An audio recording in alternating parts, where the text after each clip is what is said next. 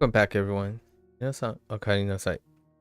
今日は288日目。This day 288. Today is level up day. I think pretty short. Level 28. Got a long day today. It's language learning day exclusively today because WaniKani's front loading of lessons are.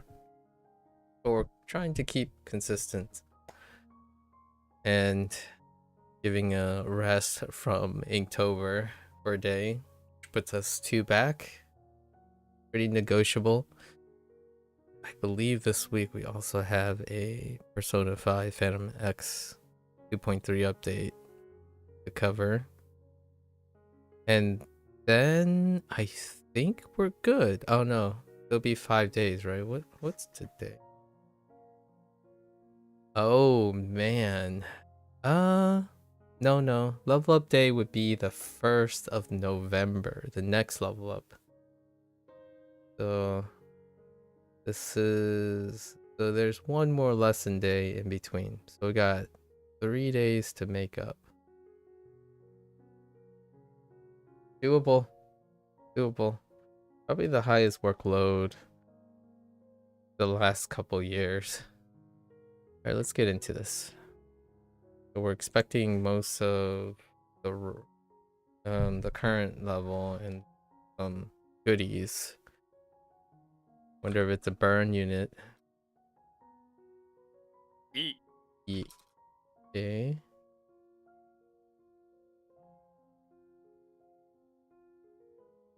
Dang it. 尋ねる That's a net. Oops.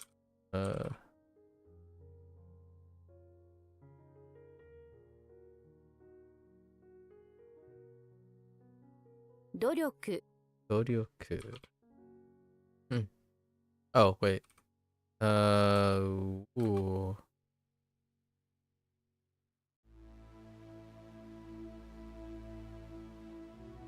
Doryoku.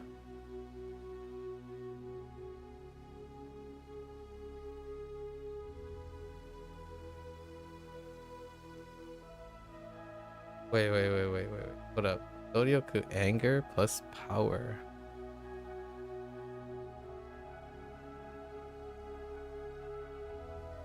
Or is that a coincidence and I'm thinking of Doryoku as an influence? Oh, wait. I'm thinking of... Oh, this is... Oh, I didn't realize both of them are does. Oh, that's interesting. Yeah, I'm thinking of Doryoku Do for anger, which is pretty sure it's heart at the bottom, right? Intriguing. So burn item.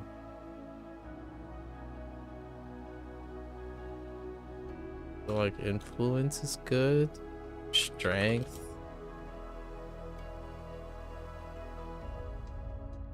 Hold up. So Doryoku. What an interesting coincidence. Or not really a coincidence. Probably intentional. Doryoku.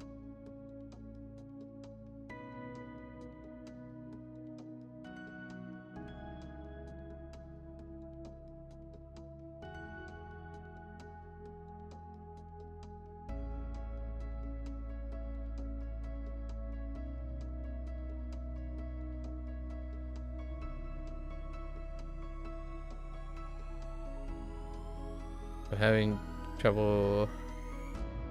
Like it's like effort and force. I guess big force.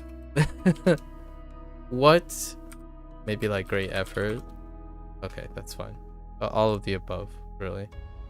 Yeah, exertion, grueling, use great effort. Yeah, foil. Okay. Alright. 休暇 You caught.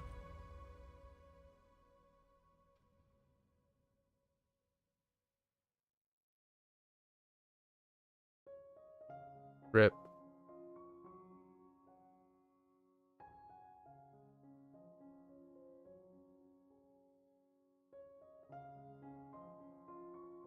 Rethink that.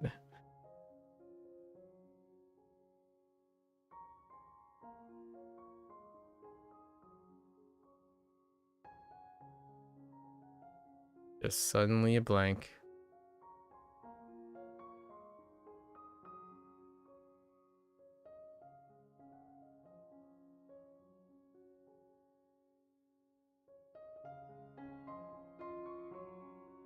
就職 Yoshoku.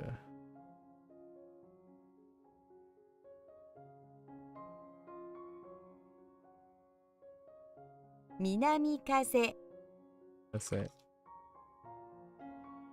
階段 Kaidan. Kitakaze. 北風 Kaze.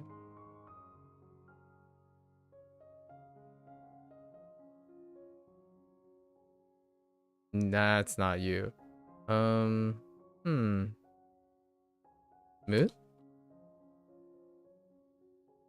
Oh, it might actually. Okay. Kidding. All right. So, trash and moon.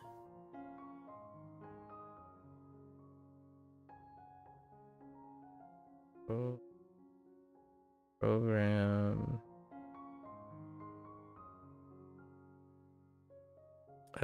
Iku? Okay.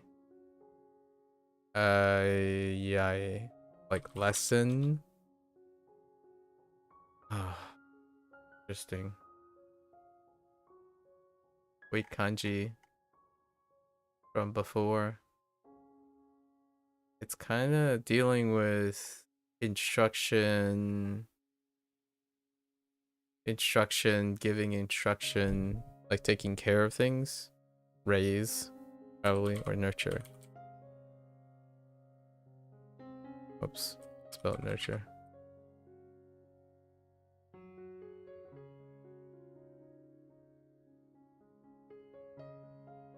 Yuko. Yuko.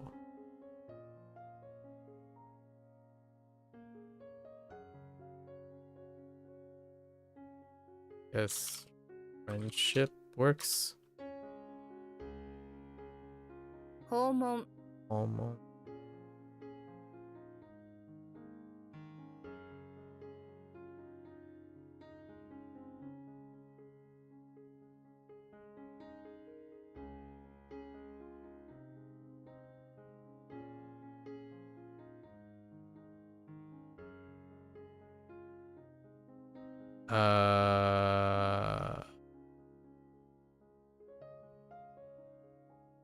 Huh.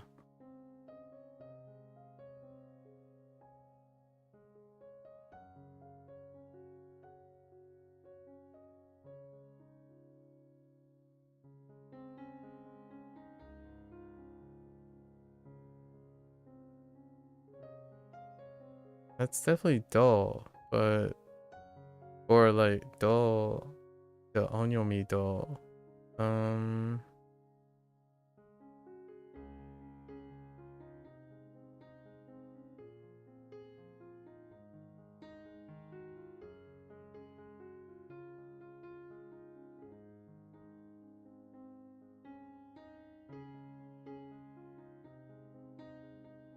Atachiku.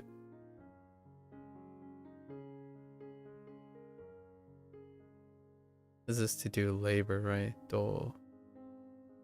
Or to work or something. What?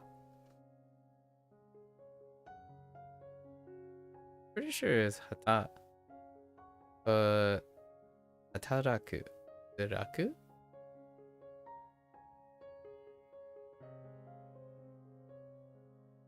Probably. Hataraku. 働く Hataraku. Or to work. So I remember Hatter. Then where did Da come from? You just throw in Da? Wow. Alright, well let's write something. This is dull. Or some sort of work. And we see what? Power, heavy, and leave. Hata fine. And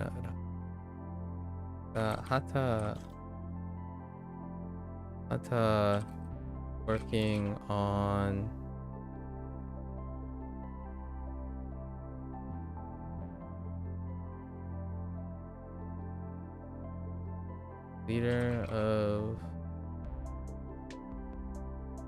strong leader of the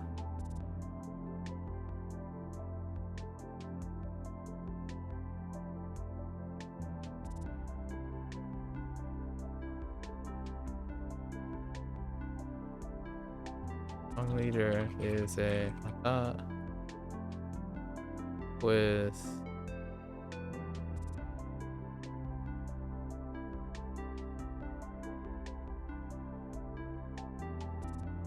able to I need to work on the order. So let's do an order. Let's do who and what. I think who and what. Maybe who, position, and what.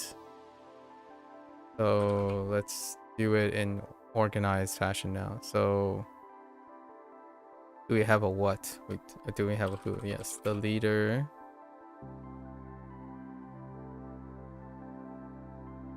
Hata, sure. Hata is working on a heavy, even use modifiers with the thing. Strong leader, Hata. Working on a heavy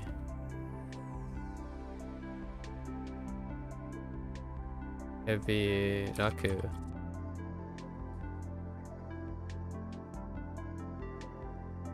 We're gonna keep going from noun and all the modifiers of that noun to the object that it is modifying, and occasionally throwing in a position in between if there is a position. I think that's what I'm gonna start doing. Oops. What? Oh wait. 1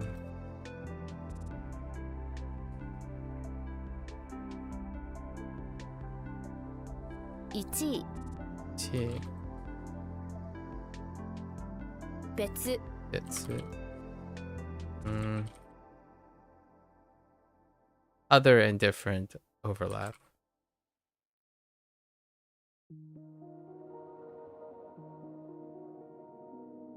Ne? Oh. 南極 Nankyoku.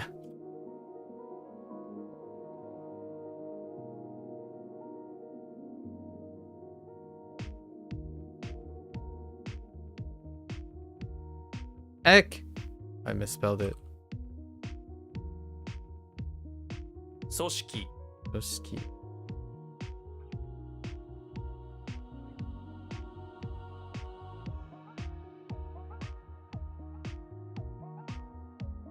Wait, is that something? I'm having a crisis. Okay. Go with it. And heck.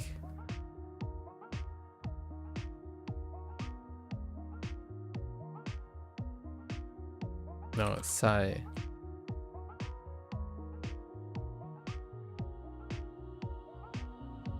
Bottom? Low? Oh, like. Oops. I. Oh, no. It's not. I'm thinking of final. Not the bottom.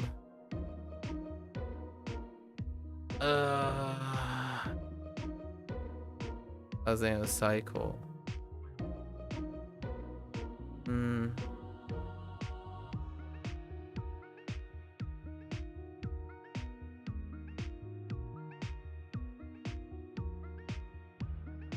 Pass this. Huh?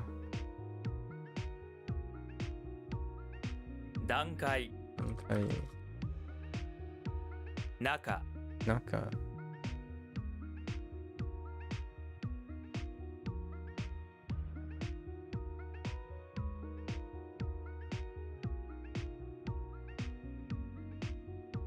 Heck.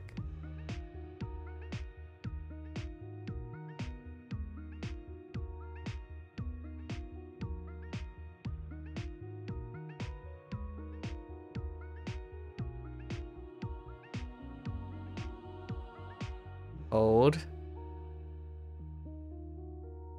迫る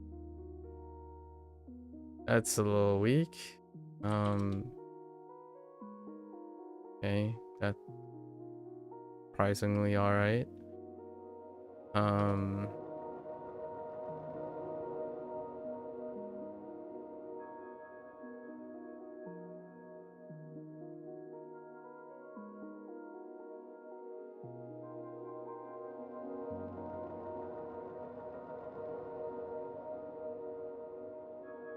No.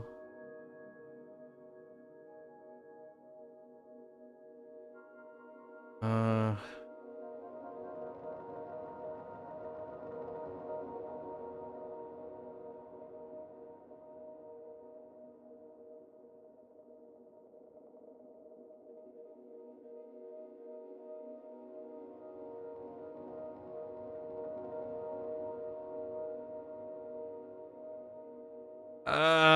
It's too weak. Wait. Hold up.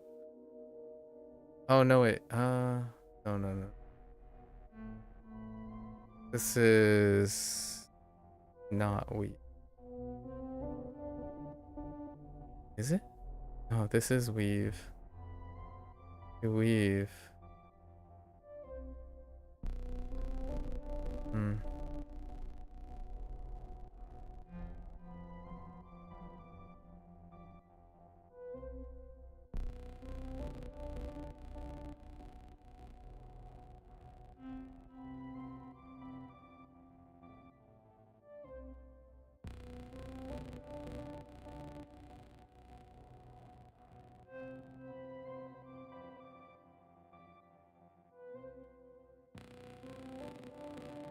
Right?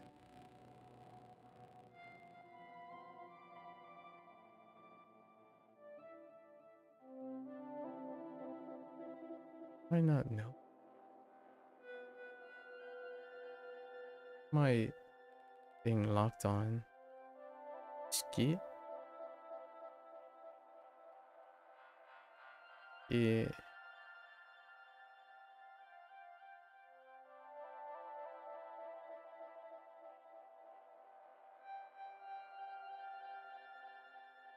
Uh-huh.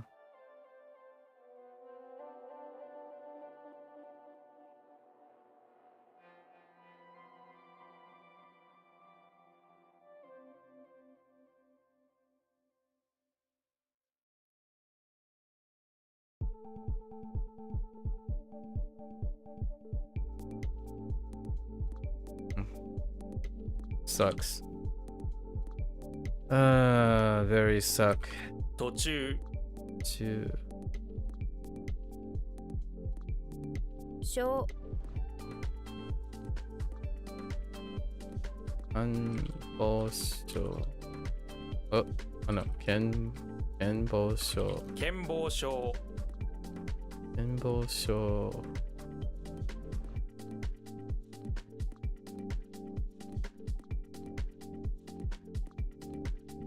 I can't spell.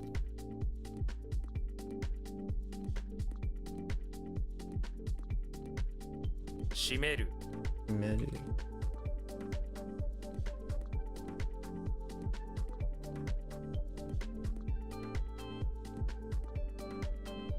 痛い Tight.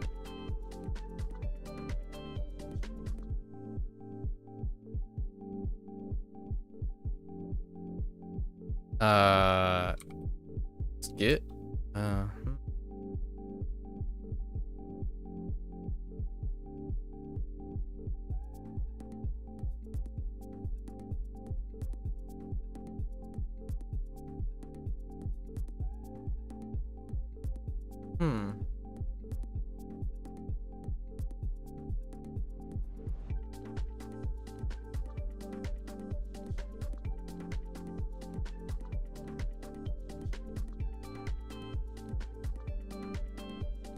Don't think it's to profit.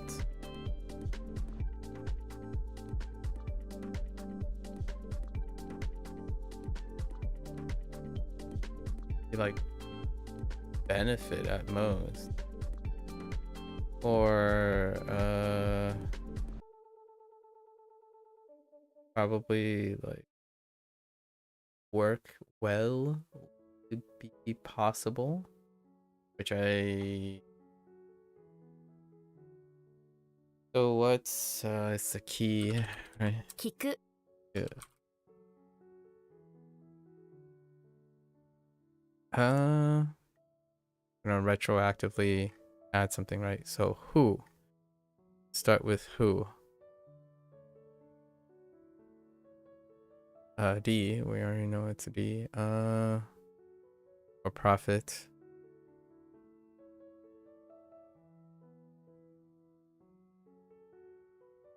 Okay, so we default to something when there isn't a subject, right? So let's just default to he. So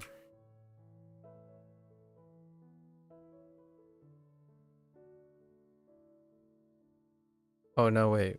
Oh, both you, he, and she has components. So we're going to say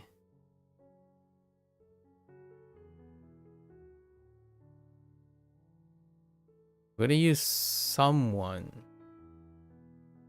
Or maybe even one.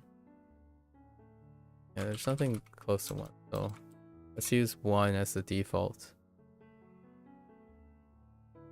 One must work well. What are they doing?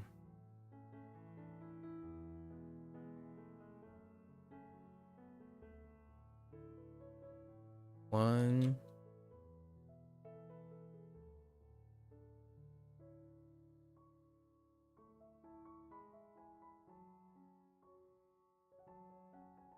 And profit by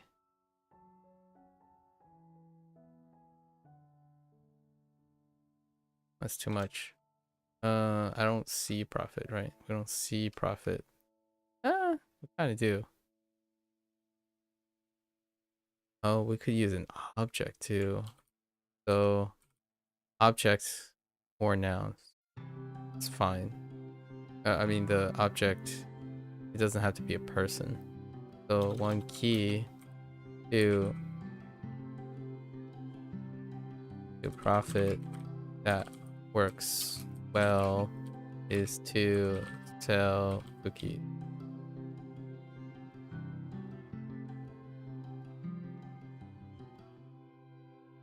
Okay. Let's see how well this works without throwing in the radicals. Dang it. Oh no, that wasn't the kun.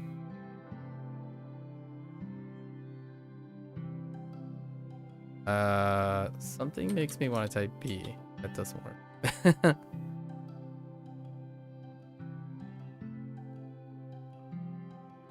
Flavor me. Oh, aji. 味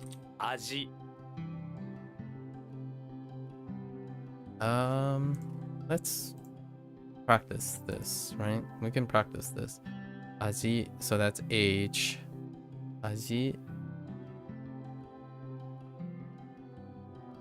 Okay. Try to do so. The taste. Right, the taste. The flavor. And I need an action. Is there an action in this? No. Flavor improves with aji.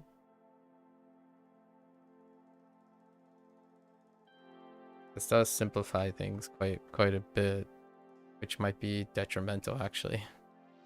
Let's see.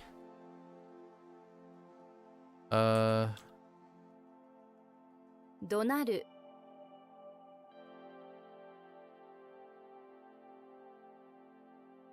悩み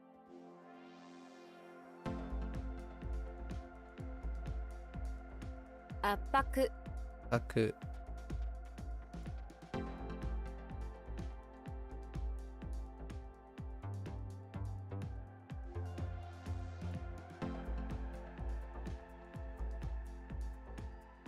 Oh wait. Pressure and urge. Temptation.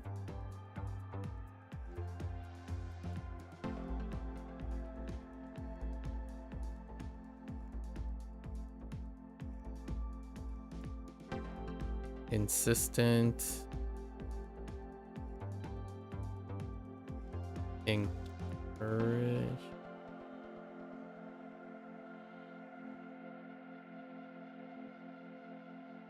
Okay. What? Oh, I was thinking it's not quite. Oppression is one of the alt ones. 別の It's okay. Still different, but other. Oh. 迷子 Okay. 東アジア 東アジア.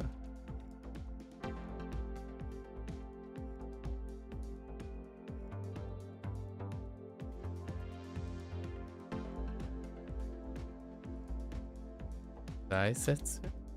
No.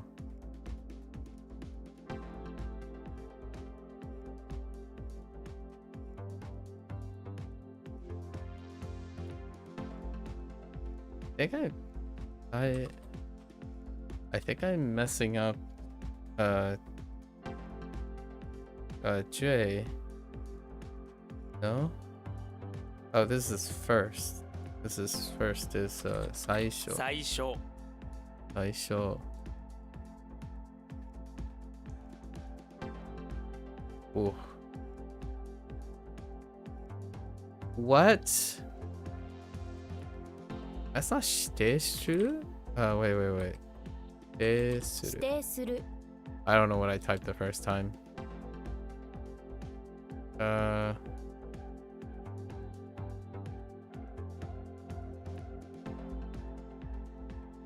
Finger and decide? Oh, right. It's kind of like to provide instructions. So, or, maybe like to designate. Okay. That I don't think that's the main point. Okay. Seemed a little.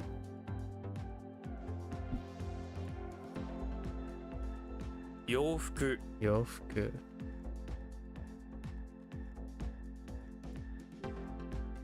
Usually suit is fine. Western stuff. い Chin or rank.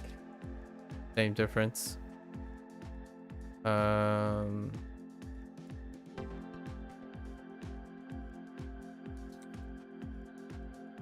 Okay. To fight. Something like.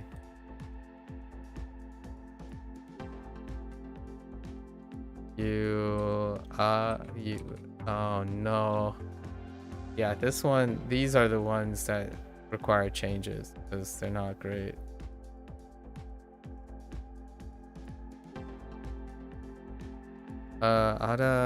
So. 争う Araso. Okay, let's modify these. So this time we want to differentiate from using you, he, and she from it, because then you would be mixing up things in the phrase. I think that's one of the in hindsight issues with WaniKani. They use things in mnemonics, the mnemonics inconsistently. So sometimes you is part of the mnemonic read and sometimes it's not. So when you're having them occur multiple times in your mnemonics, you don't know if there's an oo in this or not, which there isn't. So we're gonna separate them. This time we're gonna say one competes.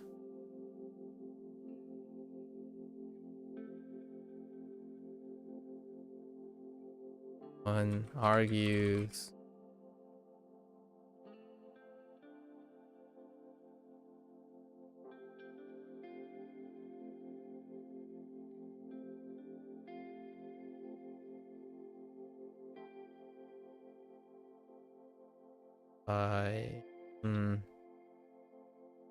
What else we got here? Oh no, oo is a part of this. Oh no, actually oo is actually part of this because of the ending. Now that I think about it. Oh no. We have oh Cole. Soul. Dang it. Soul. Conflict. Okay. Alright. That's fine. So we want to separate them, right? So maybe like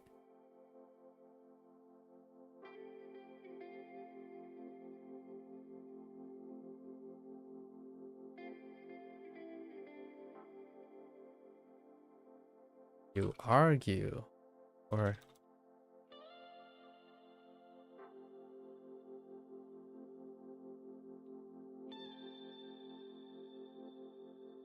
eat or whose soul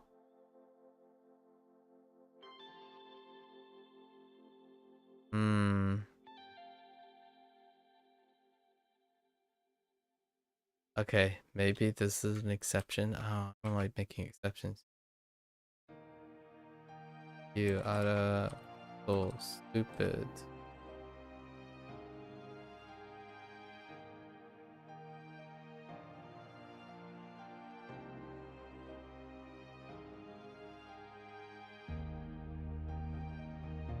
Argue that your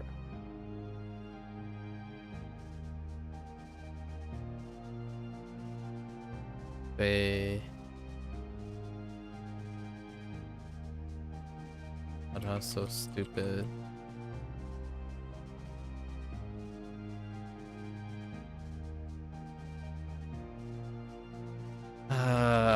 Alright. I can see some problems here already.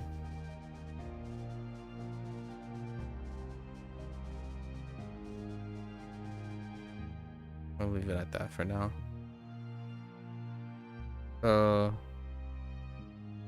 Okay. Make that consistent in future.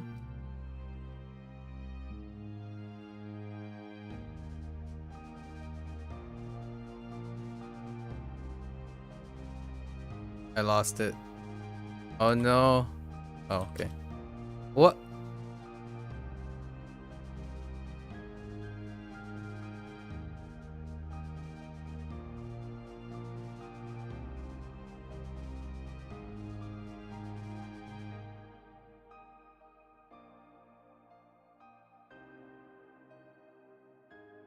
Yaro.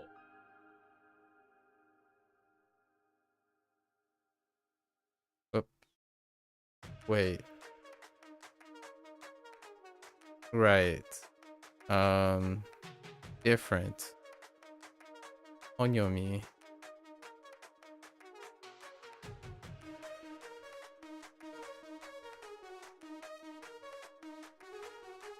Intai. Right.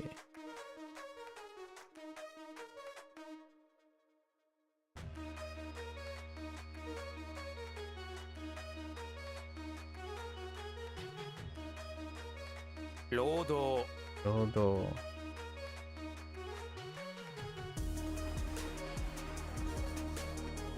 Tokubetsu. Tokubetsu.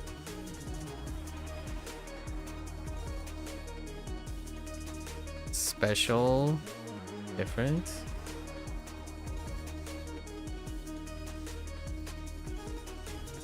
Unique is special, so same difference.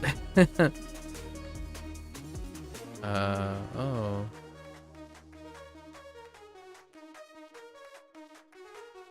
苦労 Kuro. Okay.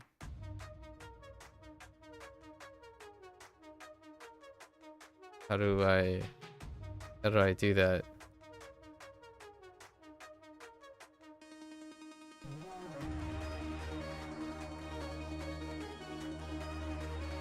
Hmm.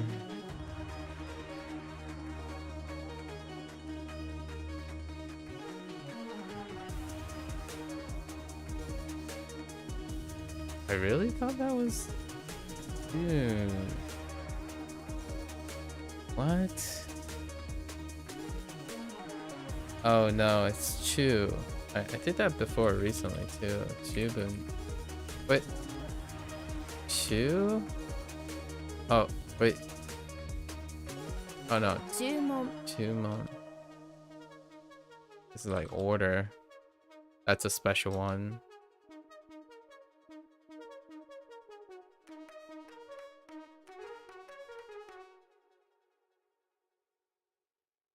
Wait. 別 Betsujin? 人 Or another person. Sure.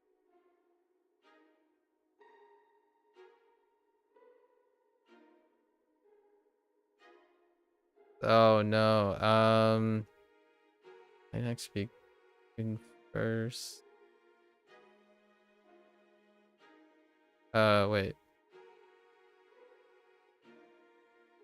Ooh, hold.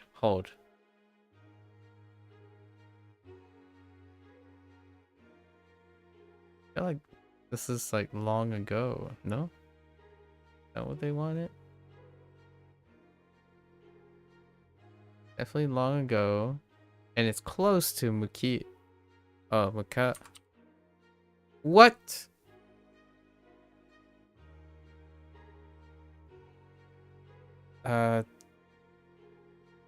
What?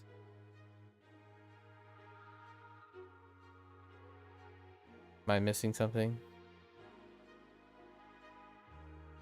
Mukashi.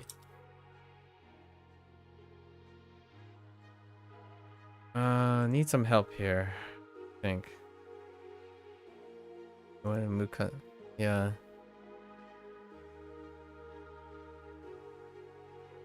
Hmm.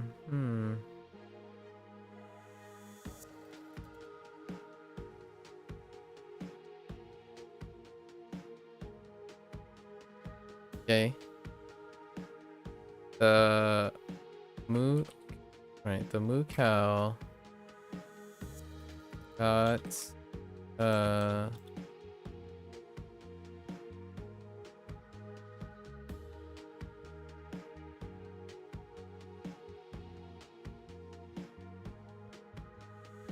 got used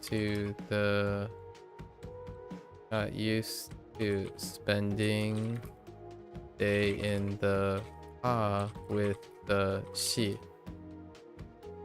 Or we could no, that's the order we want to keep it. Long ago. Okay, that's the order we want. We want to keep it in that order as well. What? 締結する Eiketsusu.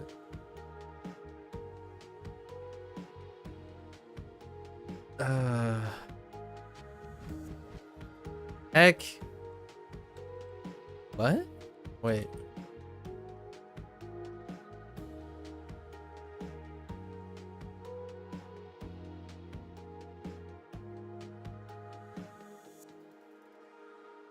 What?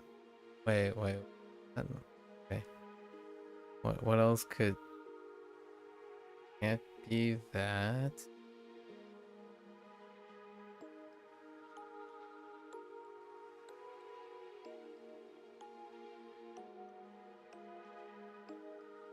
A Ben? Definitely had Bendy. This one. Not... Oh, it's probably because... 便所 Benjo. At a restroom? Okay. Hang on. This actually does rendaku. A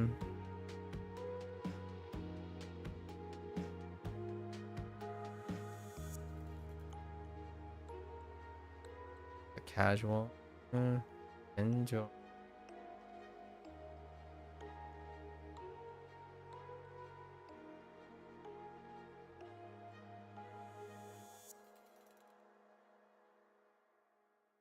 So we need a who.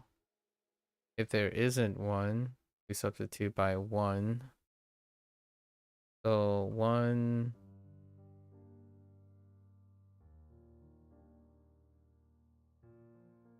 finds restroom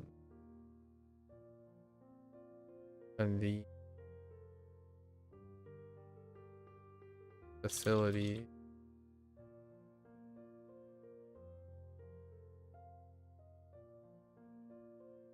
I see place though.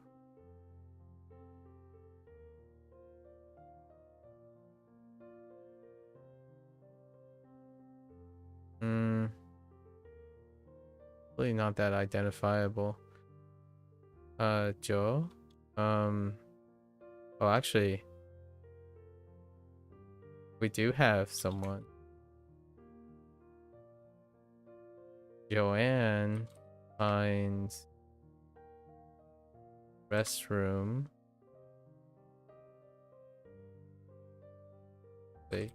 If the default, if we don't have a default position,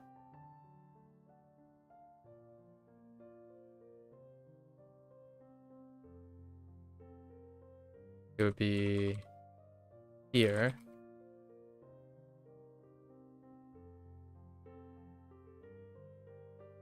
Convenient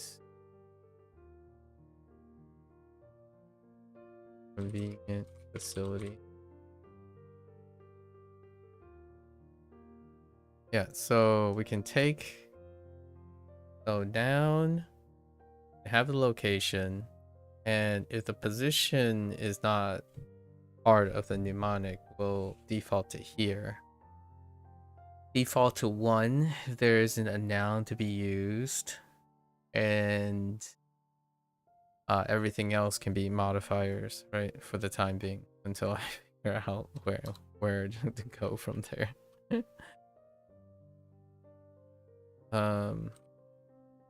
海岸 Done. Okay.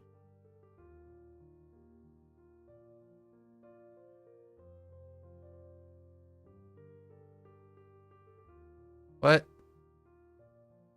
Oh wait, I thought this was changed. Maybe not. 迷路 Oh, there, it's not changed. Middle.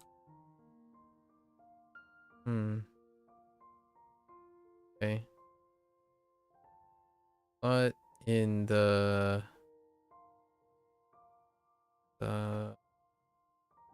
release, so we're releasing. Okay. 話す I'm making that motion because I'm thinking of like tossing flowers at a wedding or something. I'm not. Okay. Okay, so we have release. We have Sue. Sue release the Ana.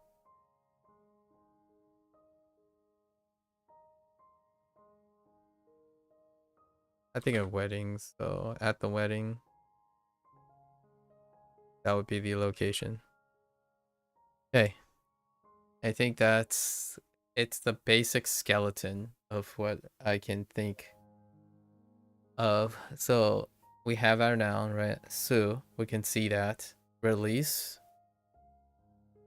Action is going to be interesting. I don't know how I'm going to... Action's like plus or minus action. And then object, not. And then at the wedding. Position. Location, right?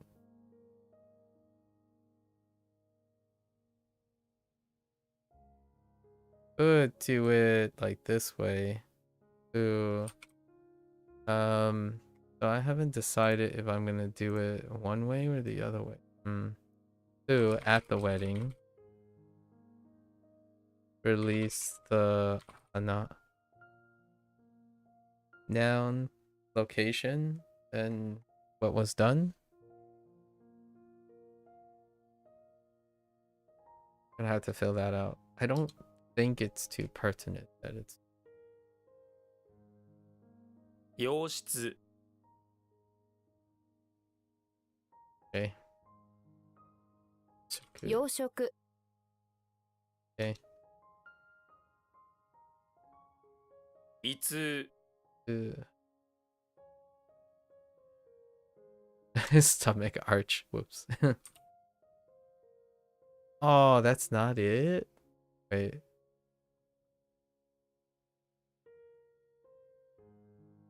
I really thought it was koroeru.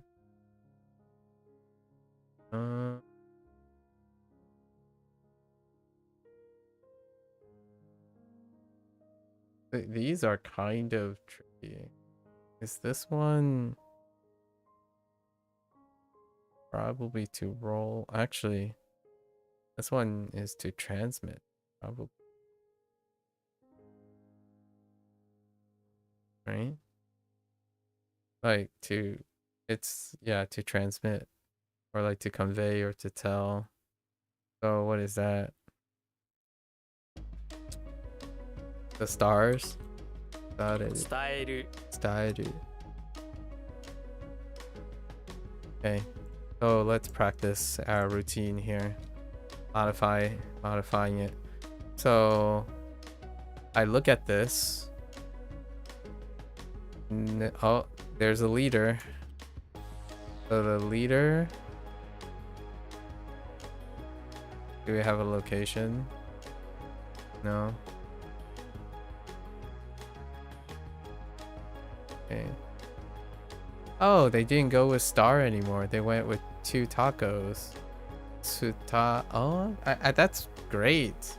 Actually, instead of that's neat. So they went back and changed this because star was the star was the original or the previous, and now they turned it into 2 things. I actually think this is a great consistency check. Constantly creating new unique things because it's kunyomi is very, very not modular. It creates double the volume or sometimes even triple the volume. So let's see. So the leader here conveyed.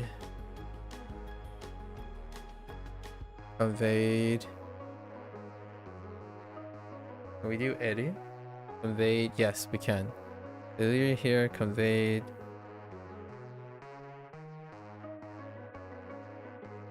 his edu of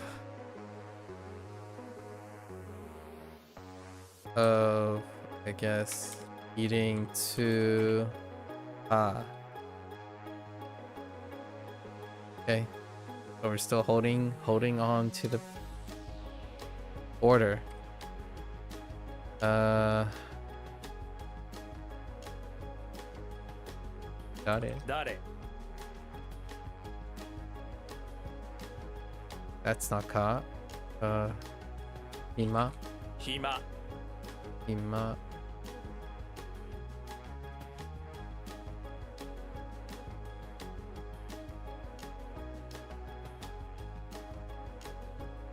太平洋 HanziHero.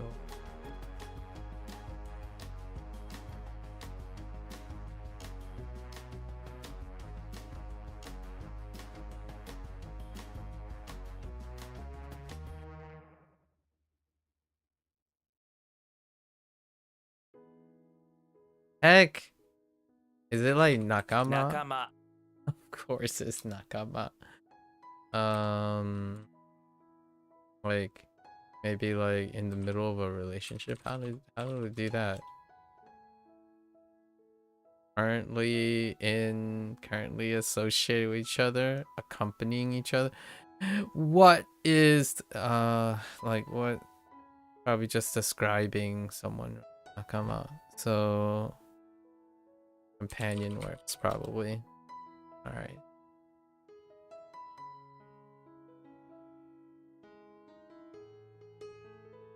No.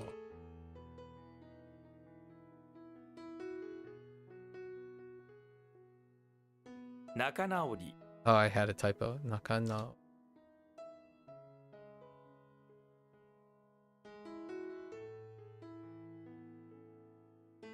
Reconciliation? Dang. Mikata. But oh no. Oh wait, this is like a tone or like wait, hold on. I think wait. No, this is not it. This is a pivot. Mikata. Something like ally or something like that. Yeah, I figured. Kata. Actually, a little easier because of Chinese. Only recently though. Kata. So we have kata and ho, and then mi. Mi also blends in with aji. Let's see. So let's write something. Gotta bring this into our fold now. So we have a position. No, we don't have a position. Want to just stick to the reads that we have, right? And see if this works. So we do have ally though. The ally.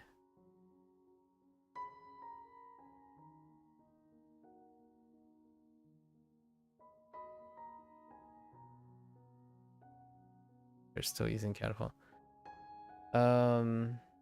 Instead of cutter.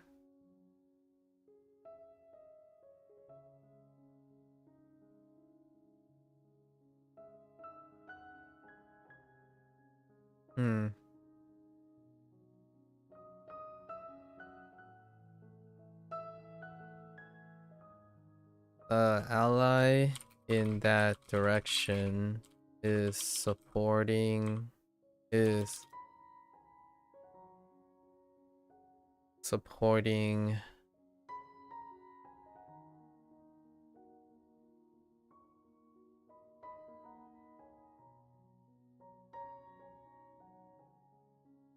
with kata and help with the whole flavor thing. You'll see flavor.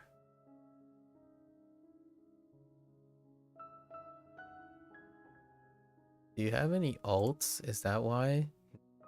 Don't have alts. Man.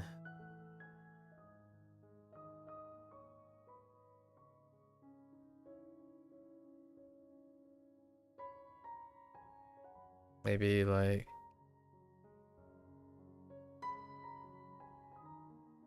is the kata or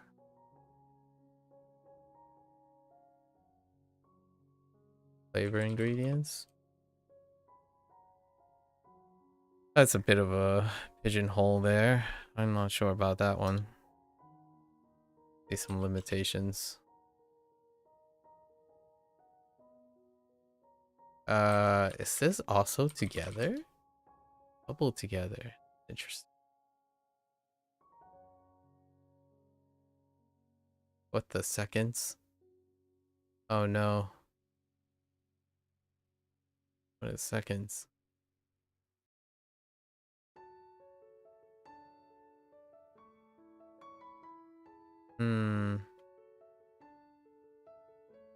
Heck, I went for it. Not it.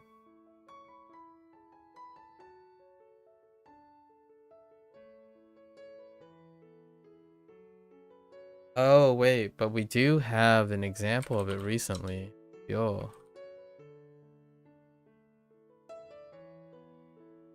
Let's see what we can do with kanji.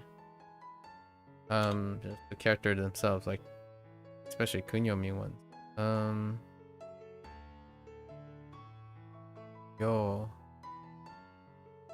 So no subject. So one has to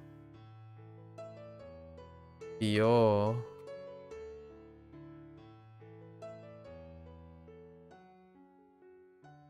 a few brains.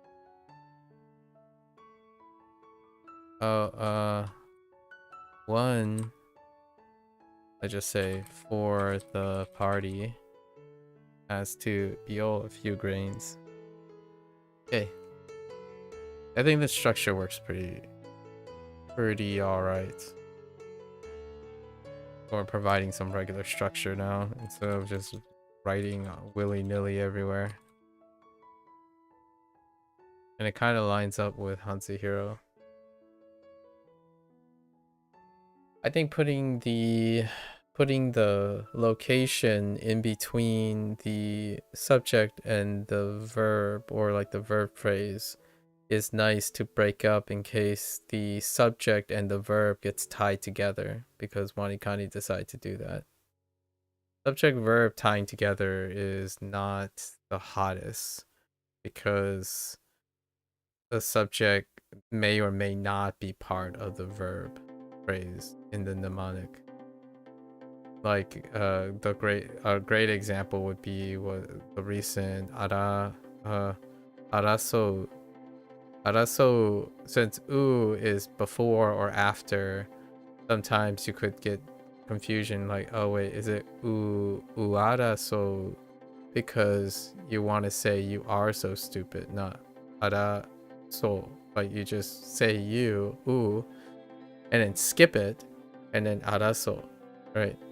The mnemonic would get confusing. So having a break in the middle and using a location to break it to distinguish between whether she and he is in front of something like ara can help with the mnemonic distinction. Or keeping whichever is consistent would be the way to go. It's inconsistent right now, and I have a very unfortunate disagreement with that. Although it does look like WaniKani, the team, is going back to modify things. And Sta, I actually remember that one, but I totally agree with their change to make it Tsu and Ta, which is what I have started doing for a lot of the kunyomis, where they try to introduce a new word, but that word gets used like once. And the reason why it feels like it doubles in volume or triples in volume is, first, you have to remember new word, and that new word has a near rhyme. And that near rhyme could use English or Japanese phonetics, right? So at least 3 stages to remember one mnemonic. So tripling the volume of unique information to gather one information that is linked to a previous thing is still 2 things, in my opinion, like two steps, and then it's like doing the thing more difficult. Now, mnemonics do increase information that you need. However, mnemonics with a overall structure means that you don't learn the new structure every time. So then it becomes more and more efficient over time because you're repeating something. You're repeating a structure, and WaniKani just completely lacks that type of structure. It doesn't have order, in my opinion. It's lacking order. It does have coherence, mostly, which is the near rhyme stuff. The emotional stuff and whatnot, that's dressing. Like, that's to create an impact on the dressing, and that is plus or minus. You either need it or you don't. Sometimes it's usually to enhance the thing. So I think I'm coming down to the root of the ones that work are the ones that are structured similarly.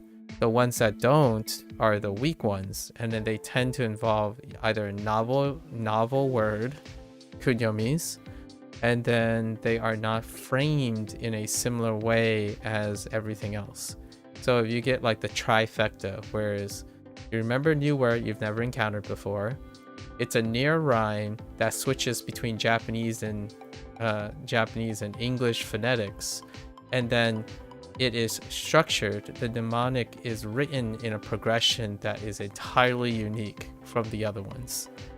That's the ones that I spend nearly 95% of my time now trying to figure out. Like the one that uses you're so smart that you know another place. Like, what is that even anymore? And you have to see it. You have to like see the characters before you know what it is, and that's kind of not that great. Like, I don't know which one it is. I know it means another place. So I'd probably use something like haku, the term like haku, or yeah, and then maybe it's attached to sho, or like place or something. So like other place, maybe something like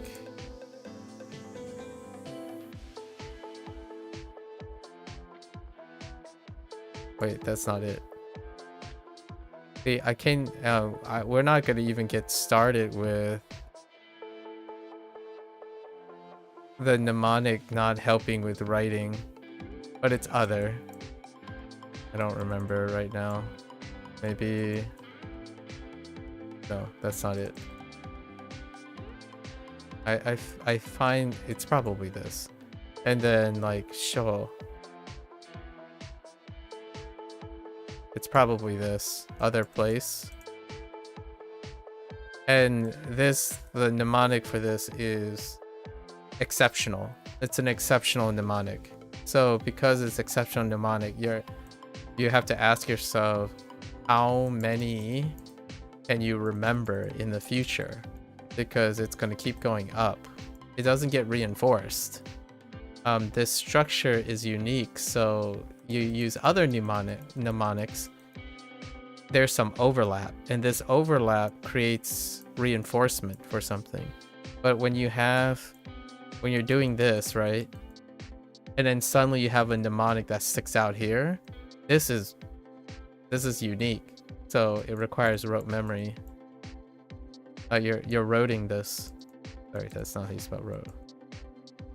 You're roting this part, and over time, there are so many, and there are some that kind of overlap every once in a while, but the most consistent parts are the ones that have a lot of overlap. And obviously, I mentioned this yesterday about HanziHero. At over 60% of like the mnemonics overlap to form a structure. And you might be thinking, well, won't you get them confused? Like, not so much. You're trying to hit a key amount of like 80, I'm gonna say it goes as high as 80% overlap, but it's the 20% that is taking up the extra resource. So this is a smaller number. So you're trying to reach the smallest amount, which means it's the smallest additional information you need when you're learning something new temporarily, right? And oftentimes that means that over time, this becomes very efficient, and then the small little details become very flexible. Like, you can plug one in, plug here. Obviously this will expand. And why do all of this, right? Why spend so much of this resource to do all of that? To me, at some point, when you're comparing it to rote memory, right? You're saying, oh, but wouldn't it be just easier to memorize this stuff? Like, well, rote memory feels far more than 20% new each time, right? Oftentimes, actually, rote memory just, for most people, just feels like it's 100%. So if you're always operating at 100%, the question is, does WaniKani work? It does. It does. Even in its current state, it works because you're kind of spending 60% with a 40% overlap. So that means when you're encoding something new, it's at least saving 40%. Something like that, where this is arbitrary. But to me, it feels like it's doing 40%. Because 40% is the overlap stuff. So this is very practiced. It's super practiced. 60% of the time, you're still encoding additional things. So the goal is to increase, or the goal is to keep decreasing this number and increasing this number until there's not enough resolution.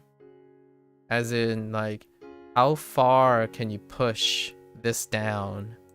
Maybe 10% in your system? The further you push down and still can tell differences. You know, even the small differences, like a character that starts with this versus a character that starts with this. That, to me, is optimization for mnemonics, personally. So the goal most of the time is to form the most connection possible. So you raise this number as high as possible, punch it as high as possible. So really, every time you learn something new, it's not really, you're only learning 10% new things because everything else is structured. And you can even artificially create a stronger foundation by increasing the complexity of the foundation. It will create a higher learning curve, though, right? There will be a higher learning curve, but scalability, in my opinion, would be better. Overall, a higher learning curve with a stronger foundation adapts to more things. However, it also means that the foundation will get iterated all the time. So there is a balance to it. If the foundation is really, really large and complex and doing it constantly over again, that could end up making rote memory be very attractive. At least that's the idea anyway. So right now I'm feeling like every time I'm looking for something, it feels like WaniKani. And I'm going to be reading the lesson again, right? Today's lesson day, so something to consider. Whenever I read a lesson, it feels like nearly 50% of the information is new. Like, you read a mnemonic, it's like, oh, okay. All right, I don't know if I'm going to remember that. I don't know if I'm going to remember that. So what happens is, at least is cutting some of it. So it should become more and more familiar. That's kind of the idea, right? And language learning does that too. So as you're learning more Japanese, right? As long as you're learning more kanji, you're actually encountering less and less like novelty, right? You have a basis now. The foundations, you can read and feel some of these things that are here, and you're trying to alleviate that, and that creates increased more efficiency. It does make it a little less and less exciting though. So one of the trade-offs that I've been talking about the other couple of days is it does become more and more passive, right? Or it becomes more and more passive. So you have to find other ways to engage yourself to increase active learning. That's besides the point though. That's a different relationship. You want it to become more and more passive. That's fluency, right? So the idea is to have a mnemonic device that is trying to get to passivity, which is ironic, I understand, as quickly as possible for the information you're trying to learn. And I think this is where I feel it's kind of the opposite philosophy a lot of times for WaniKani as a product. It becomes less and less used, less useful over time. And what I mean by that is the content is being ignored as familiarity of the person who's doing it goes up, because the content itself is additional information now, as opposed to alleviating something, which is good sort of as well. It's not necessarily because WaniKani works anymore though. It's more like WaniKani doesn't work anymore, and that's fine if it provides subscriptions still and like backers and whatnot.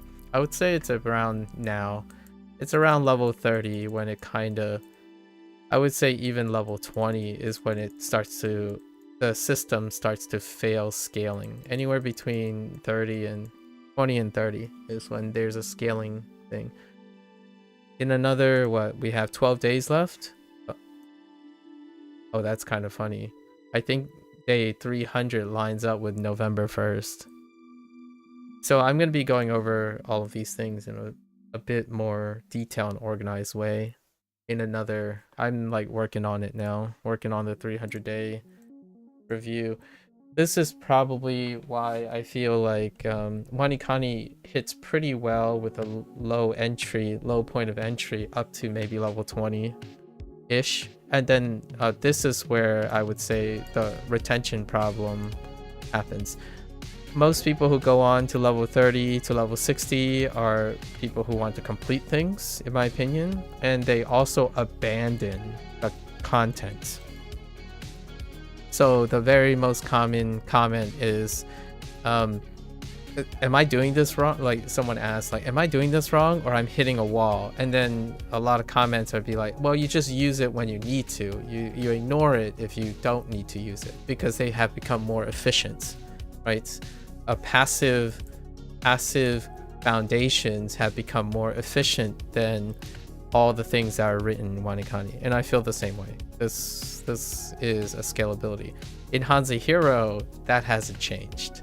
HanziHero is still scaling up, and I'm way past.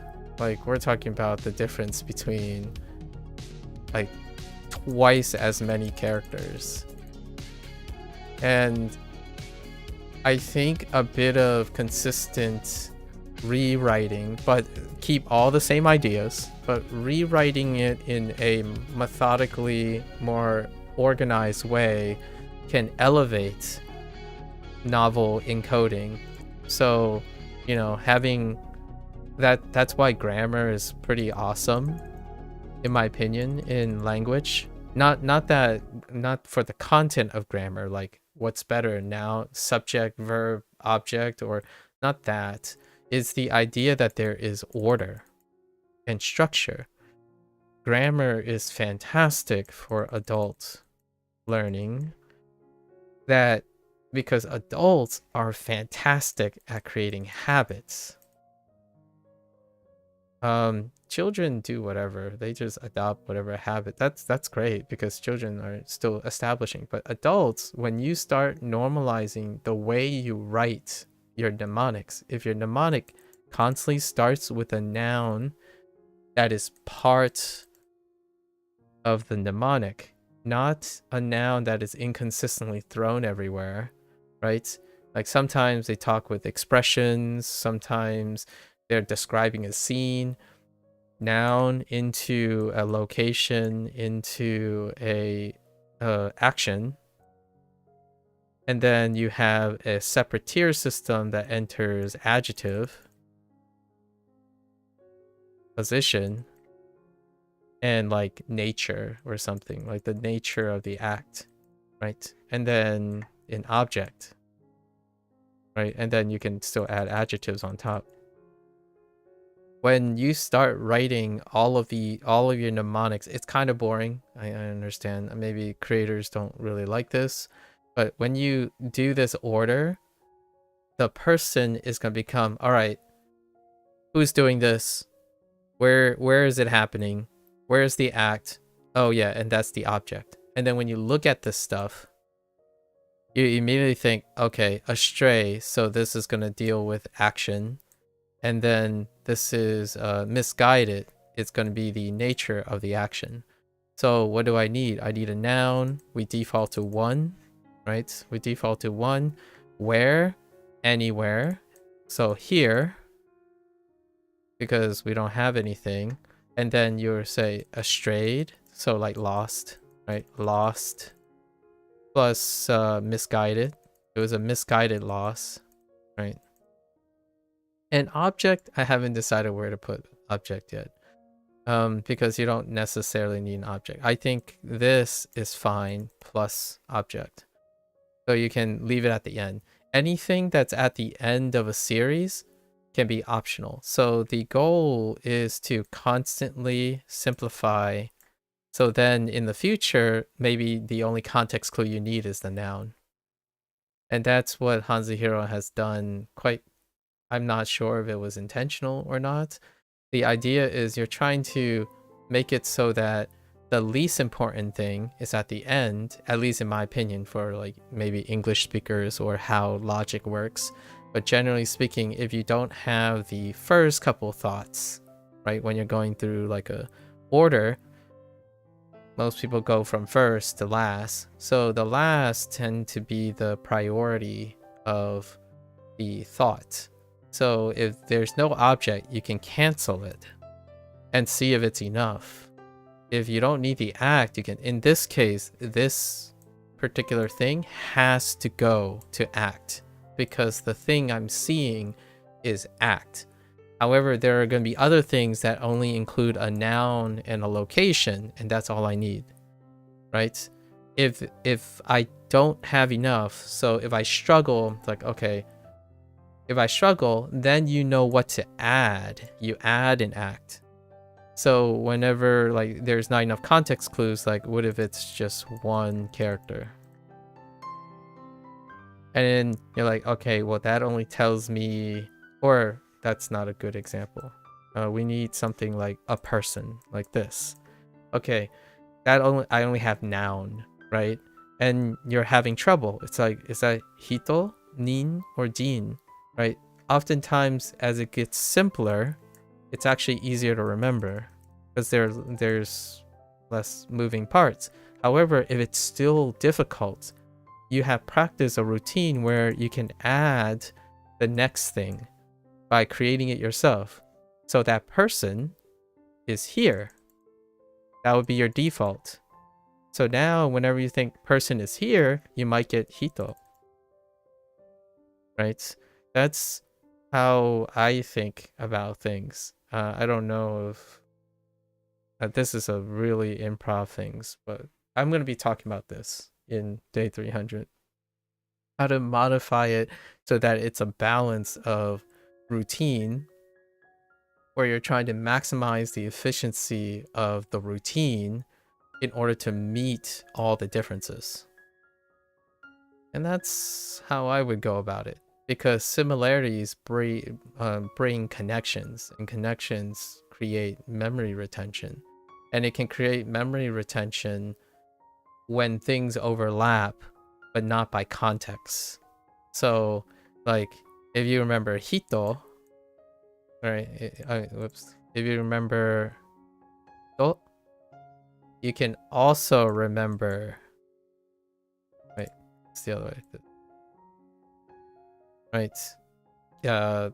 Multiple reads, but we'll use I, right? Ireru, for example, because these guys are related by a routine.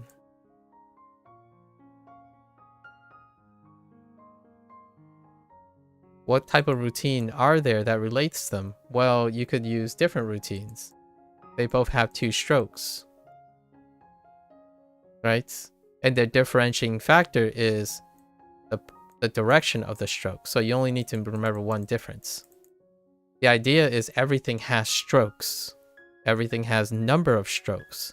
So that part gets faster and faster.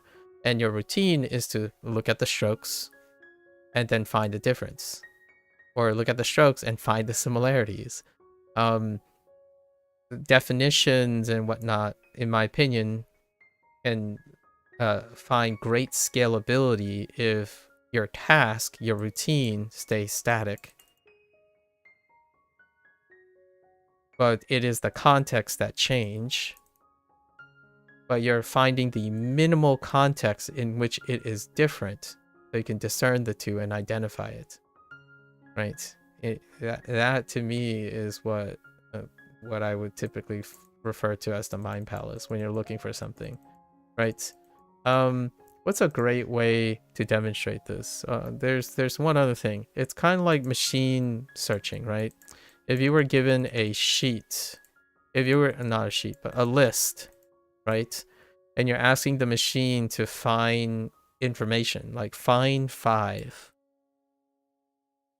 right? The machine, you could ask the machine to just check every single one until it hits 5 from left to right. You could get the machine to check everything from right to left until it hits 5. But when humans do it, you know what 5 is with the respect of 1 and 9. So what you can do is look in the middle first. But the routine is that you look at the range. Right? So if you knew the range is 1 through 9, your first routine is looking at range. So whenever you're looking for a number, you can simplify your search by looking at the range. And that is one way to reproduce something that's applicable to a lot of things. So now you can do like, there's a list from 1 to 1000. Where is 400? Instead of going from 10, 11, 12 all the way up, one at a time, right? Or guessing, dear me, guessing, which is what WaniKani kind of does every once in a while because of random coons. It's like, okay, well, it's probably here, or it's here. You just have to memorize where the position is. Like, well, that's not great. So what you can do is you can create a routine that tells you an approximation. And that approximation then can be used for any range. And that, to me, is what creating a structure is useful. It gives you a routine that covers most situations. Therefore, whenever there's an exception, it's an exception. You use rote memory. So increasing the routine percentage and constantly trying to decrease unique, right? Unique for sufficiency is where you get it. You get that. So it does look like, in my opinion, I'm not sure if that's what the WaniKani team thinks about when they're updating the content over time, but it does feel like it leads to that anyways. Whatever they're doing, they're trying to reduce uniques and increase routines. So yes, you might be thinking like, oh, but it's easier to remember star equals stop, right? Yeah, but that's one unique thing. So how much application are you going to get from stop? I'm going to say it's probably less than 10%. In fact, I think there might be 2 instances of this relationship versus tsu for 2 and ta or taco. There are exponentially more, like there's like 10 times, if not 100 times more uses for tsu and ta. That's already in WaniKani. Which is like, because it's unique. So way higher.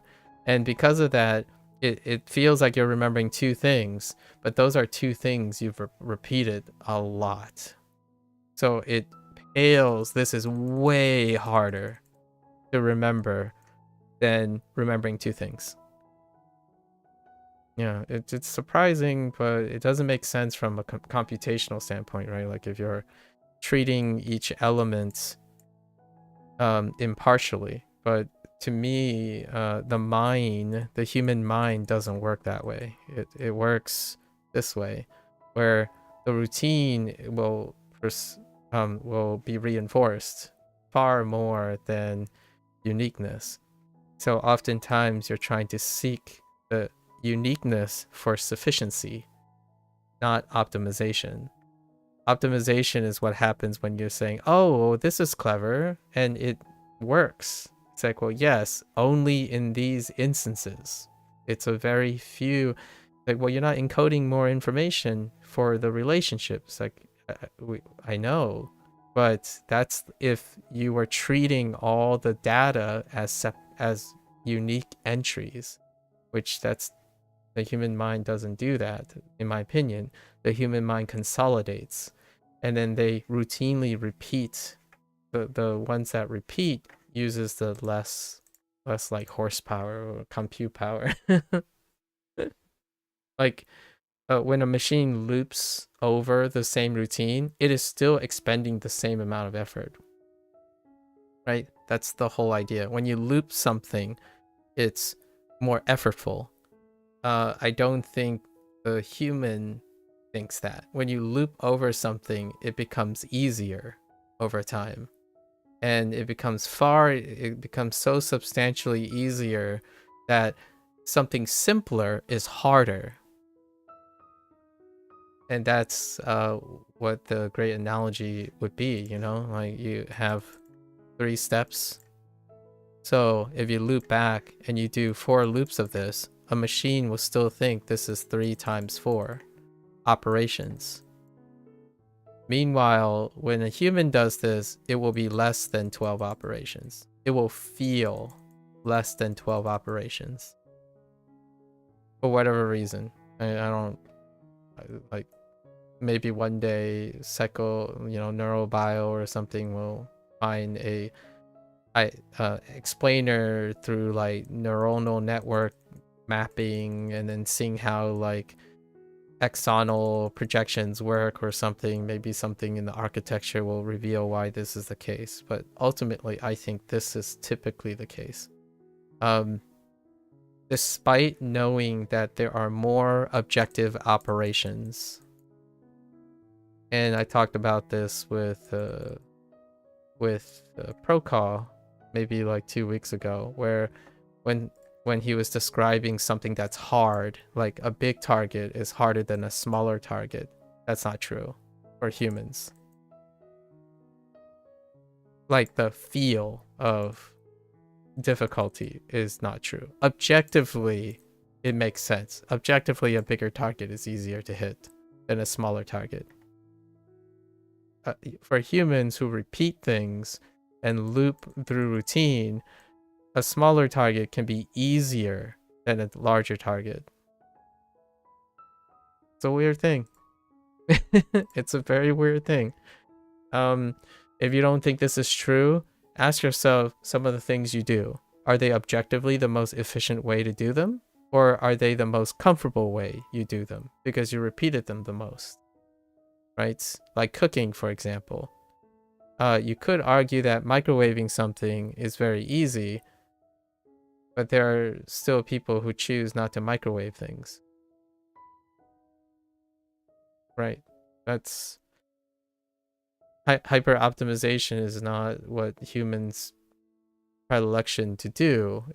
It's actually the thing that humans are impressed by. Like you're talking to average Joe and they meet some random pie. It's like, oh man, your life is so objectively optimized. That's actually impressive because it's against the human condition to find a human to purely optimize based on objectivity. So definitely not. It doesn't correlate really well. It does not explain the idiosyncrasies of humans. Like, why ride a bike in a weird way when you know what the objectively most efficient way to ride could be? Why ride a bike when you can drive a car to the same location? Right, and then you can argue, well, then, you know, cars cost money and bikes cost money. Objectively, a car might save you the value proposition of riding a bike, but there are many facets that go into human decision making, right? Crazy. It's my spiel about WaniKani right now. As carrying this conversation into a can of worms. I have so few things though. In contrast, I have very few things to say about HanziHero outside of learning to build more on top of HanziHero. And I'm personally biased. I already mentioned this in the day 200 of both. HanziHero is the structure that I've practiced most in my life. So like what I just said, what I practice most is the thing that is most efficient, right? It doesn't look the most efficient.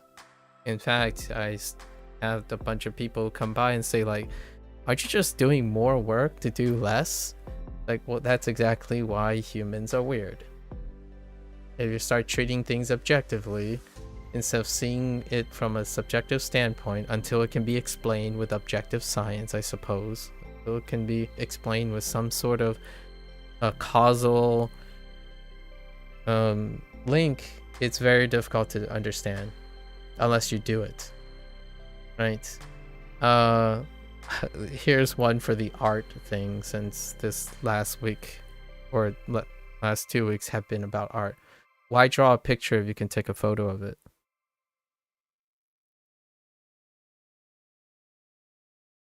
One is definitely more objectively efficient than the other. So why learn more than one language when you already have one?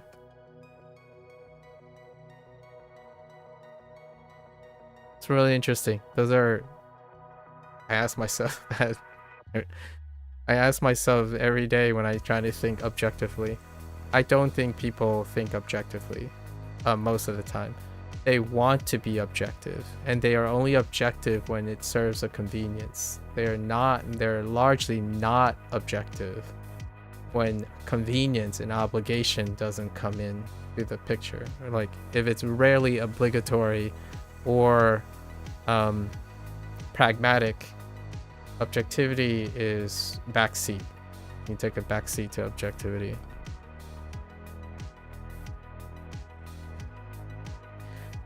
But boy howdy. Routine. Okay. Anyways. What was I saying? Oh. 迷惑 迷惑.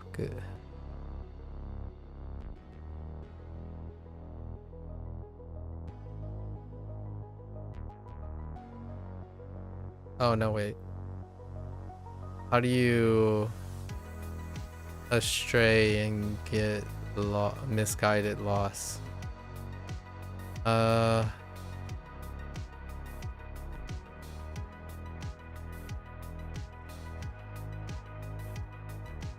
mean, is it loss? Misguided loss is somewhat so 2 layers. 2-layer meaning. 迷惑.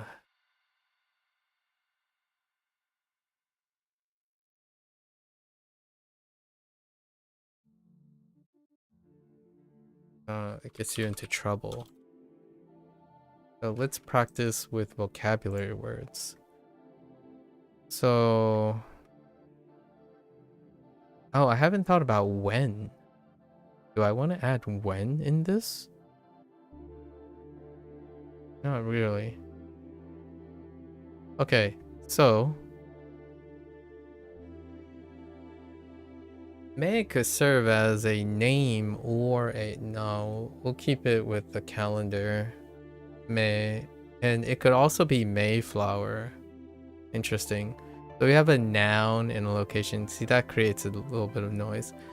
I think, so to get this, right, Meiwaku, or to get trouble, right? The whack person, we can still use person or one. I'm gonna continue using one. The waku one, we can use person. I'm kind of ebbing and flowing between one and person for the generic subject because there's no subject here. So waku person, misguided,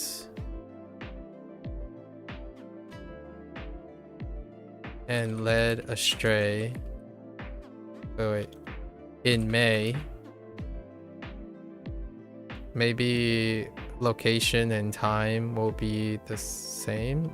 We can say in the Mayflower. That's a location. In the Mayflower, misguided and led astray.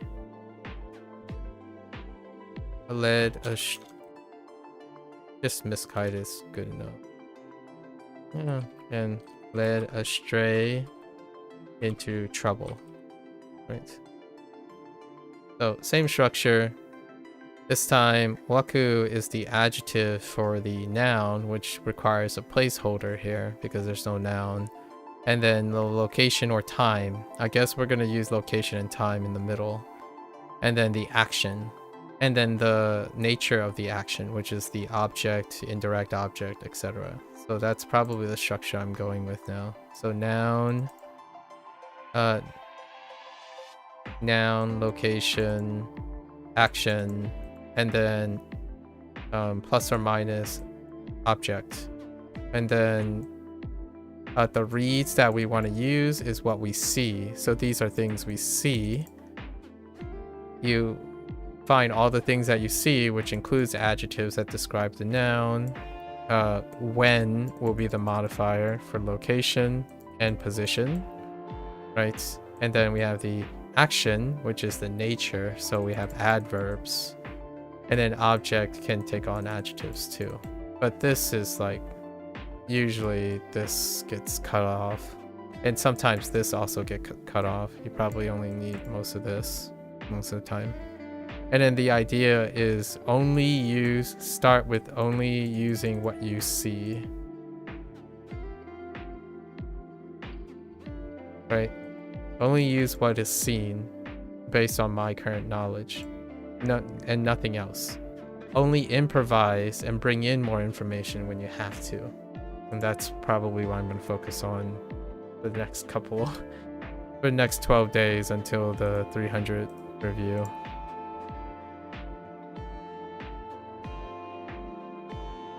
Shokai. Okay. Wait. No. Betsu. 別々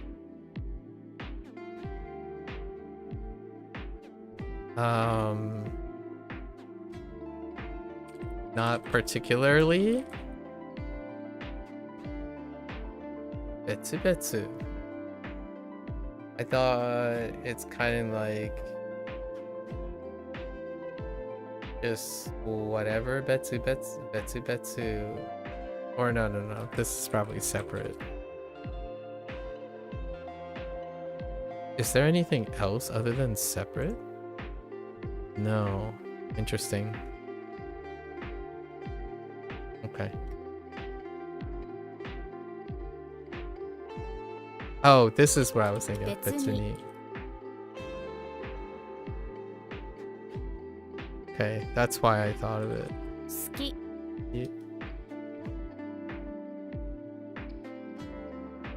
Something makes me want to type. Heck. The throw. How do I throw something? Pretty sure this is throw, right? Oh no, wait. That might actually not be throw.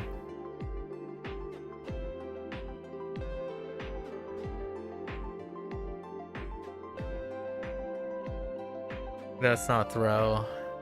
Throw has, yeah.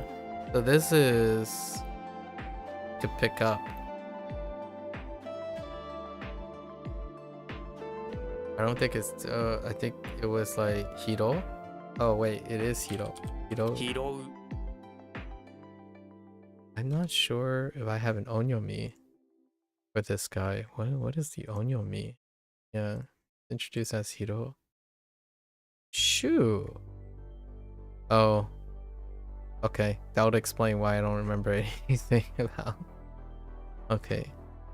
Let's write something for this. Hiro is nice. For hero. Hiro. Okay. So, like for example, we don't have to use "u" for that, but the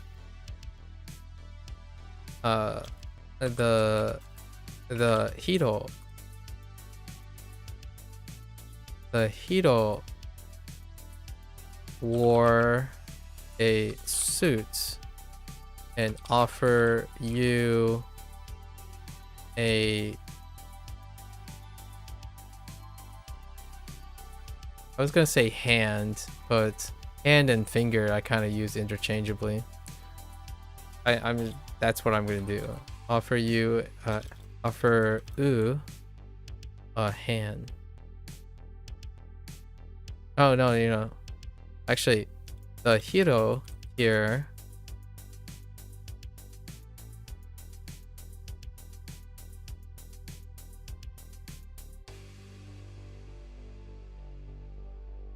picked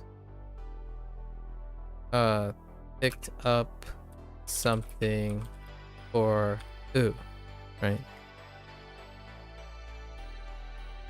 And that's fine. You don't even need all of the things. The hero here, maybe the hero that is wearing a suit, to add a little bit more spice to that, right? Okay. 相対 Hold tight.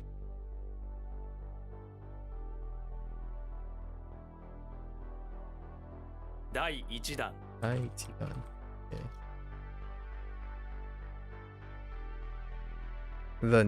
What, the gnome? Oh, that's not a gnome. It's supposed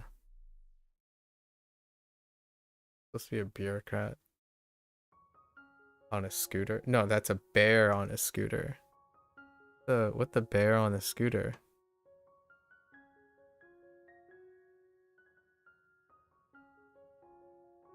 Bear on a scooter.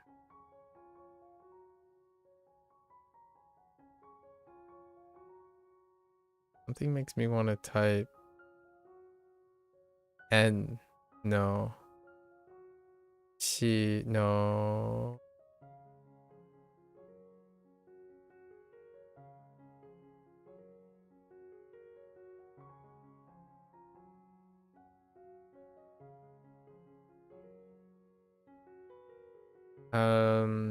O? And it's chase. Alright. What did they use for O? Obi? So this is kind of a tie between O station and Obi, or circle. Like an O shape.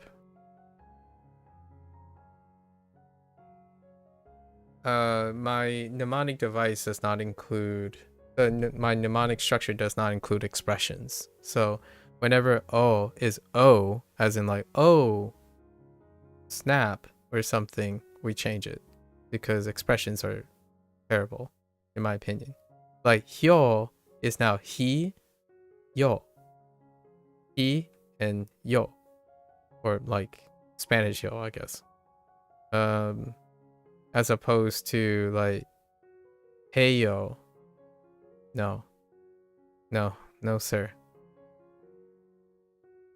Or ah, as in like screaming ah. No, Out the window. Send it out the window. Because that could be interjected anywhere, which makes the mnemonic so sloppy. You can like put anywhere in the sentence and mnemonic and it would crush the order. Get rid of all those. Like sound effects, yes, just throw them out the window. At least in my opinion. Let's see. So Obi. I don't mind Obi. I'm gonna use O station though. Like the letter O. As in marquee. Something that has a shape and or a letter. Like just the letter itself. It's good enough. And I'm actually using it as a place. So let's think about this. We have the subject. I mean the subject's there, so or I could say what you see. So let's just say one sees or one can follow the O station in the O station, a bear on a scooter, and that's it.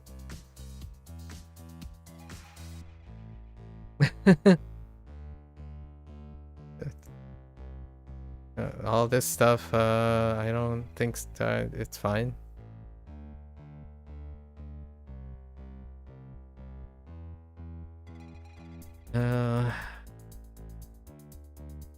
I'm still trying to use all their words though, all like because we already invested quite a bit on coming up with things, so we don't really need to relearn those things or add more.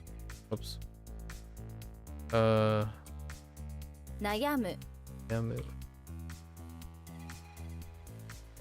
Don't have to work that hard.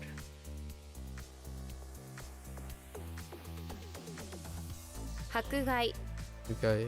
Oh, this is person.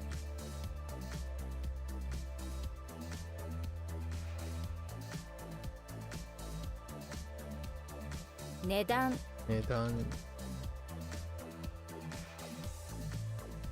西日 CP.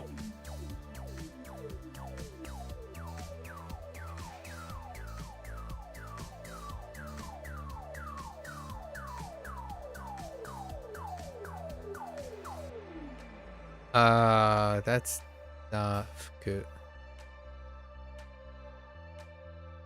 I had problems with this, right? It was 腹 Hara. Let's see if we can adjust this, maybe. Okay, so we're gonna adjust, right? So one, or so we're gonna use someone too, or just the person. Haras, right? Hara. So is that all we got? We have copier and moon, or black hole and moon.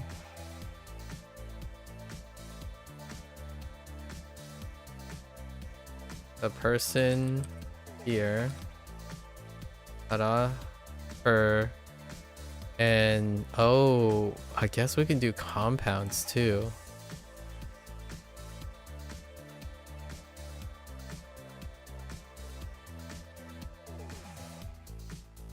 Or we can modify the action by saying, by telling her to go off, right?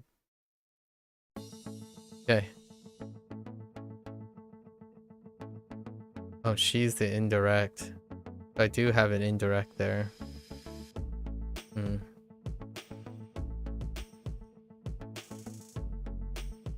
Wait, but that doesn't add belly to it. So we're missing belly on it.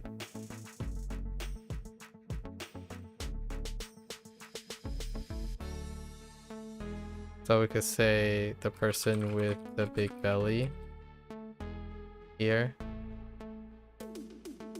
Okay.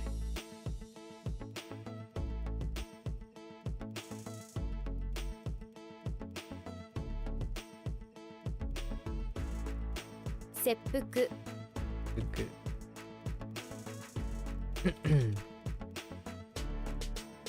Or fate. Fair enough. It's actually involved in order as well. Ooh. I didn't think that was it. Special. Maybe it's like, no, that's not it either. There's, yeah, this should be gen.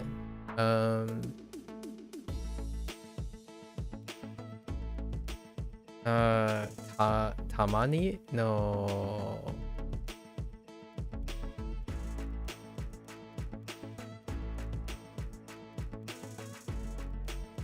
Especially? Is it especially? Yeah, I think it's especially.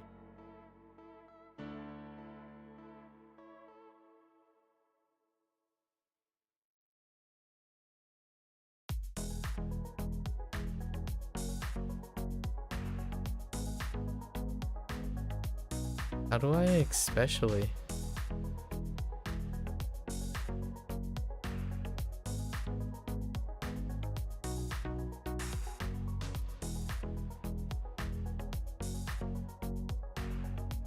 HanziHero? No.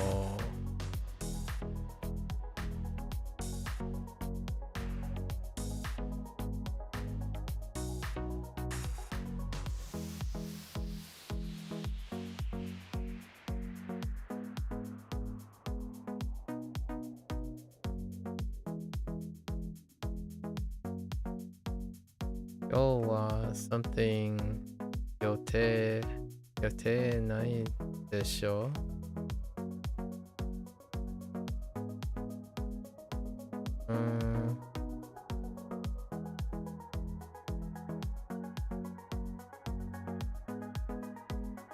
Come back.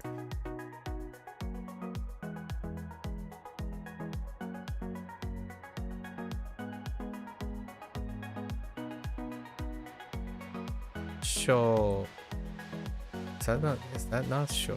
Shows. Show. So.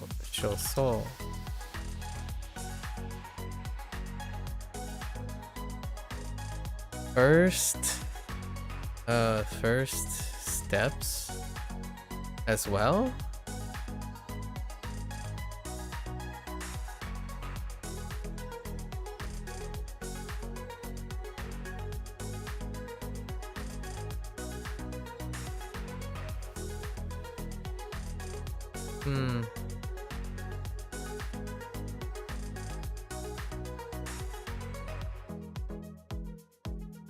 Oh no, wait. This might... No. Oh, wait. Shoho.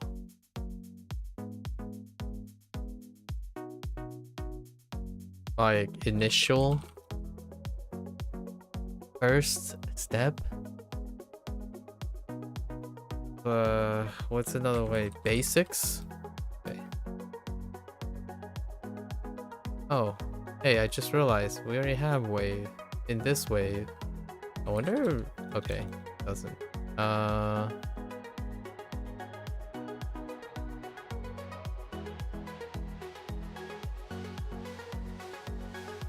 Heck.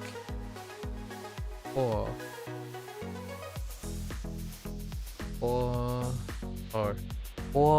that's ball.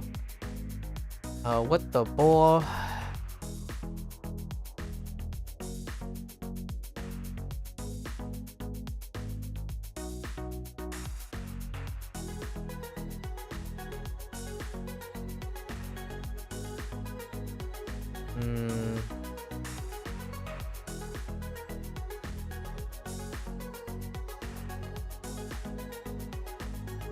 No.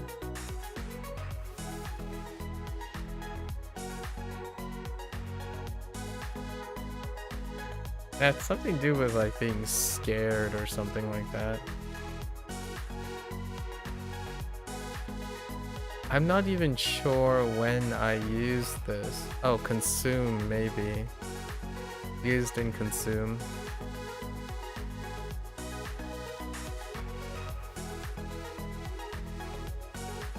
Oh, it's hot. I genuinely don't remember. Oh, reception. Oh, that is bad. Oh my. Well, we have other things coming up that deals with waves. All right. That's not great. Reception and then Nami. That's why I don't. It's so hard, tough. And Denpa. And Denpa isn't quite great.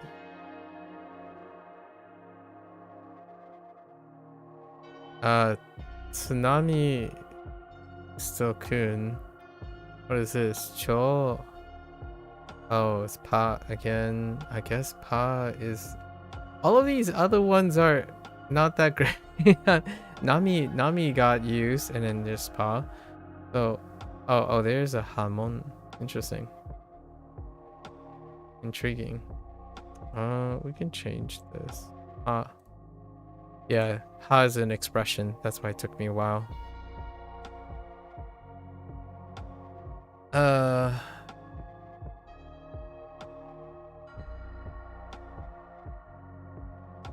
What have I not used? Something that, preferably it be a noun, location, or noun, location, or nature of an action, right?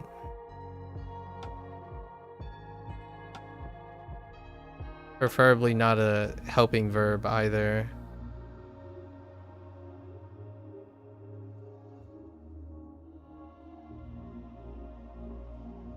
Yeah, I got a lot of choices. That's not because I can't come up with anything. Got a lot of choices. We use hot. No, hot is an adjective.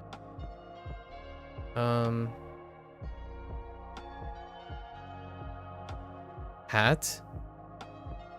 Do we have hat already? No. Yeah, no.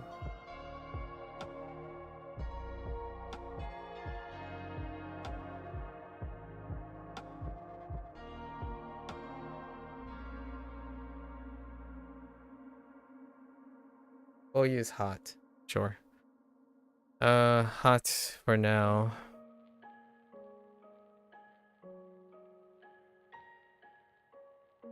And I'm gonna specifically lean in on Japanese pronunciation for all the English words. So I'm not gonna look at like at as hot. I'm gonna look at it as actually no, actually I'm doing the opposite right now. I'm looking at hot as English. So let's use hat. I don't think there's... Hat is unused right now, right? Yeah. And hat is very useful. Alright. So what do we have? Skin. Skin and Nami. The person... I don't have a... Yes. A person...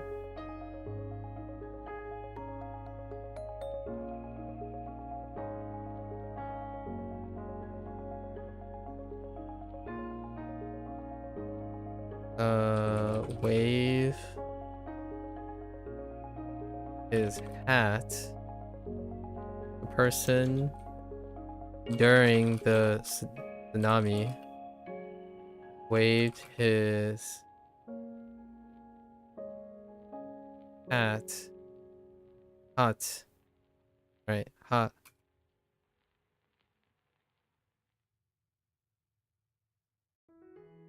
As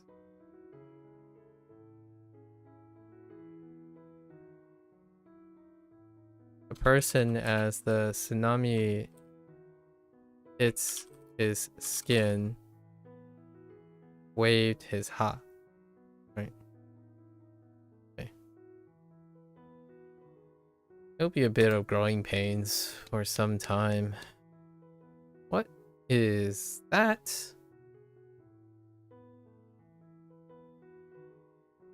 No. No. No. This is order, right?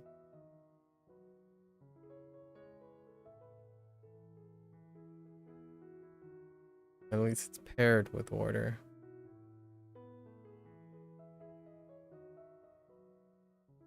Right. Okay. 4 orders. Alright. Let's do another one for fun. Thanks, Jazz. Ray. Ray gun is good. Now let's organize this. So the person here gave orders to use ray guns.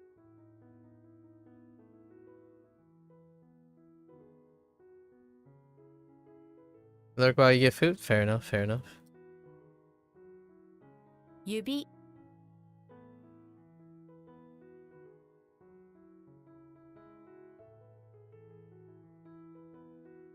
放送する Also する.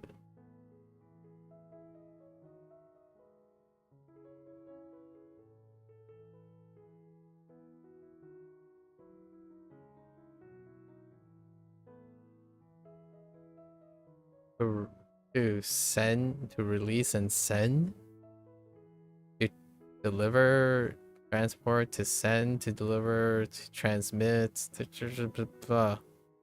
Also する. Or to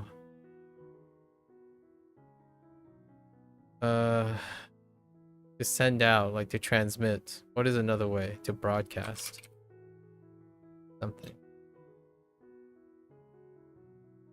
Which, in my opinion, is transmit. A little bit more consistent with. Oh.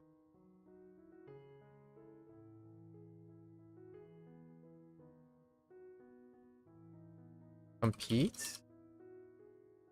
Been a while.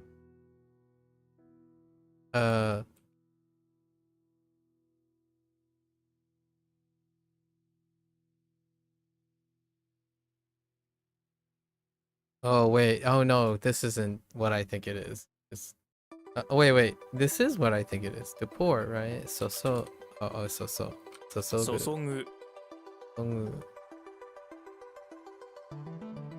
What are the other notes? Oh, okay. So for sauce doesn't work. So can be an adjective too. It's not great. But soul and soul is 2 souls. I don't want to do the 2 soul things. Maybe we'll use it as an adjective. It is somewhat of it is kind of an expression, which is not that great. Goo. Okay. So someone served someone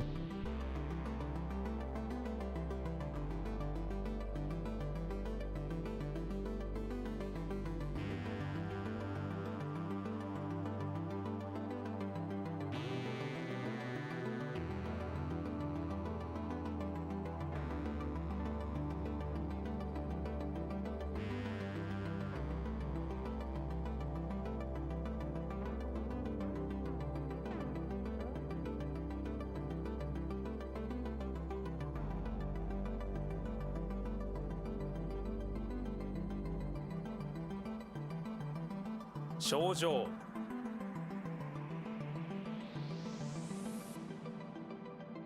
迷信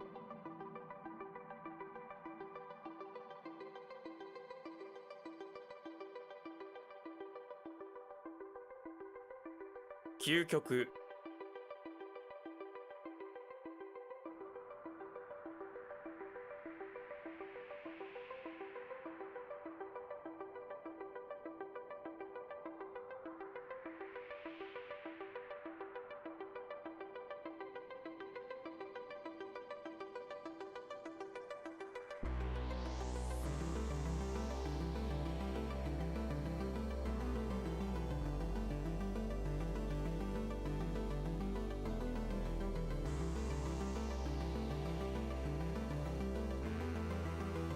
刺す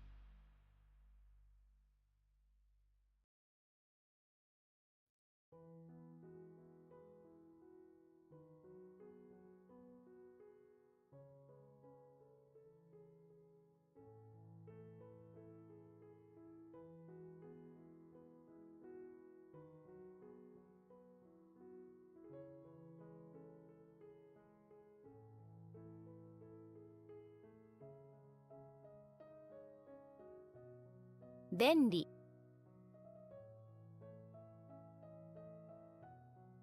だんだん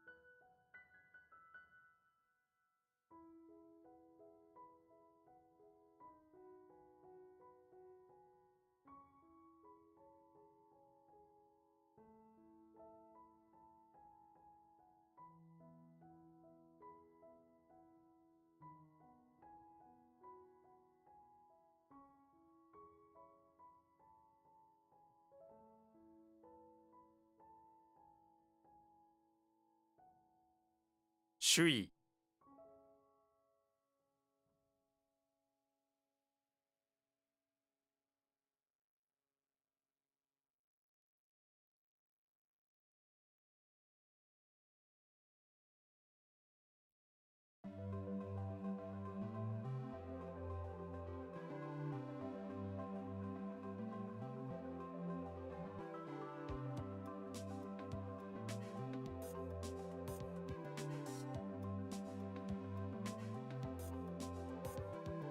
西洋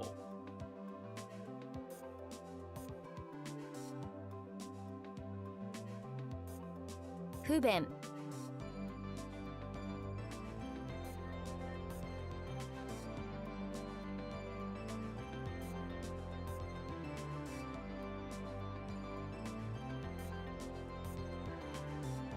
昇級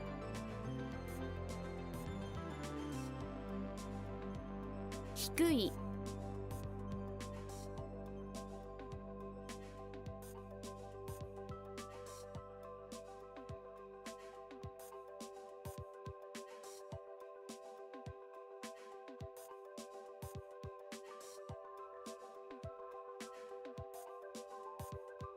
退院する。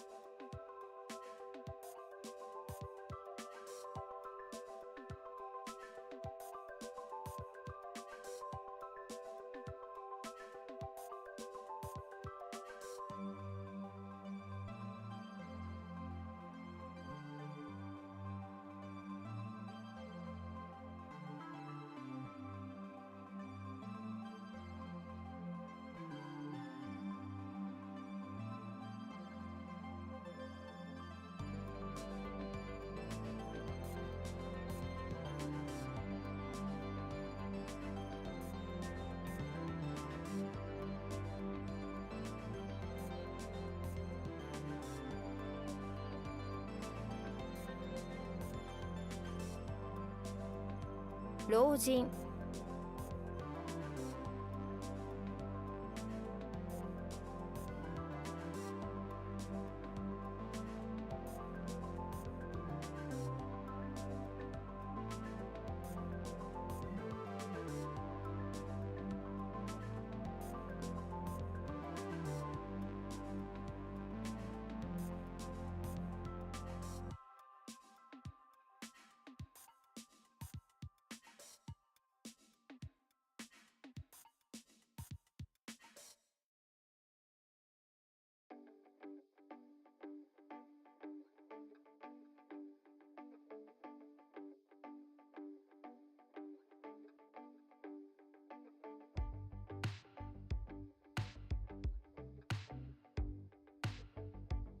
労働者。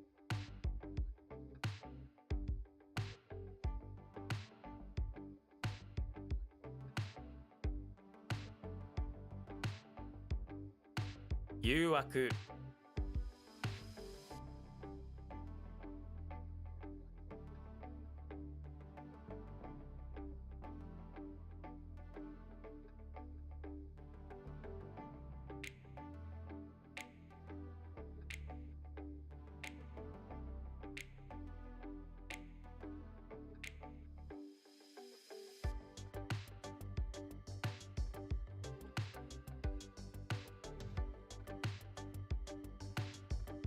昇進。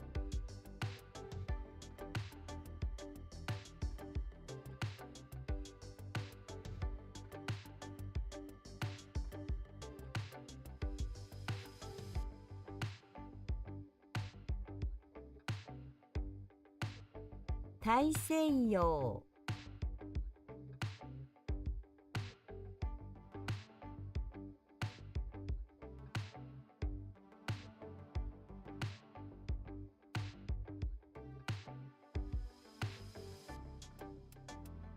電気。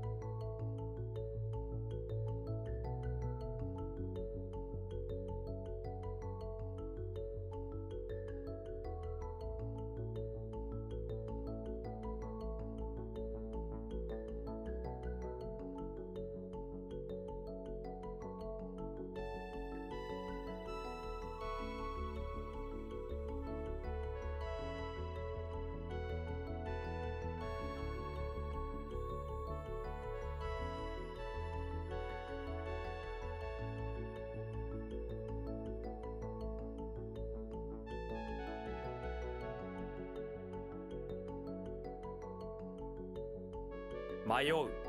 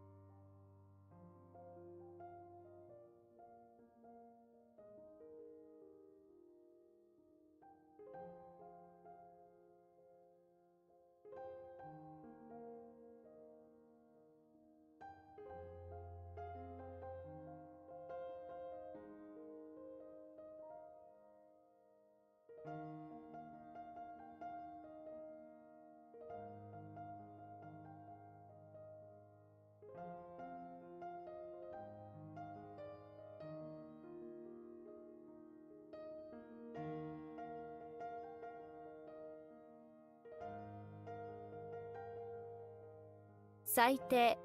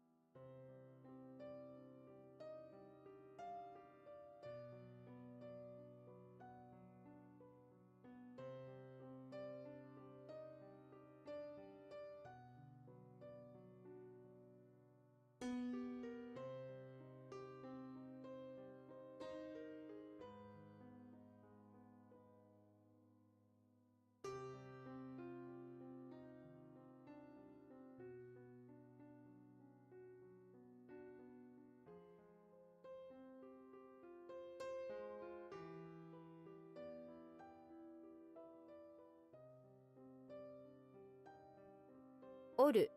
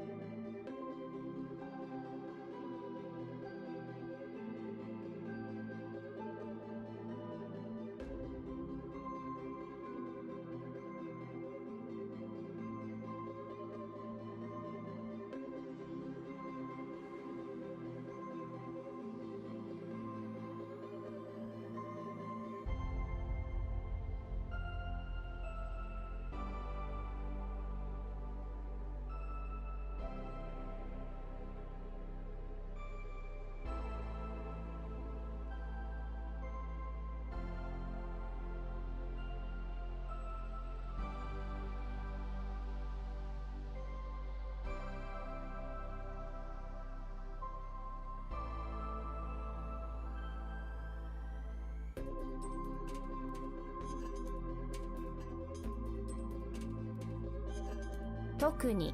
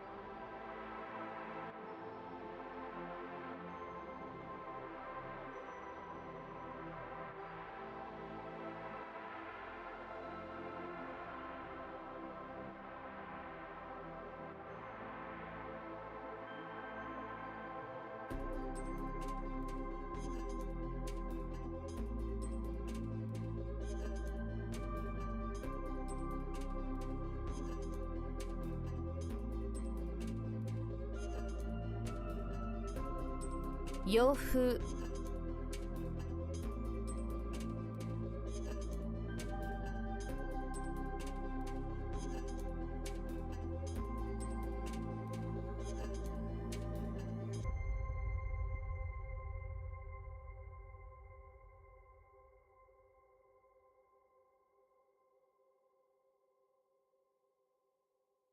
Sorry, I accidentally muted myself.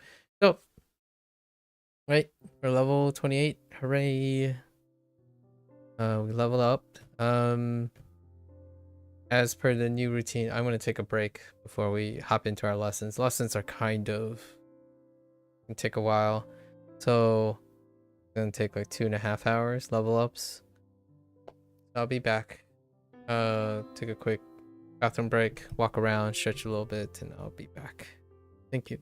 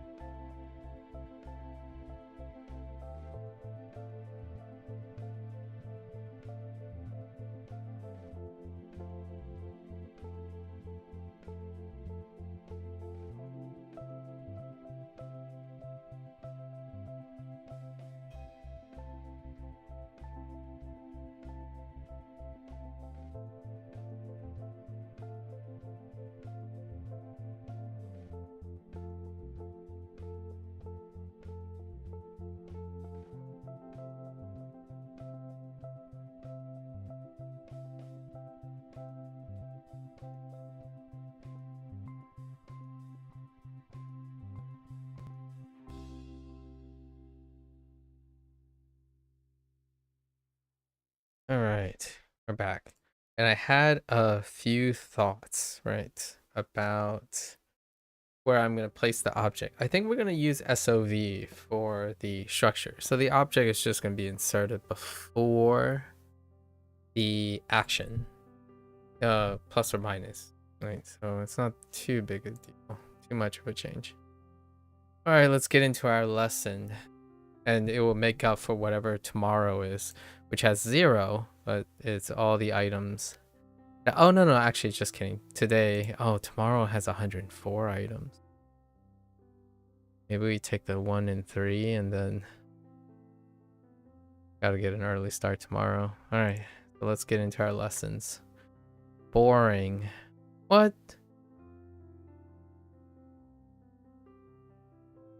Retreat? Retreat and yield? I retreat, I yield, I can't take any more. Oh no. Alright, so let's add a note here for meaning. Let's do our things. The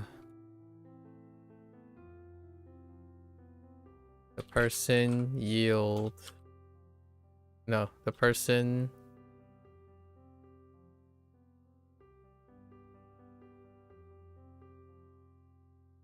here yield and what about conditions? It's usually causes before. Yeah, so we're gonna do the person here, so like hito wa, right? Or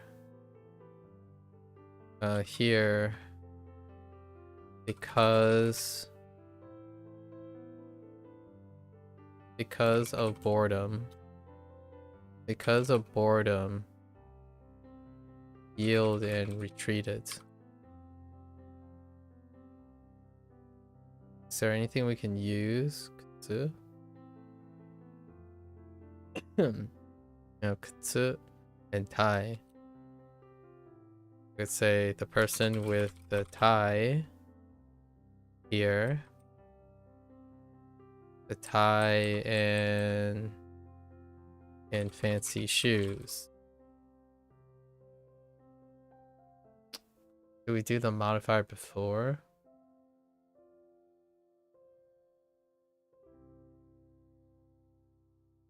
I'll have to think about where to stick the tie.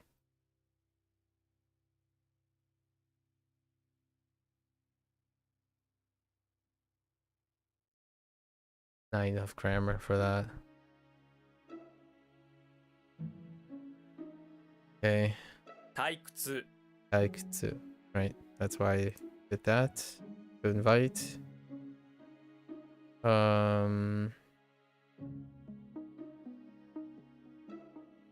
Check in and wait. To invite. Interesting. It's a formal word for it. Yeah, it sounds formal, and it lines up with Chinese, of course. Let's see. Particularly to formal events. Do I have this yet? What would this be? Shoutai. 招待する Shoutai. Yes, if you're reading, you've already read this. 招待する I dislike this. So it's not great.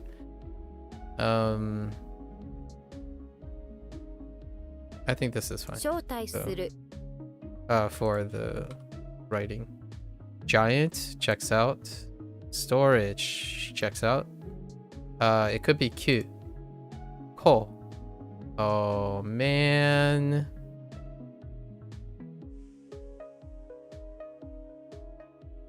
All right. I'll add a note. Let's redefine this stuff. So the coal, right? The coal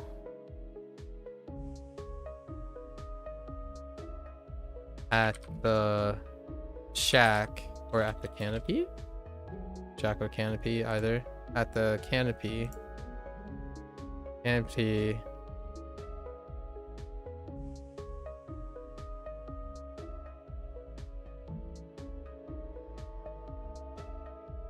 The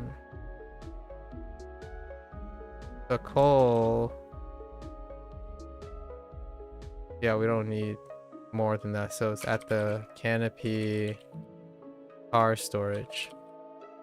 Yeah, we don't even need a action here. Just exist.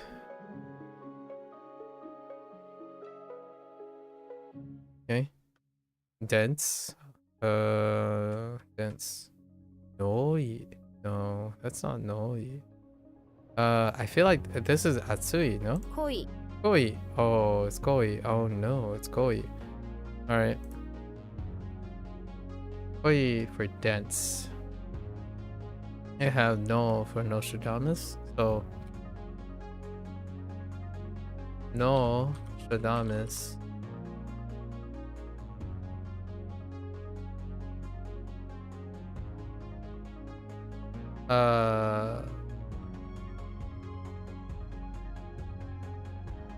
Nostradamus here thinks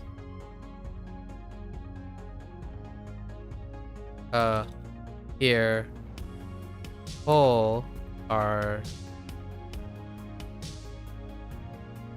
the coal is the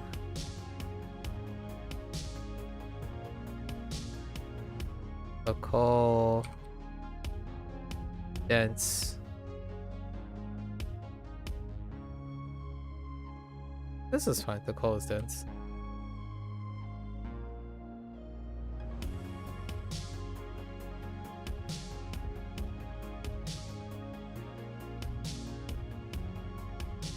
The coal is dense. Is fine. I was trying to make it so it's the other way around, but that's fine. Trying a little too many things at once. Slow our roll a little bit. 退屈 Yeah, things are flowing a lot better. 招待する Oh, 招待する。濃い Boy.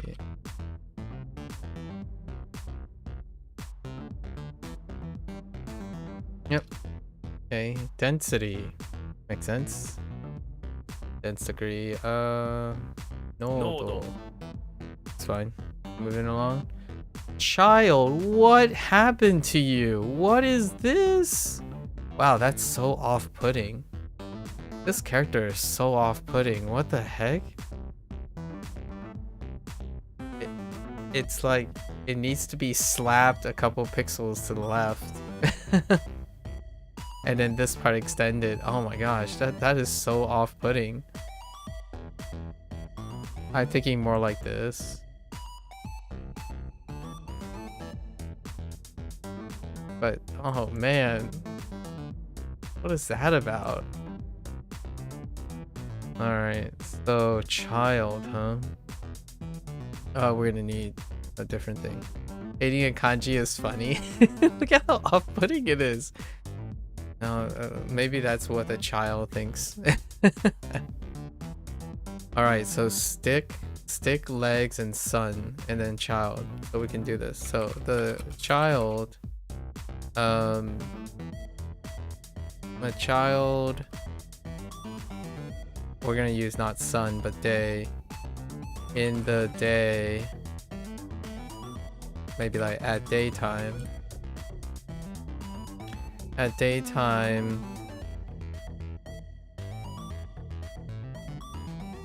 with his legs, ran around, with his leg and stick, run around. The reason why I'm writing it this way is we're gonna try to create the structure of the Japanese structure at the same time.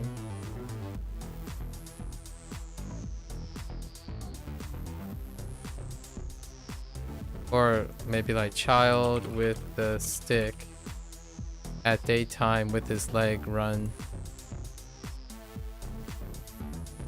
Okay.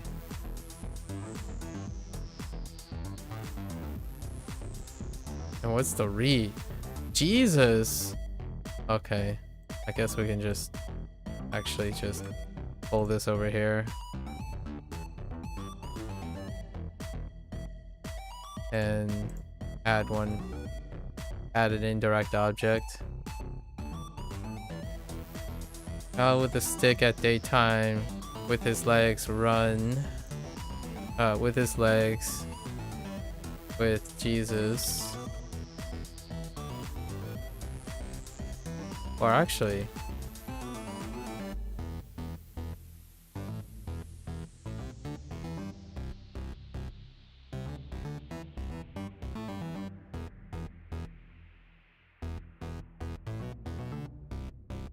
with sticks.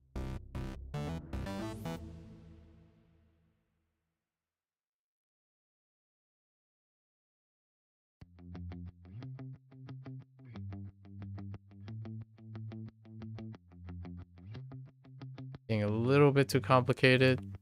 But we'll see how well it works out. Insomnia. 不明不眠症 interesting 不眠症不明手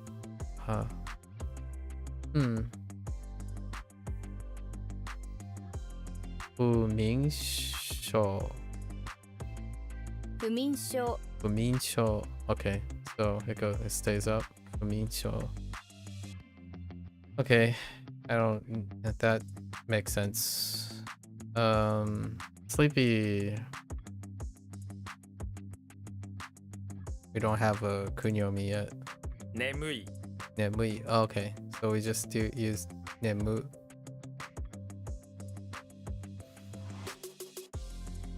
Which kind of checks out on its own, but they use name as opposed to ne and mu. Okay. The moo cow. Oh, it should be. Maybe I'll make an exception for how the modifications are done. So on the ne, the moo cow.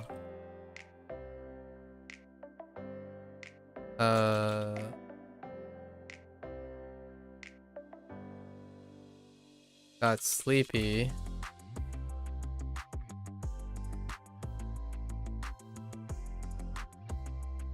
With eagle hawk.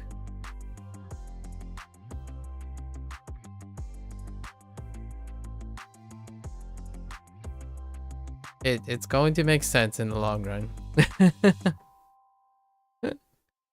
Now I'm thinking English in Japanese structure, so that's actually kind of fun to do.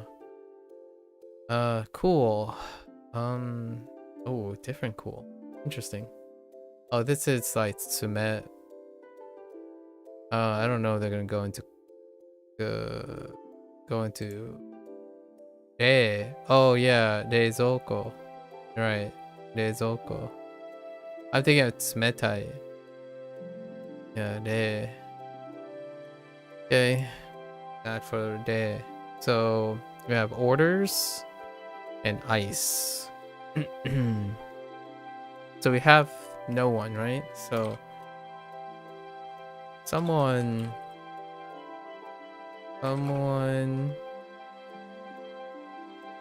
here.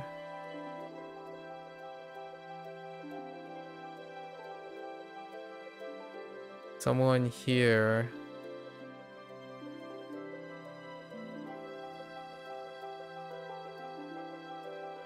Someone with a ray gun.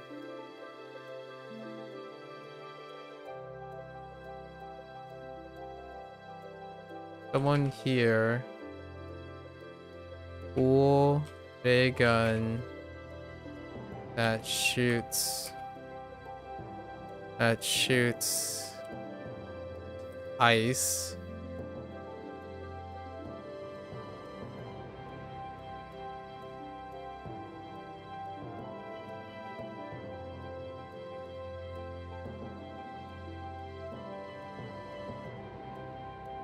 orders.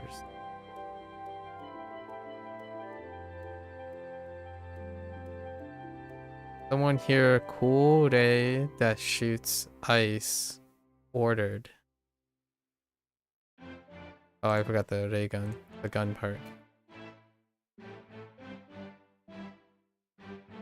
Okay. It's pretty cryptic right now. Don't make sense. Oh yeah. It does. It most definitely makes sense. 不眠症 I mean, 濃度 no though. 眠い Emily.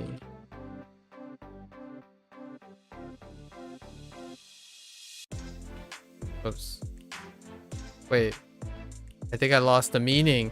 I don't know if I took care of the meaning. Oh no, I didn't take care of the meaning, did I? That's a weird one. Oh no, I did take care of the meaning. Cool. Okay, so let me see. Why would this be a weak one? Because it's using the adjective position.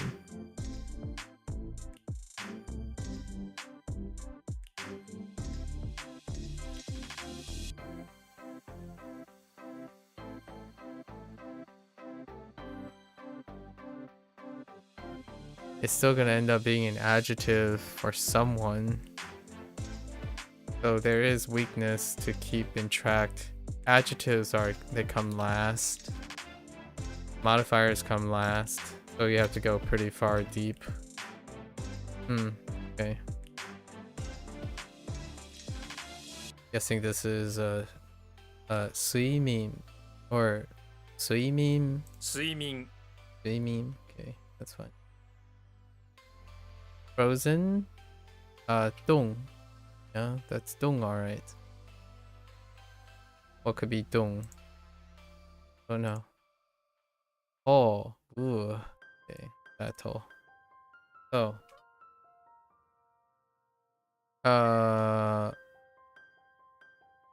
Yeah, we can say things like someone in the. I don't see a person in that. Someone in the east of Tokyo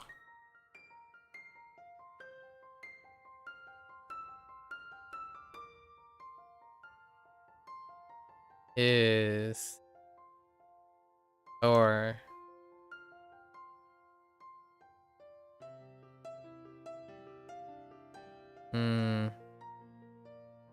do you like making dialogue scripts like between characters in a story? I do. I mean, that's how associations are made. That's what mnemonics and mind palace stuff are. I'm not even sure if there's a reason to need to like them. They're more like a skill at this point. So someone in the east of Tokyo. I should put arrows instead. Someone in the east of Tokyo. Ice frozen. Ice frozen.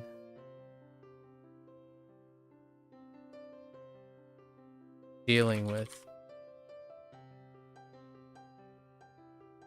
Okay. I doubt this is ton. That refers to it. Okay. 橋 Hashi. Okay. Hash. Do I like hash? Ha is not that great, but we did have ha and sheep, so we're gonna convert out of hashi. I think hashi kunyomis are not good. Not single words. Hashi, although hashi was used once or twice, not good enough. So let's go with. Do we have someone? We do have someone. We have a guard. Although that's stand, but we can use the guard. The guard. We have a comb or a rake and a mountain. A guard in the mountain. A guard with the ha in the mountain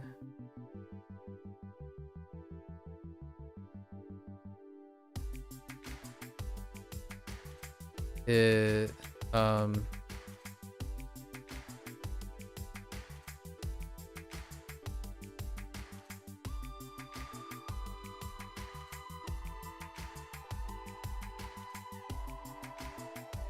hurting. I'll make an exception for existence. Is hurting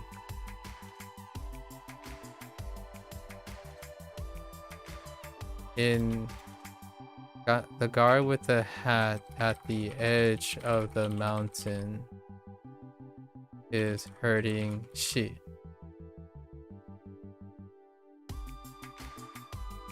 Okay. That's fine. Next one, tip. Makes sense, edge plus tip. So I'm kind of curious if this is gonna use different things, like maybe saki, or yeah, like sakitan, or something weird like that. Sakitan, make it randomly. This is a special character. Otherwise, it's sentan. 先端 Sentan. Okay. Don't need any reinforcement there. Infancy. Interesting. Infancy. Oh, young. This is young. Which checks out child. Yeah, young. Let's see. I'm gonna add child as a synonym instead of just childhood. And young. Youth.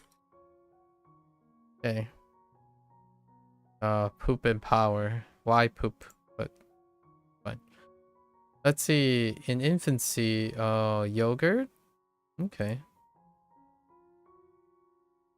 So I guess we can a person in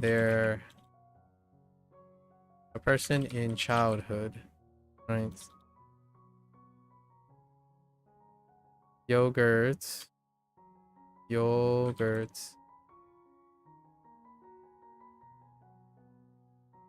Lots of yogurt.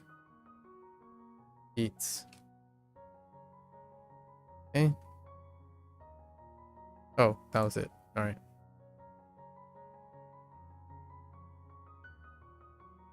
What? 睡眠 That was a typo.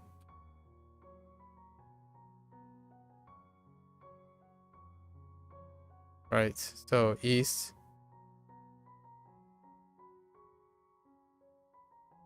Dealing with the stuff east of Tokyo. Right. And then you're dealing with the ice. Right. And this is the guy at the edge of the mountain.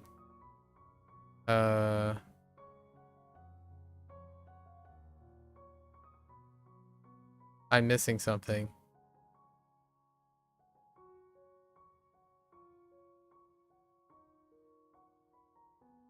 There's she.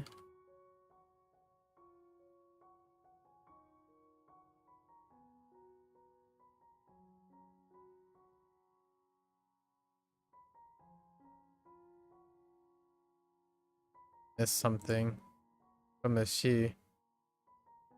Oh, because the new one is Hatsu. That's right.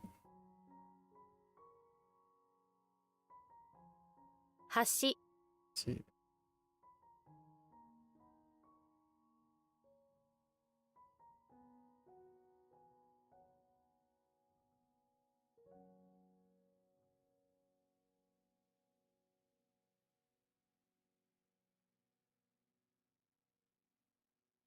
Wait, did I write something for this?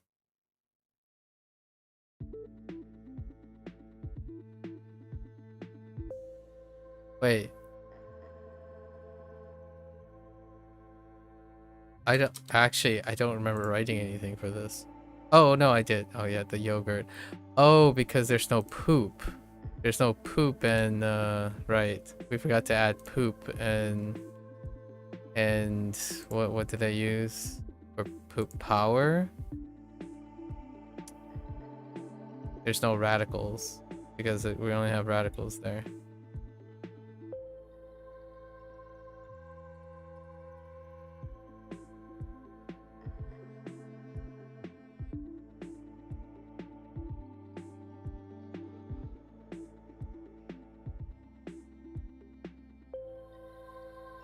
Power to poop.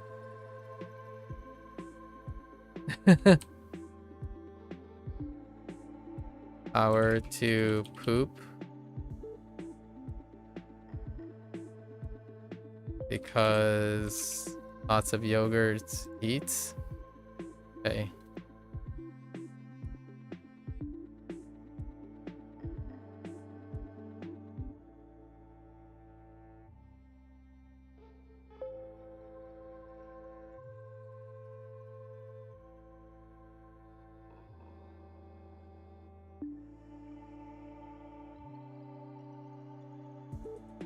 Sentan.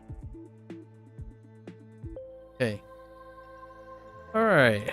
Let's see how many lessons. That is a lot of lessons. Oh boy. 78 plus 15. 93. Yeah. Sounds about right. Time to strap in. Half finished. Hopefully I don't have to write too many. Half finished.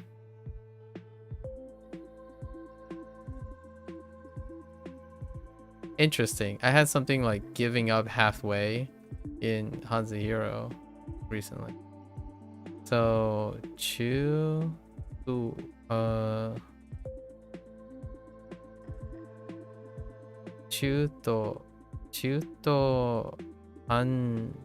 antan. So middle of route. Middle of route, half edge. That's kind of self-explanatory. 中途半端 Anpa. Oh, we have a change. Pa got changed. Last one. Okay. I guess we can just think of our pa.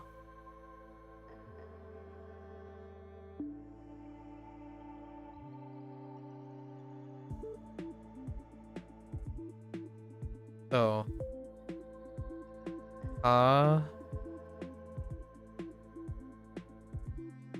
The middle route, you know, and route is fine. Route halfway finished.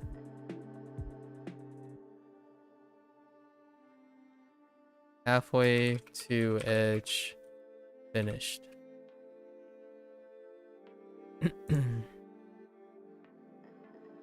Does that help with the thing that's missing? Yes. Extreme. Is this the first time Goku is going to be used? Means something is taken to the extreme without moderation. Okay. Goktan. 極端 Oh no, it's Kyoktan. Still haven't used the other read yet. Fine.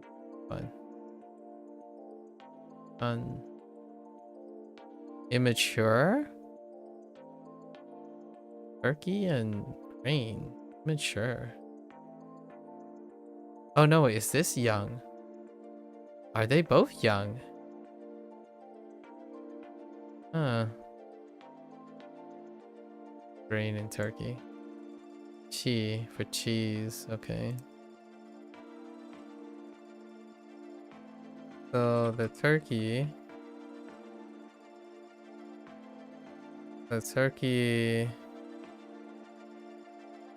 here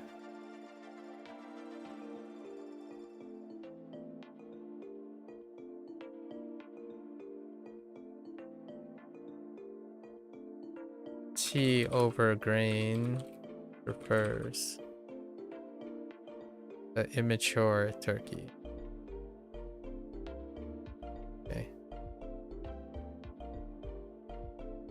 Their alternative read.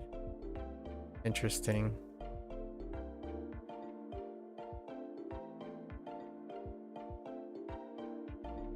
Okay. Ilen makes sense. I think this is still 貸 kasu. す Kasu. Okay, it's going up. Kasu. Okay, fair enough. Next one. Actually, I do want to make sure ka is still considered an onyomi. It's a kunyomi. I've been doing it incorrectly. Alright, I gotta remember that. Alright. Private reservation. Kashi. Kashikiri. Kashikiri. 貸し切り Kashikiri. Interesting. Kashu. Unexpected does not. I was about to say kiri for a moment. Kashikiri. Kashikiri means reserving a space exclusively. Like, okay. So what is that? Lend and cut. 貸し切り Kiri.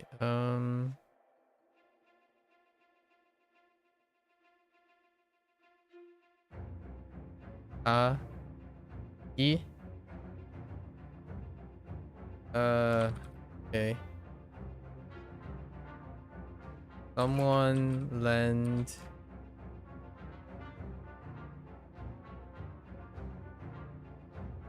Someone deal private reservation.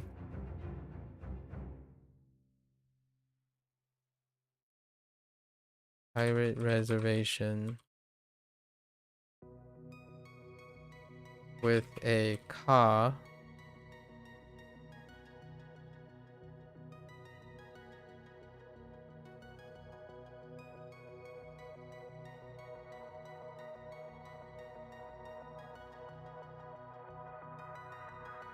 And key.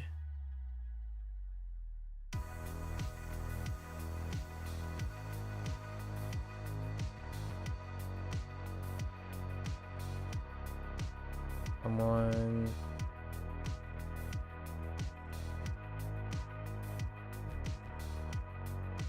at a private car reservation.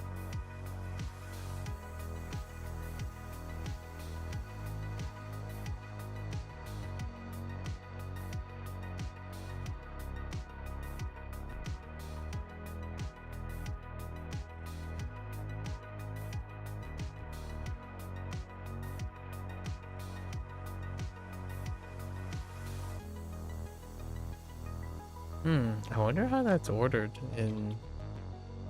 So you would say someone is the topic, then private, private car reservation. What? Oh, that's the interjected.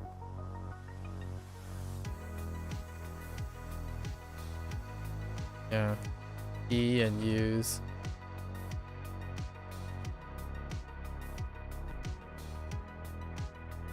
Someone, right? Private.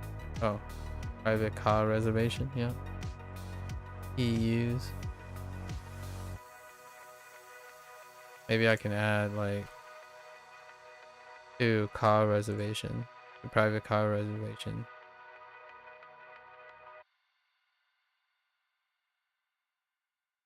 Yep.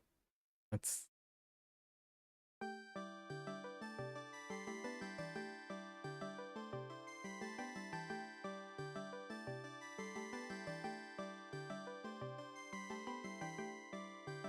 Lend.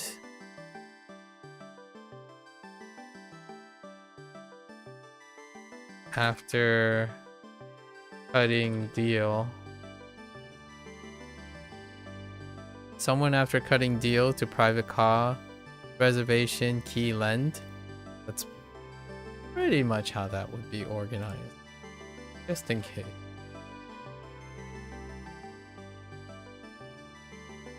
Judo-hanpa. Judo-hanpa.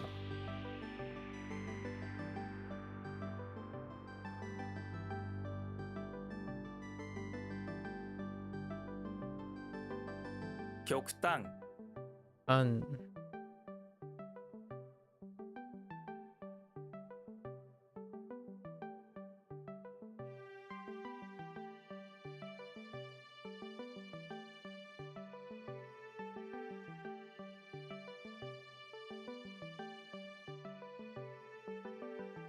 貸し切り Skitty.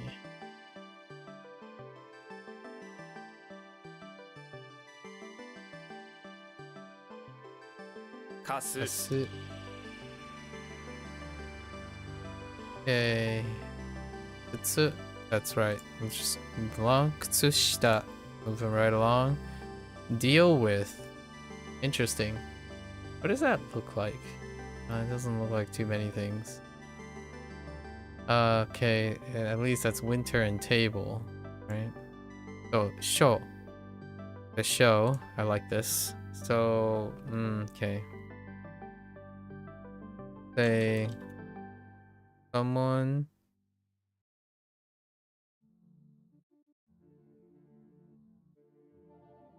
in the winter. In the winter show.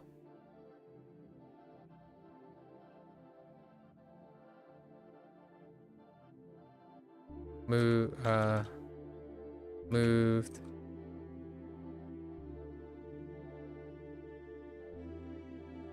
Guess have to is fine for this, right? Deal with tables.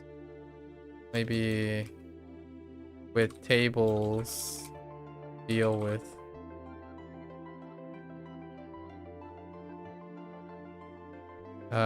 let's make it a little bit outside table, deal with. Okay. Kutsuya. That's fine. Kutsuya. Kutsuya. Rain boots. How are those? Oh, just long boots for rain. I see. Can it just be long boots? No, riding boots and rubber boots. Interesting. Chokutsu? No. That's... What does a kunyo mean for? Nakakutsu. Nagagutsu. Nagakutsu. It's a rendakud. Nakakutsu. Okay, that's fine. Those are fine. 靴 Kutsushita. Kutsushita. Right, right. Wait, I lost the read.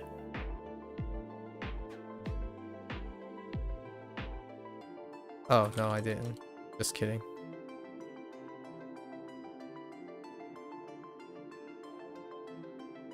Kutsuya. So yeah. I got some legacy ones, so that's nice, I guess. Nagagutsu.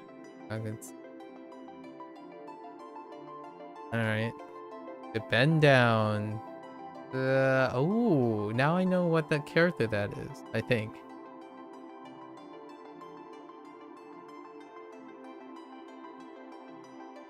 Guai? Oh, no, it's... Oh, no, it doesn't look like Guai. Not Guai. Hua? Does it look like Hua? No. Or Joao. Doesn't look like Joao. Interesting. Alright, yield. Oh, but... It's probably Zhang. No, it's not Zhang either. Alright, to bend down. How to yield somehow bend down? Oh, like, I see. Or like crouching or yielding. Okay. I mean, wait, the kanji means yield means to bend down or crouch. After all, bending down and crouching are sort of... No. Refers to lowering your body, yeah. As in like... Oh. Oh. It's just lowering body in general, not even bowing. Okay. Interesting. That's a lot of things. Just to lower the body? Okay. I don't like how the primaries yield and... Kagamu. Kagamu. Kaga... A car garage? Interesting.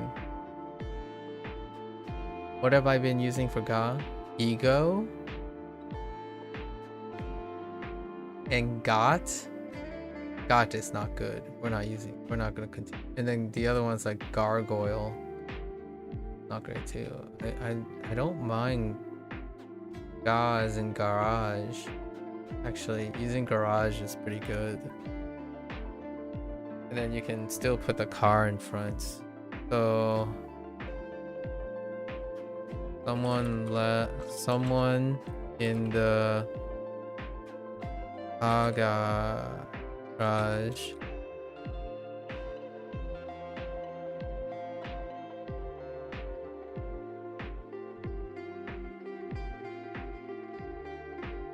To kutsu.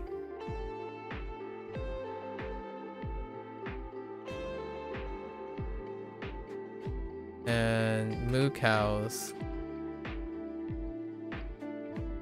yielded. Or bend down. Oh no.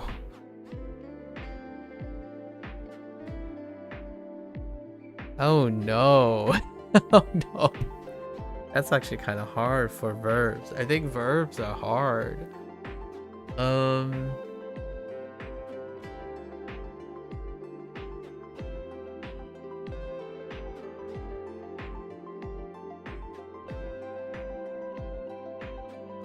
Maybe like to check the and moo cows. Oh, in the car garage. Let's not do moo. We don't need moo.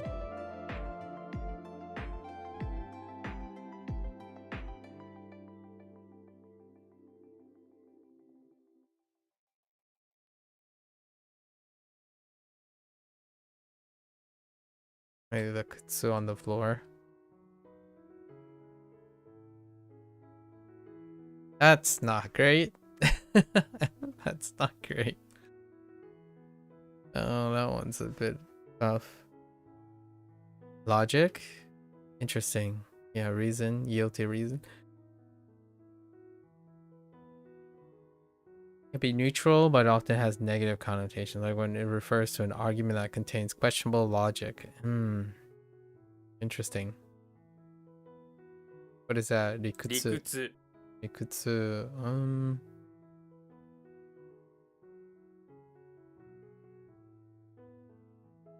Interesting.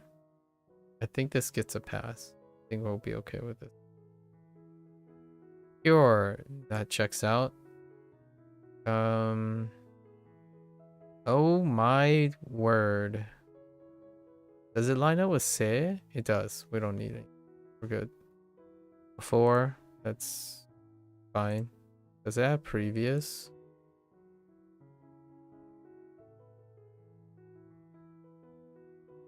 Front. Okay. Therefore, this is going to need some help. Probably. Unless it conveniently becomes koni. I doubt it. You learn that this means reason. Basically, whatever comes before something that comes after, so it works like therefore or consequently. Okay. ゆえに Yueni. Oh, wait, we do have yuet though. Yuet. A second use of yuet. I wasn't expecting it so soon. Okay. The elephant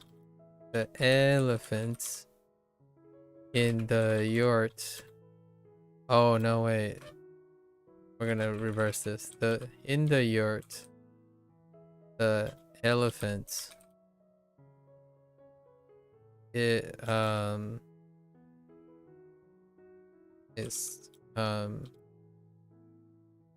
the tired elephant. The elephant is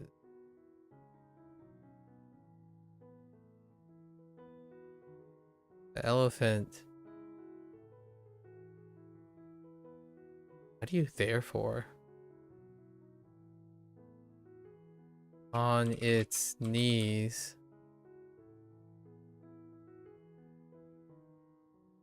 How the heck do you refrain therefore.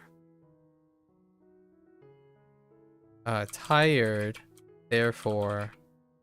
Tired, therefore. On knees. It is. That's interesting. I haven't worked with constructing the logic, the wording for Japanese in English for some time.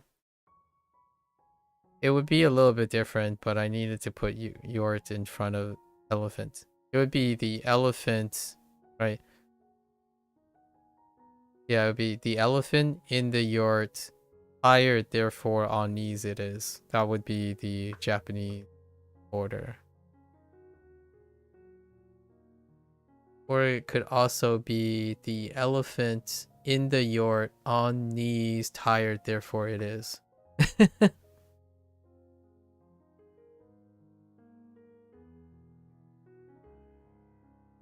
That's legacy.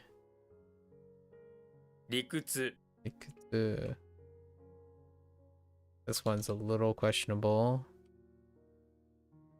か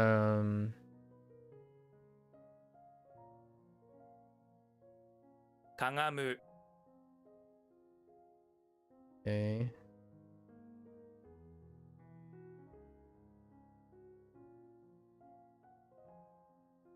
ゆえに Yuani.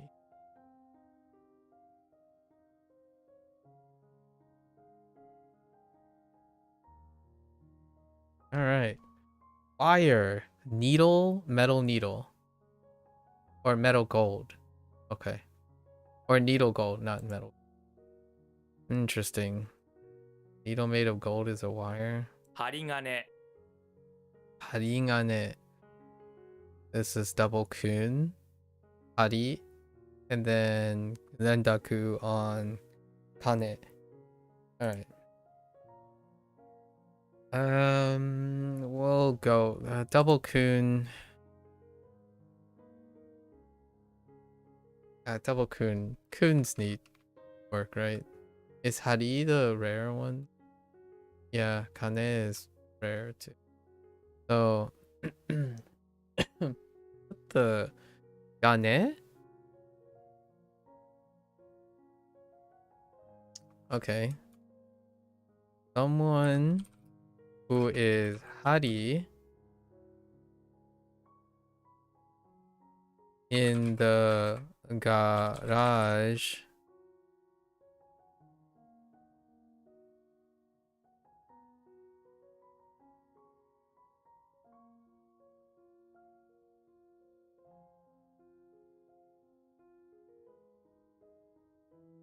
gold needle someone in the garage on the net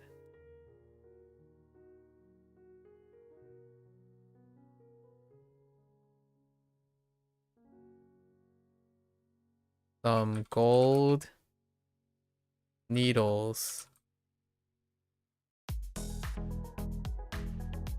ordered. This is getting really okay. This is gonna be fun for the next 100 days, that's for sure. Well, we actually don't have more than 100 days left before the end of the year. Arrow? Oh, this just ended up being arrow? Arrow and a seal? What type of arrow? Oh, an arrow mark. Nice. Yeah, or an arrow symbol. I'm gonna put arrow mark. I think that's okay. Oh no, but I only know ya. 矢印 Yeah, jirushi. Okay, it's just two kuns. That's fine. I only know ya very well. I'm not entirely sure if there is another read on ya. Shi. Oh my. Do I even have it? Do they even use it? No, they don't. Okay, so only ya. I only have the ya. So yajiroshi. Yajiroshi. Okay. We'll give this a pass. 矢印 Yajirushi. Yajiroshi. Yajirushi. We'll give this a pass for now. I only have 2 read swirls. Pure. Another pure. What is this? What will be the Hanzi? Silk sword. Silk sword. Oh, we just got this recently. No, wait.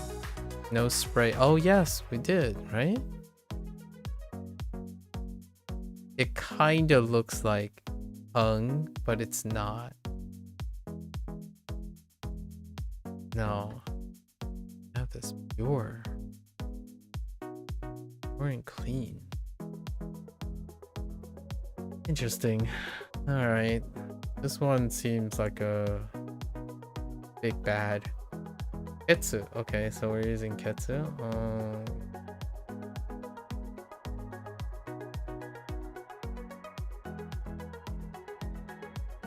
What do they have? Tsunami takes life. Cuts it like a sword through thread. And leaves everything behind completely pure and clean.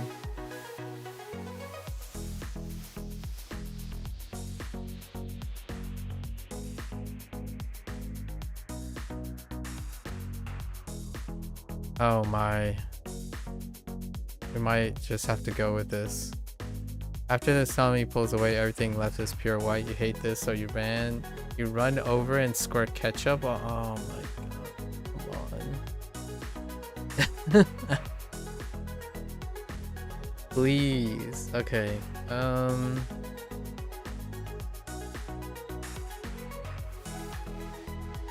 Someone.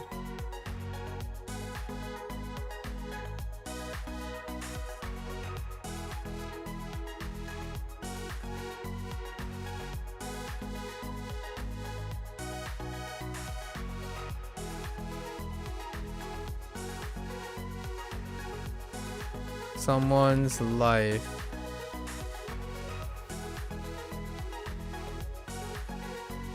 Cut. Someone's thread of life was was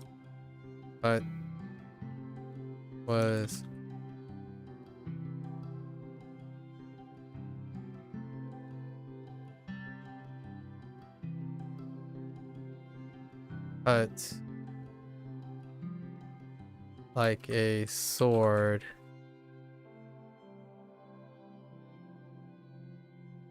Someone's life during the tsunami.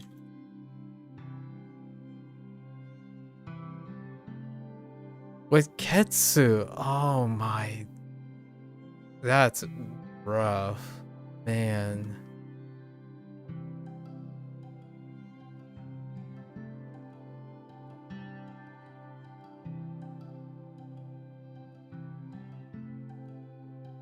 I don't know. We're just gonna skip this for now. I don't know.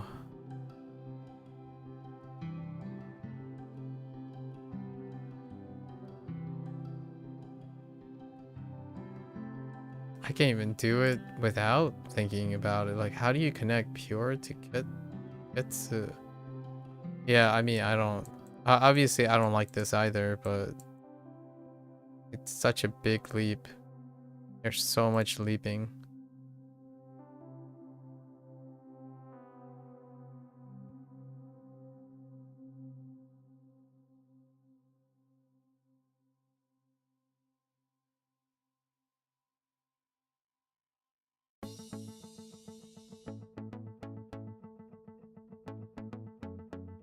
We're gonna use spray. Okay, someone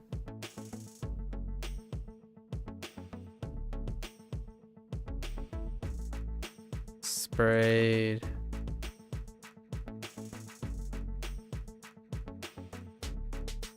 Life.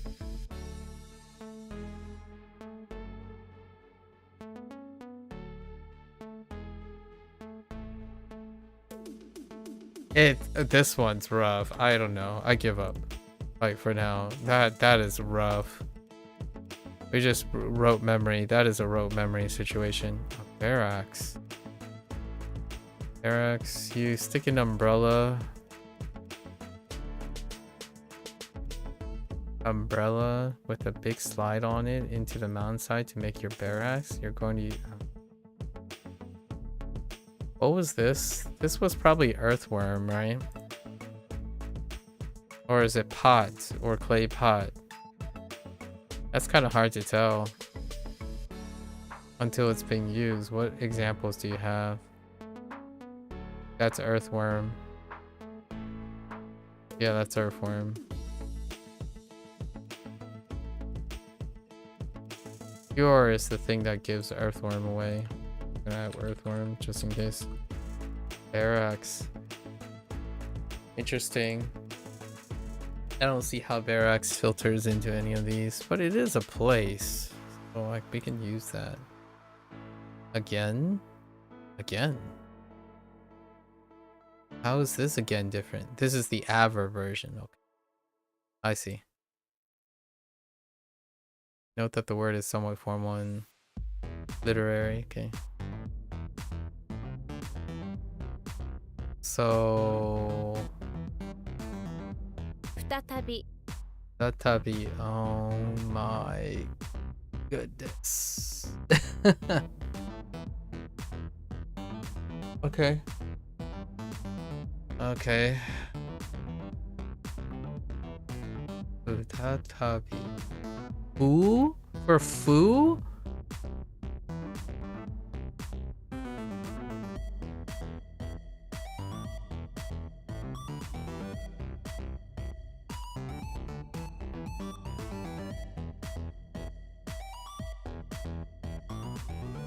Tata is an onomatopoeic thing that there's only one that I remember, which is to tap. We can't really. Maybe we can use futa. What do we have for futa?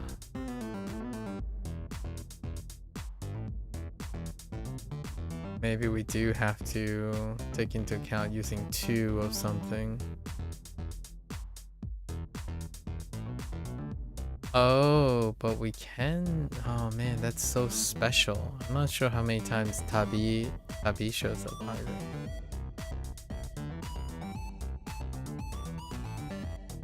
This is so difficult to remember. What the heck?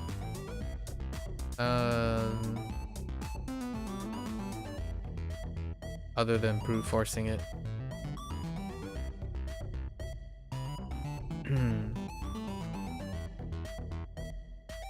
The B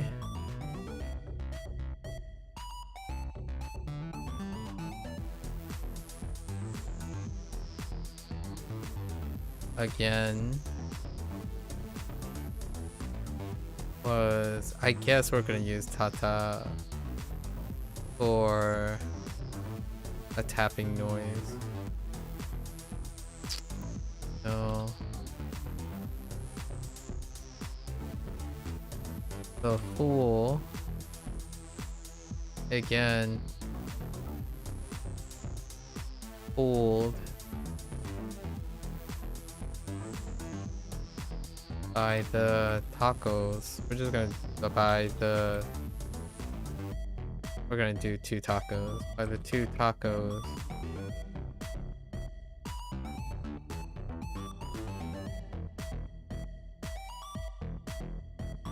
Fooled.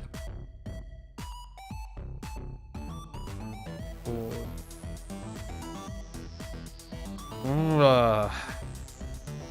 Yikes. So let's go back to this.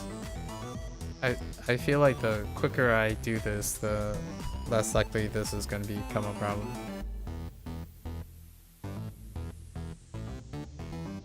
So we could take some of it, not all of it. I just say someone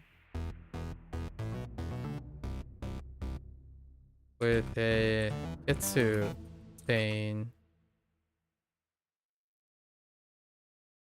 on his white shirt. His pure white shirt.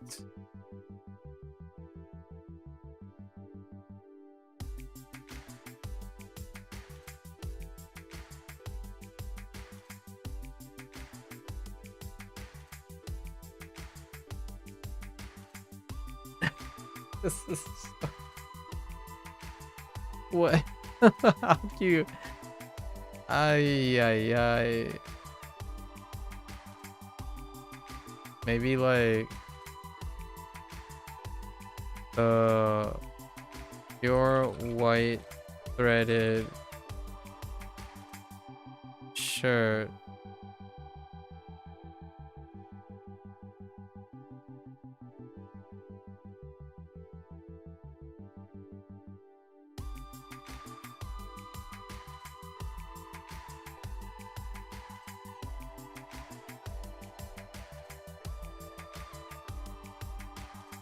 Here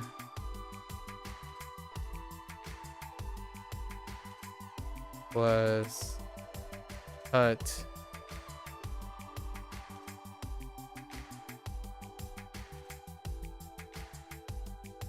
because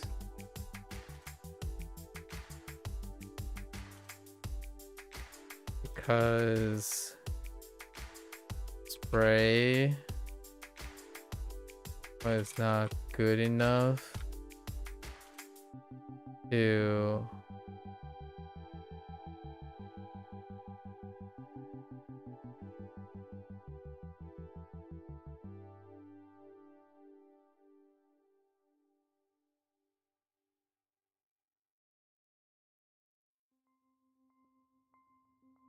not good enough ketchup. Ketsu the ketsu clean.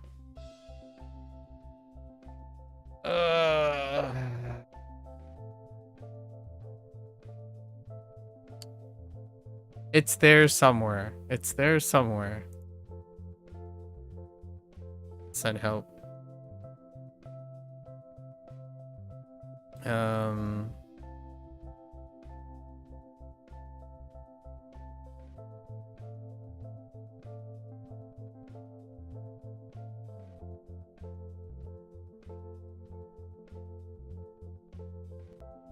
I don't know what Mark is already. Mark is a not so good one. Especially the kunyomi. Oh, I thought I was okay with it. I'm not.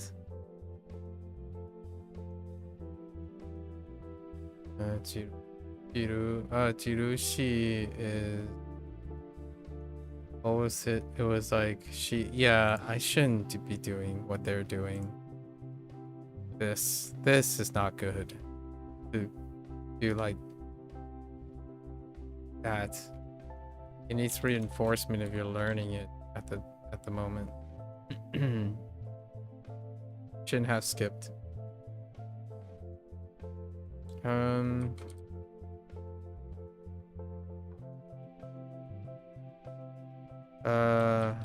So Jesus.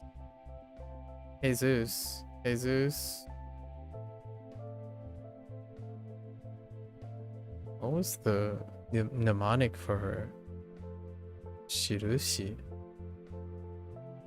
I don't even know.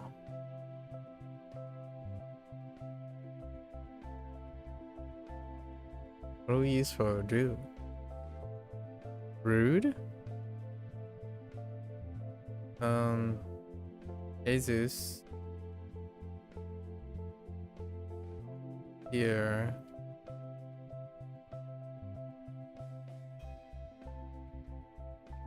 Yeah.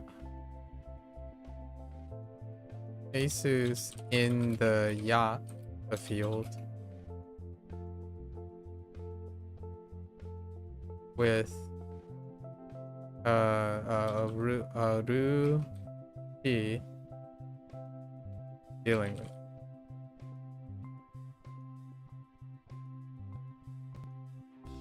That is not great. 矢印 Yajirushi. Oh, I totally forgot about the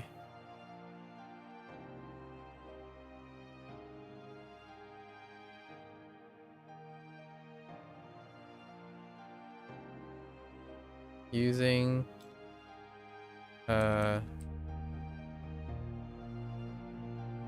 using arrow symbols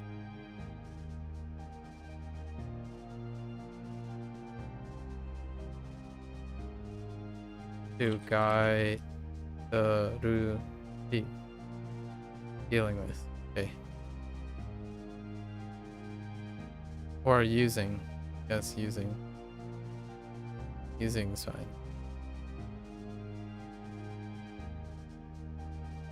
With arrow symbol.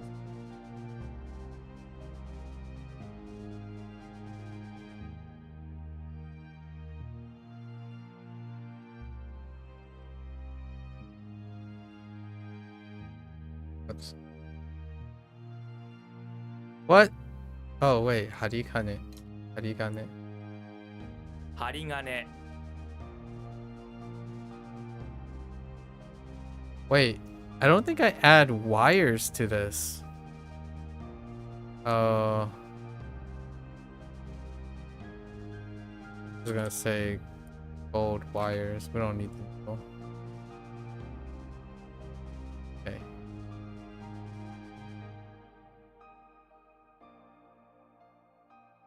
You beat. Okay. uh.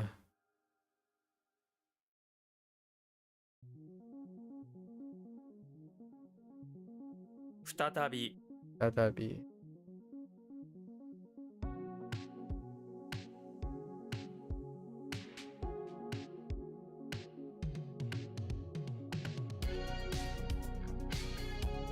That is not great. Week after the next. Oh, yay. Some freebies. What is that? Saraishu. Saraishu. Alright, criterion.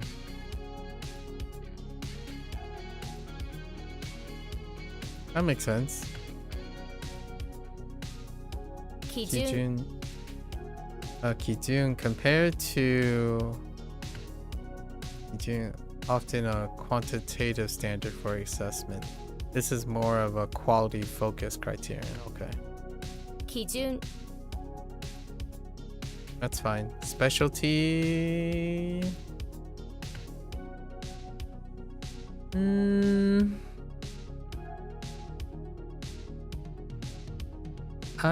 Yes, specialty.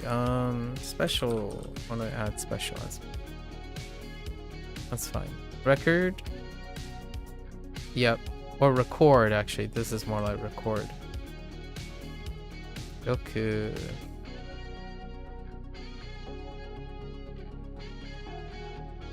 Yeah. Or record.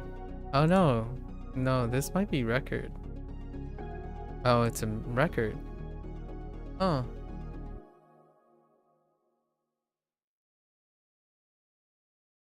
Oh yeah, that makes sense. What is that? Ju, right? Ju. Roku.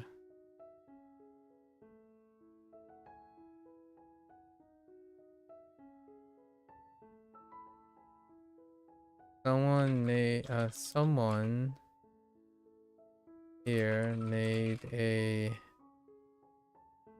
metal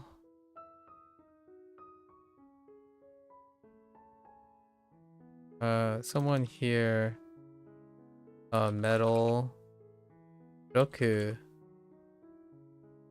record made.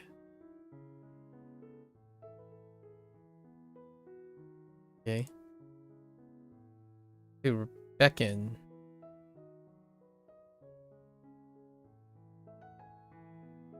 No show.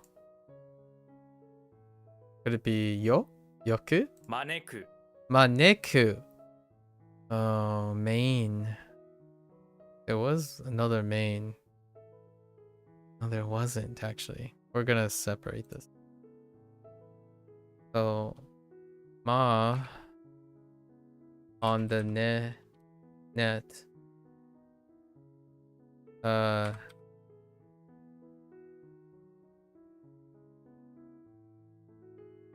With cookies. Me, him, beckon. Do him, beckon.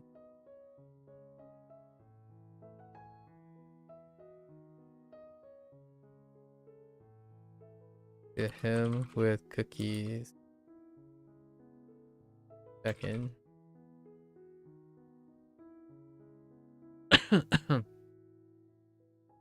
Okay.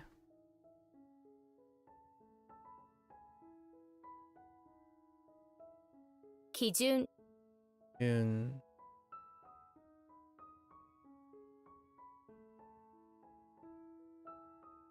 再来週 2.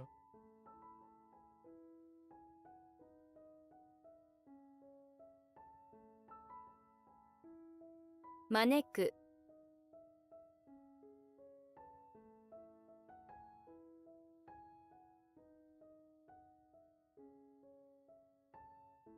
I didn't check if that was. It sounds like an only. Fine. Yearning. Akogare? Akogare? Yeah. 憧れ Akogare. Next, creative power. Checks out. What do we have?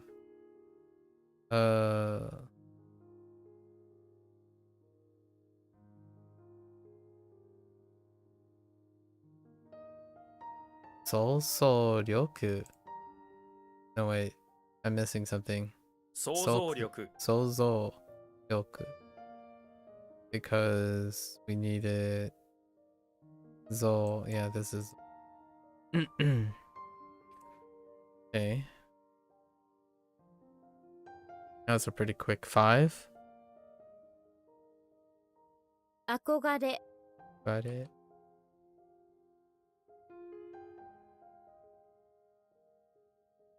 想像力 Oh, I skipped one. Oh, be dear. Oh, dearie me. Be beauty. Dang it. Spirit. Lovely? Okay, that's fine. Honestly. Beauty is fine. Oh, wait. Up here. Or beautiful.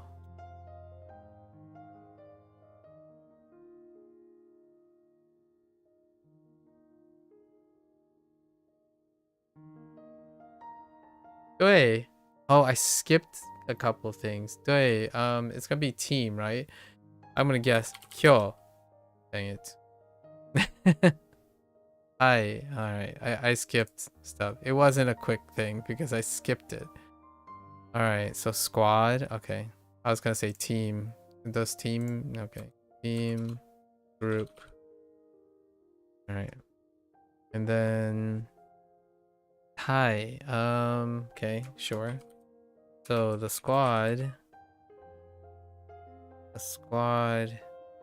here. Do I have anything to work with?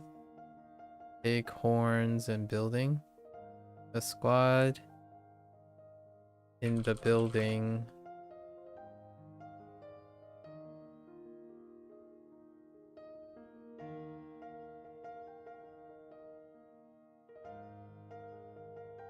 A mascot. A mascot with a horned pig wearing a tie have. Or has. Okay. Sure. Alright. Okay.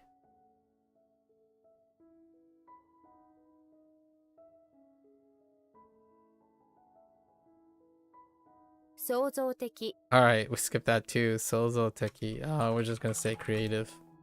Makes sense. Checks out. The fall. Oru? Oh, Oru? 降る Uru! Oh, that actually makes sense. 降る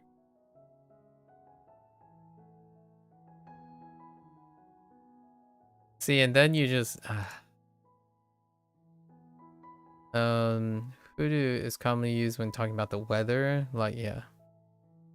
Like precipitation fall. 降る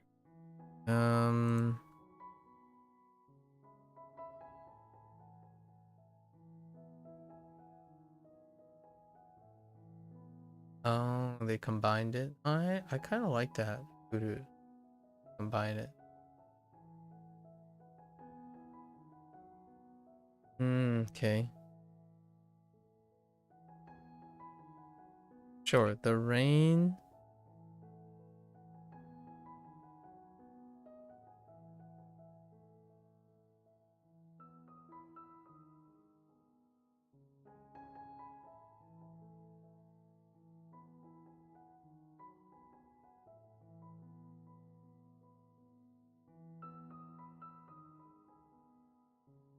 Uru.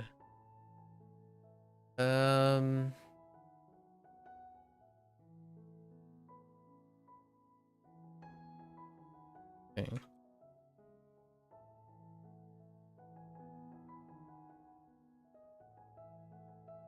The rain was Furu of water. The road was Furu of water after rain.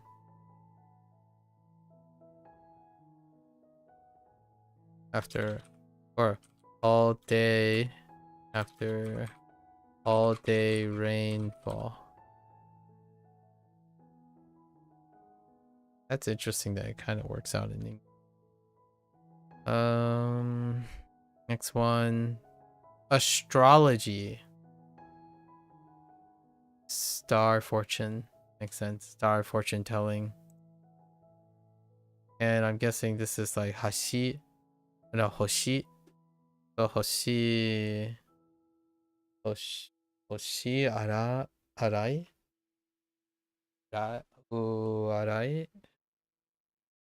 星占い Uranai. Oh. Wait. Oh, yeah, that's correct. Uranai. I forgot the na part. Hoshi Uranai. Odd? That's fine. Or strange. Honestly, even suspicious, but I usually use strange. Mastering. Really? Instead of what? Repair? Oh, repair is the alt meaning. Okay. Interesting. That I could use mastering for the Hanzi side of things. That is an interesting way to think about it. Instead of repair. Because a bunch of these also involve revising or editing or something, which mastering it is kind of good. Alright, so the leader, sure. Mastering or repair. Shoe.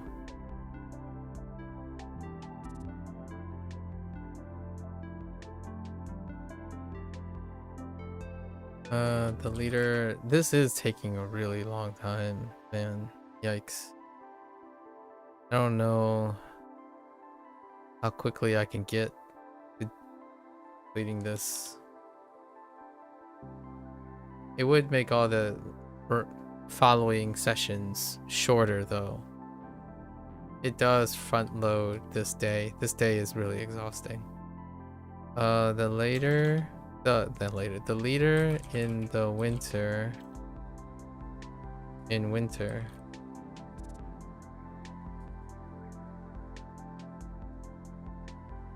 May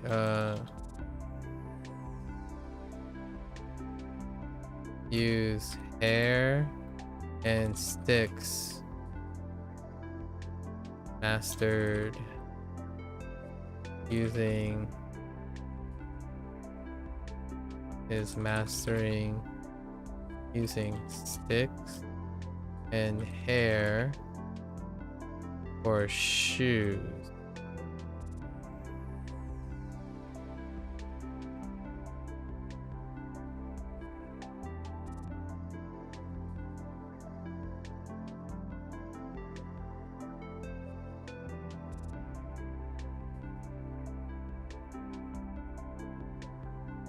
I think I'm gonna make an exception for to be is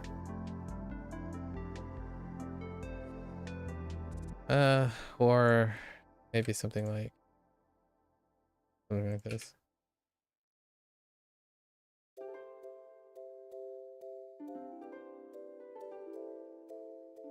All right, next one, complete view. Makes sense, all seen. Senkei. Zenkei. All right, I'll take it.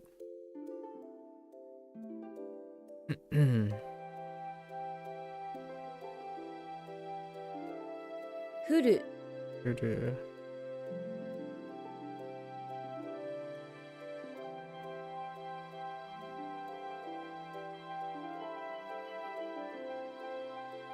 Hoshiuranai. Yuranai.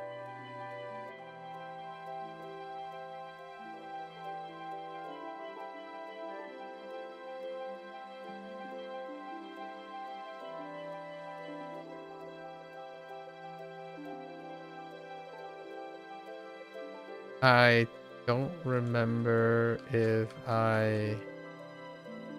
it's lost. Got lost in it.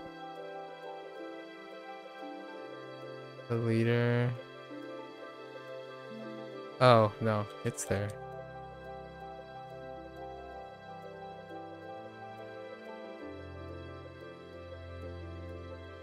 Whoops. Wait. Zenkei. Zenkei.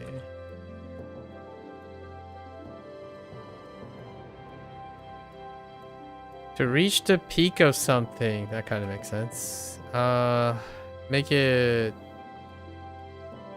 You know what? Is this the moment Goku is gonna come up? Or is it a Heckin Kunyomi? And if it's a Heckin Kunyomi, I feel like this could be like Shimeru. Kiwameru. Kiwameru. Dang it. Although I do have more than one Kiwa, but Kiwa can get mixed with the other Kiwa, so we're just gonna rewrite them. Although Ki and Wa word is fine, actually. It's a Warus. Ki, what? No. That's taking English, right? We're going away from English. Because if I see word, it's gonna be wo, not wa. So we're just gonna stick with waruses somehow.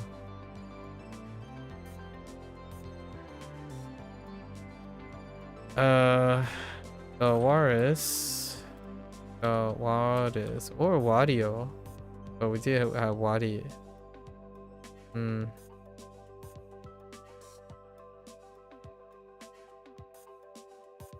Or I could say Goku.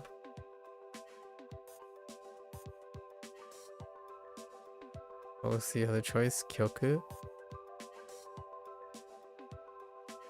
Oh, I need Ki first. Okay, so Goku.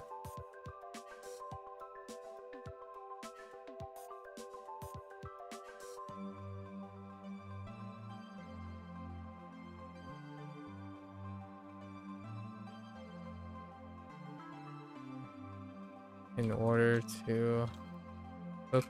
order to reach the peak of performance,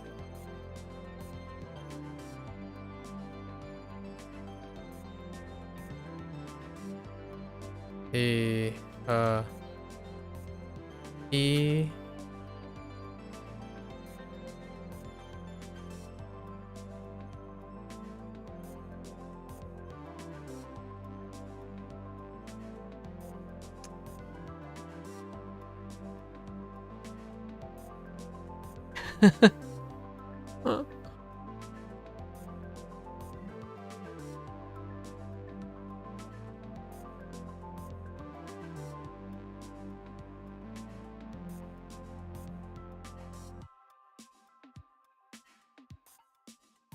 Goku.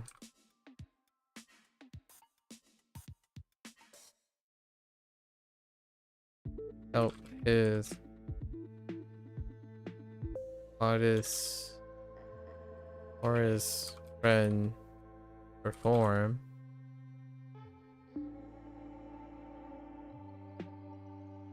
The keys to reaching the peak of performance.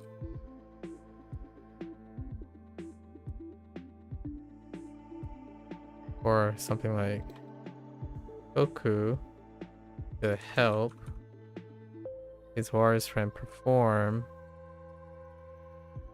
The keys to reach the peak of performance.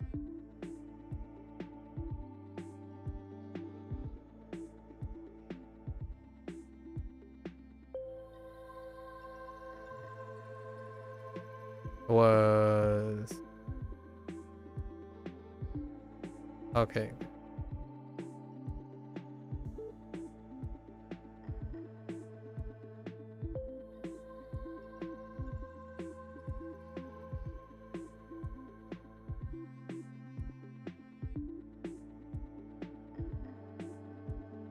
Maybe like Goku with the key to reach the peak.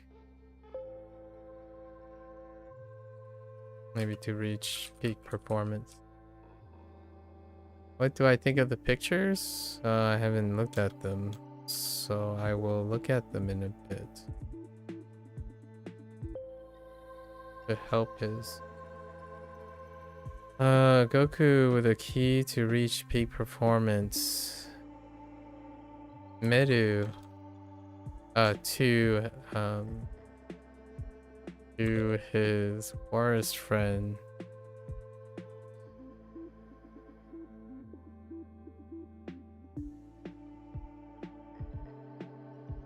A letter. Meru. A letter Meru.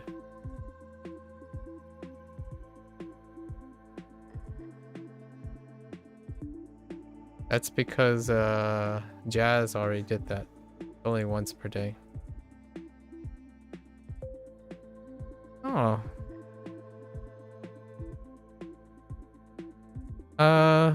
It's, well, you guys look different, but you're not smiling in the same way, and you're not laxed, and then you also have different hairstyles. But yes, you guys do look different, but you look less different than different from most people. Hence why that's the point. So most things look different, if you know what I mean. Like, everyone looks different, even identical triplets. They are my I have identical triplets as best friends, but all three of them look different. However, it's how close you resemble each other, not the differences, that make you brothers. Never seen such a tough looking giraffe. Oh yeah. Oh, I see that beep is a... The artistry looks top notch. I wonder what it took to make it. Oh, the Spirit Fair. Let me see. He did play a few years ago. Oh, okay. Lars did play it. Can confirm it's a good game. Very relaxing. This might be the first time the game has been brought up since you played it. Watching the trailer gave you back some memories. Yeah.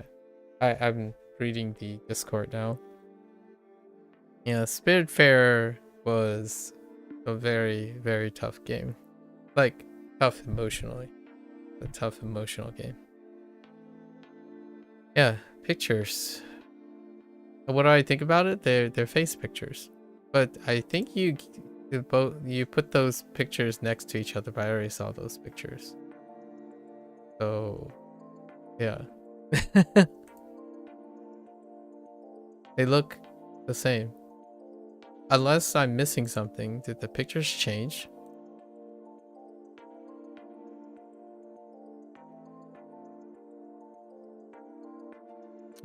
To reach a peak of something. Okay. Uh, Kiwame. All right, that's gonna be tricky. Oh, ticket. Wait. Oh, that was ballad. Okay, ticket. Sure. Fine.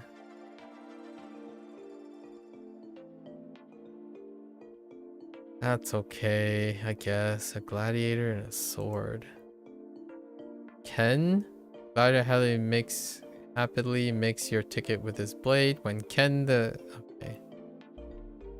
Alright. Ken... Here... I don't know. Ken at the ticket booth.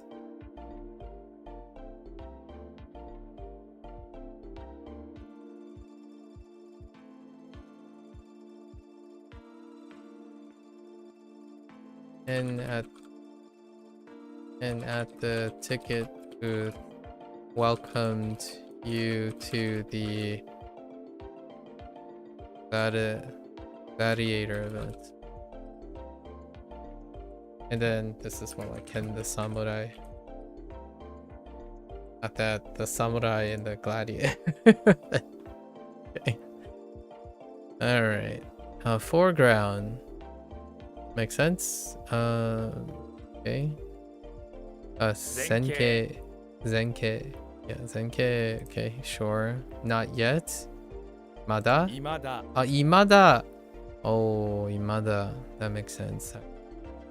Note that this word can also be read as Mada. Yeah, I was like Mada right away, but Imada. However, Imada is often written in kanji, while Mada is always written in kana. Ah, I see. I see. Okay. So when you use Imada, it is safe bet to read it as Imada as opposed to Mada. Okay. Alright, not yet. Or still. Sure. This is the adverb version. Oh, okay. Imada.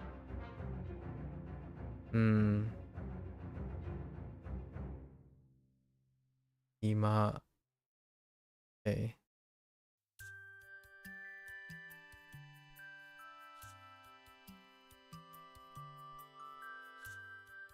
You still at work, Danny? Yeah, for maybe another hour ish.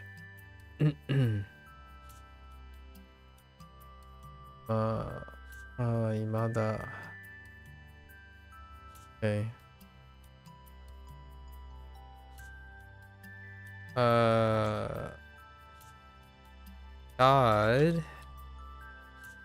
God. Ima. Right now, right? Ima.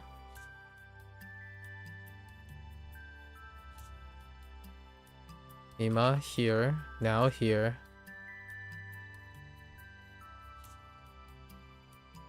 Oh. Maybe something like Ima. Not yet. Or here, not yet. That's actually really tight. Alright. Wife? Okay. Can I get a key? Or G? A fu. Oh, wait. Fu makes sense. Wait.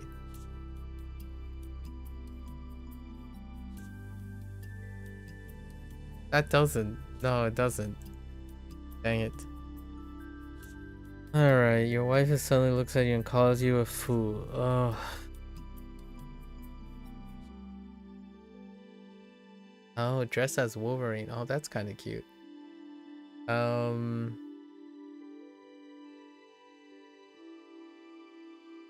towel, a forehead, and Wolverine, and a woman. Okay. All right.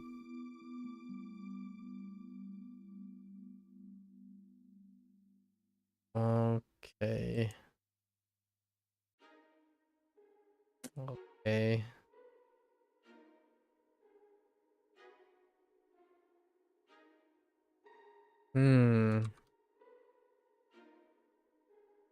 The fool of a husband.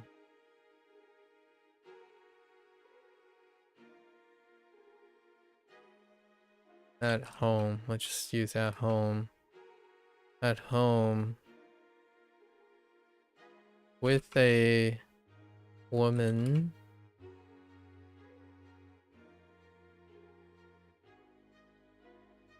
With a woman. Dressed like Wolverine.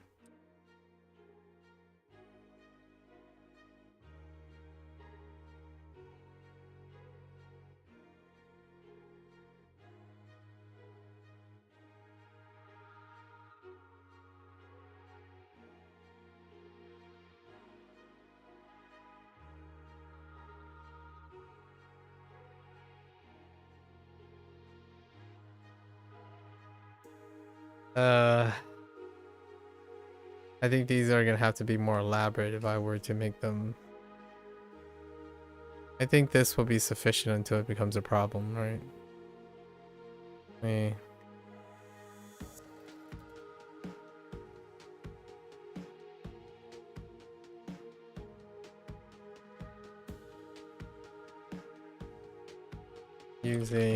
Using like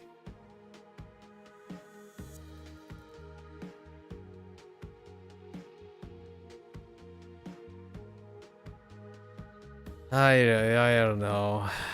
Like this stuff is probably not even is the same, right? That woman dressed as Wolverine with a towel tied around her forehead. Yeah, see, like that's pretty much as you can get as well.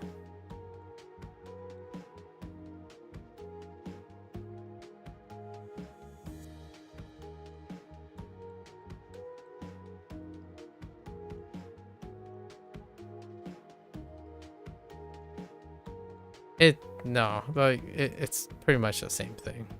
It's pretty bad. I don't know what to do. We'll just keep moving. Keep moving on. Feels bad, man.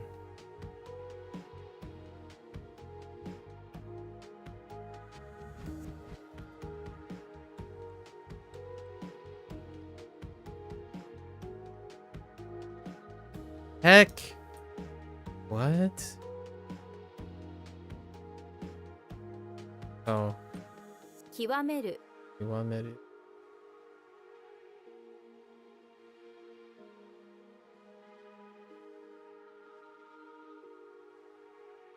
前傾 前傾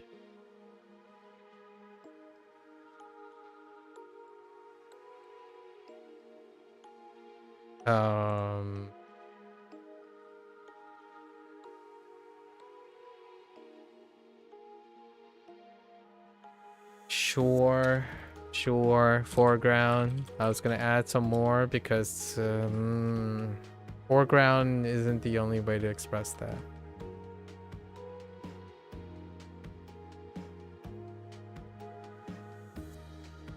Oh, I'd even add wife. It was just implied.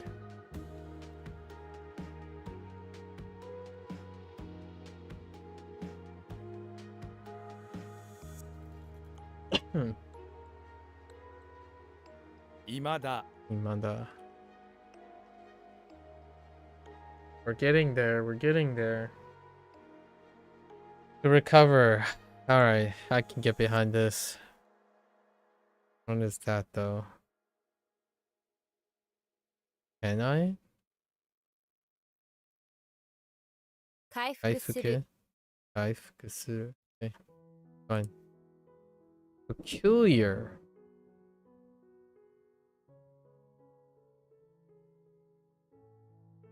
Nope. This is new. Instead of meow, which is what? Wonderful? Interesting. A woman is one of the few peculiar things in the world. Kind of neat. I kind of like it. Oh, it is meow. Meow would be pretty close. And then this is just gonna be me and you. No meow. We're not doing meow. Get out. Just me and you. Or me and yo.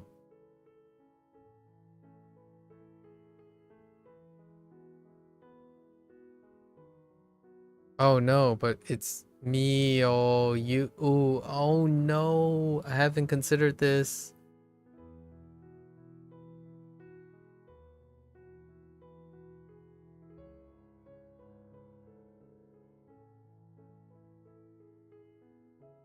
Yeah, actually I haven't considered this.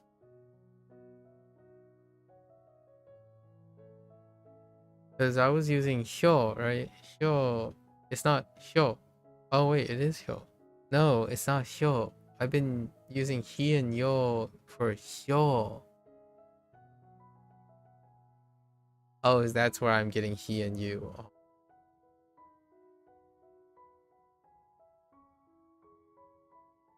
There's no myo. Ah, that's a problem. Anyway, well, we'll stick with it until it becomes me and yo.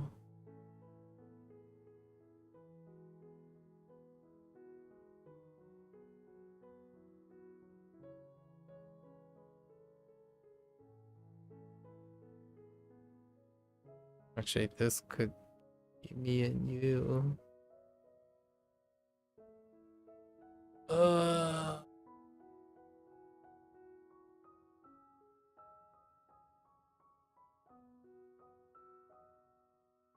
I have to go with it, right?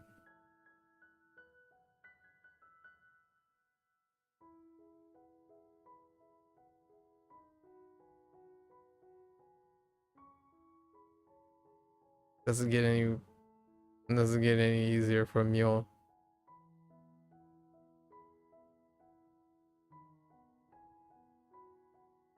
Maybe we'll just do it that way.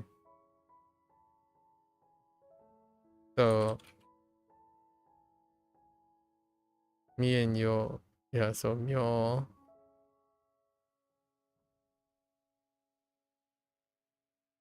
Here.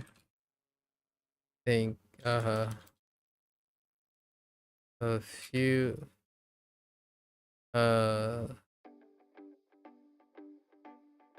few peculiar women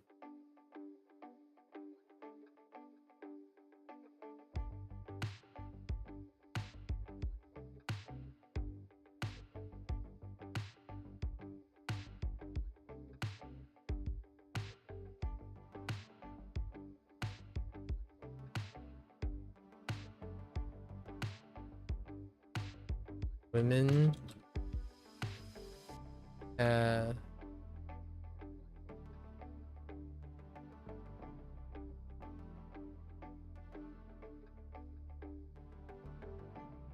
few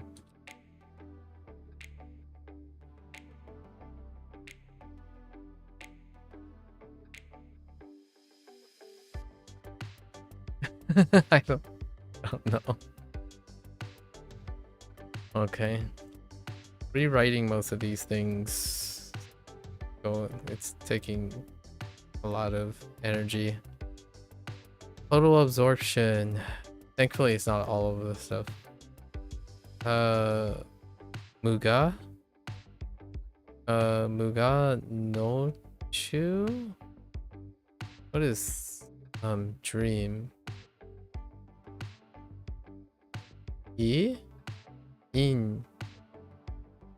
Inchu? 無我夢中 No, it's muchu. Okay, yeah. Muga muchu. Total absorption. Nothing. Ego. Dream middle. You already know that Muga is selflessness. Okay, sure. And crazy about, yes. So this means something like total absorption. You're so into something you start losing your sense of self, just like crazy about it, this can also describe doing something fanatically, losing oneself in.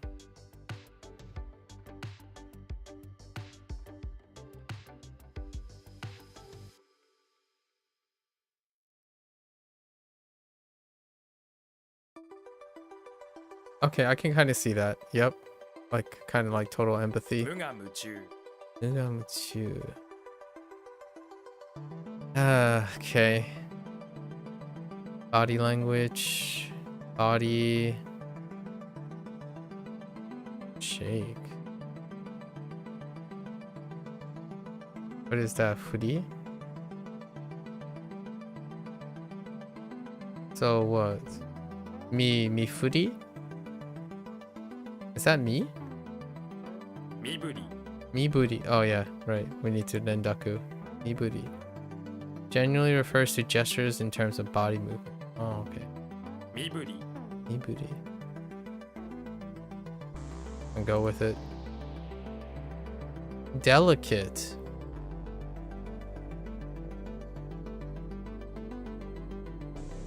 Tiny?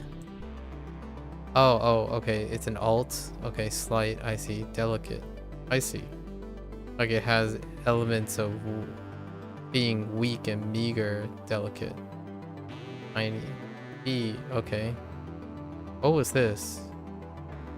Way?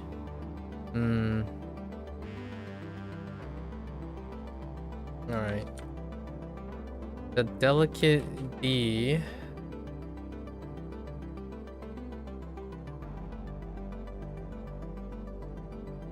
With the winter.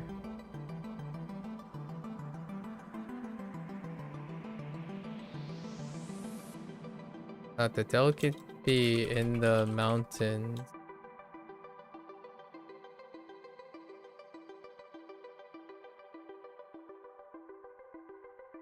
Avoid loitering. Mountains in the winter.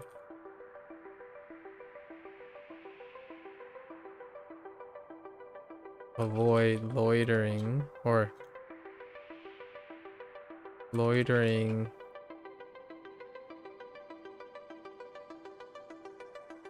Loitering. What is the bottom thing? What did you guys think the bottom thing is? A pie? Okay.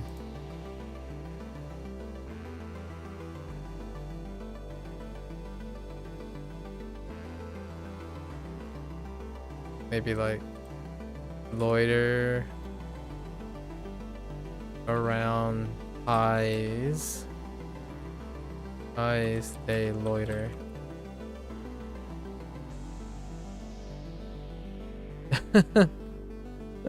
B. Alright. 無我夢中 Mugamuchu. I really am genuinely curious how tomorrow's gonna go with all this forward investment. I'm kind of getting it. It's gonna take like a week or two before the thing becomes a little bit more of a routine and extracting and organizing all the stuff. And then later down the road, maybe it'll be a little bit more flexible, like retroactively.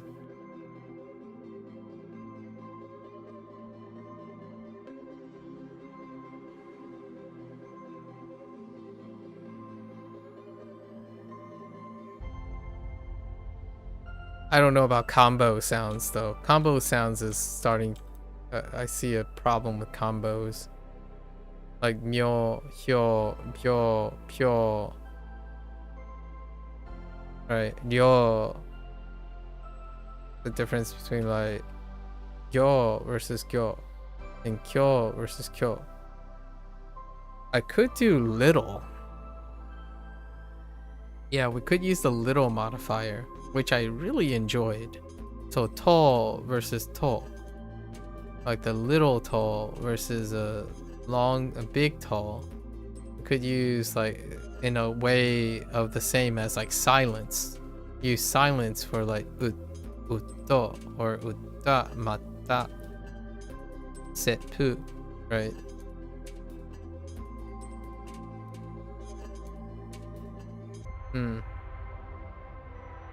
Meanwhile,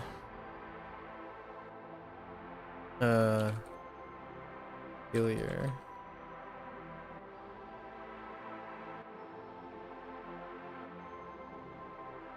回復する 回復する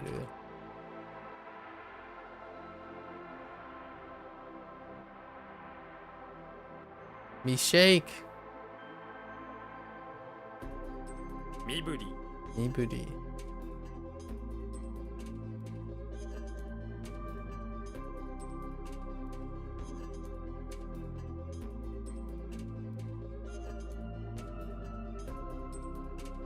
I do. The mnemonics are definitely shorter too. They are on average a lot shorter than HanziHero as well. I'm not sure how much. I don't think they can get any shorter. There's got to be a specific amount of length. There's no way this is Itamu.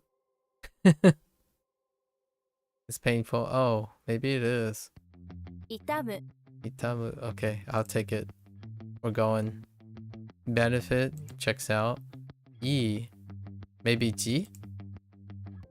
Eki! Eki! Oh, come. Alright.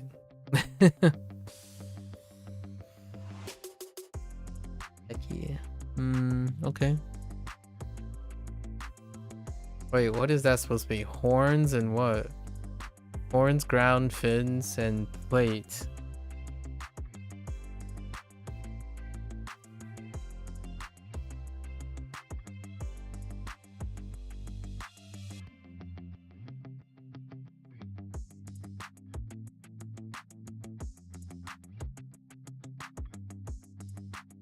What? How are we gonna do that?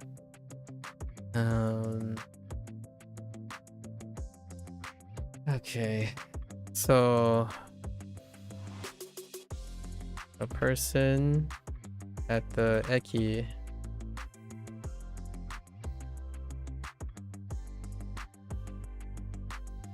bought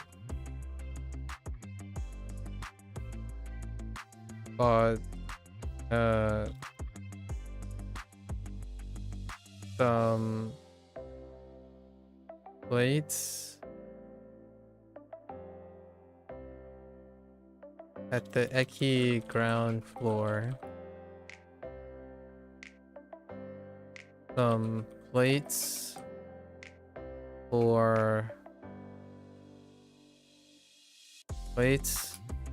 horn decorations, and fish fins.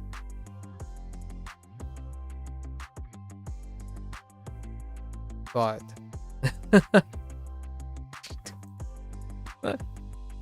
sure. Furigana. Okay, furi. And we have the gana. Okay, furigana. Okay, that's fine. We're fine.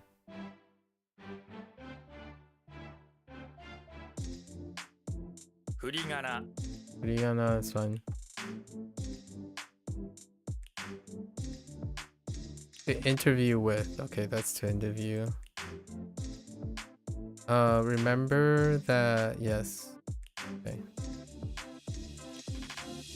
Not an interview for magazine. It's an interview for a job or admission to.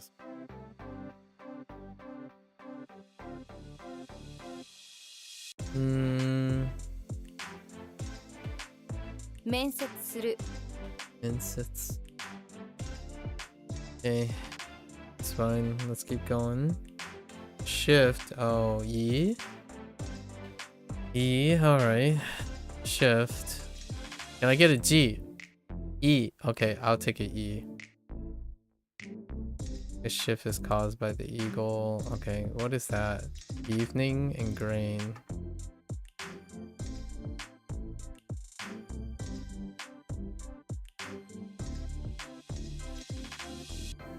The eagle in the evening shifted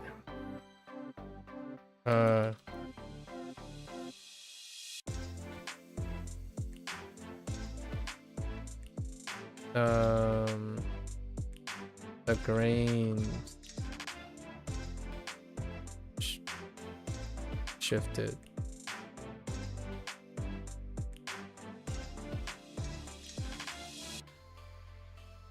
Okay, it's fine. This is good.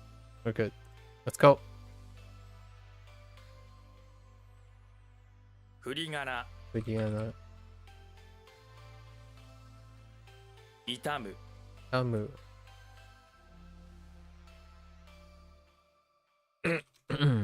Okay.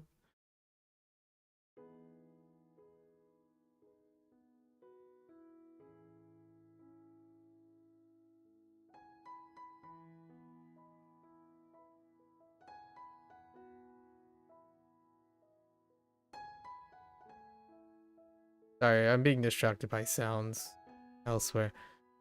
It was the guy person at the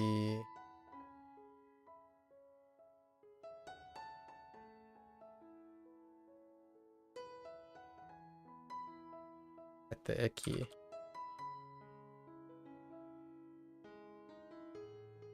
I totally forgot the benefit. I meant to write for the benefit.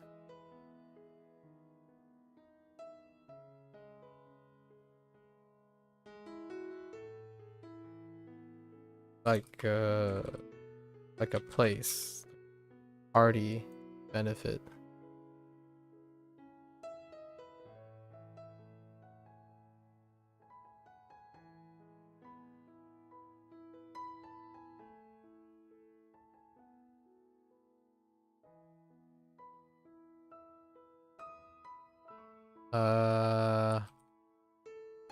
Typo. 面接する Okay. Talking to yourself. Alone? Say, okay. Yeah. Alone. The adjective noun version.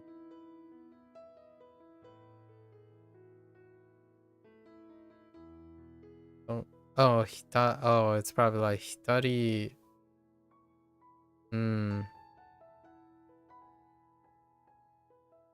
Hitari something. Hitari. Oh no, that's not. 独り言 Hitori goto. Oh no, not hitari. Hitori. And then, oh, this is taking goto. I wouldn't know. You're mean to yourself. Oh my gosh. Okay. You now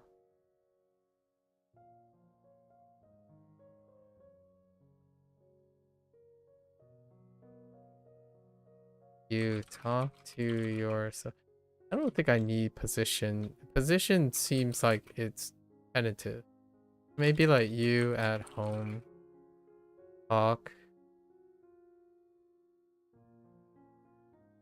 Cool.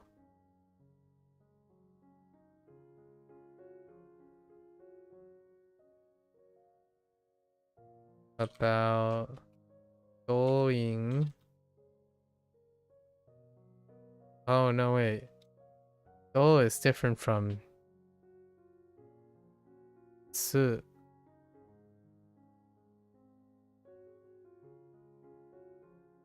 What do I use for hito?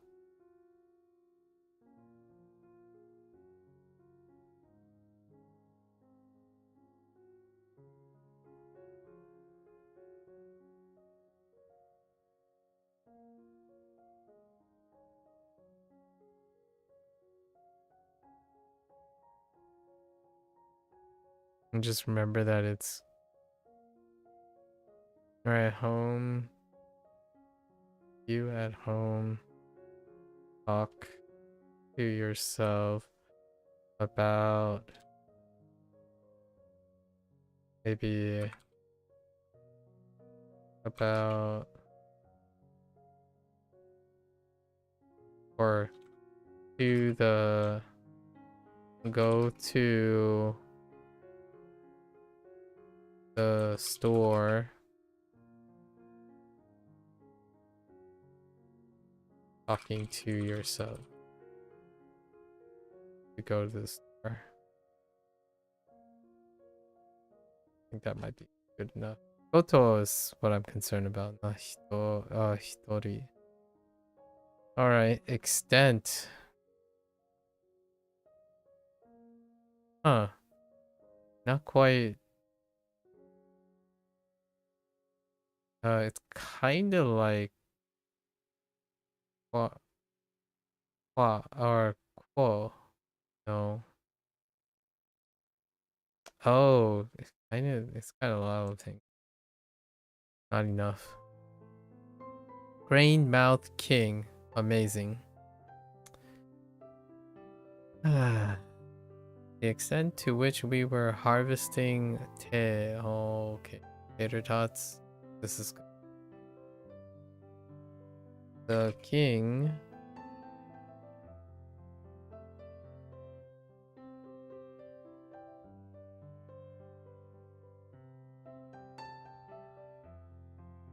at home. Some grains and taters for his mouth. He requires extent. I don't really know how I'm gonna fit extent. Maybe like a large extent of grains.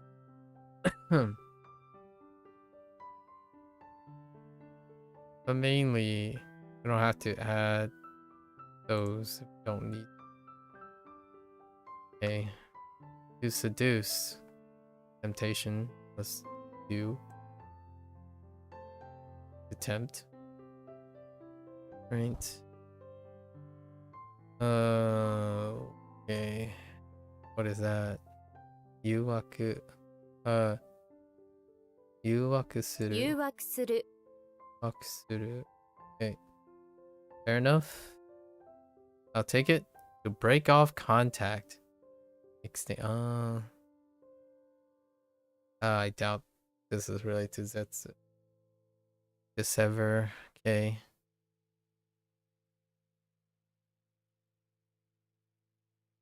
It's not related to Jie? It could be Jie. Not really. Sort of. 立つ Tatsu. Okay. Tatsu.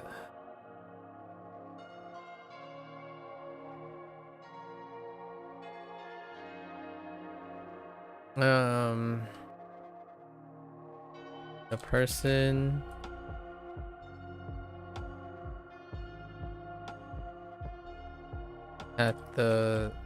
in the Zeppelin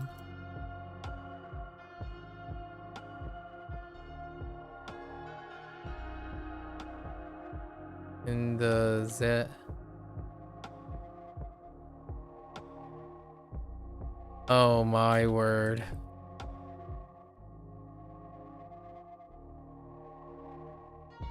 Zeppelin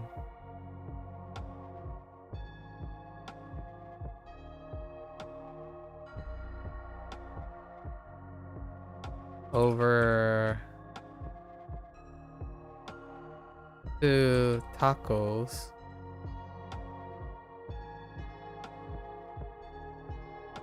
Broke off contact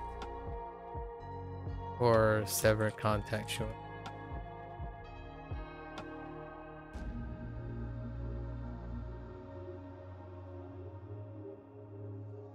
Oh my. Yeah, I'm very much looking forward to tomorrow to see how this works out. Spirit. Oh, essence? Is there essence? Pure.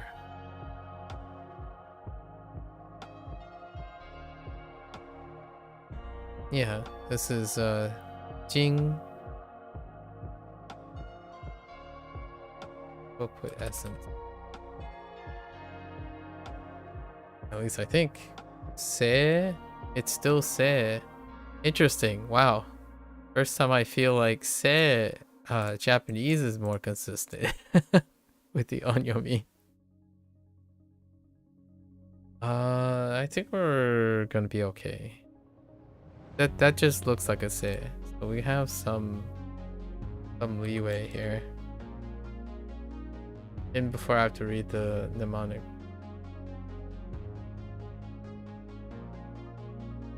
Yuwakuru.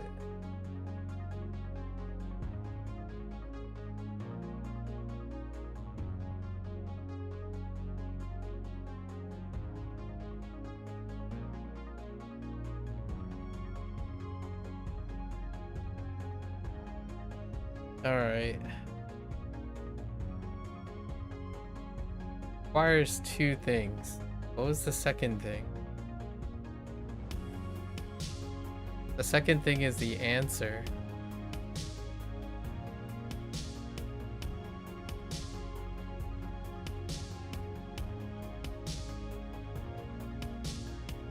I don't know what the second thing is. It's again tater tots. Oh my gosh. Maybe I should avoid associating double stacking food. Or I can make it relational. As in,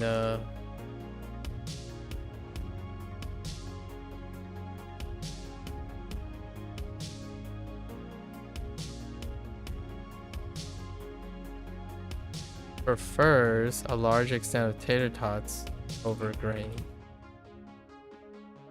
Okay.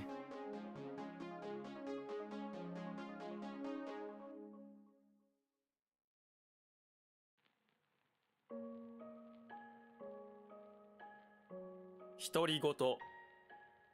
Goto. Okay.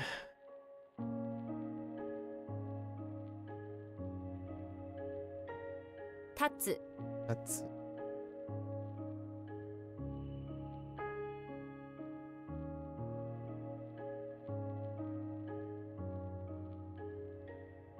getting close. Candy shop. Free. Line up. I'm not sure about line up.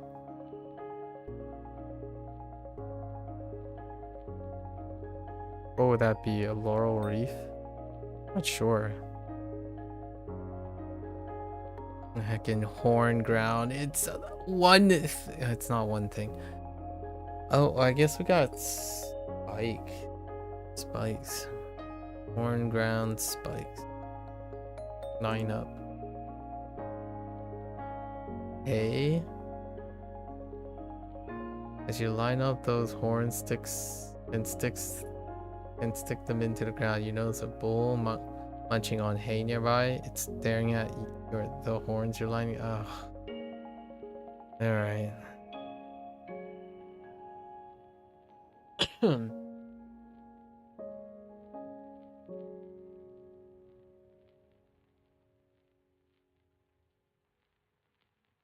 Okay.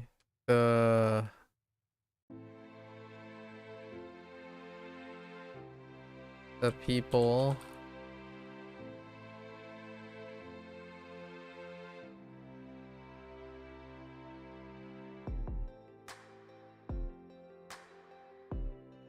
along the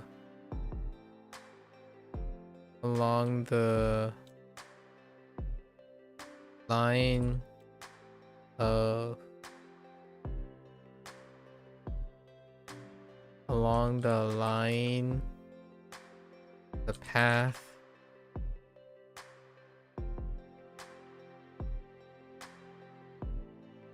laid lined with hay.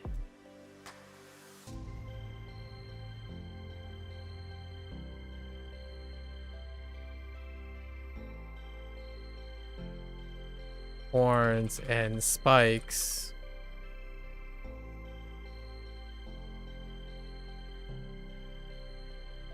Lined up.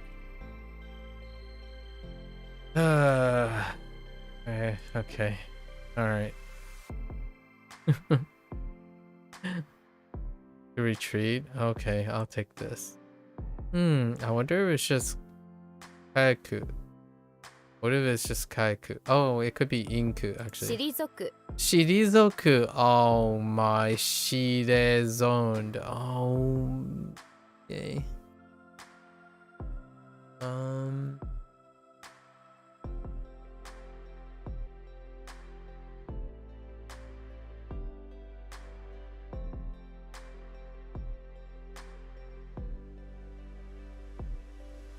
What is zo for? Do you have a zo?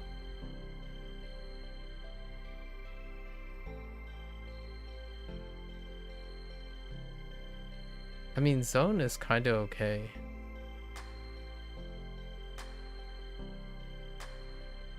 Or is it zoo? No. Zoo is the other. Okay. All right. I could use Siri. Siri.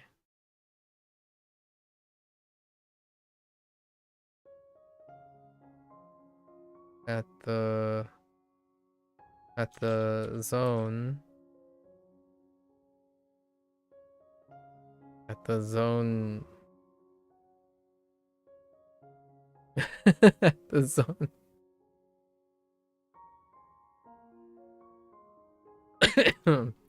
At the designated zone. Oh. Siri to the designated zone. With cookies retreated.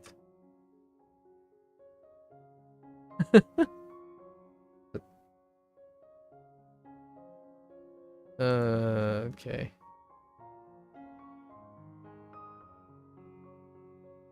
Savings box. That's okay. So chokin. Oh, I wonder if it's hako. No, probably not. So 貯金箱 bako. Oh, it is. Okay. Chokin bako. Oh yeah, that's right, because it's onyomi. Bako just is a weird onyomi. Oh no, it's not. It's a kunyomi. 貯金箱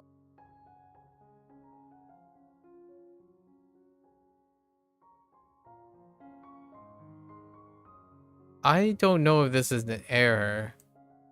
It's not a jukugo. Jukugo is hako. Hako is labeled kunyomi. Maybe it's supposed to be one. Wait. It unexpectedly does change. Does not change. Wait.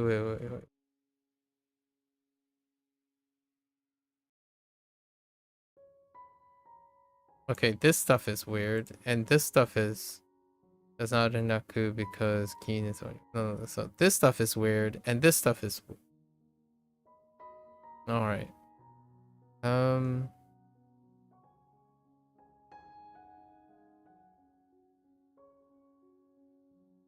Give it a pass. Constitution. No, but it does kind of look like Ning. I don't recognize it. Yet another. 10. Your country's constitution is being protected by other than Ken the Samurai. Okay. But we have what? Net, roof, net, heart, or life? Root? Yeah. Roof, life, net, heart. The roof protecting your life and the net protecting your heart are both protected.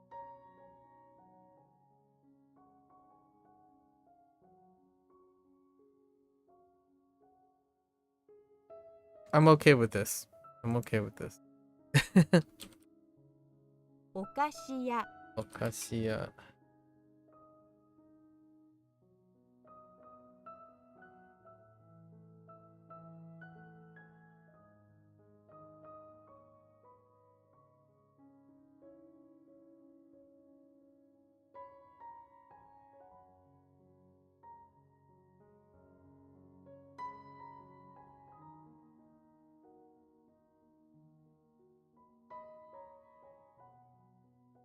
I totally didn't weave in Thai in any way possible. And why is it that I didn't do that? Or did I?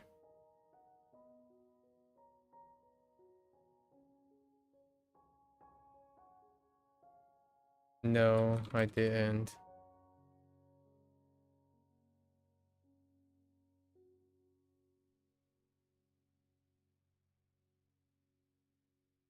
I don't know. I don't know the middle thing. Uh, eh. Yeah, I didn't use Thai.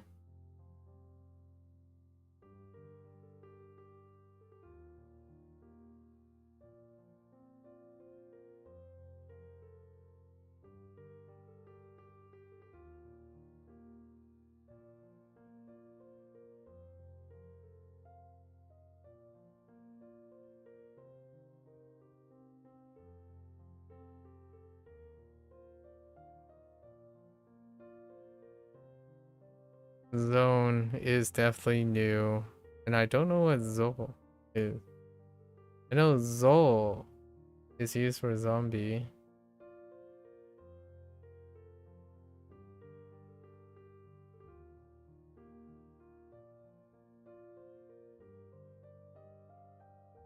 Yeah, there's no... 退く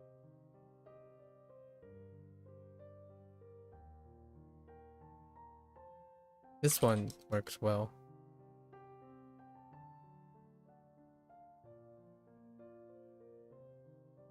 貯金箱 Game.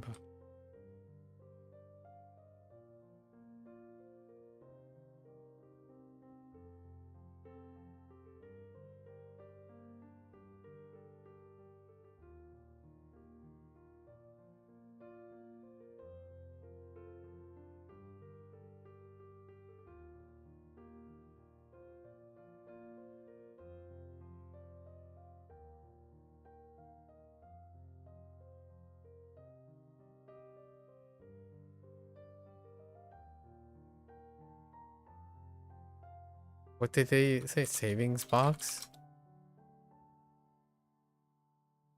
Comparatively.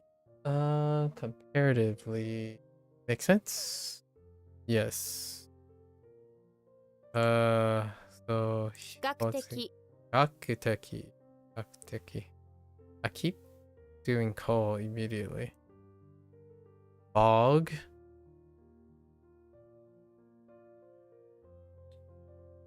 Don't know of any bog that I'm aware of. Beckon and or summon. Yeah. A tsunami can't resist a call of a bog. Ugh. Kunyomi. Yuma. Reminds me of swamp.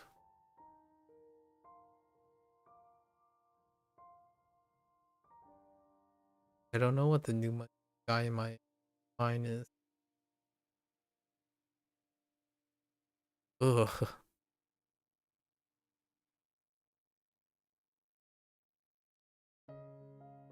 New for nude and ma.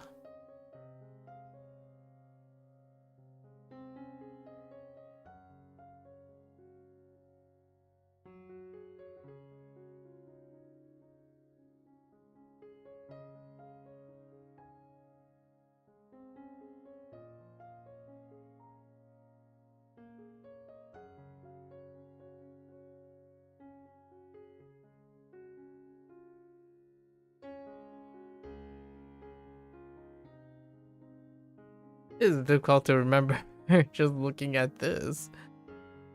Numa.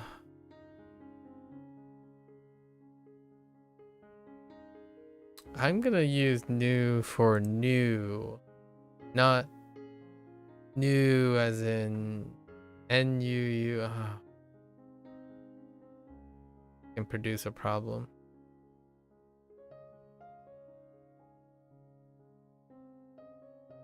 Fine. The new ma, right? New ma at the bog.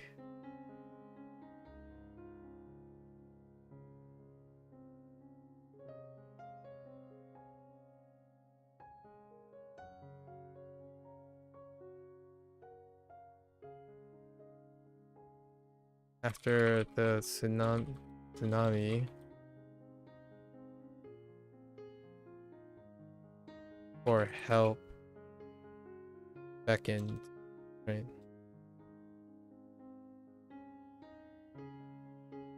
Okay. Big mistake. I know, right? Big mistake. What is that? Aimon chigai? No. Oh.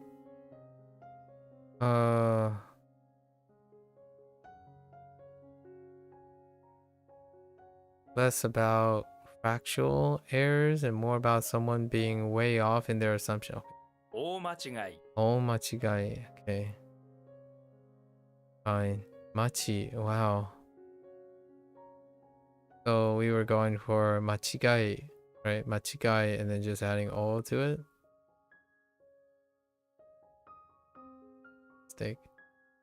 Okay. I think we're okay with that. I'm okay. Oh, this is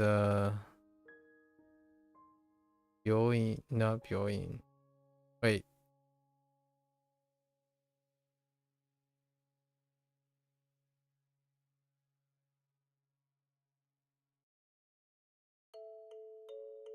Yubin kyaku, right? 郵便局 Kyoku, not kyaku. Yubin kyoku. 郵便局 Try. We're just gonna try. Populous. Kind of looks like Jew or shoot and stuff. It's a little different. Might even be more confusing. Shoot, that kind of checks out, lines up. Blood and hair and tofu makes up the popular. Yeah, I just it often feels like most of the mnemonics are like, oh, it's just these three things together, that's it.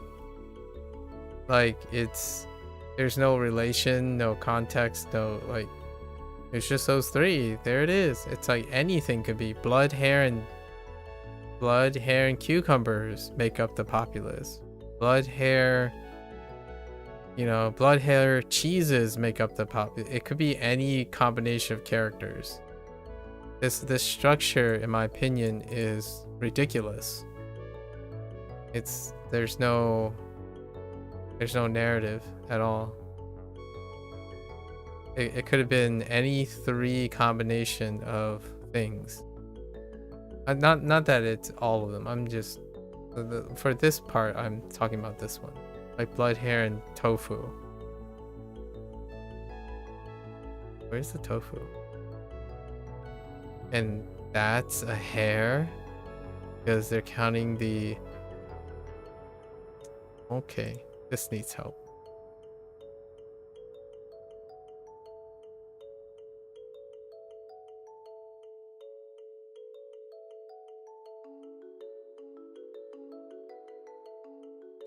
Oh no.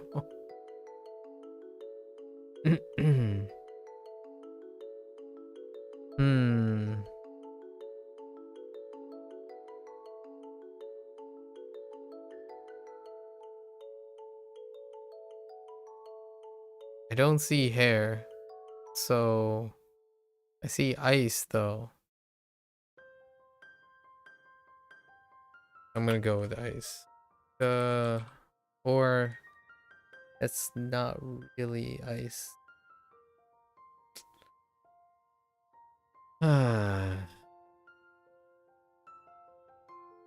Alright. The members, sure. The members here require a populace. The populace here, man. Some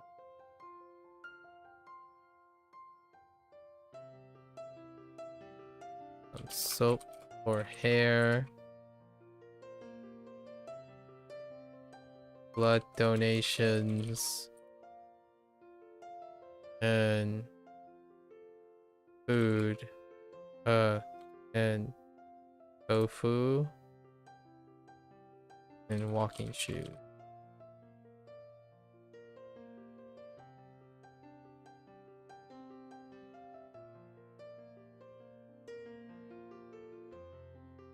Requests, yes.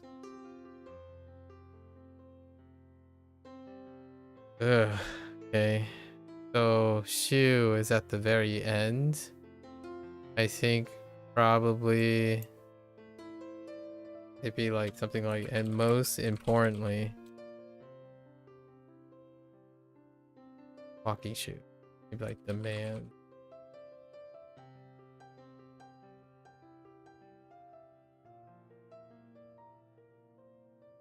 Okay.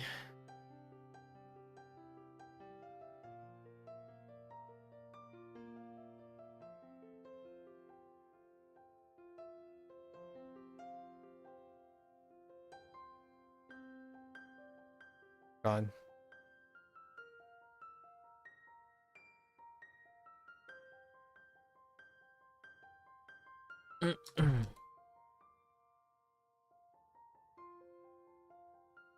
Hikakuteki.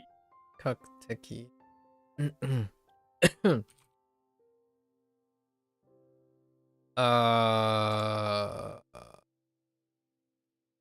Comparatively, I guess it has to be adverb. I think that's being too pedantic. Fine.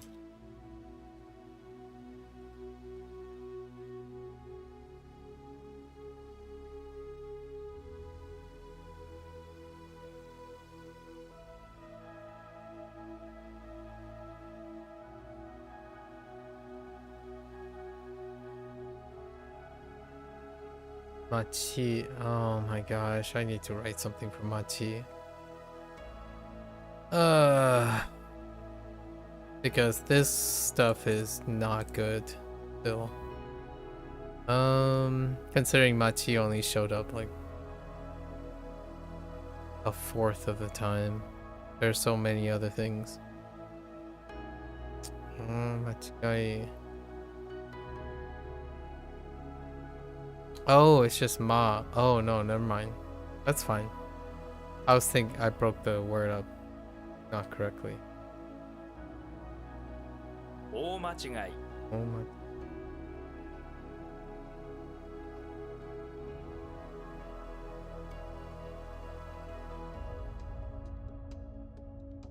Hey.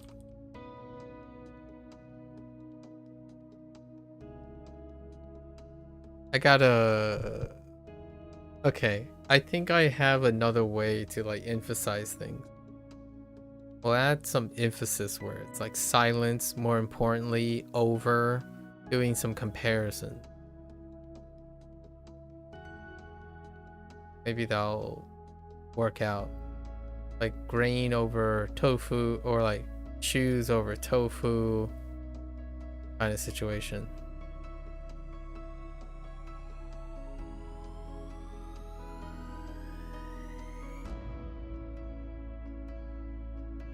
Yubinkyok.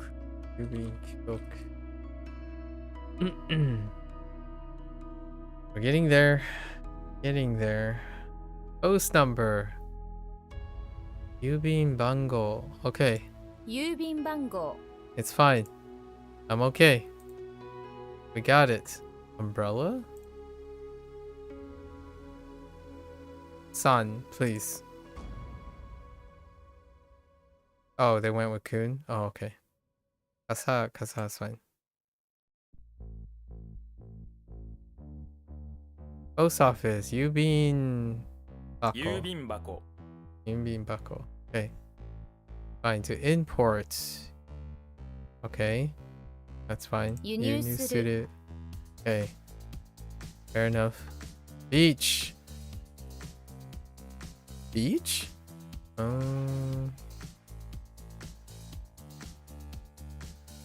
Hama or Hama? Hama.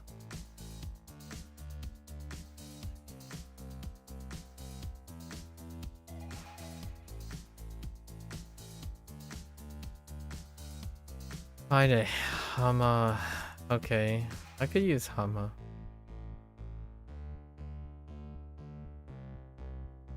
Nami, you find an axe on the ground next to some fins on the beach.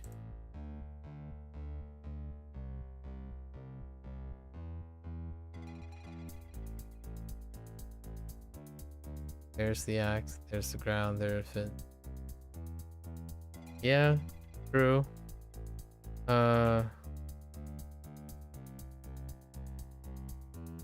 Someone after the tsunami.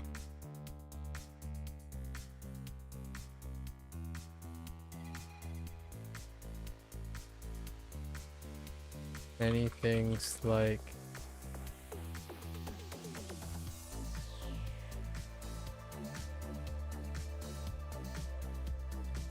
many tools like hamas and axes. Many things like fins, axes, and especially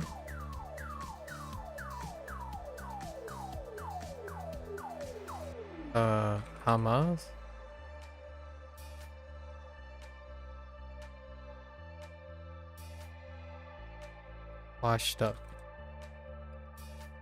Washed up on the beach, or washed up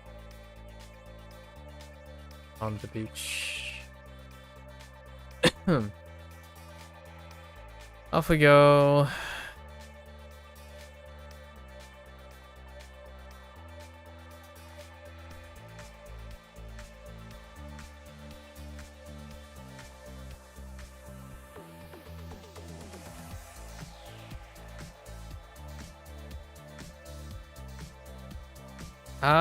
I keep typing. Oh, any quick questions? Do you have a name for the piece on top of the thing? I use HanziHero's thing. It's a dagger. Yeah, I just use a dagger. That's the most common thing for me. And a dagger is very useful. It kind of just utilitarian. Dagger fits into a lot of mnemonics, so I enjoyed the dagger. What did they use? Did they use prison? I don't remember. I think WaniKani might have used prison. Or maybe it's not a prison, it's just nothing. I think they just use nothing. But the closest thing WaniKani would have is prison, which is not great. To me anyways. We're like rewriting everything today, so hopefully in 12 days I could make heads or tails of, wait, is it 12 days from now? I only have 12 days from now. Dang. It's actually November 1st. Hold up. 89, 90, 91. 98. It's the 2nd of November is when I have to be prepared for whatever the craziness I'm doing here. It's fun. I'm just really tired. So tired.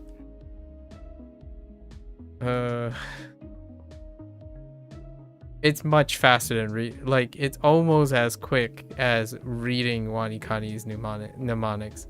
some actually when I read WaniKani's mnemonics, it takes me longer to process the WaniKani's. Like, if I take a gamble and I read one of them, it's a hit or miss. It's like 50-50. Sometimes it's like, oh yeah, I like this. And then the other times, if I didn't read it, I would have made the mnemonic with the same amount of time. Which is very disappointing.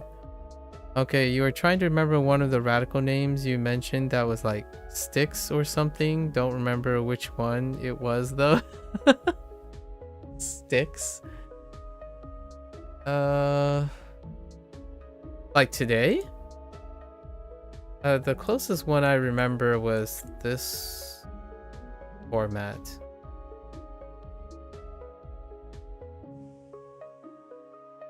I think it was probably the last thing that I remember that had a stick, a prominent stick today, was this, which is mastering.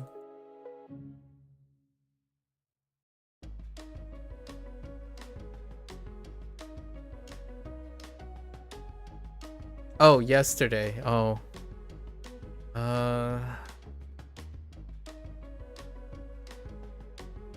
Yeah, I don't remember. Too many sticks.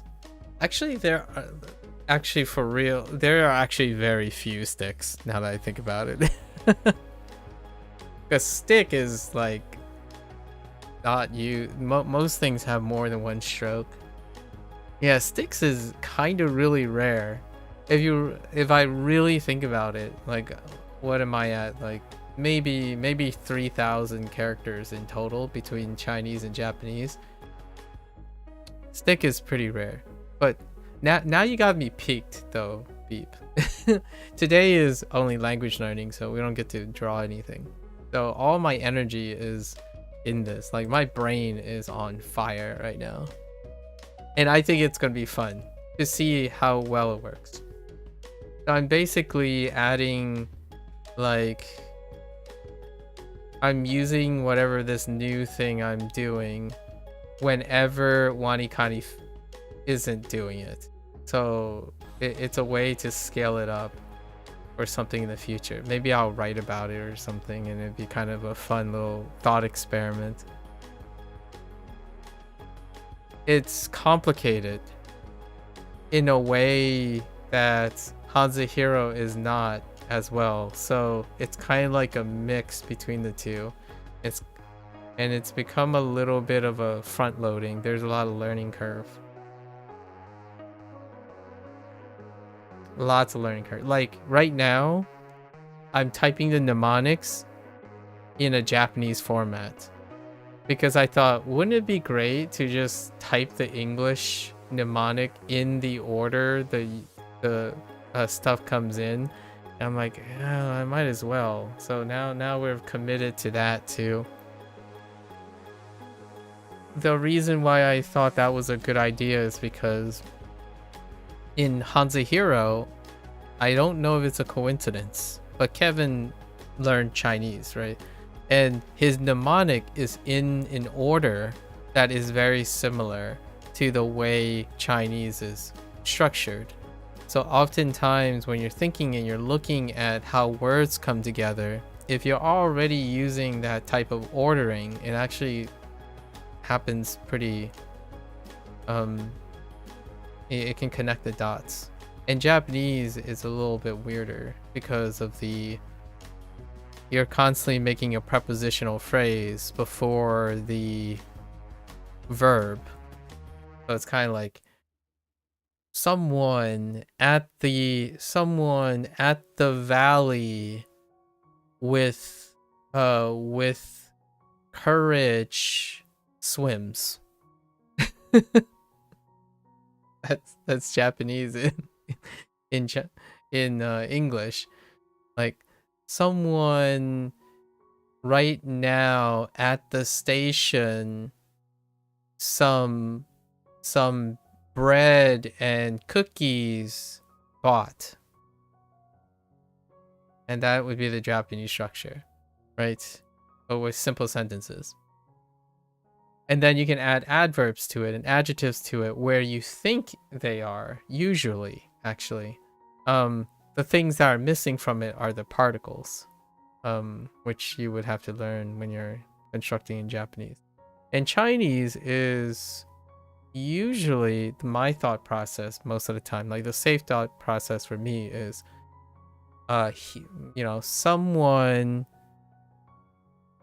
on the table, right? On the table receive this thing. So you just reverse the last parts, which is the when you start doing direct objects, indirect objects, and then the action. The action comes before the direct or indirect object most of the time. So it feels a lot more closer to the importance is the emphasis on time and place before your statement about the description versus after, which I feel that's willy-nilly in English. You can add that after, before, or after. Most of the time you have to listen to the end of a sentence. Like someone bought fins at the store.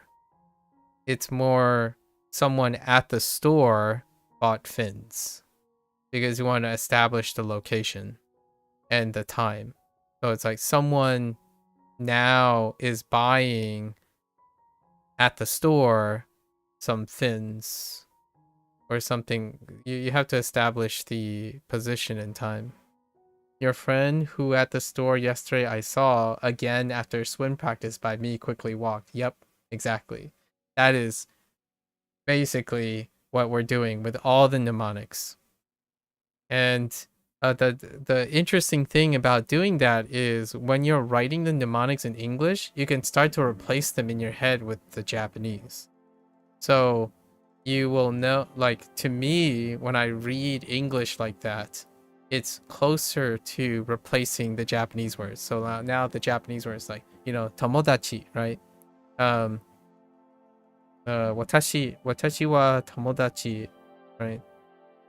And then you have to say who at the store yesterday.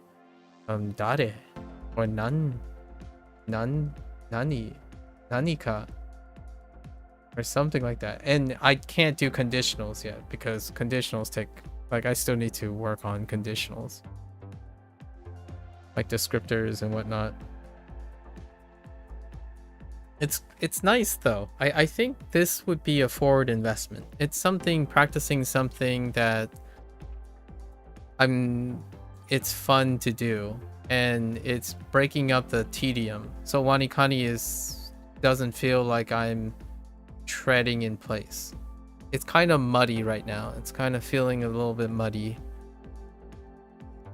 I basically skip, much like a lot of people at this point, where the mnemonics feel very tacked on. It's one of those things like, okay, you see these three radicals, and they're like, oh, at the store there's just these three radicals, because they're really tough. Like, how do you relate them? Like, if you have shellfish, you can make up a character, right? You can do shellfish, I don't know, throw in a grain, right? Throw in a grain, and then maybe like throw in a liter, right? And then your mnemonic is like, at the store, right? At the store there is a liter, some shellfish, and some grain. Like, great. It could be anything. Like, it legitimately could be anything. And that's where I feel WaniKani has fallen, like, off quite a lot. Now, HanziHero also has that issue to quite an extent, but HanziHero has a structure. So it does, like, at least the store stays the store, or it stays the English manor. It stays the electricity plant. So you have other information that will be there regardless. In WaniKani, it's like I don't know if it's a store, marketplace, it's on the beach. All of these three things could somehow be there because they don't contextualize any of their radicals, or they don't make the attempt to. Not for all of them. The ones that are bad are the ones I'm rewriting. So the ones I'm rewriting are the ones where you have a shopping list. It has tater tots, wheat and grain, or like postage stamp. And I'm like, well, it could have been apples, and like it could have been fruit plus grain, and like what else do we have? You'll have a combination where it's like it doesn't help. It is what I'm trying to say. You got to get back to your mnemonics building. You're actually retrying something like the Hanzi movie method, but for Japanese, since you mentioned the kind of stuff yesterday. Yeah, that's basically what I'm doing. I'm like combining the stuff that works. So if you're using certain things, it's fun to experiment to see if you can combine, recombine and combine things. If at all, like, hear me out, there's a silver lining to all this. Whether your mnemonic building works or not, you're still making connection and repetition with rote memory. So regardless of what you do with mnemonic building, right, you're like building an application and stuff, you end up learning the material regardless if your system works. It's kind of like if you want to create an app, the act of trying to create the app leads you to learn the things, but if the app works, it's a bonus. Like, then you can build something else or learn something that the app manages to create. But in the process of doing the app, you end up learning all the foundation and information that's involved in it. So that's kind of why I feel video games are fantastic. Gamification is fantastic, provided the person understands that they're still learning things while trying to solve things. And that's kind of what I wanted. That's kind of what I'm doing here. When things get too samey, it takes about, for me, 100 days. I would say 3 months is probably the cap on things. I try to change it up. So usually it's about a month's time. It's a healthy time to add a little, take away a little, experiment a little, so that you're not doing the same thing. So enough things. I say 90% of most of the stuff, or 80% of the stuff stay the same, consistent, right? Consistency builds foundation. And then 20% of it, you throw something in. And I think artwork is very similar for me in that way. If I continue to do Inktober, like for example, next month, if I was doing artwork, I would throw something in. You know, like, you have your consistent things. I would keep 80%. Like for Inktober, I'm keeping like 80% of the stuff very foundational. So I'm improving on that 80%. And then the 20% is coming from elsewhere, like the prompt or an experiment. So then every day you have like a nice blend and a nice mix of things, which makes it so that you don't feel like you're trudging in place. I think, to me, because of the internet and stuff, I really do emphasize that trudging in place, that grind stuff. You see people sap their entire passion out almost. It almost feels like it's overnight.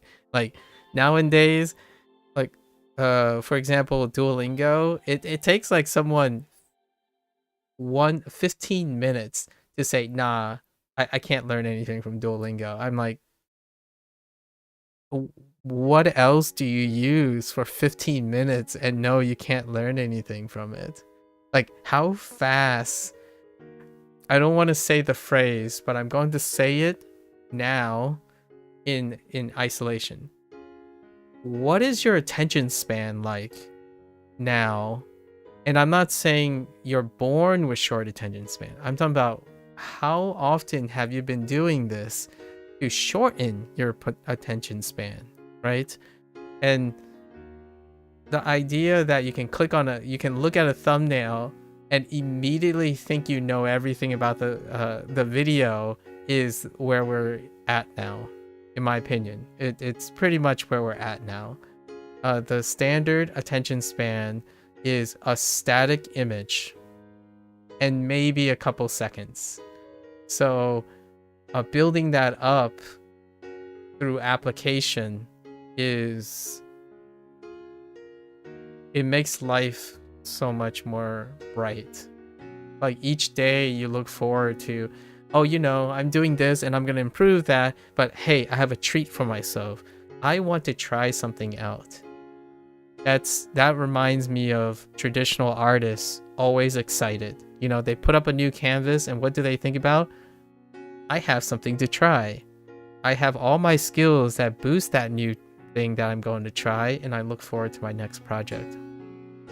As opposed to swiping like 5 seconds, 5 seconds, 5 seconds. Oh, I have a good idea. I'm over it. I just go back to doing the exact same thing I've been doing for that I've been doing for the last 4 hours. It's like, oh, I have a great. Never mind. I'm over it. That's how I feel when I think about people not having anything interesting to do with their spare time as well, right? They would, to me, that's how you explain how someone is bored and have free time. To me, that's so crazy. I still think it's kind of hard for me to not sound, to be able to sound sympathetic, because I can't see how someone's like much younger or ambitious or working or care about a career or want to build a career, and the first thing they say to me is they can't help but be bored when they have free time. Go work on your ambitions. Go work on your career. Here's one thing where someone says, oh yeah, I don't like studying, right? I don't like studying. I don't like doing homework. And then the next thing they say is they're bored. I'm like, well, if you're gonna be bored, why not study? Like, well, I don't like studying.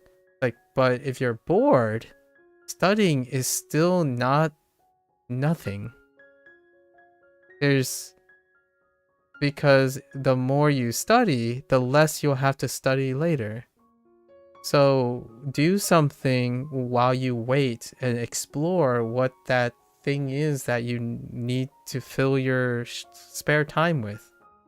Listing around and drifting, time doesn't wait, Time doesn't wait for people. So if you're gonna do something and you're bored, you gotta find an inventive, creative way to make it matter.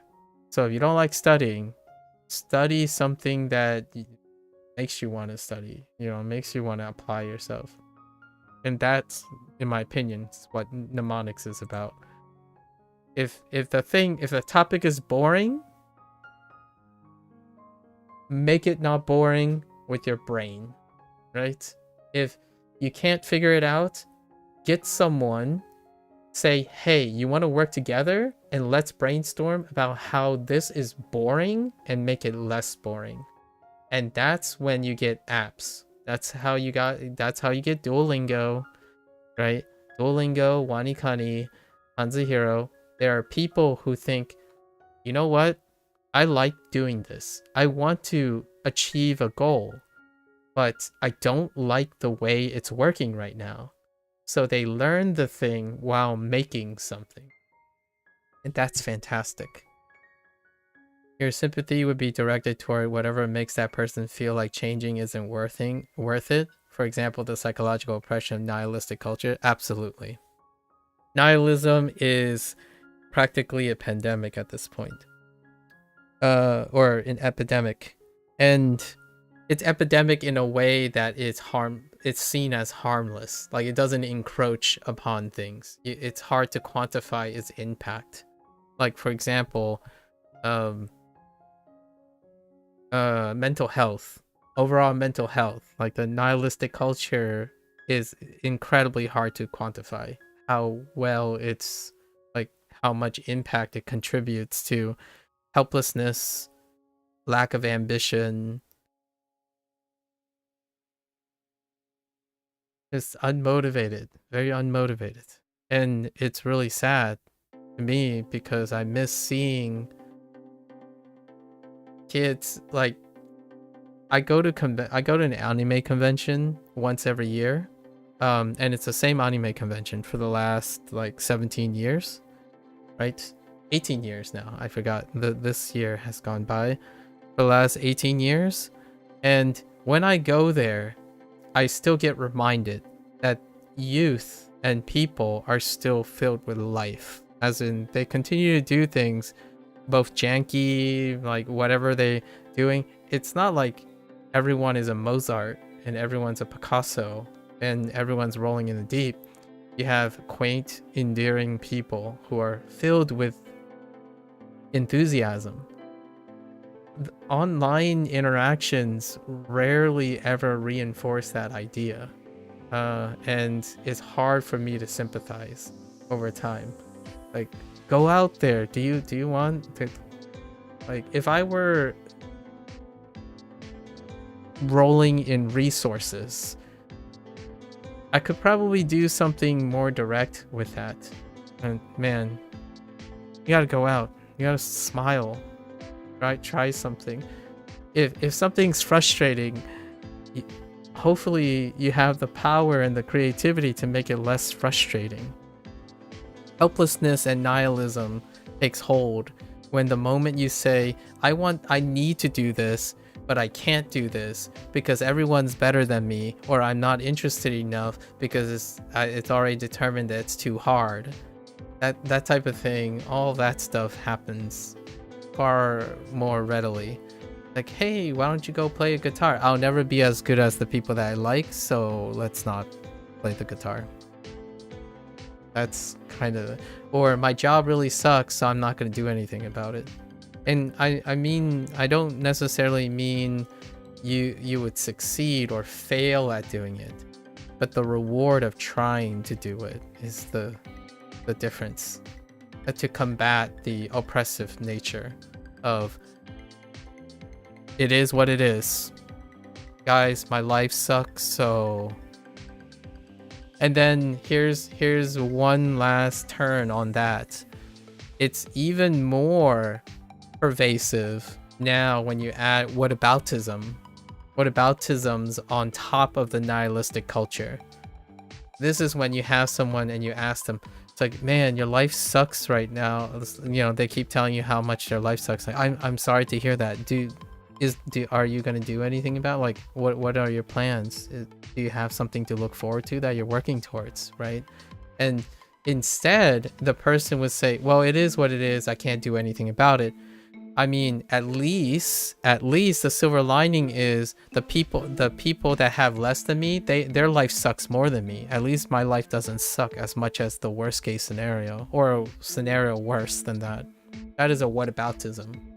And it happens in the reverse too. Like, when it comes to people doing a good job, like, hey, that's awesome. You managed to produce a piece of work. Way to go. It's like, well, I mean, there are a lot of other people who does this in shorter amount of times, and I'll never become as good as those people. That is another whataboutism. The idea is just, what about the other examples? And oftentimes those examples are used as a convenience to psychologically suppress your own enthusiasm for what you do in your life. Because of the insignificance, you're constantly creating a situation, a double edge for your insignificance. And it's not all self, right? When you go on the internet and you talk to other people, they do that too, to each other. So you're like, oh yeah, this kid is going... I'm not saying everyone. I think a larger majority does, where they make someone's actions and products and goals less significant because they cite a fact using a whataboutism. Like, this kid finally completed the N3, right? In N3 in Japanese, and then someone's like, get on my level. There are so many more people who completed N2 now. Why don't you go and can complete N2? That is what I feel like when you're on the internet.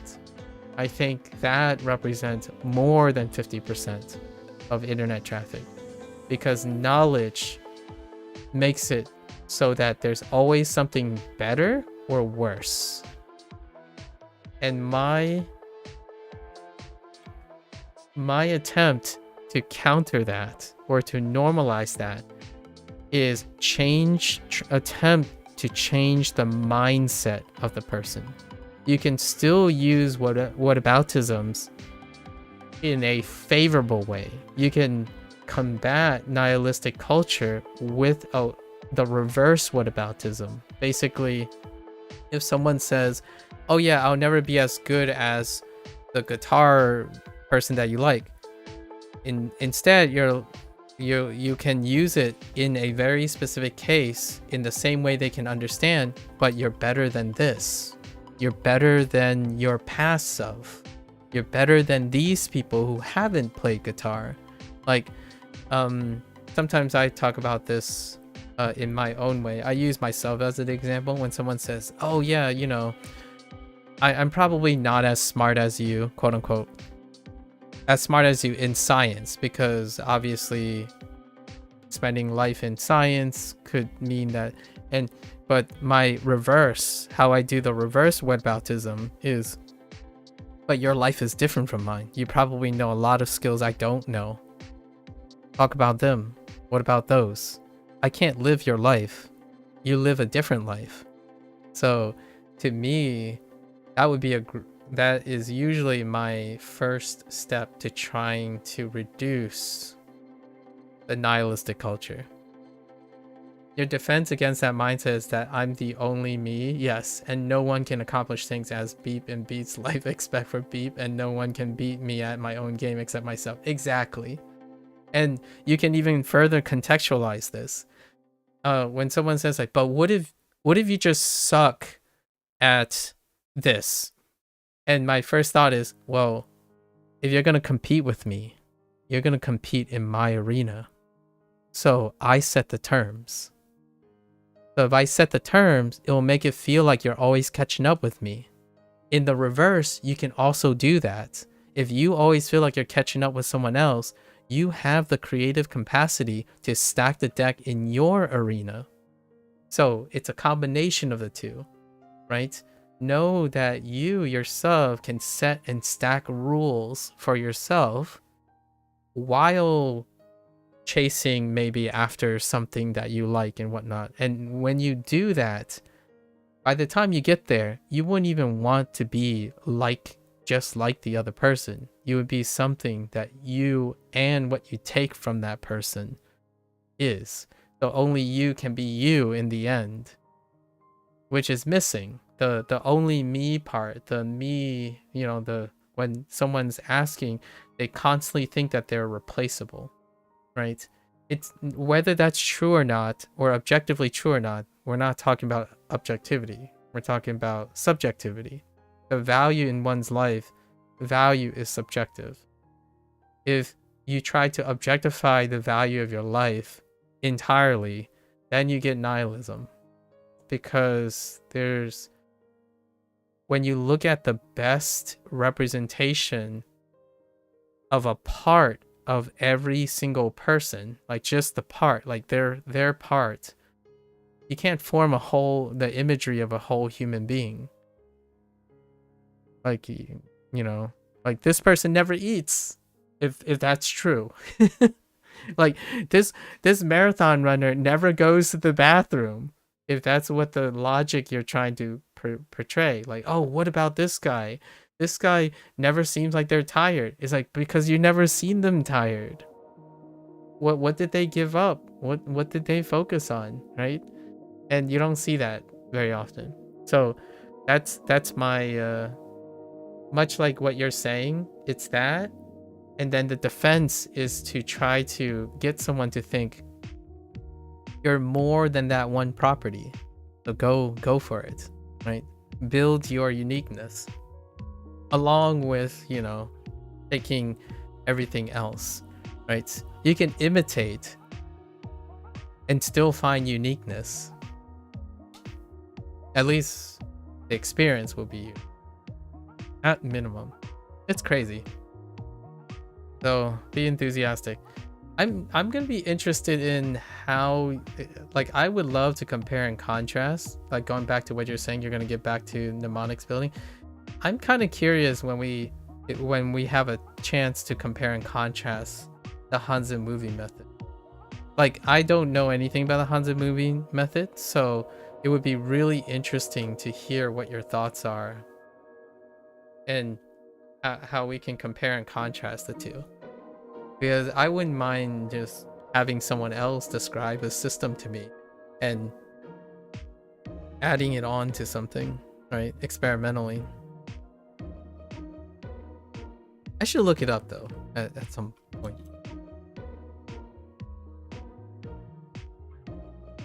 Let's see. Wait, why was I having trouble with this? Oh, I keep typing the wrong 郵 thing. 便箱 Yunbinbako. Okay, we're almost done. Oh, I didn't mean to type that. Okay. Almost done with the longest day in the cycle. Yeah, WaniKani.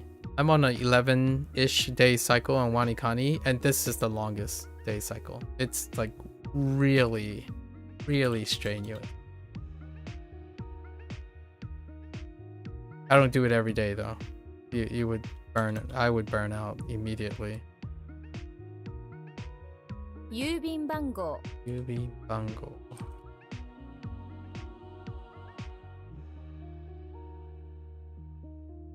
They went with Kun. Okay. What was this? The axe washing up stuff.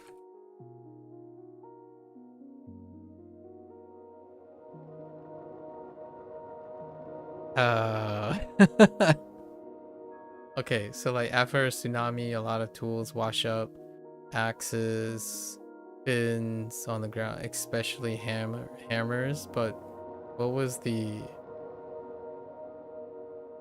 translation? Oh, beach. Washed up where? At the beach. Right.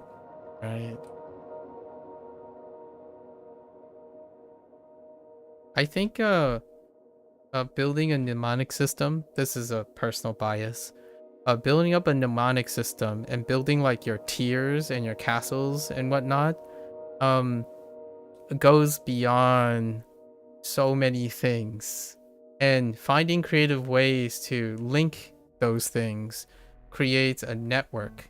Like, for example, how do you create a workflow for your artwork immediately, or an artwork for separate things and entities and whatnot? How do you sort all those workflows and circuits together at the same time and then make them modular? Oftentimes, working on building a mnemonic structure or a framework allows you to take one of the advantages of what I feel quite a lot of people learn through like school, challenging topics, and like computer language. Science, like logical circuits and stuff. Computer language requires this type of workflow. Animation, story writing, composition. Many of the mnemonic building systems engage in doing those things, connecting information in a kind of reproducible routine way while scaling up to take in new information. Kind of basically, in my opinion, the foundation of formal education. You start with foundations, and then that foundation gets reinforced by all the nuances that come after, the specialized information that comes after. Channel you learned the movie method from was called Mandarin Blueprint. Yes, I am familiar with Mandarin Blueprint. I haven't watched it myself, but that was also mentioned. The Mandarin Blueprint. That was raised in HanziHero's forum, Mandarin Blueprint. There's an often comparison between them. I imagine you probably figured that out, and many still mentions like Hazix and all that. I will have to take a look at it, the Mandarin blueprint, sometime this evening. I'm trying to catch up on categorizing all the recent videos and stuff, so I'll probably have time this evening. Because this won't be a full evening, although it's already past midnight. We're near the tail end though.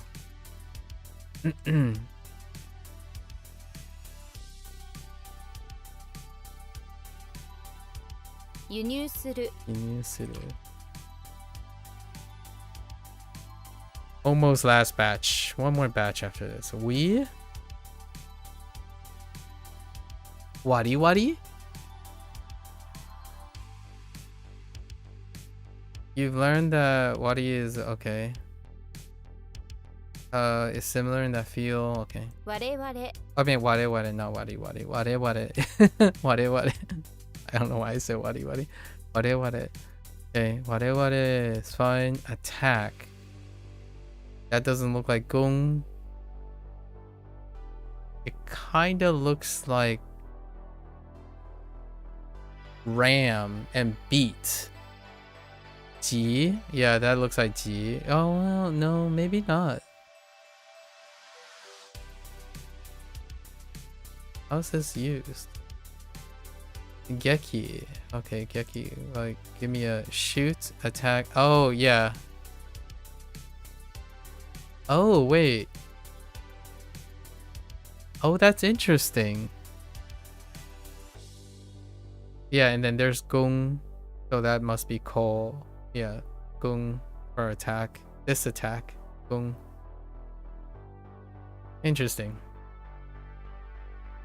I do this all the time. It's like so much fun. Like, it's my reward each time. When I'm reading kanji, I'm reading Hanzi. Largely because now the mnemonics and stuff constantly gets unified in one flow. So whenever I'm thinking about a character, I can think about an associated character. And then Chinese is pretty much the same. So oftentimes whenever I'm thinking about this, it's like, okay, there are 3 or 4 other characters that can be grouped with this. So slowly I stack up categorizations.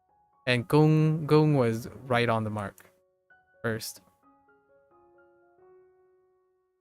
Yeah. So car, weapon. Let's see. Car, weapon in hand. G. Geki, huh? Alright. So let's work this up. So Geki is our noun. Geki in the car.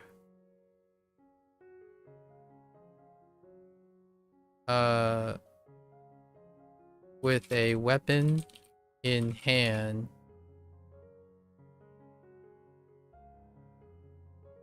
Is ready to attack something. It doesn't matter what. Just Geki. Okay. Alright. Yeah, we're good. Directly.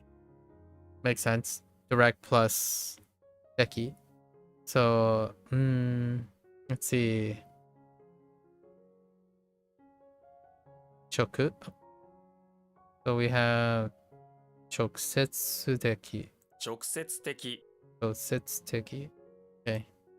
Alright. That makes sense. Directly. Limits. Makes sense. Limits. The degree of the limit. So Gendo. 限度 And then aggression. Oh, interesting. Aggression as opposed to attack. I'm gonna write attack. This is how I do it most of the time. I actually write synonyms for each other across the languages and then negotiate it later. So I aim for aggression, but attack is in the background. That's my incentive for stacking the two. Eventually it becomes like water, like breathing, determining which one's which. Sometimes it kind of inspires the other one. Like, I don't understand this, but with Chinese now I understand this. And then like this Chinese character, and then eventually WaniKani comes along and is like, oh, that's an interesting way to look at it. That actually makes more sense now. Ko, yeah, ko makes sense because gung lines up with ko all the time. So gung and ko are linked permanently. Whenever you see ko, you see gung. Most of the time. I would say 9 out of 10 times. When you see the rag, yeah, this is gung as well. So gung and then ko. Do I need something for aggression? Maybe later. I think this is fine for now. Ware. 我々 How does that work? Us? Okay, people. Us. Okay. Geki. Getting ready to attack. Right. With all that stuff ready in hand. And then we have Choku Chokusetsu Setsuki. 直接的 Chokusetsuki. What is that? Quickly. Gendo. 限度 Limits. Aggression. Alright, last 3. Cousin. Let's see. Obey brothers. Oh, interesting. Obey brothers. Kyodai. So we have what? Ju Kyodai. いとこ Oh, Itoko. So yeah, that makes sense because Ju Kyodai sounds so weird. So the entire is an exception, yeah. So now this is where we learn how to construct mnemonics, right? Because we need it. So let's see, eagle, toe, and children. Okay. So we have the children. At home. I think at home is better than here. I'm starting to feel home. The children at home are the children at home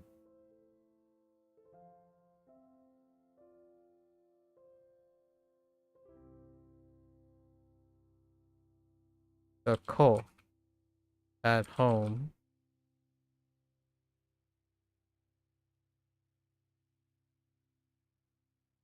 are Ito. We can say Ito.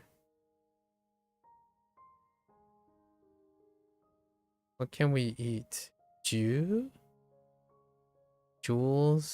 Oh no, we don't need. I don't think I need to pivot to onyomi. The ko at home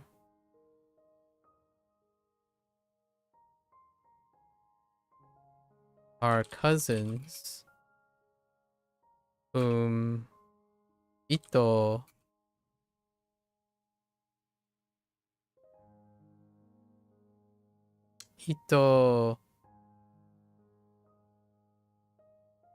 cousins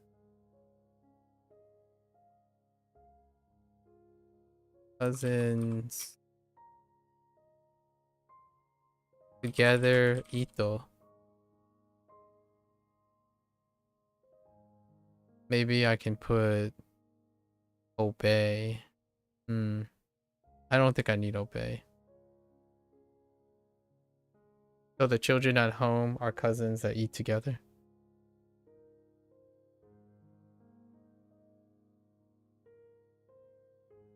Okay. Is cake close?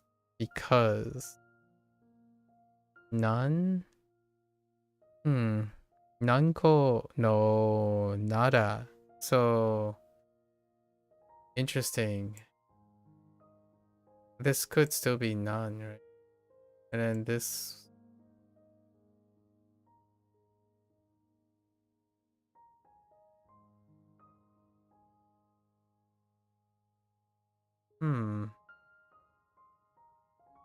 I don't know what this is like saying when it comes to the reason, right? For what reason? Note that this is quite formal way to say because. なぜなら Oh, naze. Oh yeah, that's right. Naze. That's right. I'm so not used to seeing naze as opposed to just kana. Naze. I doubt naze nara is written in kana though. This would make sense now that I think of nara. なぜなら That's fair. I think I need to reinforce naze. So, what do we got? Na. Don't want to use na as in no. And ze is Zeppelin. Maybe I could use it as no. I'll have to come back to this. Na da.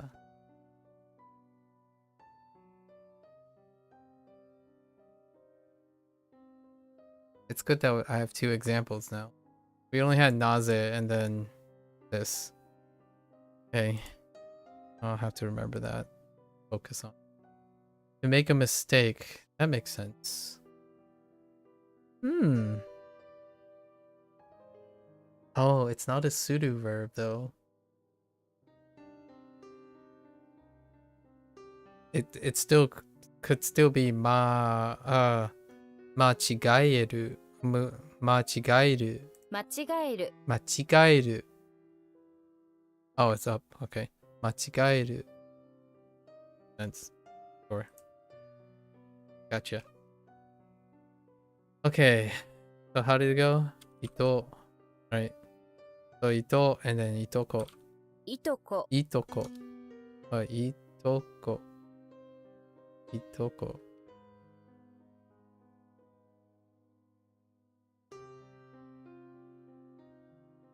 Naze. なぜなら Naze nara. Okay. It's fine. 間違え間る。違える 間違える。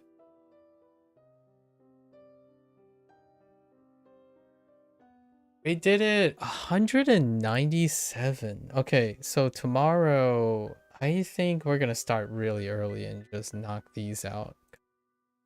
Wednesday, we can move this stuff to Wednesday. Whatever this stuff is. Oh, no, wait, but no matter what, they're gonna stack on each other. Alright, let's go over our new stuff. 6 hours. That sounds about right with the new routine. Trying to do a new routine. Alright, so let's go over our... We start with definitions now. Our routine. Then we go into the mnemonic for radicals. Right? Oh, no. Radicals is just definition. Just kidding. So what do we have? Giant. Before. Barracks. Barracks is the new one. The other two is legacy. Specialty is cross legacy. It's a reference to legacy. And then this is lovely, which is also legacy. And this is odd, which is also legacy. It's only barracks. What we're responsible for. Radicals are pretty redundant now.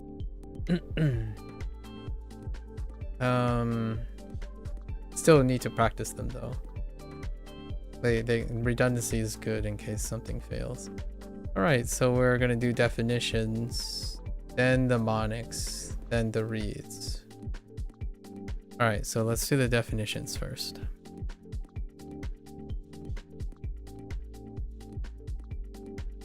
Store.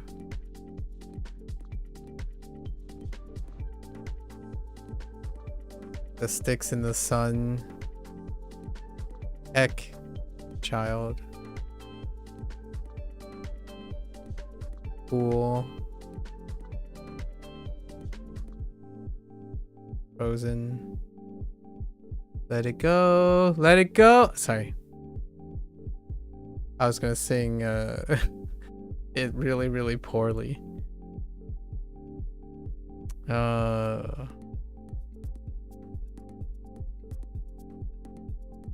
Cold doesn't bother me anyway, right? Poop and strength. Oh, I only know the read at the moment. I think it's childhood.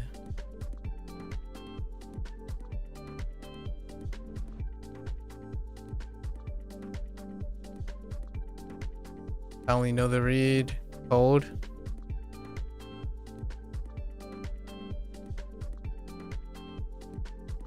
Extent? This is not extent.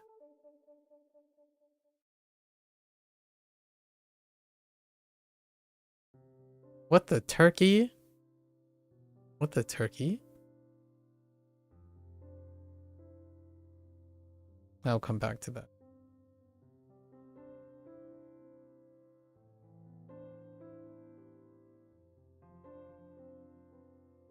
I feel like this is dealing with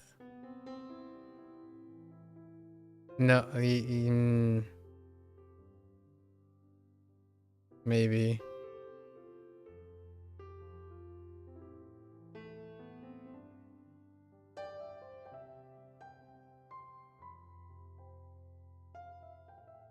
Your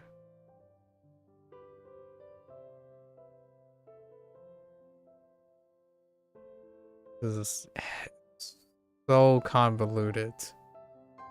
I think this is pure too. Wait.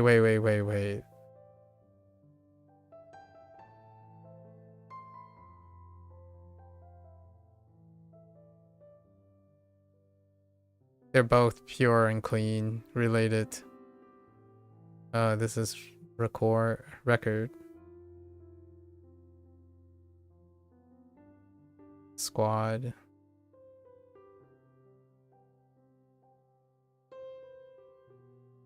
Mastering.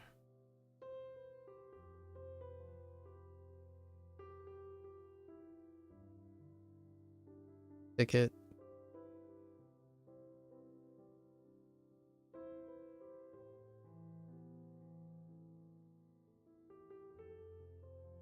Wife. Peculiar.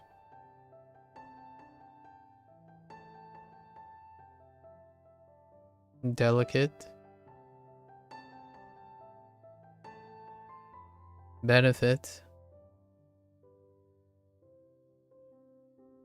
Shift.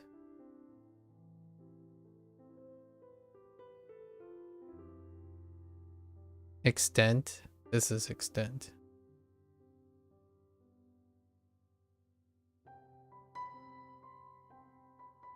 Spirit.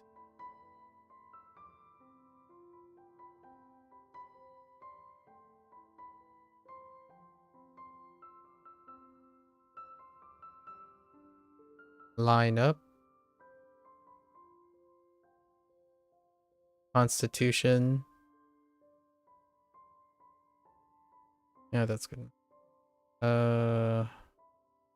Bog.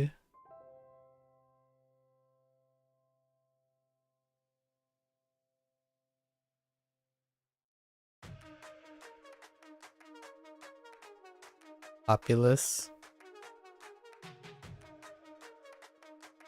Umbrella.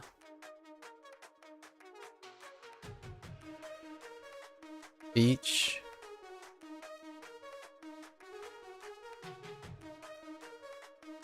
Attack. Aggression. Alright, second pass. The mnemonics for the read. So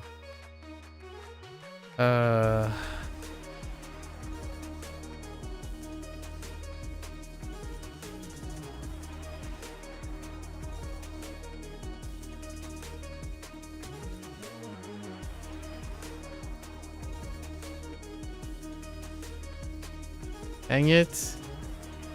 That one's lost. Oh man. Jesus.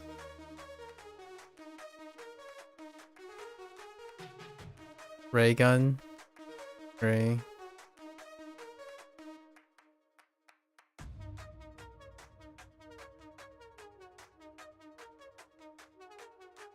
Wait.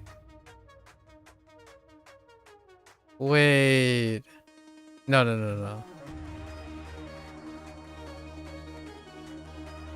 I think this is Tokyo.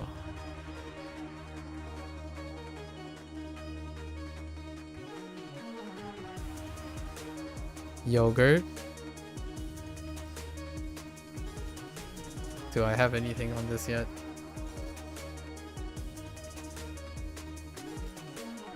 Something makes me think this is cheese.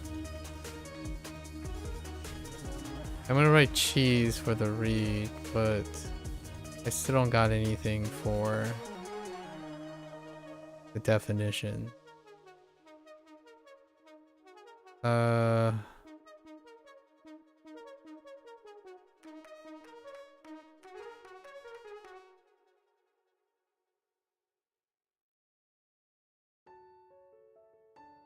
I got nothing. Okay. This is Saber.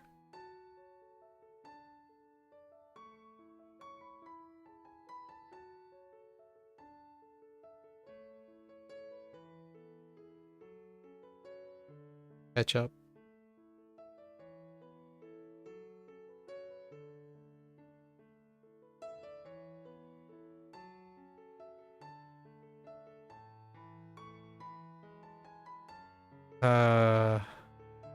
All I can think about is something about dad, but on this recording. Oh, Roku. Rock.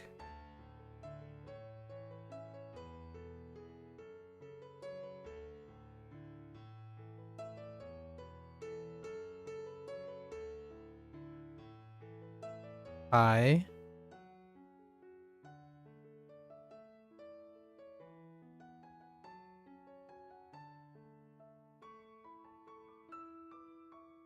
Choose.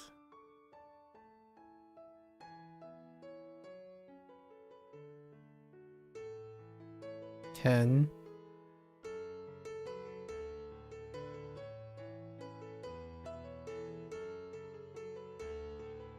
Fool.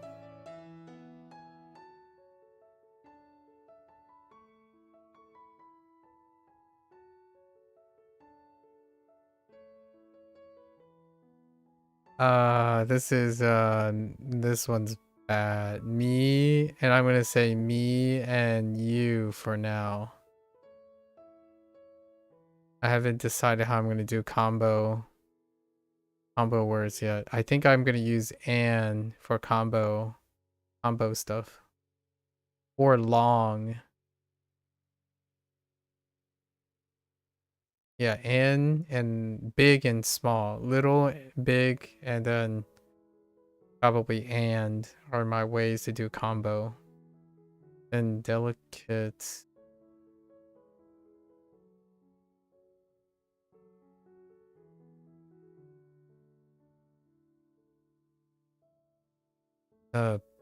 B?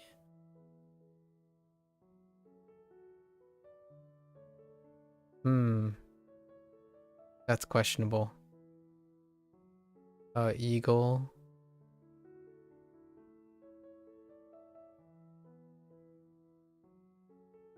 Oh, no, wait. This is eagle. This is, something else.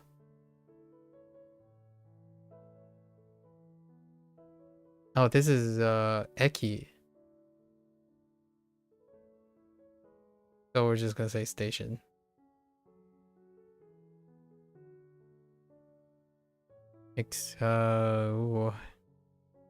Extent.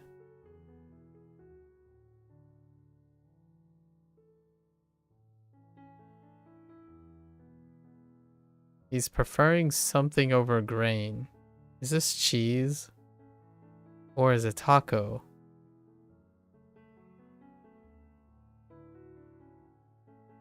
Heck. Wait. Oh,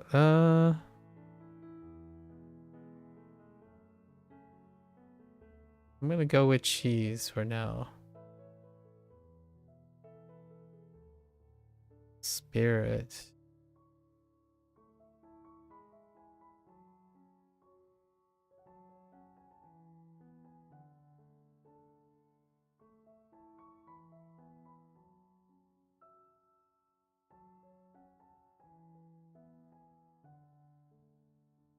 I don't know if it's key, but we're gonna go with key. Line up.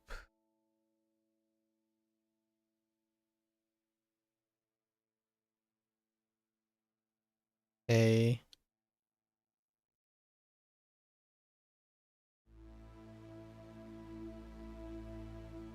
Constitution.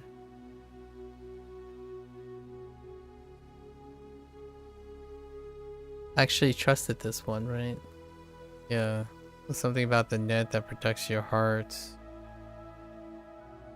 And the roof that protects your... this might actually be Ken. Again.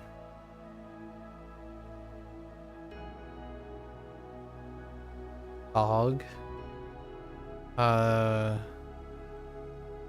It's Numa, but New Ma is what I'm using.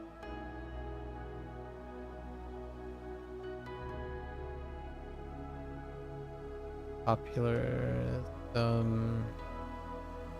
They demand a lot of things, but the most important thing they demand are shoes. Casa. Home. Beach. Ama. Or a hammer, I mean. Hammer.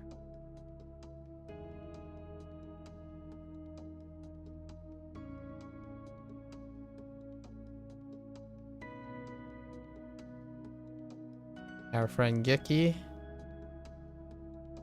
And then Koichi. Alright, so we got some stuff to go over.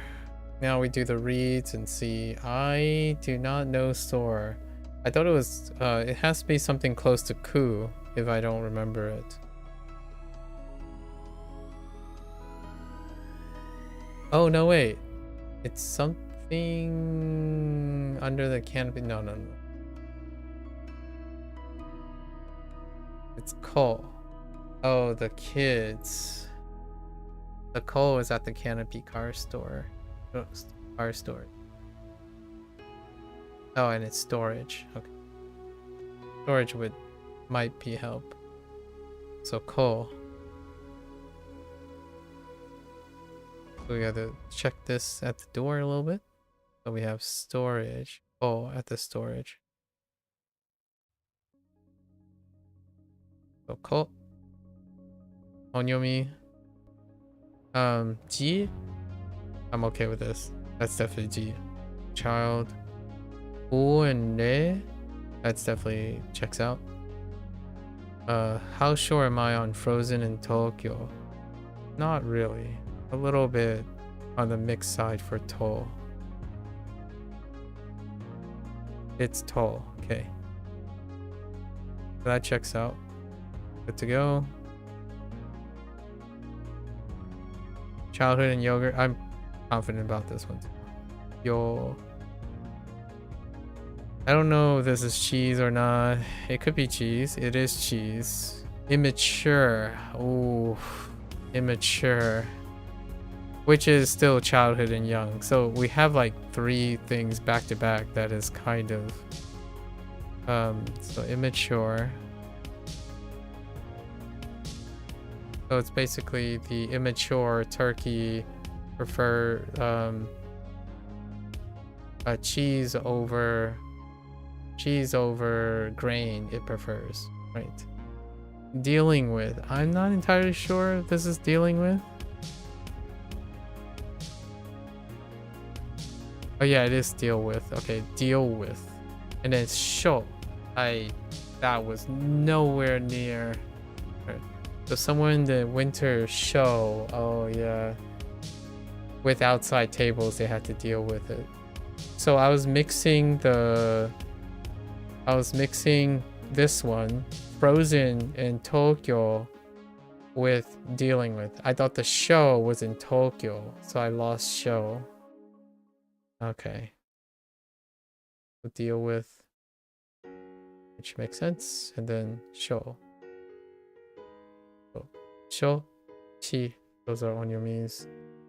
I'm confident about this. Se for pure. Pretty sure this is also pure. Gets it.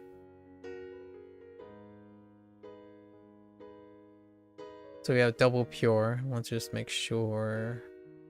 Double pure. Yep.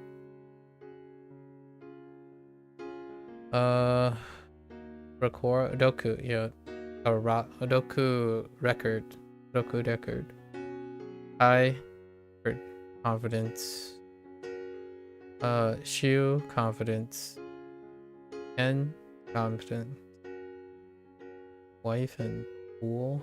Fu. Yep. Confident. Fu. Mio. I think that's on your me. Mio. Delicate and B. This is a little uncertain. It is delicate and B. Alright. Eki and benefit. Pretty sure this is Eki. Yeah. One of the rarer onyomis. Short and eagle. Shift and eagle. Pretty confident. Chi for extent. This is a toss-up. It's tater tots. I thought it was taco. I was wagering if it was tacos, but it's tater tots. Alright, tater tots. Fair enough.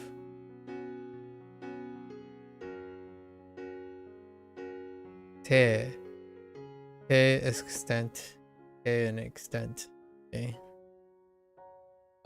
Spirit and Ki. Oh, I think this one's a little toss-up. Se. Oh man, I could use right. That's why I didn't remember the mnemonic, because it has se as the character. Line up in He. I am absolutely sure about that. Constitution Ken. Not quite sure. Like a 30. It is Ken though. Okay, good. And Og and Numa, absolutely, and that's our kunyomi. Shu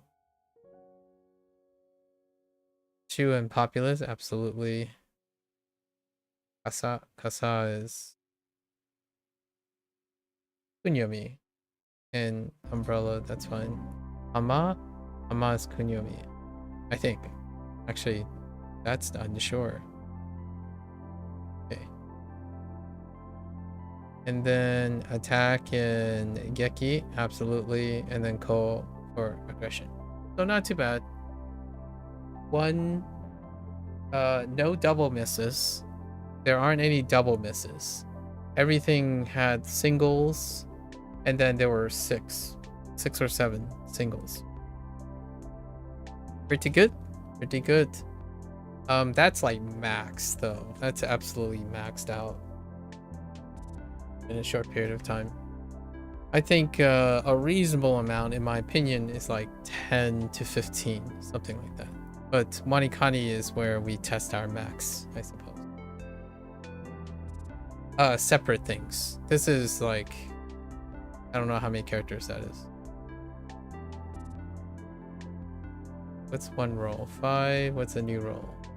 10, 15, 17. 17, 22, 22, 27, 28. Yeah, it's all up front though. So we try to carry them as the encoding, the efficiency of the encoding is the most important thing for WaniKani. For HanziHero is more so about slow, like consistency. Anyways, that was fun. 94 lessons coming in hot tomorrow. Hopefully I can make time, right? At least do one prompt tomorrow for Inktober and then do a double prompt. Then I would have opportunities, 3-day opportunity for double prompt. Try to get at least 2 double prompts in, so then we'll be kind of one behind. But that's kind of the goal. Every 3rd day, 4th and 5th day are opportunities because they're shorter. Alright folks, that's a wrap for our WaniKani level up day. Long. But I kind of like doing the new thing, so I'll probably break it down in another 12 days in the 300-day review. I've been brainstorming about it for quite some time now. The last 80 days was pretty dedicated to that. 200 from 100 to 200 was when we were breaking in the this type of layout, right? And then now we're gonna break in something else. So until then, if you're gonna watch this later, arigatou gozaimasu, right? As always, feel free to follow along, pick up WaniKani, give it a try for yourself. Let me know what you think. I would love to hear your alternatives. You know, exchange some ideas, brainstorm some strategies, maybe marry things together, keep each other motivated, or engaging in different ways, right? So until next time, minasan mata ne. Nite kurete arigato. Thanks for watching. I'm gonna get up, stretch, walk around a little bit, and I'll be back for my HanziHero. Thank you.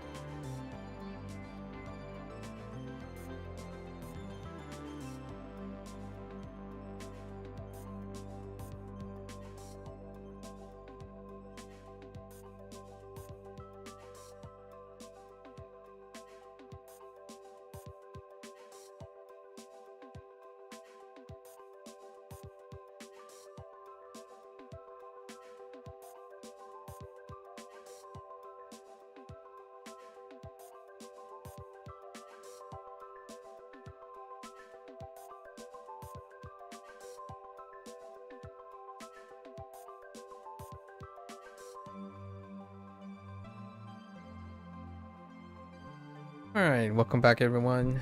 欢迎大家回来。今天是第281天 is day 281. Actually, Beep, if you're still here, I just remembered where I've heard the Mandarin blueprint thing is when it comes to like the HanziHero like thread thing. I think Mandarin blueprint is that thing where you make your own, like the whole design was to make your own mnemonics, right? The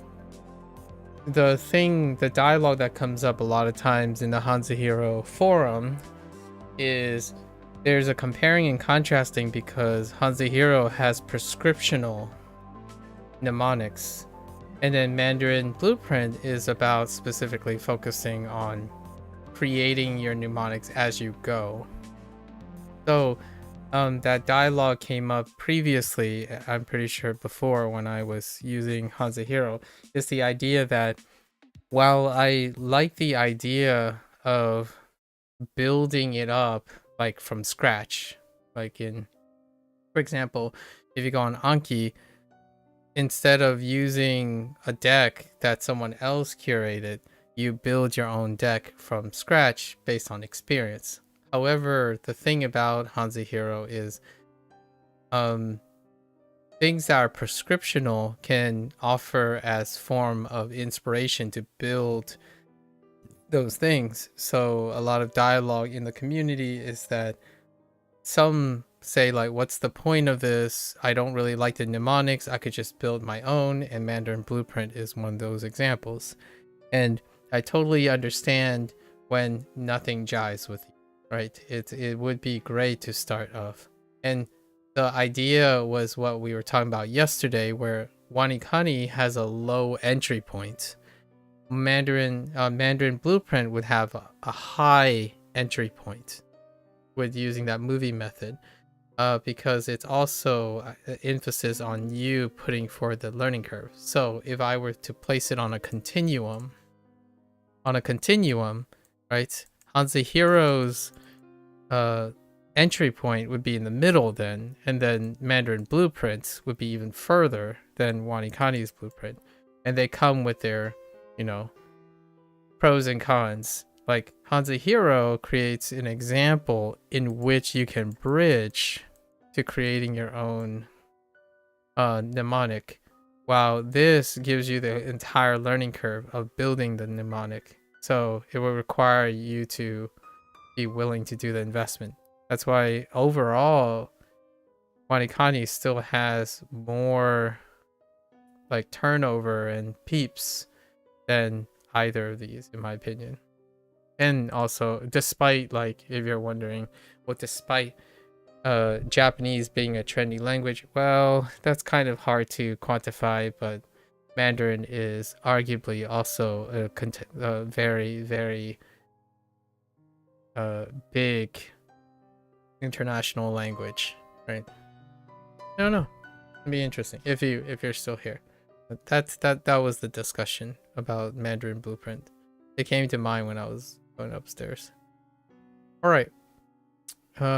We have only one term. One term for this, for our last session, and that was Rin. And I realize Rin needs some TLC because it's not that great, right? It was something like this.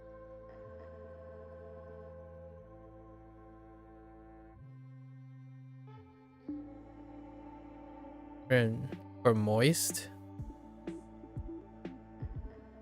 Pretty sure. Let's take a look.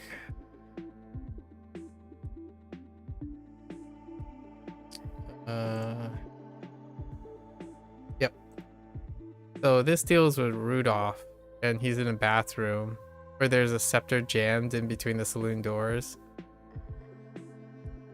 Oh, preventing him from leaving. Okay, Rudolph's. Oh, because Rudolph is trying to bite it open. Got his saliva all the way. All right. I can't really think of a good one for this. We'll keep that for now. I think we have 2 examples, right? Yeah. Not that many. Alright, let's get into our lessons. 爆炸 Baojia, explosion. Don't need too much. Don't need too much for that. 爆炸荣誉 荣誉. Glory plus yu. Based on reputation, honor, sense. 荣誉涉及涉及. Wade, D, level or reach? Wade, to reach, to involve. Oh, to reach something. Okay. Not to reach. Fair enough, to involve. This one's a bit of a toughie. There are a lot of synonyms. 涉及涉及铜牌铜牌. Tong, which is like copper. Oh, yeah, brand, copper brand, or a mark, something like that. Tong pai.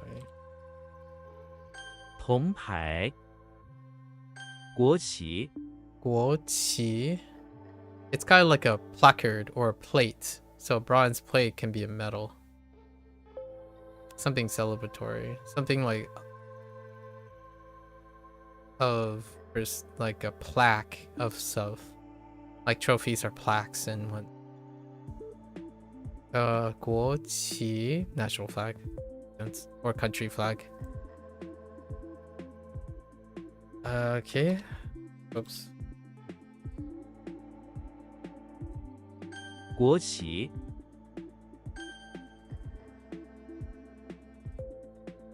爆炸 Alright.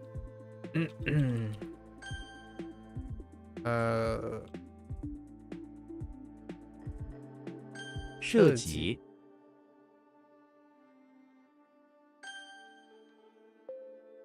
铜牌. 铜牌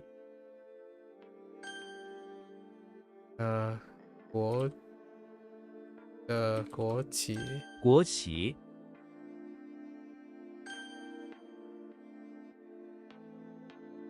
荣誉. 荣誉荣誉.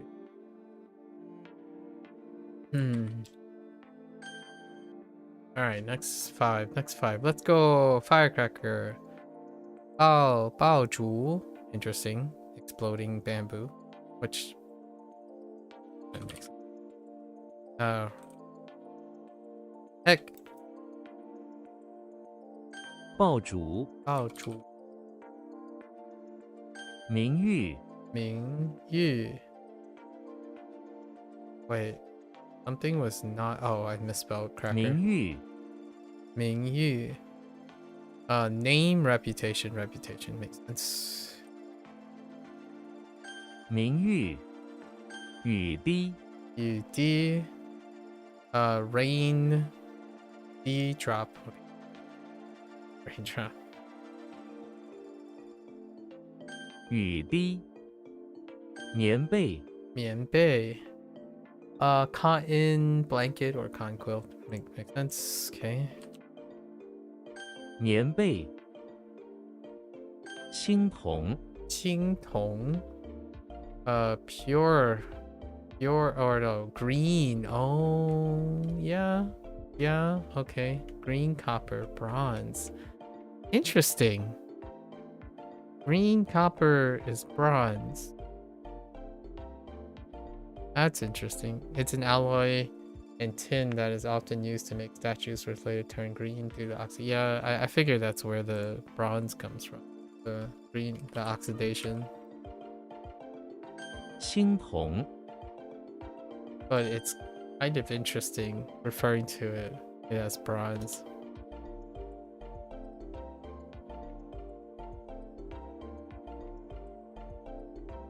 爆竹，爆竹。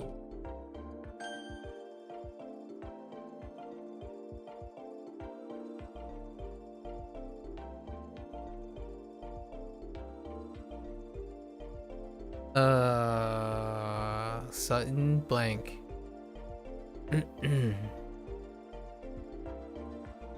棉被。棉被，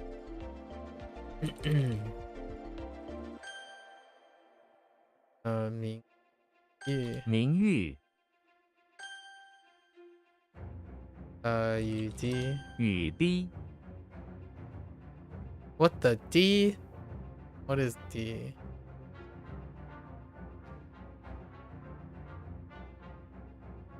Oh man, it's so hard to imagine that as drop.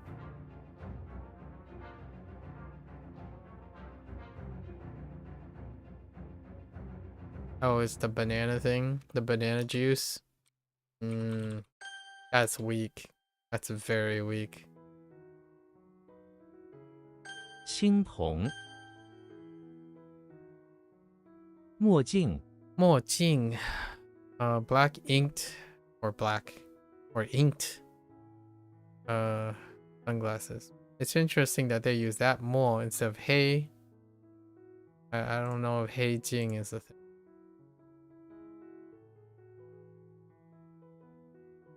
墨镜， Oops. 牛栏，牛栏. Cattle fence. Oh, cattle fencing. 牛栏，谋杀，谋杀. Mo scheme. Oh, scheme and unaliving. Murder. 谋杀，纵， Boom. Vertical. Oh, vertical looks problematic like Hung. I thought Hung was suspicious. Vertical is suspicious too. Because it kind of reminds you of Chong, but it's not. It's like psych, I'm Zhong. Kidding. Oh, and it's Zelda. Alright, Zelda's in the bathroom of the temple. Okay. Where she is in the woman's hot spring there that is their shore, dressed in holy silk bath garments, fair enough. The female monk shows the extent of their holy Zen powers by forming a conga line in the hot spring that goes vertical. They walk in the air vertically as Zelda stares at their floating feet, wondering how these monks have such vertical powers. The Triforce powers do not compare. What the? Alright, we're gonna...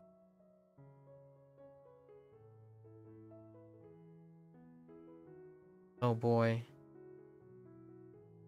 Oh boy.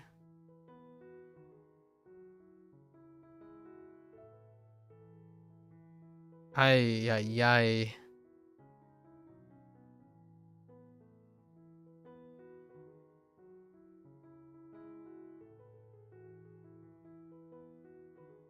I have no idea. I mean, this kind of sounds absurd enough, so we'll go with it. This is fine. 纵，牵， Qian. You kind of look like Qi a little bit. To lead around. Oh, hey, we have a new component. Caterpillar.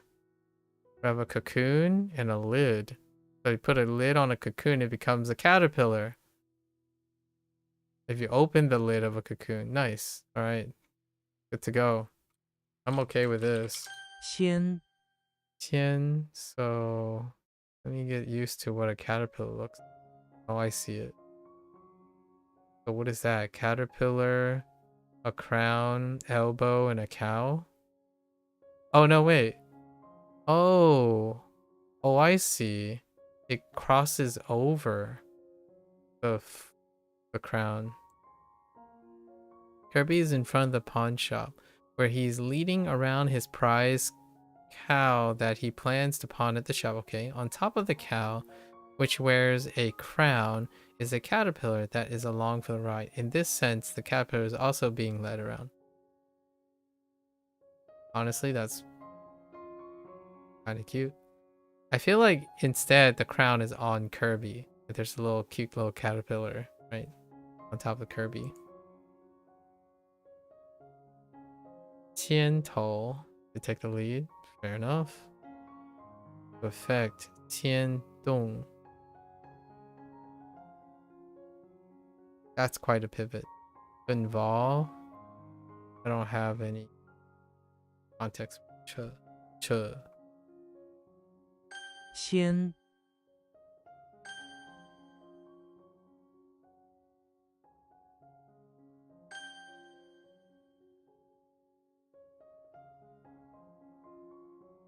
先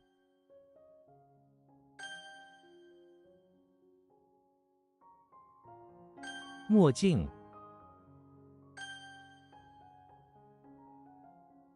牛栏 纵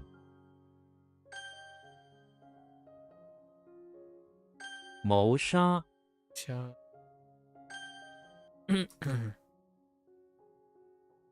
To superintend. Holy. Can it just be supervise? Okay. They have supervise. Okay. Oh, we have Uncle. The Unk is back with a pair of eyes. Dumbledore is in front of the house where he is superintending a bunch of young wizards playing on the lawn. That's pretty good. He is the Unk of many of these young wizards. Nice. He uses his magic to summon a bunch of eyes into the sky to help him superintend. Oh, this is 10 out of 10. Like, that worked out so well. Christianity. 基督教. Oh, Jesus superintending teaches. Oh, that's interesting. That's pretty interesting. Or something else, but I think that 基督 kind of is probably that. I don't know. It reminds me of it. Jian. Oh yeah, supervise, superintend. Jiandu.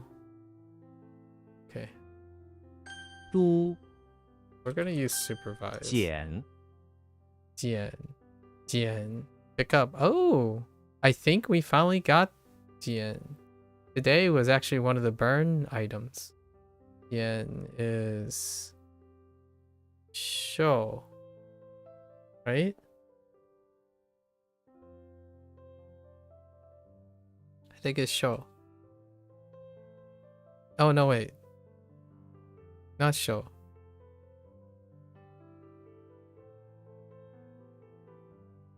Something. Same, and then this is changed. This? I think.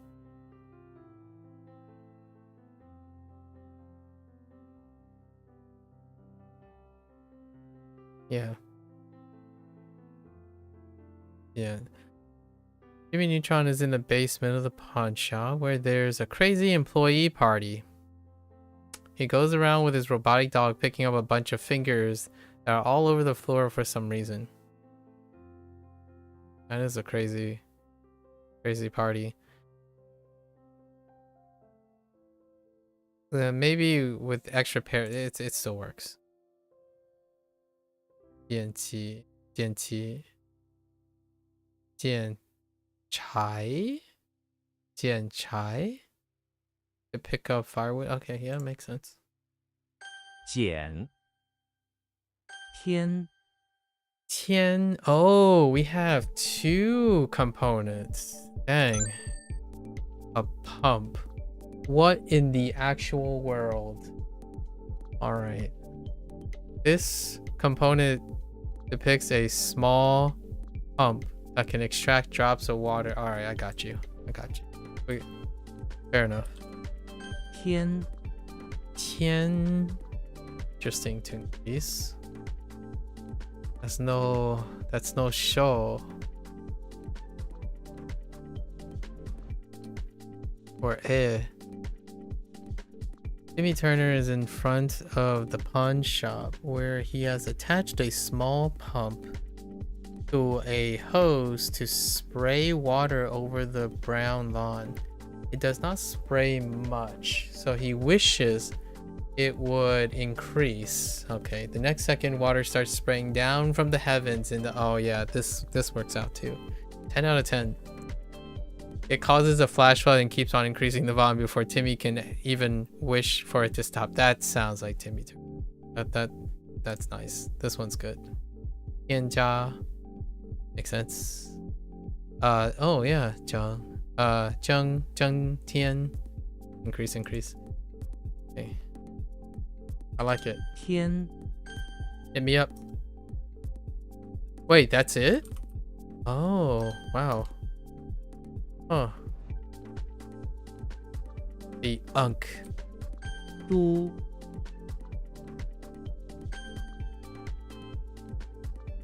天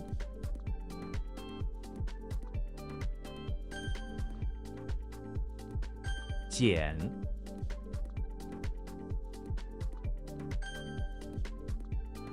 Dang, today was different because we had components. Alright, so let's get into this. I need my rest. Gotta start resting.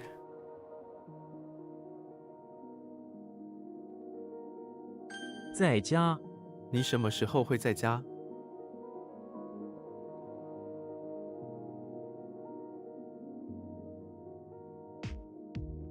见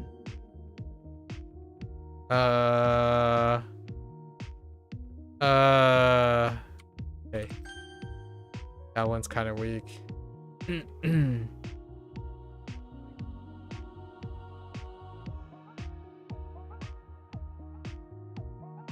Oh, this one's kind of weak too. It's weak enough. 昌 I can't spell prosperous. Wait, prosperous. It's okay. And prosper is fine.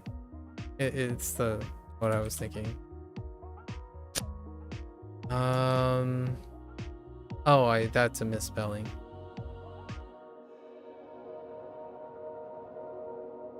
Is this not what I think it is? Oh yeah, it is, 伟 actually. I just misspelled.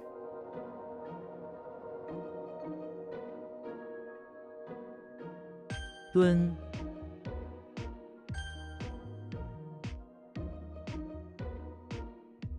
What? Oh no.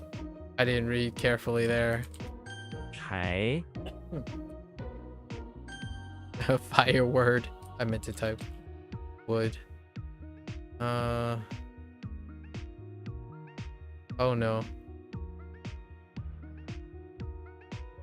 无赖别跟无赖争论。 墨水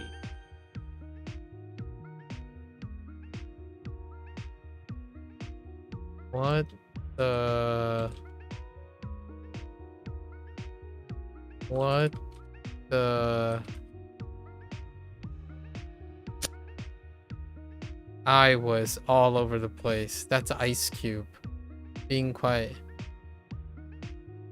I just kept diddly-daddling back and forth. 旋转 风车旋转得很快， Or rotate, I guess. Or, yeah, like rotate. Turn is what I default to.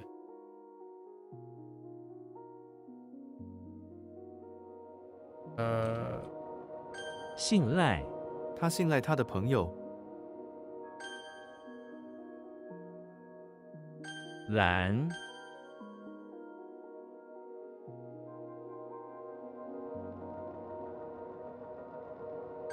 可嘉，你的诚实是非常可嘉的。虚，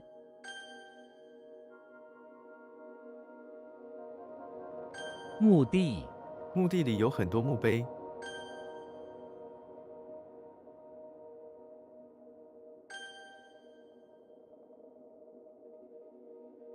嗯，繁殖，马的繁殖是一个大生意。那，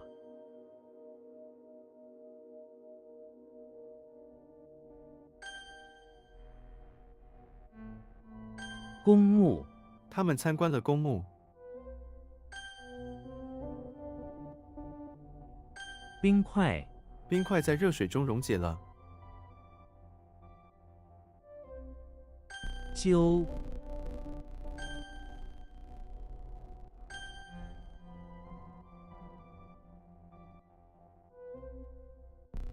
哀，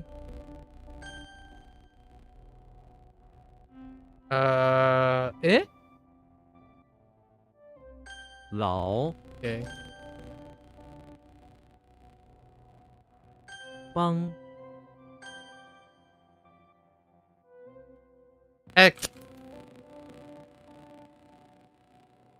That's a typo. Hmm.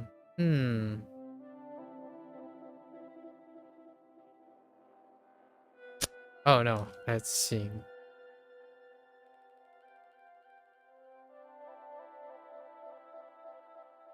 藏，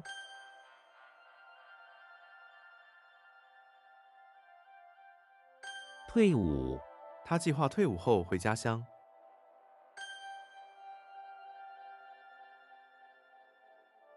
表，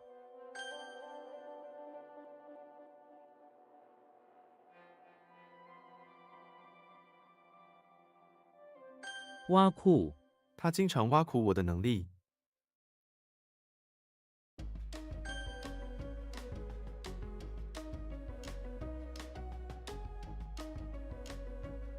智慧，我们可以从书本中获得智慧。森， Woods or forests. I'm tired of the woods and forest situation.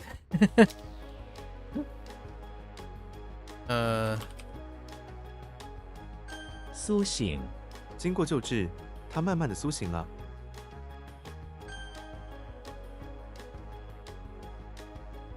剑， Tiara? Okay.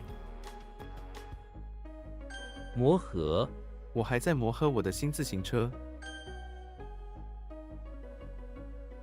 We're feeling pretty good today.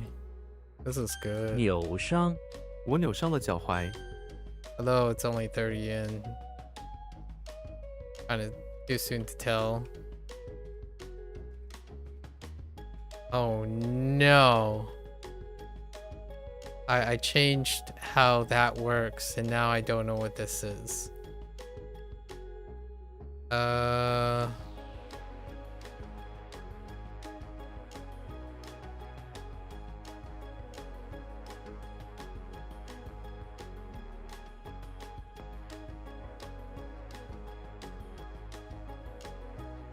弱势，若是你有问题，可以问我。 Okay. That was close. Okay. Dang it.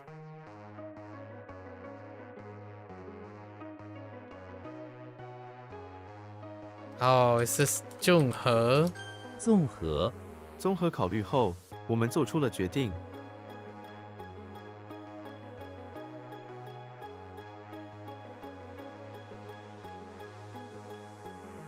Kind of like once everything is done like comprehensively, yeah, totally like the whole thing.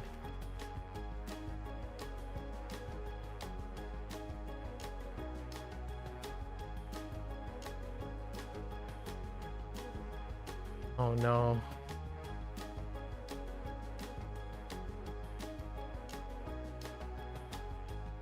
What is that middle thing supposed to be? That's supposed to be a box? Or pit?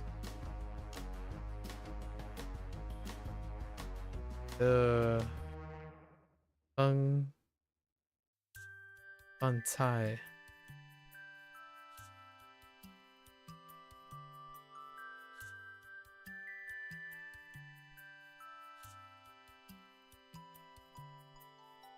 I legit have no idea what that middle. It would help. Whatever this thing is. Oh, maybe like.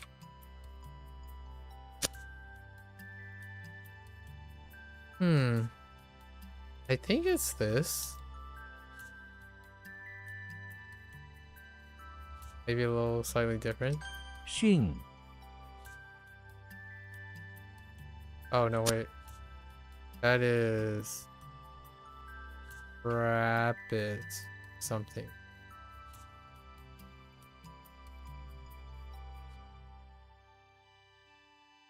久仰 久仰您的风采。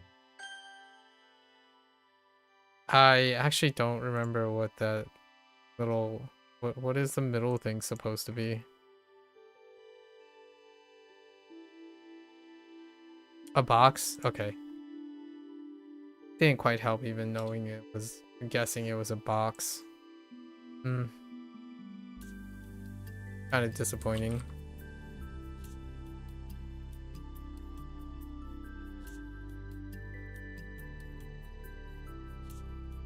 拥挤 这里很拥挤。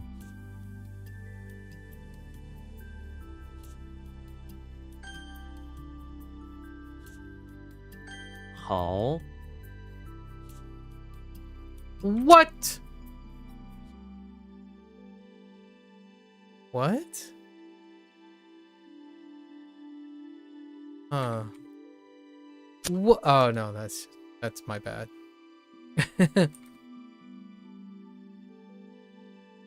榜样 我们需要好的榜样。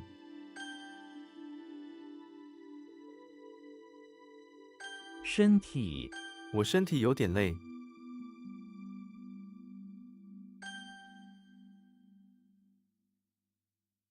声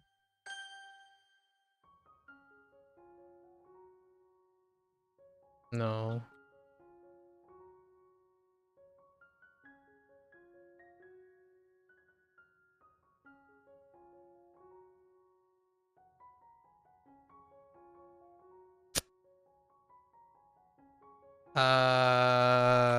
I 港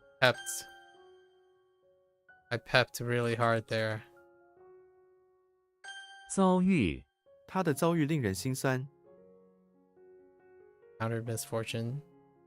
How do you encounter misfortune? Get really greatly unlucky. Unhappy experience. Just greatly unlucky is fine. Or bitter experience. Bad experience. Unfortunate experience. Unlucky is good. Just unlucky. The contemporary use of unlucky.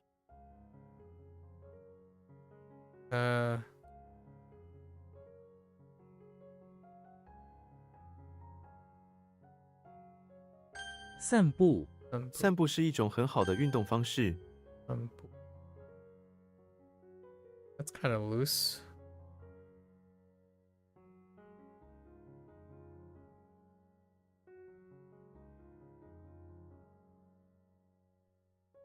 圣诞节 我们每年都庆祝圣诞节。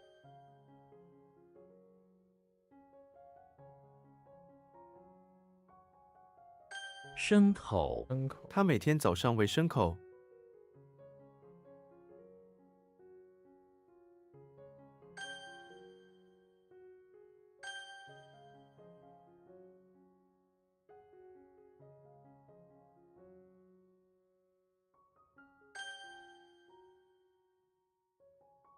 玩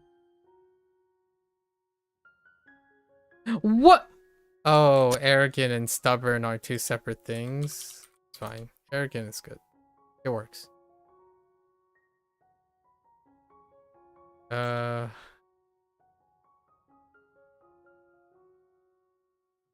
牢房，牢房里只有一张硬床。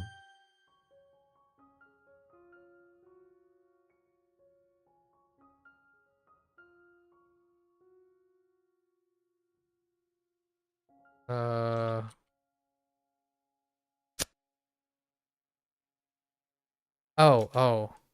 oh, mistakes were made.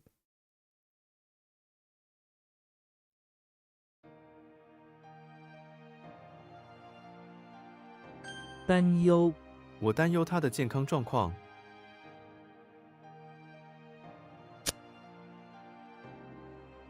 His shoulder.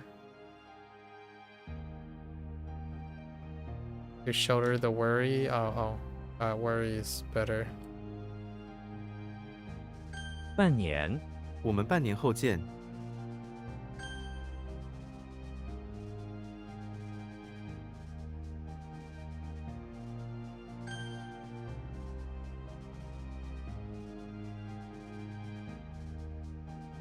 煮咖啡，他正在煮咖啡。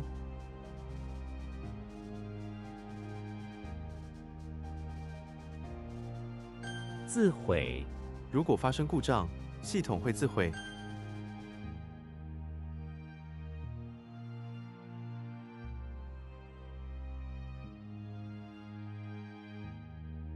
血缘，我们虽然没有血缘，但感情很深。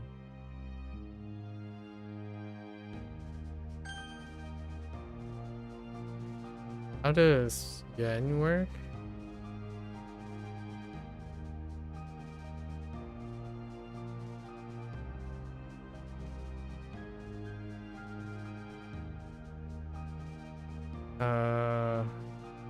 Yeah, reason.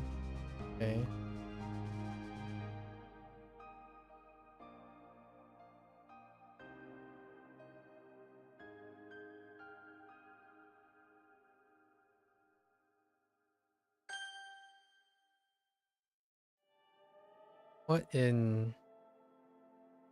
What incarnation is this? Oh. 鼠，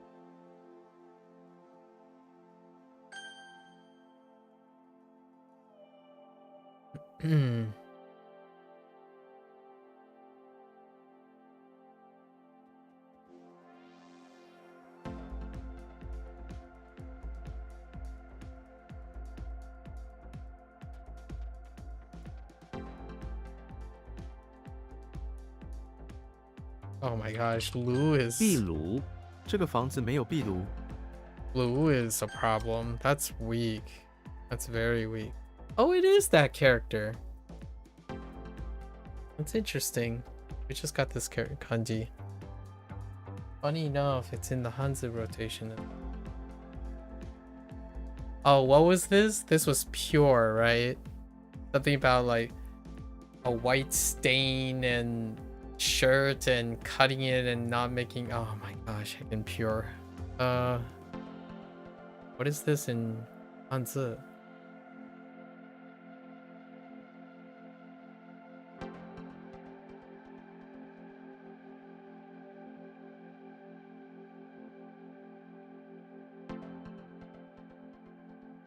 I've lost it after complaining about the kanji. Okay. Let's try to blank our mind here. Oh, this one is not that great either. Uh, 结， yeah, it's not that great either.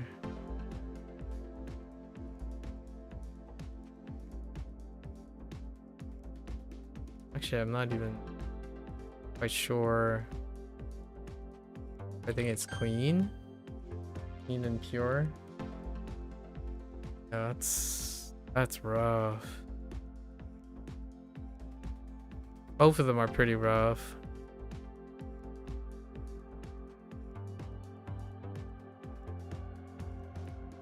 斜坡，这个公园有一个很长的斜坡。嗯。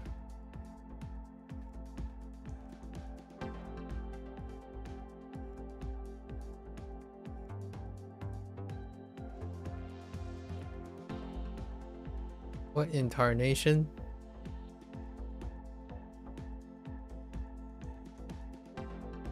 金字塔，埃及有许多金字塔。Ah, is pretty weak too. 金字塔。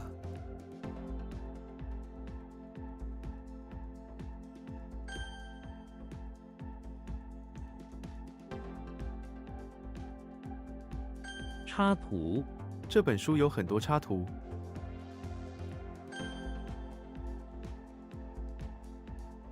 瓶塞，他拿掉了瓶塞。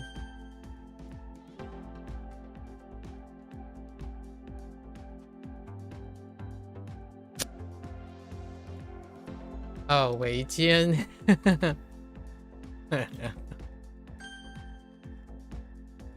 啊，围巾。围巾，啊，肩围巾。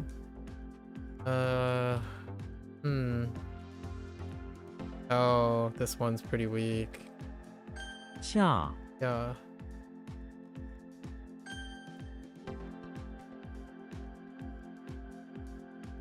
吉，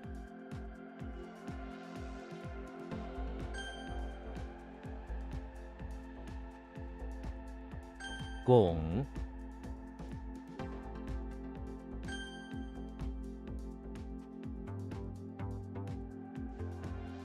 电池，我的手机需要一颗新的电池。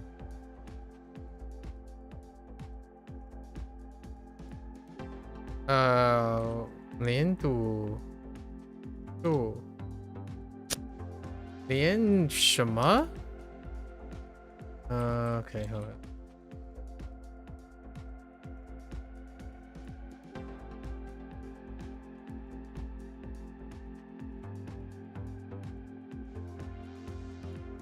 三棵树，他们在3棵树旁聊天。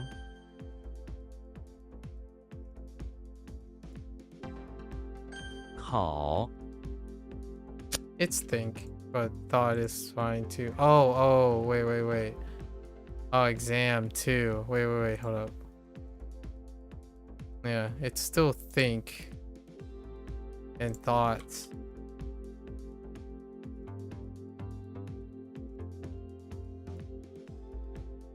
But that's later stuff.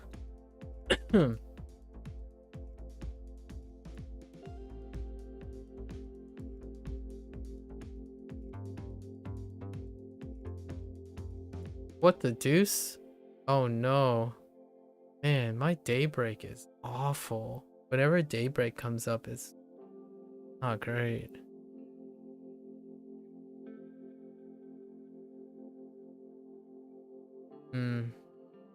I'm gonna say heck. Okay.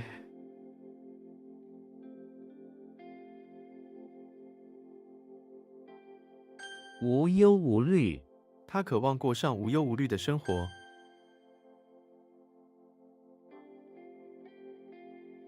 背，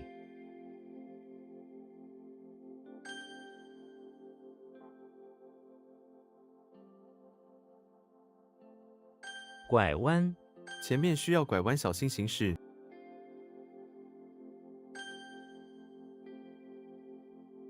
老鼠，我喜欢吃老鼠。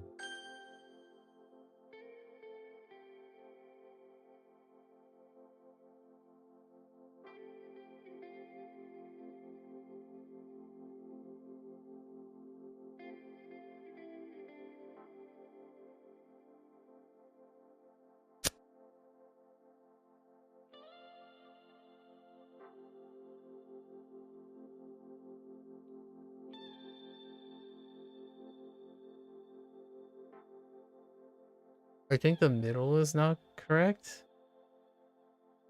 Yeah, the middle. Wait.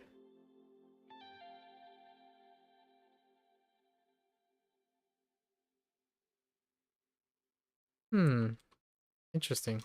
富，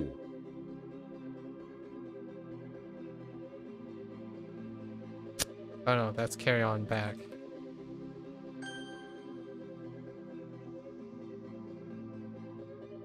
Hmm.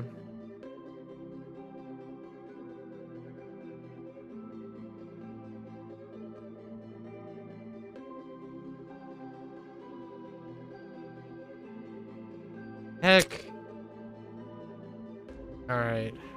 What do I... Oh, wait. 坦克、这辆 坦克. 坦克很重， I wrote 坦克 twice.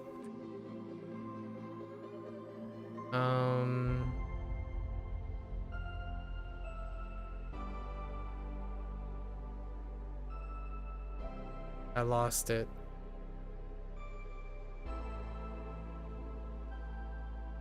反抗、工人们反抗恶劣的工作环境。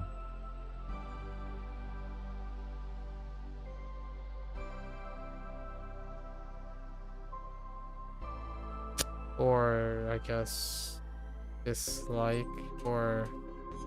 Oh, it's another way to say protest, or dislike, revolt, or resist.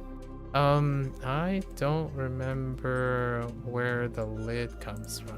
Or is that a whole thing? Oh, the whole thing is a turntable. Now it makes a little bit more. I got lost in two things there. 孤单、他常常感到孤单。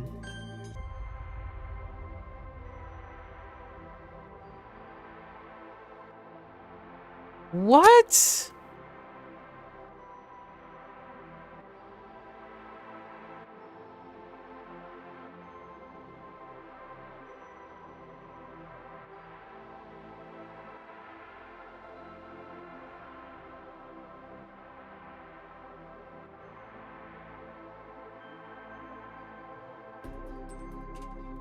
Hold up. G is correct. Ooh. Is that's not Yun? No, that's not Yun. Lian? Yeah.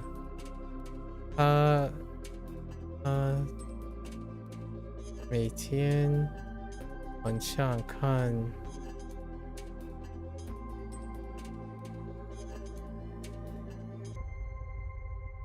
Oh, that's Shin. Yeah, that's Shin. Okay.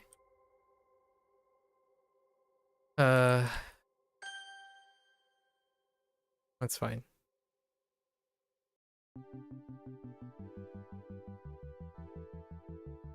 咸、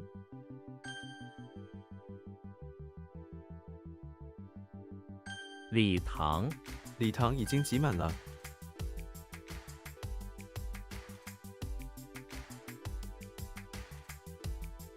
联盟、他们组成了一个新联盟。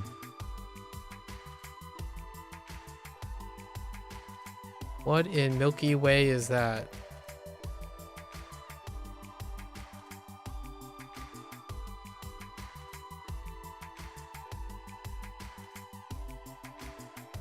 I'm gonna say heck.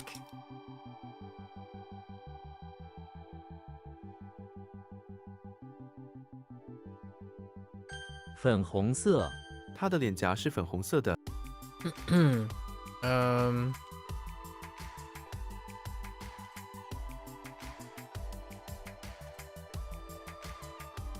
I don't know where the coyote is coming from.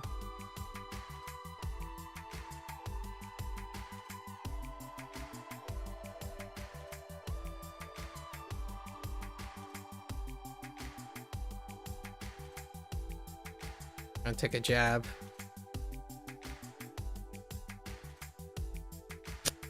Oh, wait.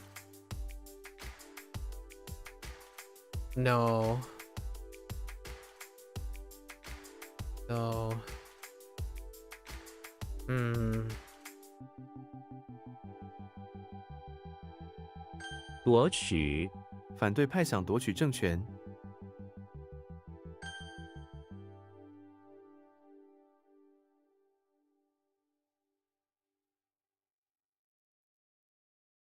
捕捉、警察捕捉了逃犯。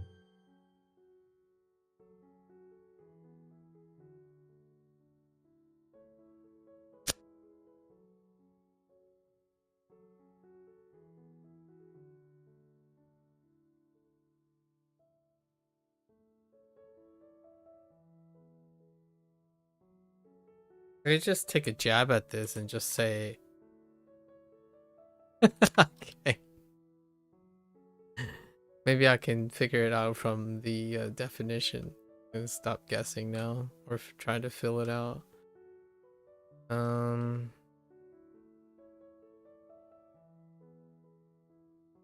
Something makes me want to type this. Okay. Not that.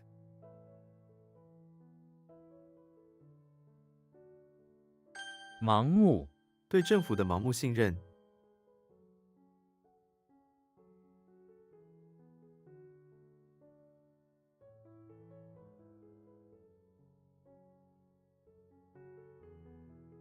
What? Oh, 问卷,问住.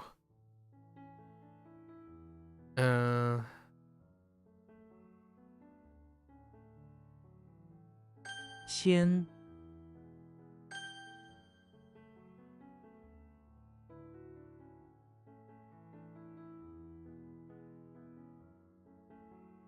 母乳、婴儿需要母乳。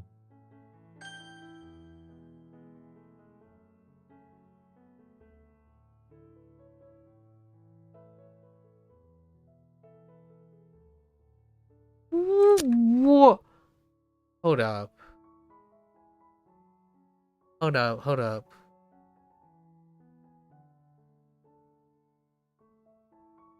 Did Lynch?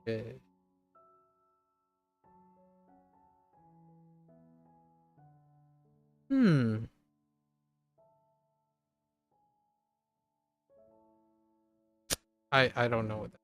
I'm just gonna keep moving till something maybe. 沙漠、我们在沙漠中迷路了。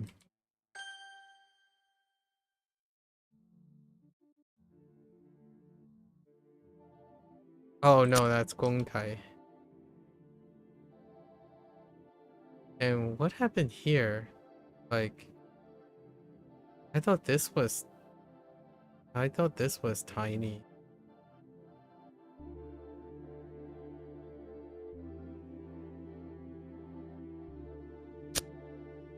Or small or unrestrained. Oh, reckless and unrestrained. No, it's what I think it is. Unrestrained is reckless. It's fine. The other thing is tiny or milli. Yeah, unrestrained is what they ended up using. But reckless is also unrestrained.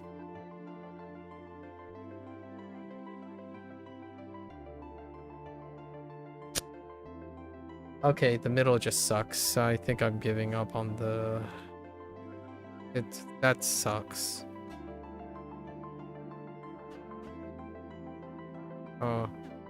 Maybe I can do one more.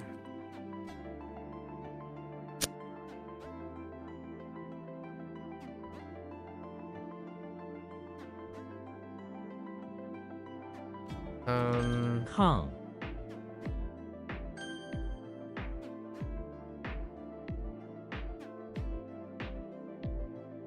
问卷、我们需要你填写这份问卷。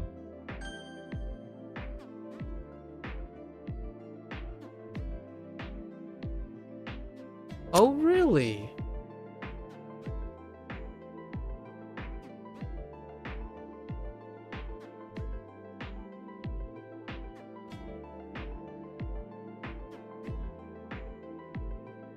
利息、 1万元本金的利息是200元。 Let me see.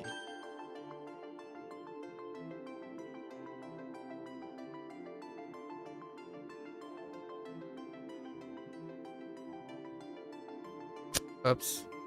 I don't need the N, the G. Alright. So, oh, maybe it's, I'm just thinking of it, just overthinking. Oh, no, it's not. Because I'm pretty sure I know what CG is.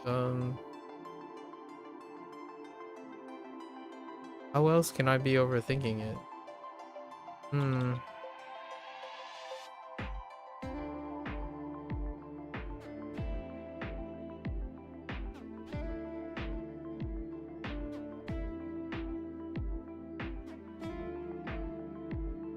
有 Hmm.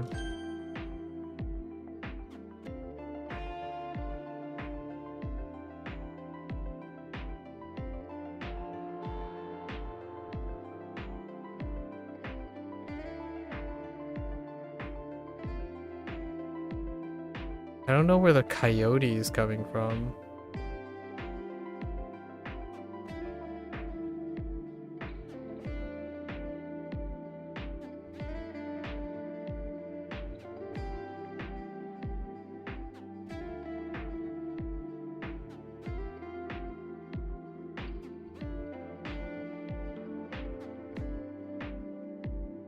It's a place.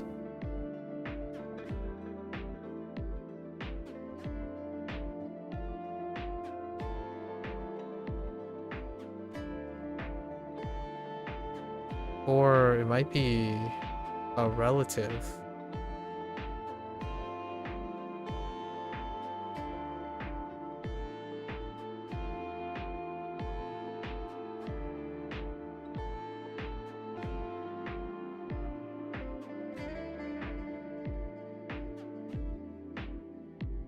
Heck.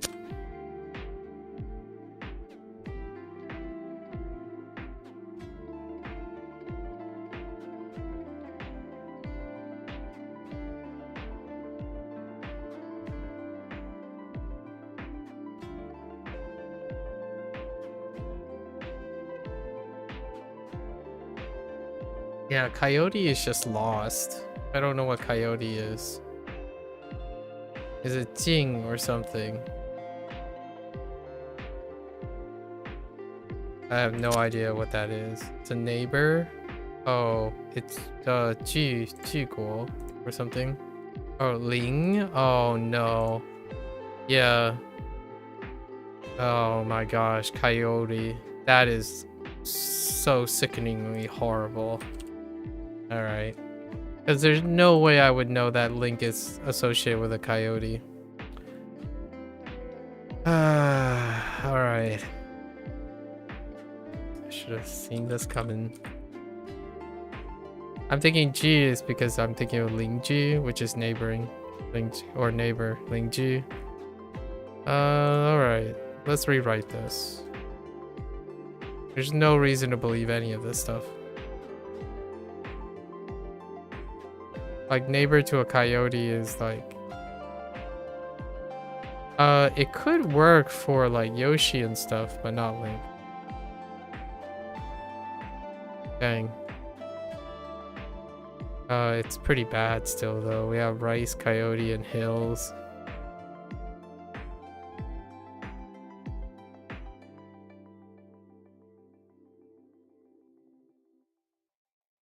How about Link is inside of the infirmary, taking care of bringing some rice from the hills.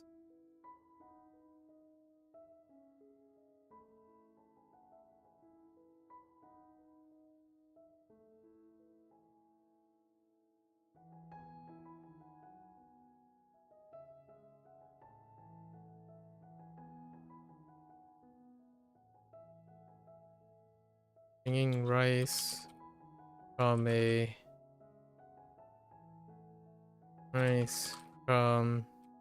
neighboring hills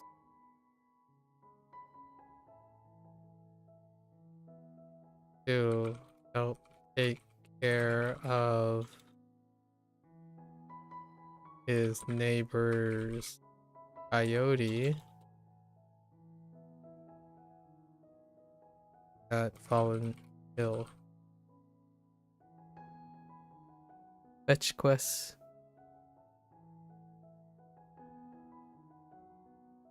Okay, I think that would be fine. Oh man, Ling. That's not great. 男朋友，我男朋友不会做饭。 And then what happened here? I really thought it was Gong.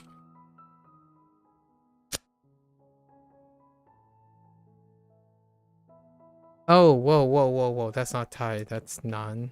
Gong Nan.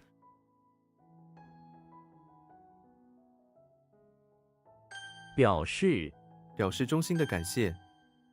Hmm. And what happened here?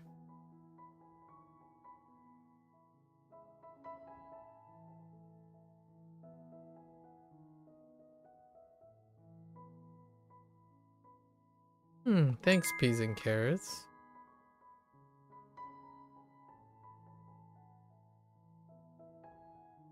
It's definitely the center one. She! It's she and not... Oh my gosh, it's continue, not... Oh yeah. Dang it. It's the wrong... I wasn't even thinking it could be tone 4. It is what it means, though. It's a shame I couldn't get the tone right. The tone was incorrect.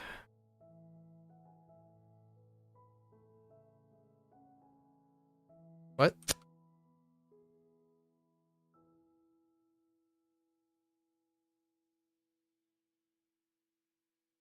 Oh, Mingzhu.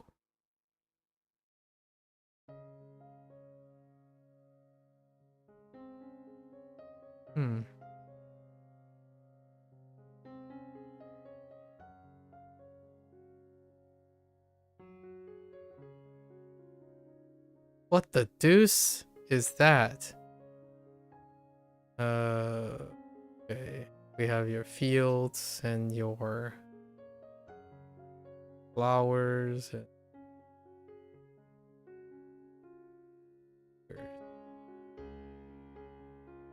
I'm gonna say heck.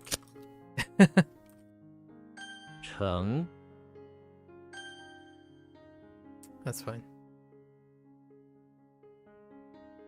光线 房间里的光线很柔和。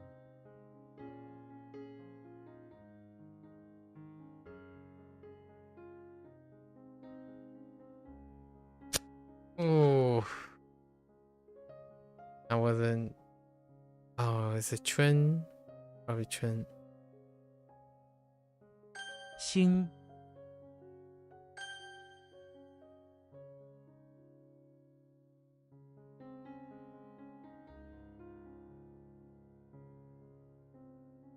Oh, really?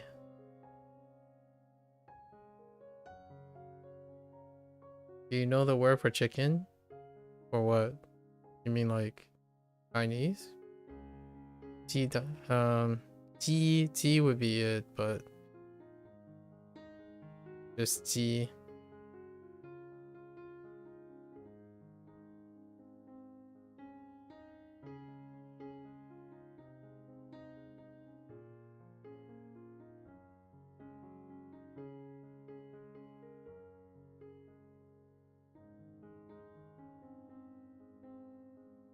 Yeah, ji. Looks like this, and I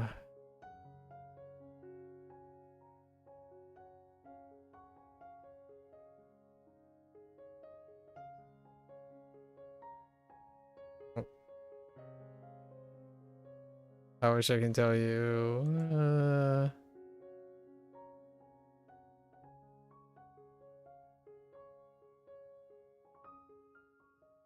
I don't remember the character at the moment. The little combination, actually.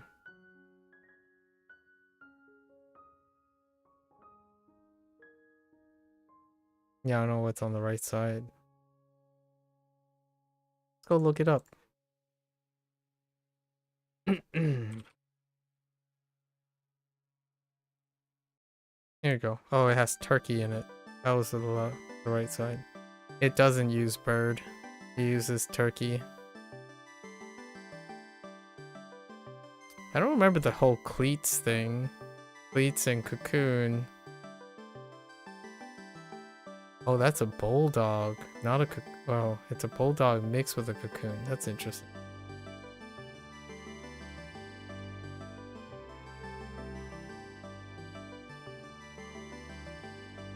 Speaking of chicken, which came first, the chicken or the egg? Technically both.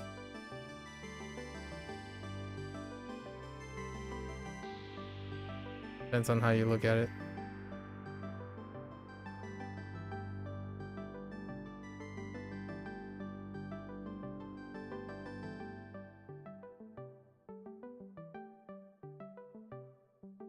Really does depend on how you look at it.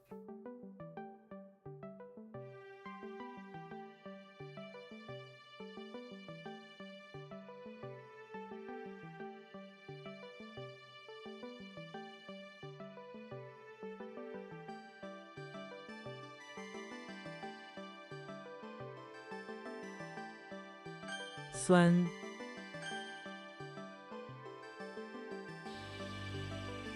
But what's going on here?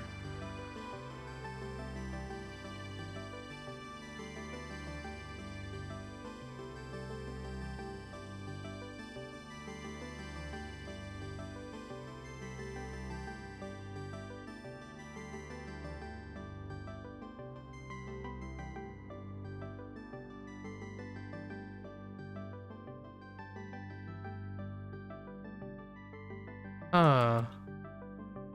Why do I have multiple things going on? This just made you realize, how does our reality even exist? Is our universally infinitely many years old? Well, as far as science goes, it's not infinitely million years old. It's however long light was. But that's in the realm of perception.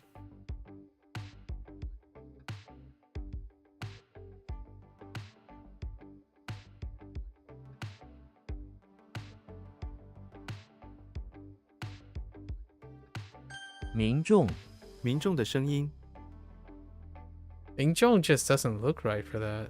Huh. Or like a community? Hmm.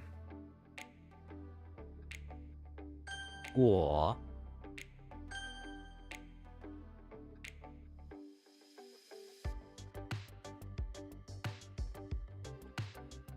意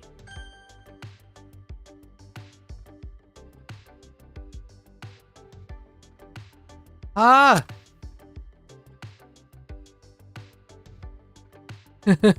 Sorry.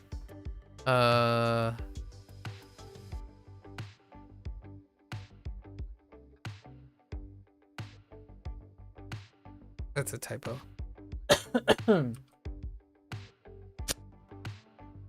Member crowd. It's gonna be a community or a society.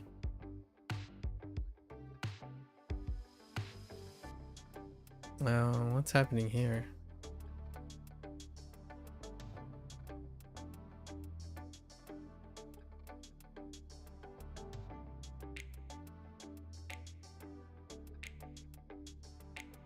I'm gonna YOLO this. YOLO! Oh, okay, that didn't work. 邻国他正在一个邻国旅行， It's gotta refresh the link thing. "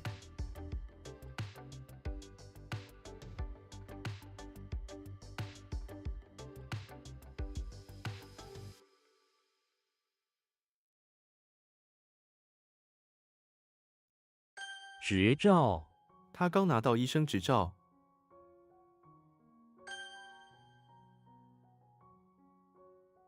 How are you this good at Chinese? Not even a year of learning. Do you have previous experience with other Asian languages? No, I don't. But technically I do. If you're talking about like reading. Heck! Is it supposed to be masses? Okay, it's a crowd. Crowd works. Crowds. What are you? I mean, technically I listened to this stuff, so... reading, no. I was illiterate. We were illiterate. Very, very illiterate. Completely illiterate. 功能胃的功能是消化食物，胃的功能是消化食物。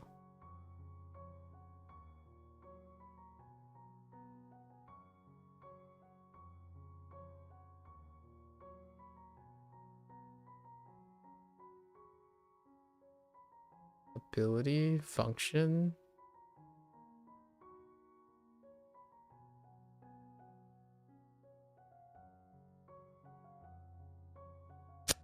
Stomach's ability? Oh, that's interesting. What's that? What the mouth and fingers? What is this? Oh man. Did I practice this? I'm not entirely sure I practiced. Hmm.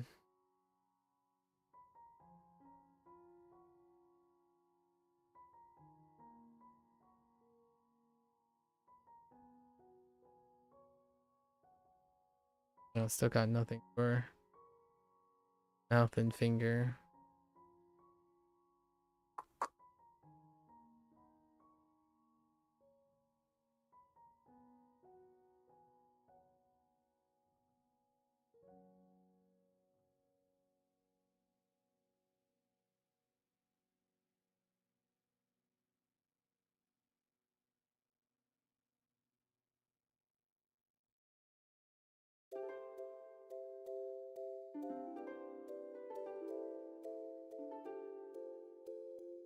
There's no dice. This is a pass.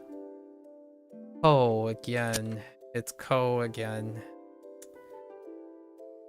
Oh yeah, because of the button thing. We actually did practice this and still no dice. So let's go back to the drawing board on this. So when I think of mouth and finger, right? I think of more like say now and pointing. So this one sucks. It's terrible. And even the one that I did was pretty terrible. So when I think of mouth and finger, what do I think of?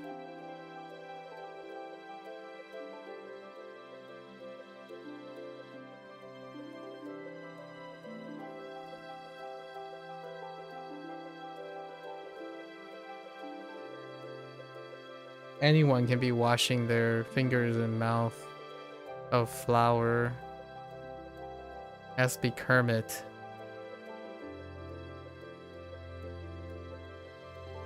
And Kermit's got to be helping, not doing this stuff. So our Kermit is a good guy, right? So Kermit is in the bathroom of a bakery.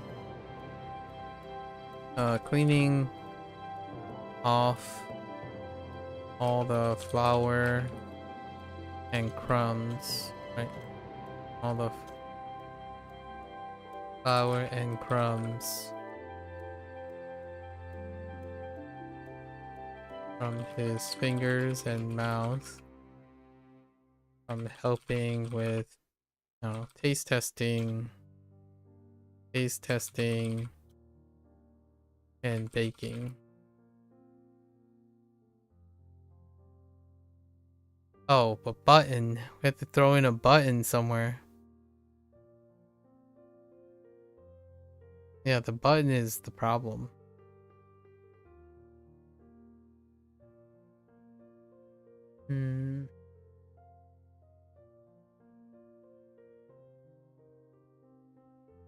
What words do we have? The button. Oh, wait. The button has no words. That's another. Is this a general interest in language learning? I guess. You could probably say that is true for pretty much everything. A general interest is a general interest, hence the general word. I'm helping with so button doesn't have like any words at all attached to it. Uh,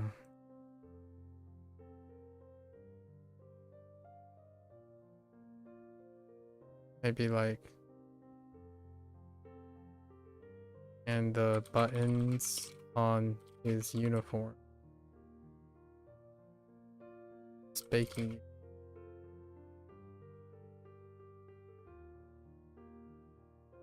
Like, for example, do you have the same interest learning Chinese as another? Yes. As in everything else, including art and video games and stuff. Because you're asking for a general interest. It would be probably quick. Well, there are less things that are less interesting with a general interest than a specific interest. Unless you're using specific interest as in you're using the phrase general interest as in specific interest. Because if it's a specific interest, then yes, it would be Japanese, Chinese, Spanish. Those are the languages that have a specific interest in.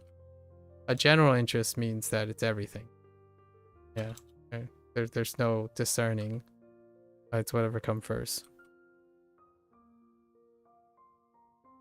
That's what you mean. I'm not sure how you are asking the question.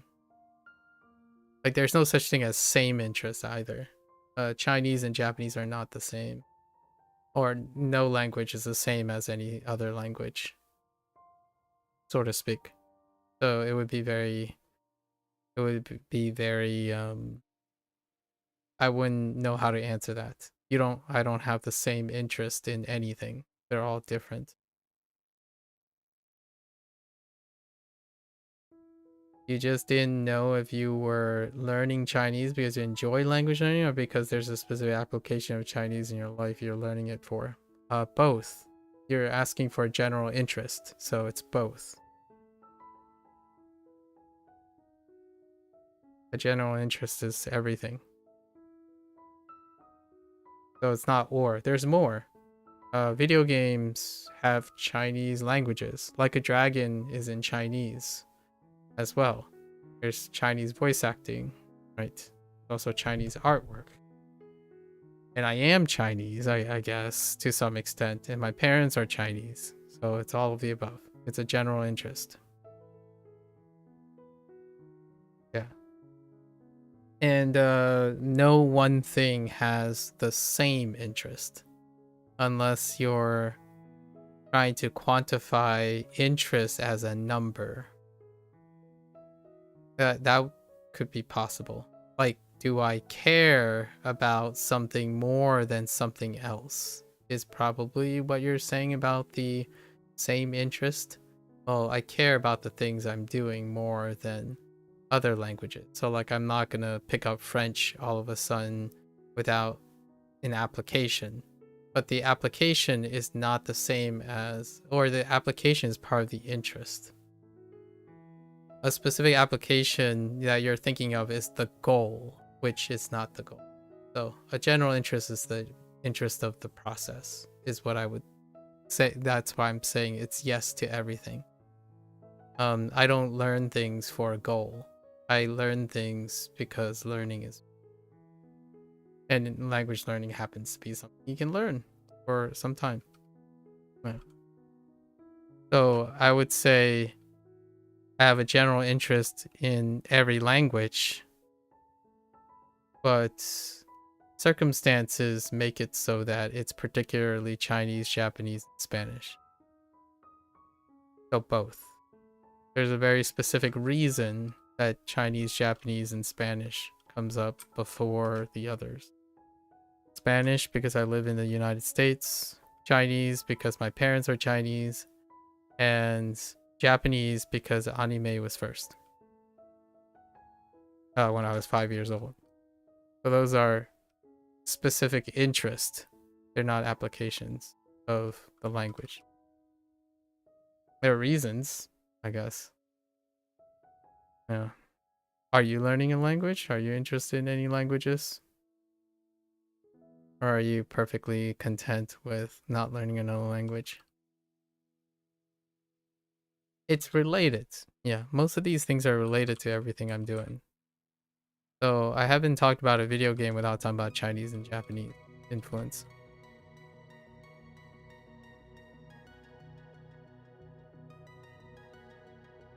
What is going on here? 空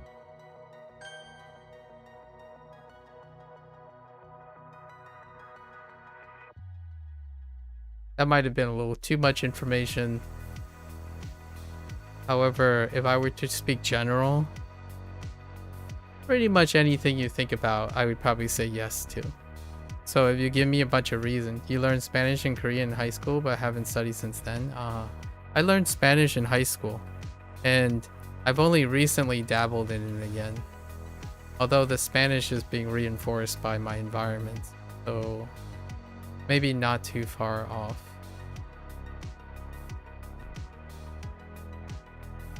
Korean? That's interesting.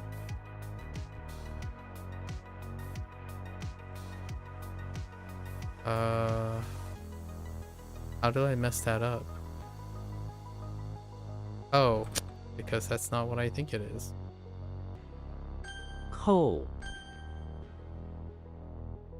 Huh.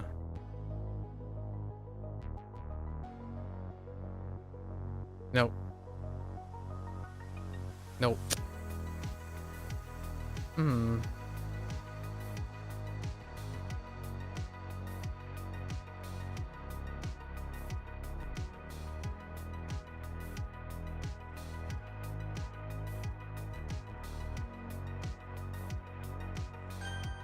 It is function. Wow. Intriguing. 尺寸 这件衣服的尺寸很合适。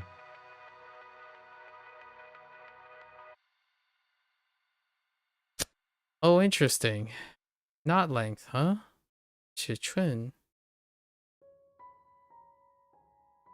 Fit? Measurements?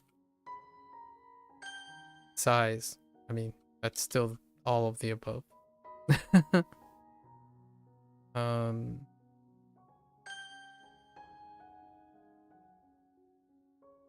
No time like the present if you're ever interested. I do plan on working on my Spanish at some point.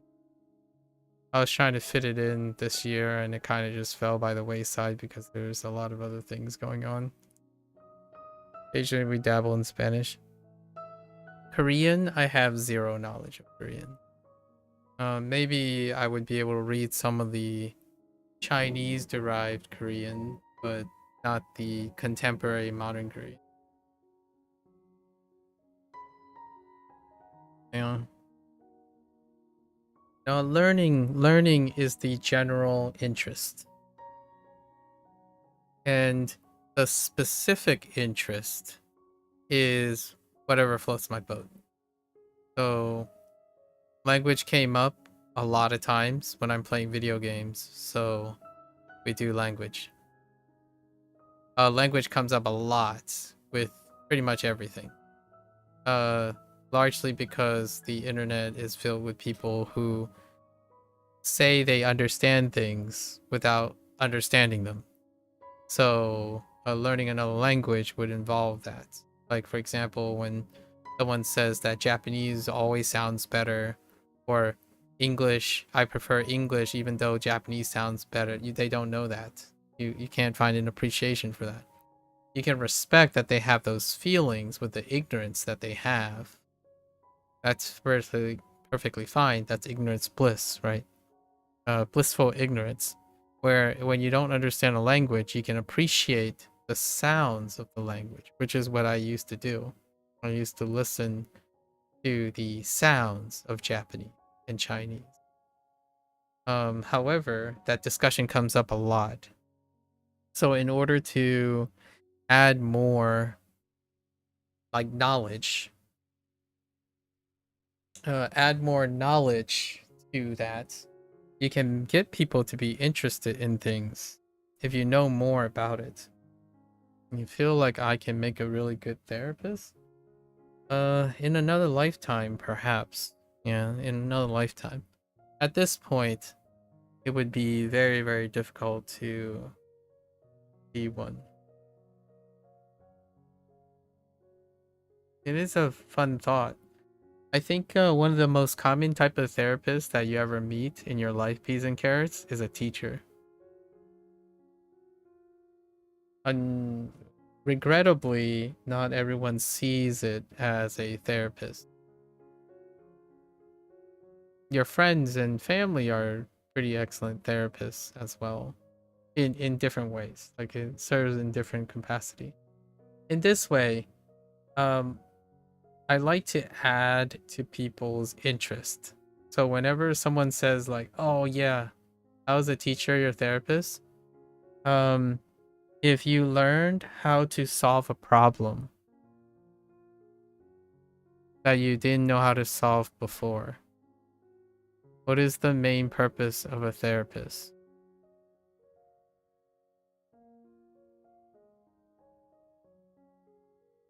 I'm saying your teacher could be your therapist.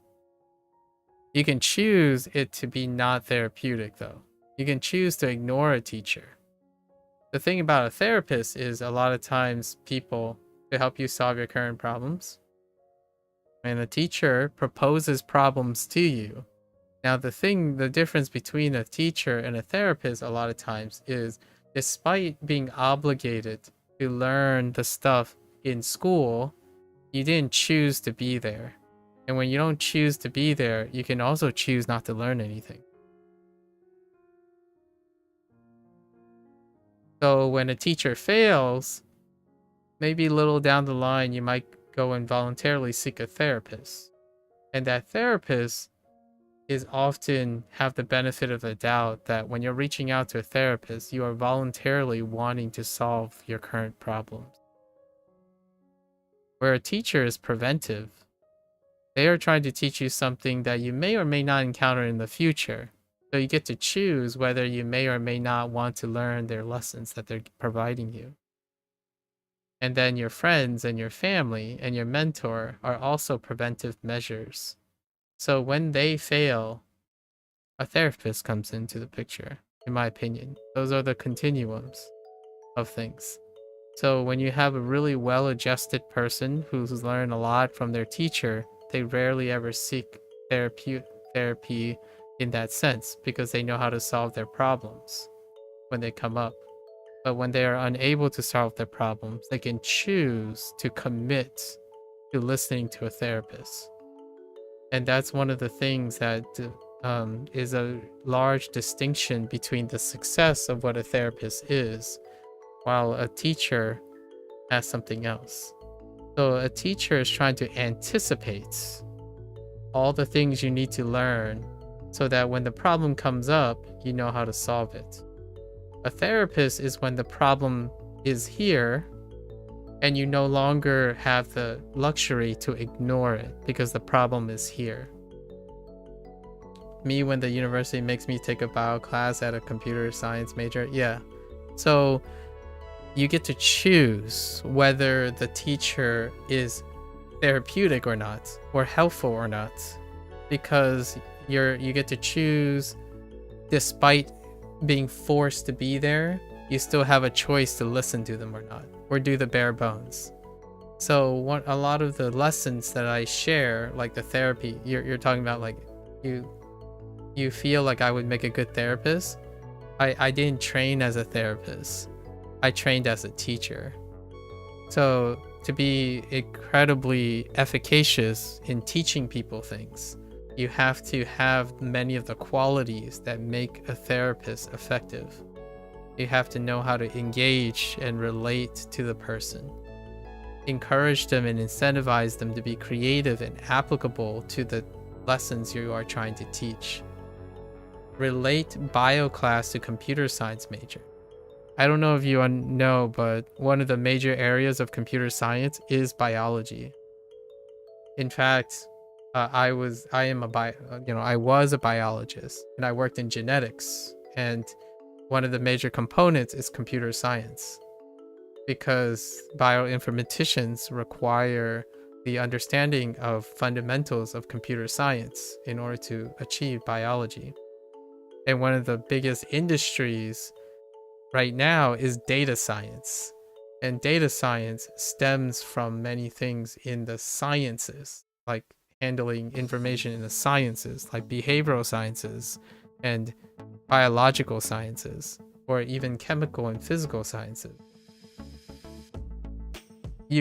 But if you aren't interested in that, or your teacher fails to engage you, right, to demonstrate those connections, then the teacher has failed. If the teacher tries it and you still ignore the teacher, then you have failed to find interest in it, which doesn't change the world. Like it doesn't destroy your ability to do anything. It might prevent you from graduating, but it doesn't hurt you like at the moment because you have choices. When all those problems pile up to the point where you can't handle it anymore, a therapist is the last barrier. It is the emergency people. So it's kind of like, can you appreciate what it's like to have a fitness coach versus a doctor? A fitness coach is there to try to give you things that you can't see the results for. As in, they're trying to keep you healthy in order so you're sick less. But a doctor's job is for when you are sick, they can help you. So when you are admitted to a doctor, you're expected a result that it can be seen. When you're like being healthy, running each day, you can't see the results of that other than the progress you are having. So when you're at university, the thing that makes teachers successful is how good your grades are and how much you're learning. But you can't see what their applications are, or the things that happen or the problems you can solve until the problems actually occur. Like for this, if you're wondering, something like if you can tell the difference between someone who's educated and educated in the sense that they learned a lot of like experiences and stuff, a person would be able to solve a problem more than a person that isn't. Why not just teach all doctors to be fitness coaches? Then people will never be sick in the first place. Well, the unfortunate part is obviously you would have to know all the permutations of the future. So it is a lot easier to see something that has happened than try to predict something that hasn't happened. That's the inherent paradox in the nature of things.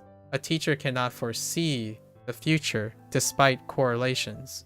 You can have like the current studies, science, and try to anticipate things, but those are probabilistic models. You can't anticipate what will happen in the future.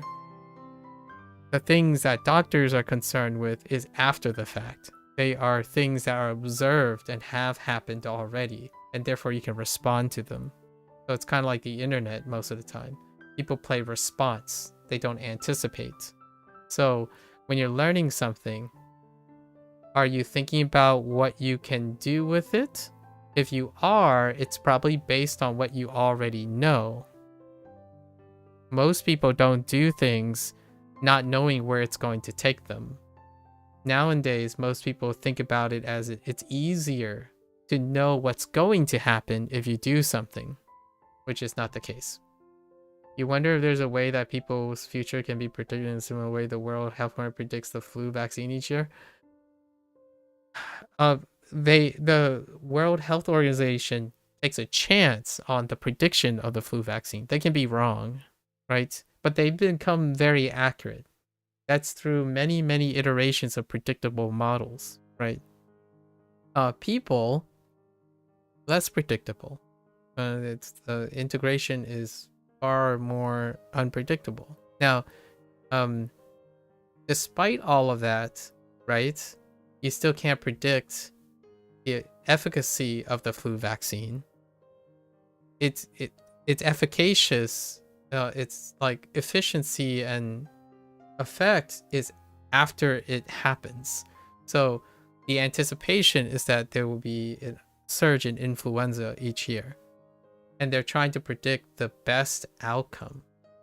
And then that best outcome will only have an outcome when it's seen.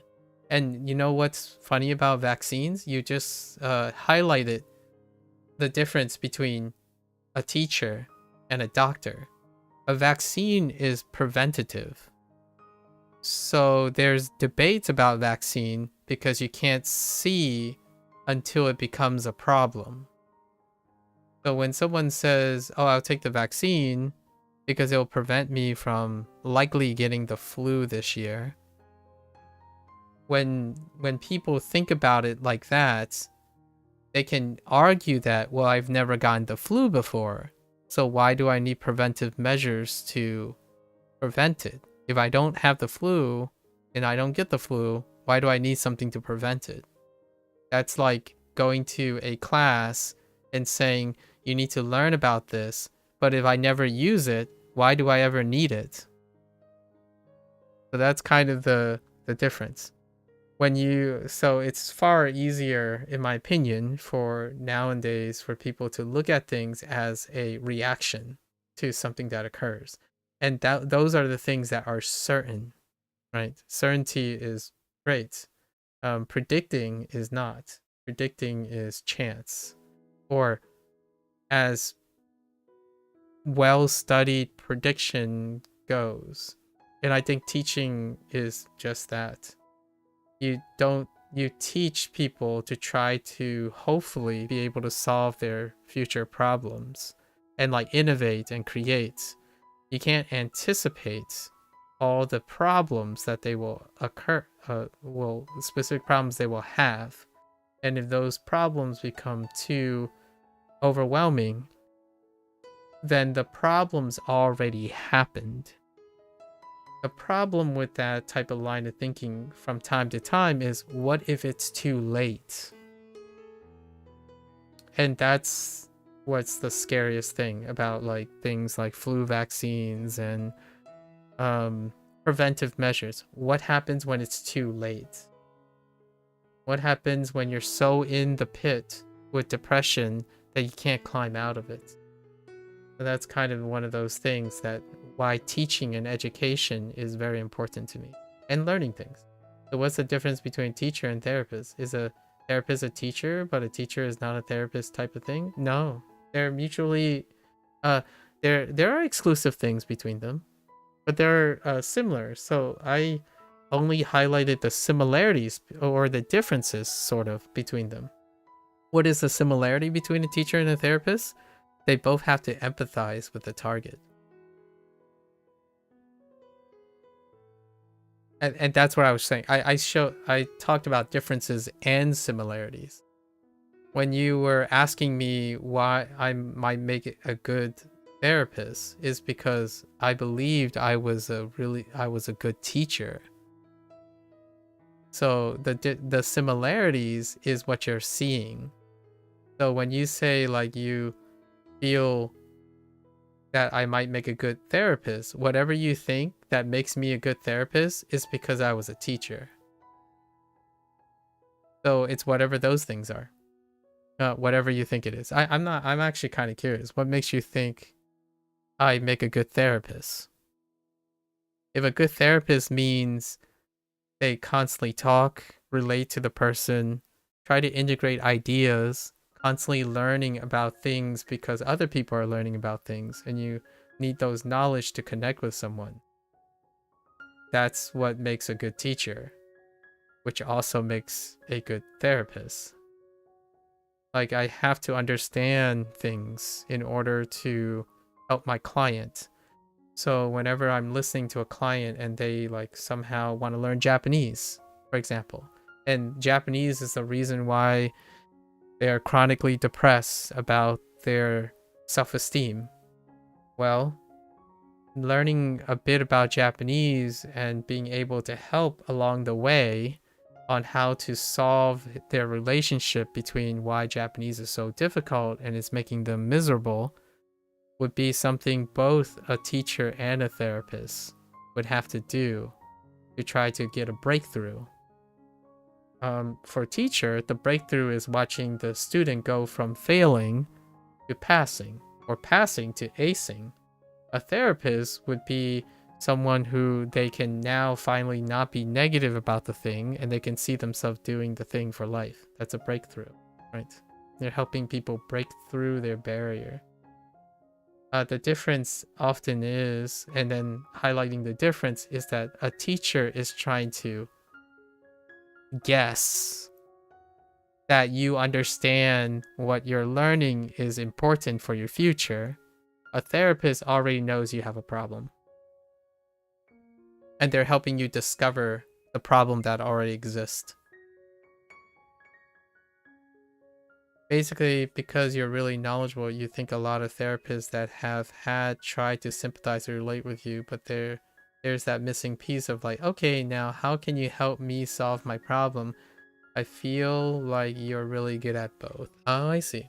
You think, wait, you think whoever you're interacting with is missing pieces? Yeah, that's a poop shoot though. That's a poop shoot, right?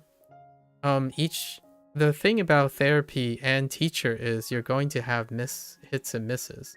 For every teacher that have missing pieces, there might be less. The reality is there are going to be less and less people who can relate to you as you grow older. So the goal of therapy and teacher is to find the most appropriate one. And one of the ways to go about it is to try to figure out how to best express your problem. Like, sometimes I understand everyone's like, oh, go solve your problem, just go solve your problem. However, the first thing, you hear this cliche a lot of times, right? The first step of therapy, or the first step to a problem, is to know what the problem is, to solve the problem, right? In science class, in science class and a teacher, the first thing you want to identify is the nature of the problem, and then express what your problem is with it. So if anyone can get you there, your friends, your family, a therapist is like a different angle, and a teacher is a different angle, but you still have friends, you have people you interact with, people you play with, right? When you are able to explain the problem, then you go and market someone, you go scout. You'll be able to scout the things you need. So I think if there's anything a successful therapist would do, if they're missing the pieces, right? If they're missing the pieces to relate to you, or empathize, or sympathize, you can probably tell when they continue to ask you questions in order to identify your problem. Because in my opinion, as a teacher or a therapist, they're asking questions so they can get enough information about your problem in order to try to sympathize and relate with you. So oftentimes when you're in a really bad place, like you're just lost, you're struggling, finding a friend or family, practicing how to express the problem is a great way to find control over trying to scout for people, whoever it is. Not even it doesn't have to be a therapist, but highly encouraged to be people who you would commit to listening to you. And then it takes a really long time, right? Because a therapist has to form all the information from the start. If you have a family member, they might know more and have ahead of time, but there's also subjectivity. Some things they can ignore or not see because you do it very often. But you have the power to express that, explain those things. And that's where I feel like I can do something most of the time on the internet. I can help people express their problems and make it normal for them to explain things. Now, that doesn't mean that's a sign of weakness. When you can express your problems very well to another person, you might also be able to solve those problems. And that's where the therapist cliche comes from, right? You enter a room and it often sounds like the therapist is trying to enable you to solve your own problems, right? But it goes through a large process of the therapist asking you questions because they need to know all the information about you. And fingers crossed, when you're constantly answering their questions, the solutions and the problems become clear to you as well. And that's what you can do with strangers too. So for me, that's what I do for strangers. When you ask, like I'm asking you, so I'm asking you like, so how's your life? How are you feeling, right? And if you can express those things, that means you can probably find the answer. So why don't you think you would be a good therapist or in another life? It's another life because I've already chosen a career, and it would take a very long time to be able to do those things. And I'm like purposefully fulfilled at not having to do those things. Like I enjoy teaching. Teaching came first. So in order to be really happy, I don't typically dwell on what is or what could be, but what I am and what I can do at the moment. So whether I'm a therapist or a teacher, I can do things that overlap with them. I don't necessarily need to be a therapist to be able to be relatable, sympathetic, and help people feel better about themselves. Or encourage them to be creative and ambitious and youthful, right? Don't necessarily have to be a therapist for that. Or a teacher even. So when I say another day, another life, I'm specifically talking about being like labeled or qualified as a therapist. And I will continue to say that I'm not a therapist. So it may be very encouraging to go seek a therapist. And I think the one thing anyone can do, in my opinion, is what I chose to be instead of a therapist and a teacher, which is to focus on communication skills. Be a learner for life, like a scholar for life, and communicate as well as I can and encourage other people to see that communication is fantastic. If you don't know how to solve a problem, communication can be the line in which it could help you solve your problem. So here's my TLDR, like my hot take. This is a pretty hot one. Here's my hot take on something. You know, the internet 0 and 1 question. Would you like the ability to solve everything or feel like you can solve everything? Would you like to feel that you can solve everything?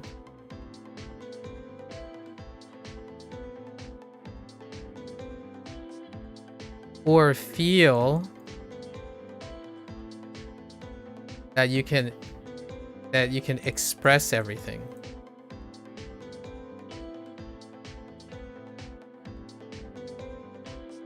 The reason why I'm putting these in the same category is because it helps me explain where I am. I think most people that I talk to will probably choose to feel like they can solve everything. And when they say, when they think of solving everything, they think of I can solve everything. And for me, I actually would prefer to be able to express everything. Because now we're talking about we. So this one is a good one to think about. Not that I know which one is the right answer. I'm just saying I lean towards this. Why did you choose those as your life goals? Scholar for life and great communication skills? That's a good question. I think the quickest answer to why is I can do it for life. I can see myself doing it for life. And that's it. It sounds... I'm not trying to make it sound simple. It's not simple. the things that I choose, those are the things I choose because I can see doing them until my dying days. Not a lot of people choose things that they can do for life, or they think they can do for life, right? That's what a life goal is.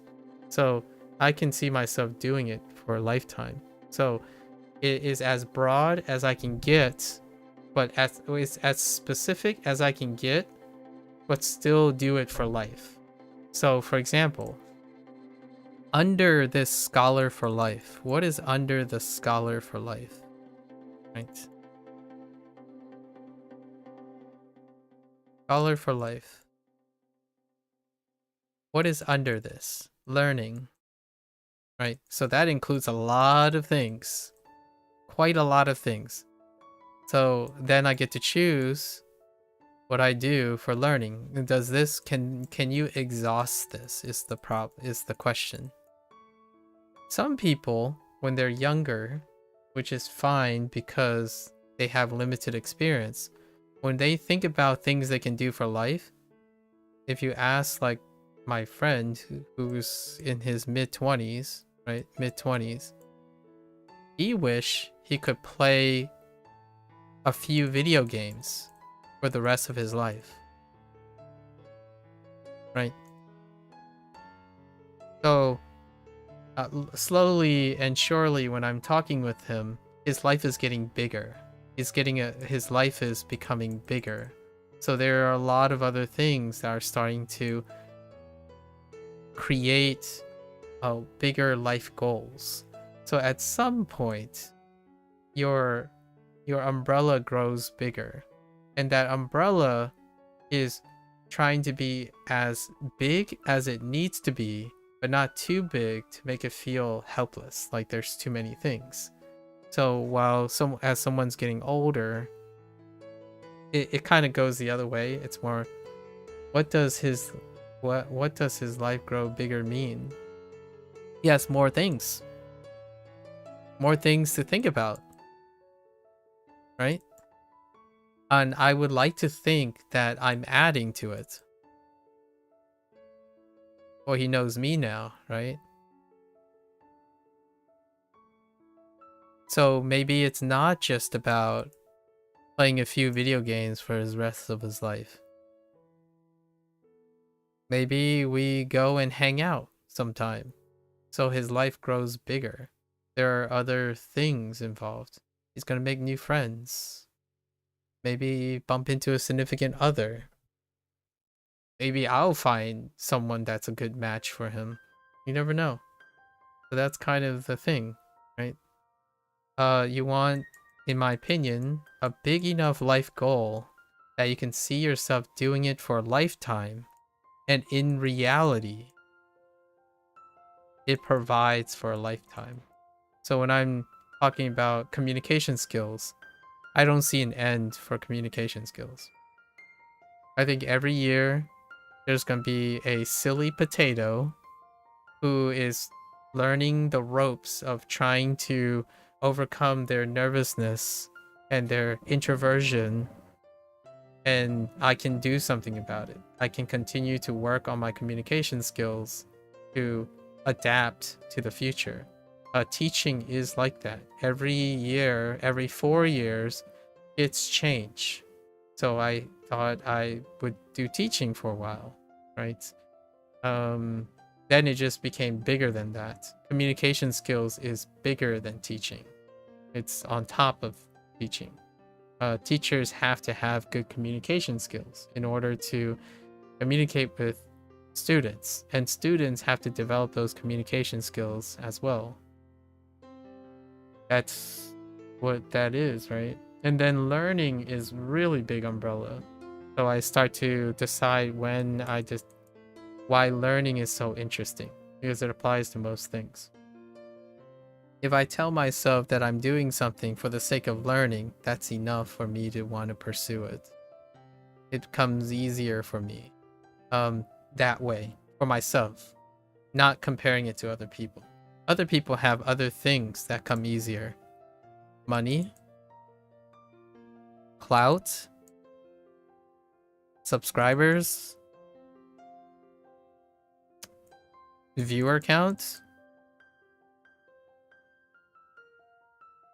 right? Grades, publication, right? So you find as many of these things as you can in the course of your life, so that when one falls out, you still have more left over.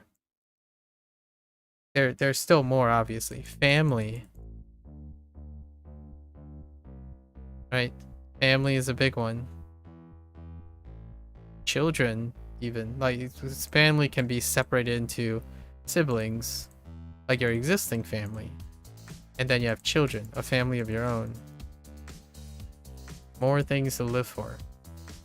And sometimes life does shrink, right? It can contract. So the goal for me is when I'm around people and my friends, I want their life to grow bigger, not smaller. If it's allowed to grow bigger, right? Like, grades are not part of my life anymore. I don't get grades in the same way. I don't get pleasure from clout, subs. I don't like money, viewer counts. So I need to continue to grow bigger. So like for my life goals, I used to do publications too. Now I don't have children yet. So, and I have a sibling, I have a sister, and I still have family. And then I have friends. Friends continue to grow bigger. Friends is a gigantic spot. And then I have strangers.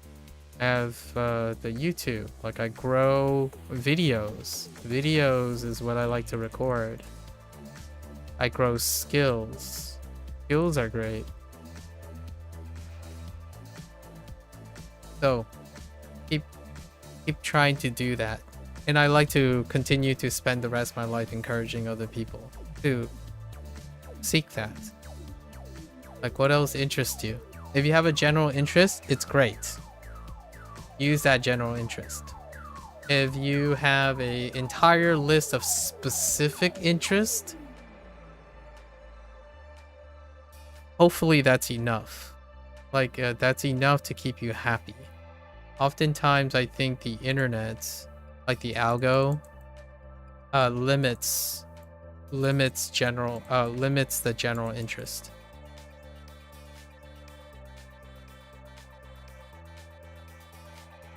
And when you limit general interest, your specific interest is responsible for your happiness, right?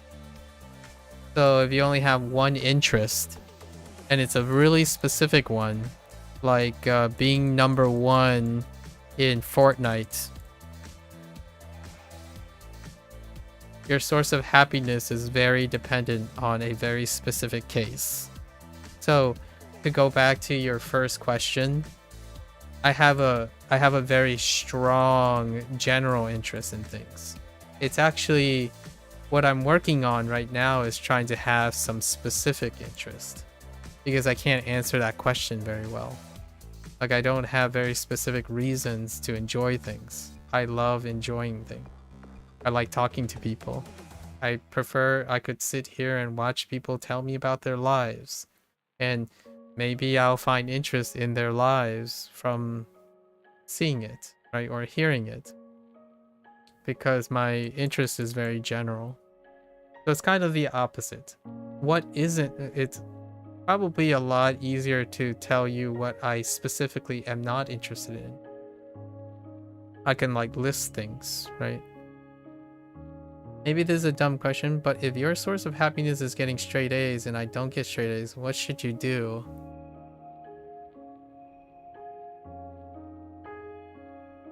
You can, well, there are many ways to do this, right? I'm sure you have done many of these, right? So let's say if you need to get straight A's and that is your source of happiness, okay? as you said. And it has to happen, right? It has to happen. So you can ask yourself, what is an A?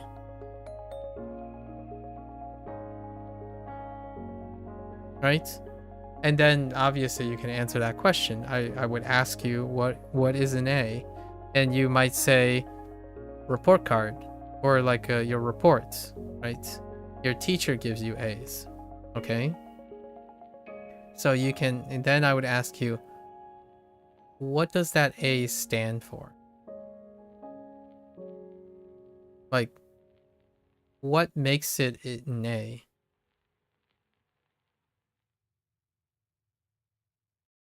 You can choose to maybe take it from your teacher's perspective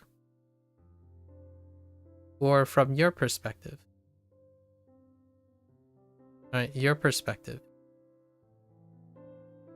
Now, if you can explain your perspective and even your teacher's perspective, you might be able to find out the things that make you desire a straight A. Right? It could be, I don't know, the number itself, the progress you make, the time you save. And to me, if you understand the things that drive you to want those A's, you can then try again, right? You can try again, only this time you address one of those things. Like, are you trying to save time? That's one of the things. For me, when I was younger, lots of people wanted to get straight A's because it takes less time to get money. Right? So they know that, and they find all the things that gets them the A so they can speed up getting money. That's what drives them. So they can understand the nature of their work. And this is too general because they have far more specific things. And I can't name them because I didn't live their life. Like, for example, getting into a med school, joining a fraternity. So those are the stuff that drives people, right? These become their source of happiness, and it also becomes their source of sadness or disappointment. The idea is, if you're looking for something that addresses your happiness, there's also a chance that it can lead to sadness and disappointment. And the thing about this is it's a great way to tell that you are interested in something. The moment you think like, oh, that's okay, like I don't care. That's neither happiness nor sadness. You did not risk anything. You're not having the opportunity to gain something.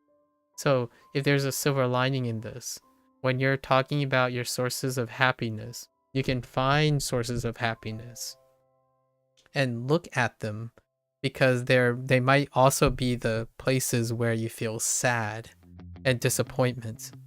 When you feel numb to the thing, that's neither a source of happiness nor sadness. So these things are like materials sometimes, right?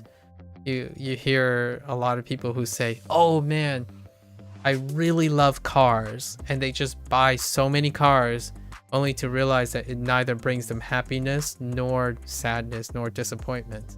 It feels like nothing. So that's when you kind of start to worry about a person. But if you truly believe that your source of happiness is getting a straight A's, then you will have perspectives. You will likely have perspectives and be able to explain why is it that it is your source of happiness. And personally, if you have a friend, a therapist, a teacher, they would probably ask you the same questions if they're trying to empathize and sympathize with you. They'll ask you, can you name the reasons why this makes you happy? I can show you an example of my own. Why is learning Chinese a source of my happiness? Well, when I got to stream it, and then I get to talk to people like you.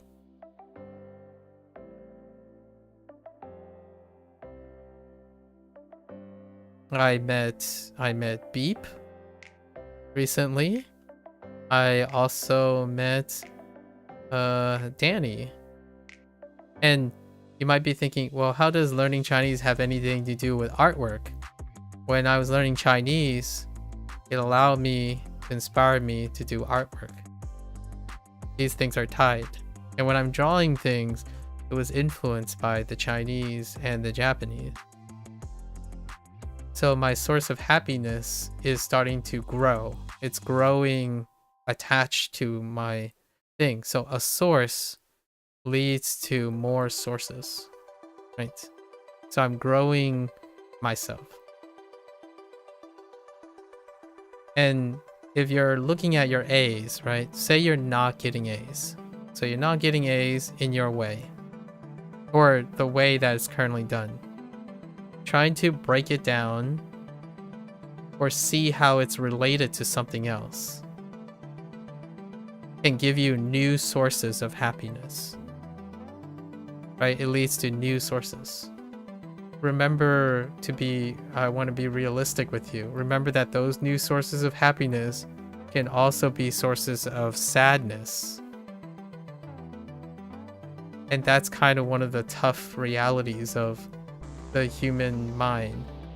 Things that are able to make you happy, they're also able to make you sad. The good news, in my opinion, is that I think most healthy people, when they understand what motivates them, they ultimately have more happy things than sad things. Right? And that's kind of what I would think of. If I am trying to say I want to be a therapist, I'll use our example here. If I want to be a therapist, and I already told you, well, it's a little kind of late for me, right? I chose a path of teaching and science, but the physical sciences, right? That doesn't mean I can't enjoy the aspect of being a therapist. So what I described to you is I asked myself, so what makes teaching great? What made science great? I talked about empathy, objectivity, critical thinking, communication skills. So can I use these things to derive something from a therapist? I can. Now I can tell you the difference and the similarities between them, right? And that's my way of explaining why, while I'm teaching, I can at least still love something that isn't that same thing. So why is that important? Well, if I wanted A's and I can't get A's, how else can I get the A's without actually getting the A's? Right? So there are different ways. One would be getting B's in hard things, or turning your C's into B's. Though these things will provide, for me personally, not for you, because I don't know what the answers are.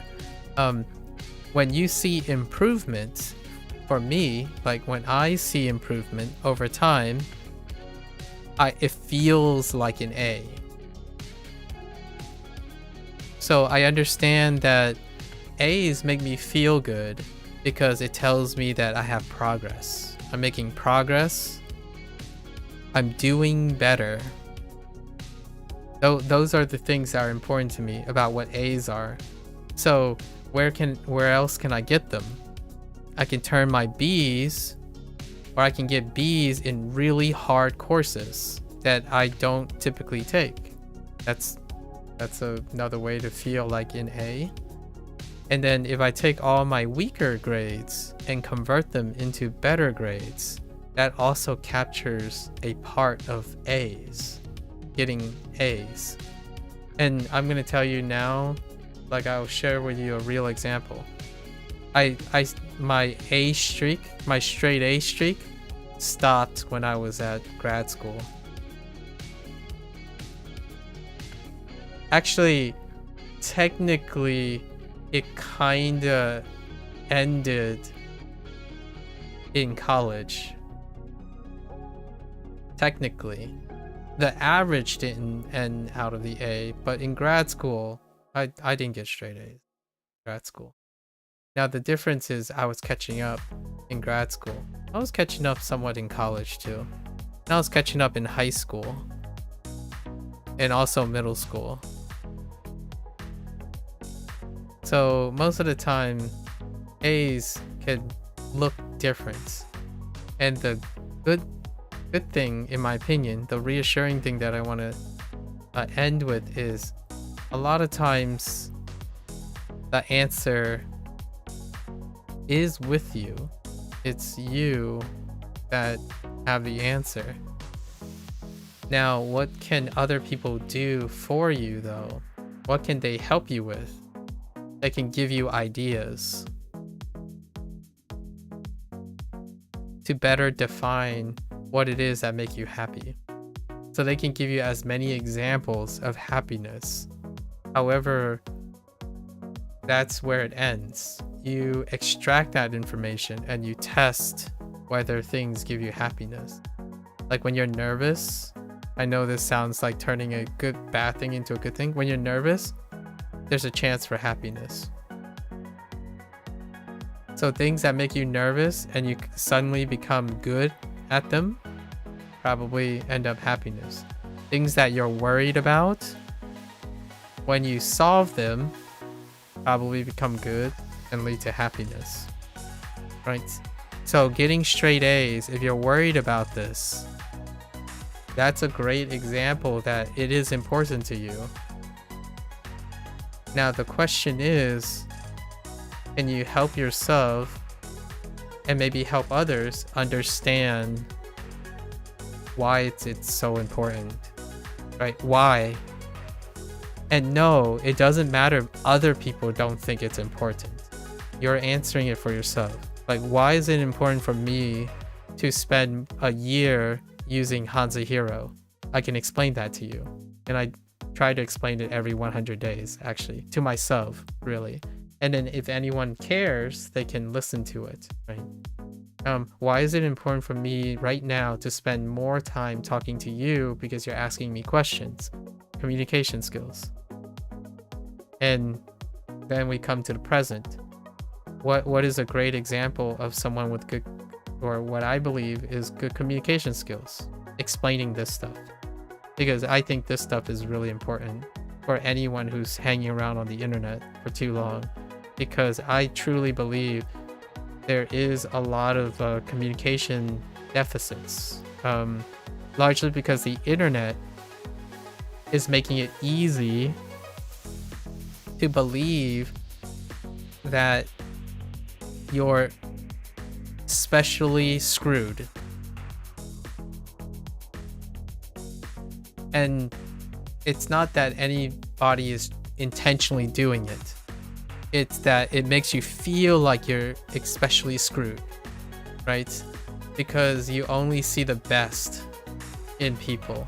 You typically, right? When you're looking for an example, if you're always responding to a question, right? Like you have a problem and you go to the internet for the solution, then no matter what, everything you see on the internet are people who have solutions, but they're not your solutions most of the time. So when you do them, it might not even bring that much happiness. It might not even bring that much awareness. because someone else solved the problem. And that's what I want to emphasize. I can encourage people to want to solve their problem, to want to talk about their problems to themselves. They don't have to go around and talk about like emphasizing, you know, like, hey guys, I have a problem, right? Can you pity me situation, right? That's not the goal here. The goal is, if you practice expressing it with someone you trust or yourself, one day you can explain it and people won't pity you. Like, people don't have to pity you. They can sympathize with you, or they can empathize with you. And that's when you know you have the ability to express yourself. The moment you get increase in empathy, your communication skills have evolved to a point where if you can't find the solution for yourself, you can bring other people into you, like to communicate with you. So that's why I meant by the 0 and 1 question. I would prefer, in my opinion, I wish that other people will be able to express everything. Because life is sucky as an individual, right? It can be great for some time, but humans are inherently communal, right? Communal and social creatures, right? There's going to be a time when you're too young to do something, too old to do something, too down to do something. So if you're able to express, quote unquote, most things that you need, that would be very reassuring. Do you think social media will be banned or significantly limited in the future? I think social media will look different, is what I can say for sure. And I don't think it's very soon. I mean, it's very far off. Like in the next 2 years, there's probably going to be an unprecedented change of differences. Now, whether it's banned or limited is when you're talking about whether something will exist anymore, right? Like something will, what I can say is it would look different because it would change. So maybe not so much banned, but the thing transformed into something different entirely. So what was limited is largely because it changed. So one thing I would say that is like very likely to change or look different in the future is exactly this. It's the form of expression, like expression and communication skills. I think there is something that is pushing back, and discoverability. These are things that will probably be significantly changed. And when these are in the front, then there are other things that quote unquote become limited or not encouraged, because you have to remember that having these things means some other things go by the wayside. Like, for example, there's going to be a less emphasis on numbers, right? Like the difference between someone who has 1 million followers versus someone who has 500,000 or 1,000. This stuff may take a back seat to the quality of the interaction. Consistency, doing the same thing, for example, doing the same thing as long as possible might give way to doing few things as best as possible. And what I mean by that is not the same as few versus not like specializing in some. When you're doing the same thing, you're specializing in a few things that is related to one thing. And this has already started changing, by the way. The people who have done one dominant thing for a very long time, most of their channels now feature 3 separate channels, or even more actually, where they are doing different things. Like how, like, back behind the scenes thing is a great example. BTS, the behind the scenes stuff, like how things were made, that is on the up. That is significantly trending upward, right?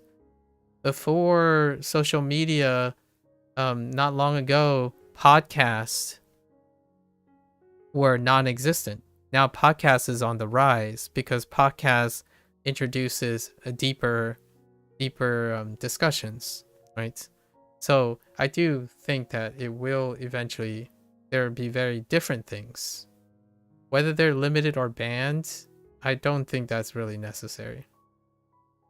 Do you think that additiveness will ever diminish, either through a company's own virtue or through the government trying to impose limitations? Probably, but we have to keep in mind that governments and companies interact with users and they interact with each other. So one can't entirely operate on its own. They're not separate things, right? They're not separate things. They're tied things. So when I say something is different, all of it is connected. So any one thing changing creates a change in another thing. So if a government tries to impose limitations on things, then it in itself will impose back on those limitations. So it's very hard. Whether it diminishes or additive, it's very difficult, like, to anticipate. At least for me, I'm not an expert in this, and I don't have like influence or power, so I don't think about these things. I typically know after the fact. And when I'm making predictions, if I have to make predictions, right, I usually say like safe things. And what I can earnestly say is social media is not going to be the same in 2 years. Roughly speaking. Maybe even 1 year. I don't know. The pace is pretty fast now.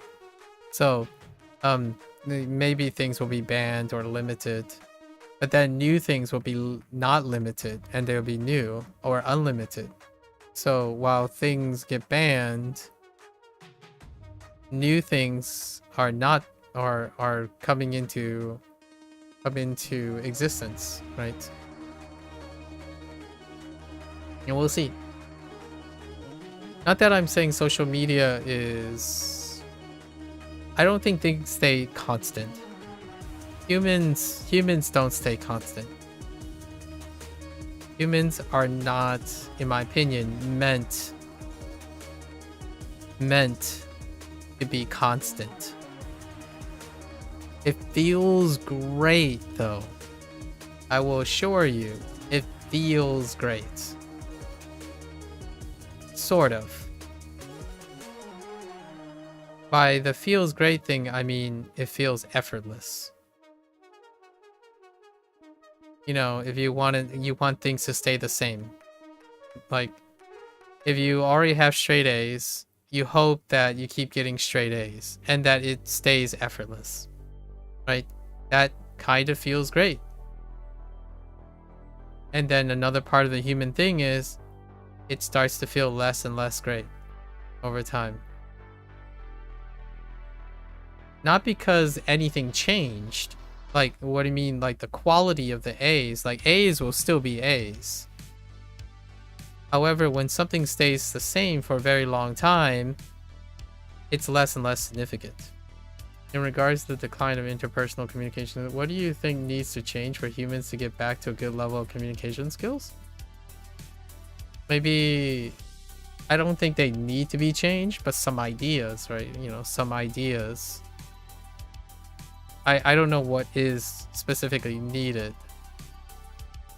but maybe desirable, some desirable things. since I only work, I only do this like Twitch and YouTube, right? The one thing is to reduce the ratio, and I don't know the specifics of how to do that. Reduce the ratio of the service provider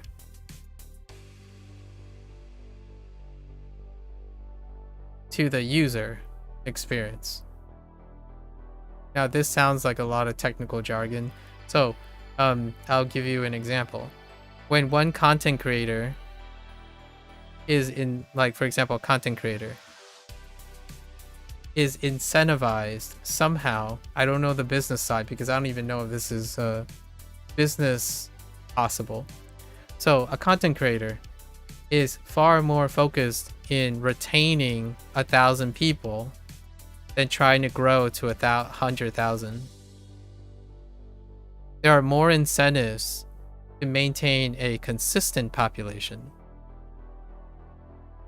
than a expanded population. That can increase interpersonal communication skills, because now creators will then be pressured to find ways to increase retention. And not in the retention in the same way as this thing, where the number goes up better with retention too. So there is an overlap. The idea is that to incentivize, there's no system to incentivize establishing long-term relationships with anyone. There's only a decentivization for this. You are decentivized to want to connect with anyone because it's a numbers game. So when you have a career or the major outlet of people's interactions to focus on spreading your attention, right? Then that will be the social norm. A content creator will see that 1,000 is not as important as 100,000. But the reality is, when you have communication skills, if you are able to communicate effectively to 1,000 people, that gives you the time and effort to create deeper communication skills. Because these individuals will have to, but that's not incentivized. The YouTube algorithms, that's not how that works. And Twitch, that's not how that works either.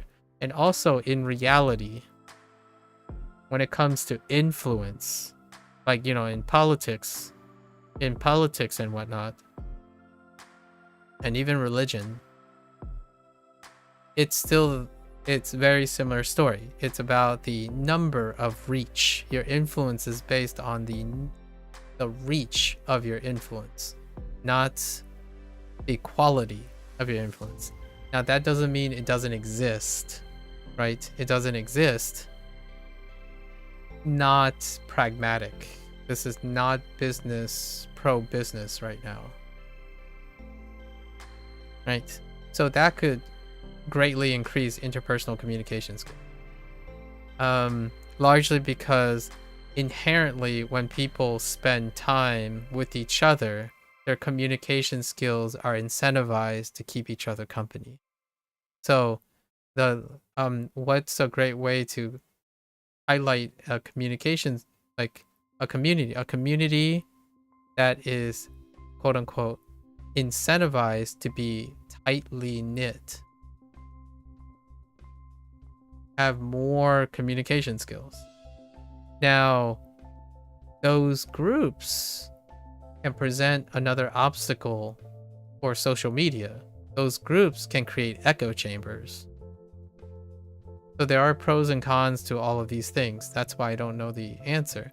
Because if they're tightly knit and they are likely to communicate really well, that also means they can create echo chambers and closed communities, which makes it harder for other people to join. So it's a balancing act that you have to do, right? When people communicate really well within a group, there are gatekeepers, right? Because the wall is bigger, so it's less casual friendly.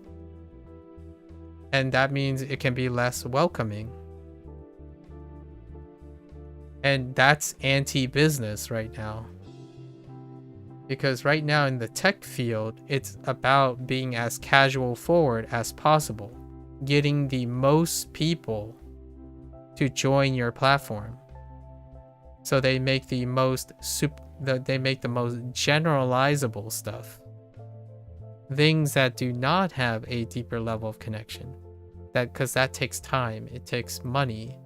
And this is one of the major sources of poor interpersonal communication. And I don't want to use the word poor. What I can tell you, in my opinion, is that the baseline communication skill, right? Communication skill. This baseline is how to be sufficient for success.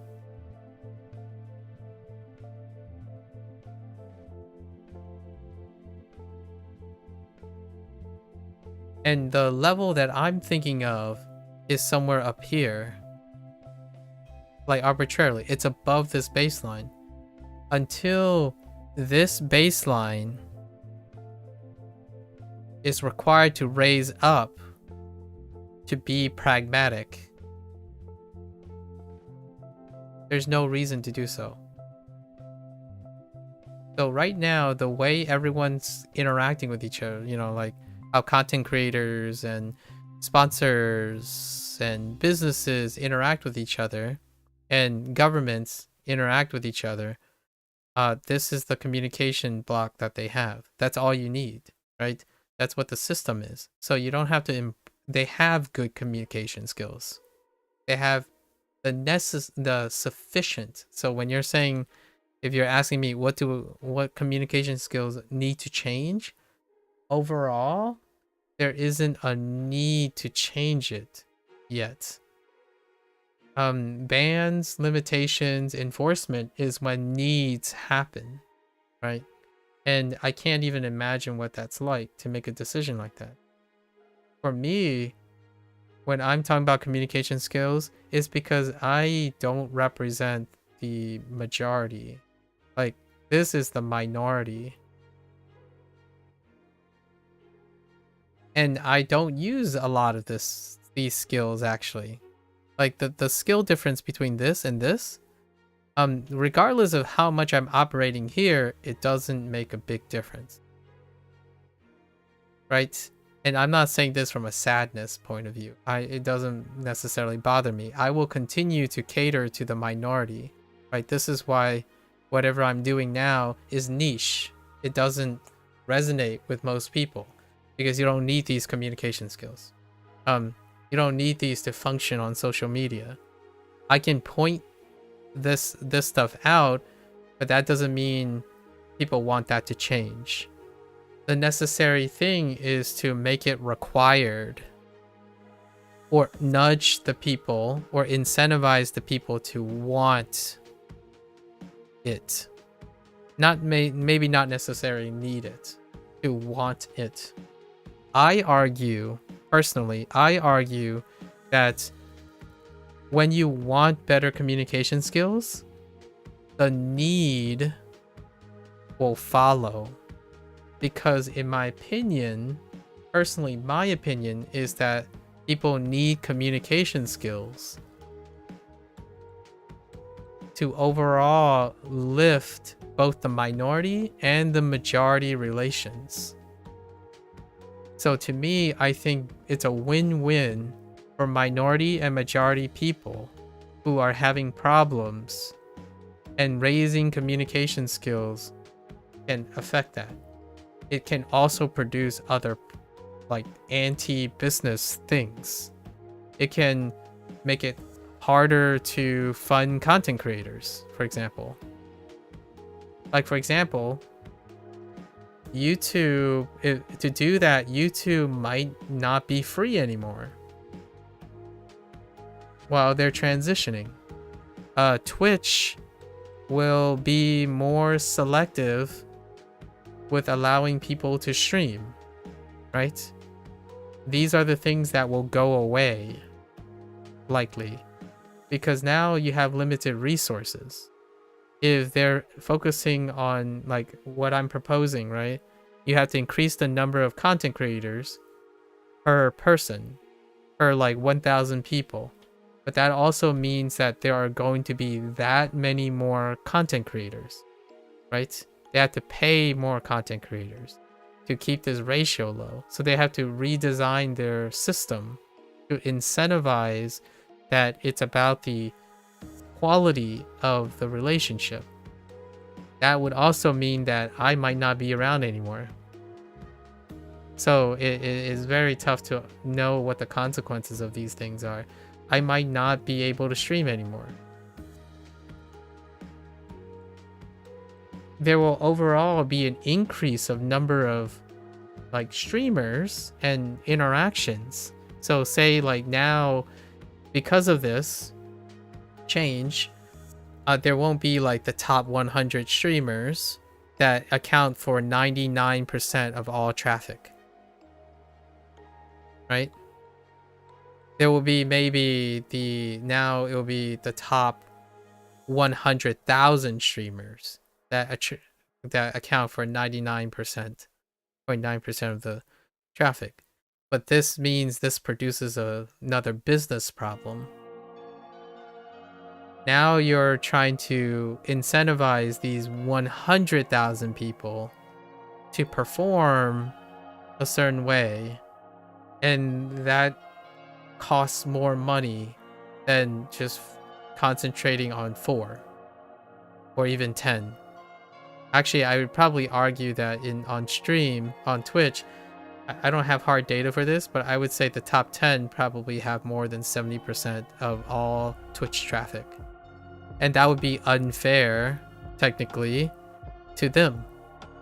That creates a new problem. So what would happen if suddenly Twitch decides we're gonna favor quality over quantity? These people they would eventually leave, right? And there goes a huge source of revenue and a problem. So you can't control how humans, the end user, right, the content creator, how the content creator is going to react to something. So my ideas are not that great to me. Most of my ideas come with pluses and minuses. But if I were very influential and I wanted to increase interpersonal communication, my agenda, right, if I had an agenda, would to decrease the ratio of relationships, of parasocial relationships. So find an infrastructure that incentivizes people to not be pressured to expand numbers. Like, this looks better than this. Until, in my opinion, this changes, this mindset changes in design, interpersonal communication skills are irrelevant. Like, it's not very required, because the skills required for one person to communicate to like 10 million people is very different from the skills required to keep in touch with 1,000 people.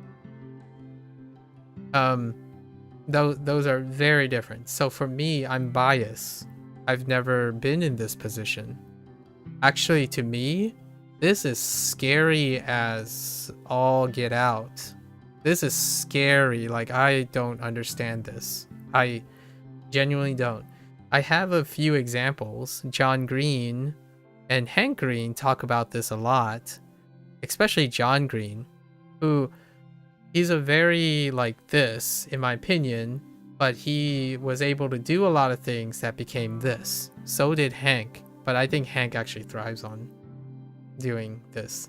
So, and I have similar like thoughts and concerns and stuff when I'm talking about these things as these guys do. However, that doesn't mean that they liked it. Like John specifically expressed that it's great to become a celebrity and whatnot, or like it's fun to do that, but often it's about this. But they do it anyways, and then Nerdfighteria is really big and have a large audience and whatnot, and it comes with the pros and cons. So I would say this would be one of the main main suggestions. Finding ways to incentivize, not by number and quantity.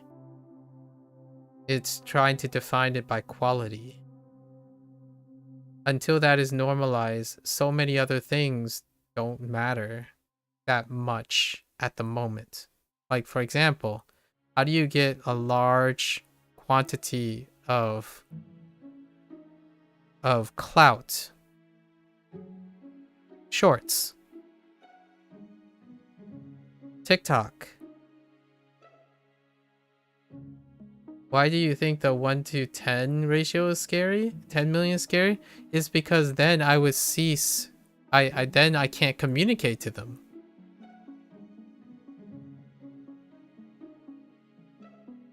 Like, the very nature of having a lot of people is that you lose the interpersonal nature of it. You're expecting 10 million people to have a good parasocial relationship with you. That is very irrational.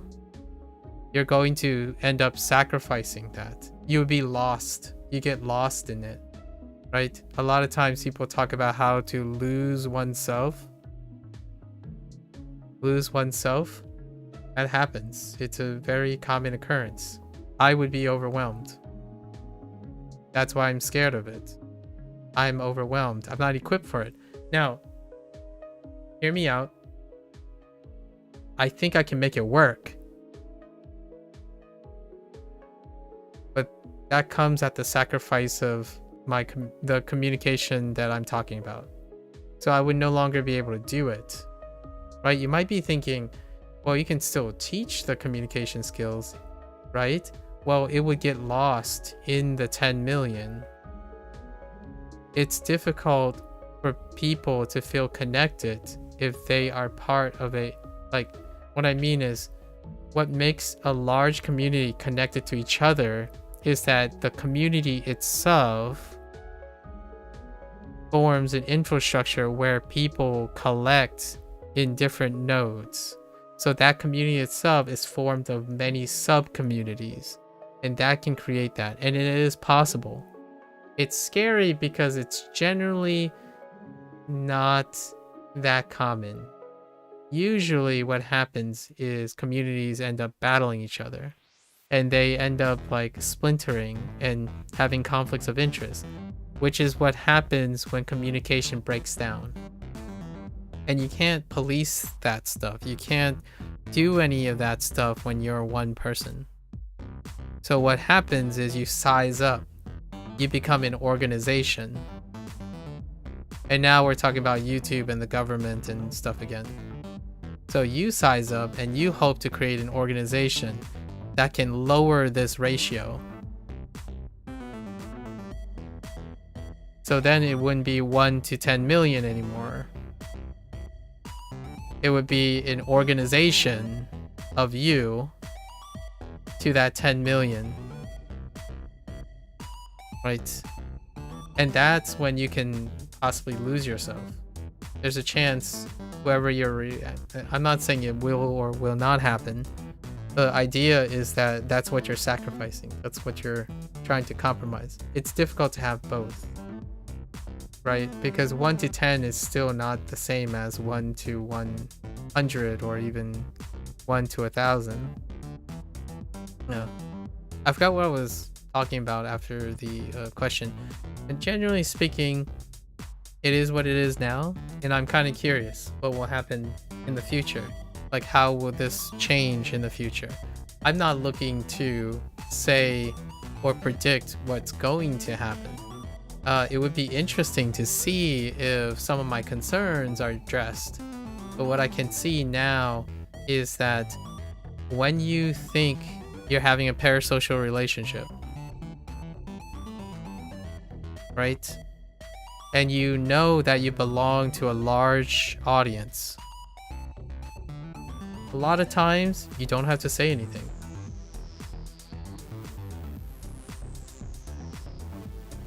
And if you want to say something, you get drowned out.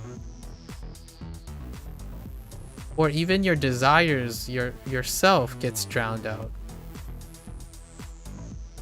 And then say you're really influential and you're able to reach this person who is the person with the parasocial relationship, right? Say you can reach this person. And even then, that person has to listen to you. Which, if they're focused on the 10,000, they would favor them over you. Because 10,000 people is greater than the interest of one person. That's pragmatism, right? It's pragmatic. It's pragmatic. And it's utilitarian. I'm not sure if you're familiar with utilitarian, but utilitarian means like whatever suits the whole more than the individual is always the best choice. So when you're focused and you have a model like this, you'll always favor the majority over the minority. And without favoring the minority, you don't need additional communication skills. You only need the communication skills necessary to talk to a bunch of people. Well, if a bunch of people is going to spread out your attention, then it's about this much. It doesn't necessarily require you to like develop any deeper ones. And the expectation matches that. Like if you're 1 in 10 million, well, someone's got to have complained about it, right? Oh, I saw this video that is pretty bad and I hope they know. It's like, well, there are like 10 million of us. Someone's got to know, right? That type of thing. So you don't have to incentivize yourself to do anything about your communication, but there are a lot of you. And then it's vice versa. This is not true for everything. I think this is true for a significant number of things. And that can improve interpersonal communication skills. Like if I'm suggesting something that may create a significant change, like a significant improvement, not like change the world, like make an actual change, like a delta, right? It's kind of like your A's, right? If you're already having C's, a potential delta is to get B's. It doesn't go straight to A's. This is what I'm suggesting. One of the ways to increase interpersonal communication skills is to reduce the people who are providing the service. That service usually deals with communication. And the consumer, which in this case, when we're talking about social platforms, like you're specifically referring to social media, the service is often the content provider, the content creator, and the consumer is the viewer or the listener, right? And I think YouTube has been working on this, by the way. I'm not sure about Twitch. Twitch is kind of working on it. So here's a few features that I think has been going towards this direction. So if I have examples, like it would maybe strengthen my case. So soon, live stream on YouTube will have generators for live streams.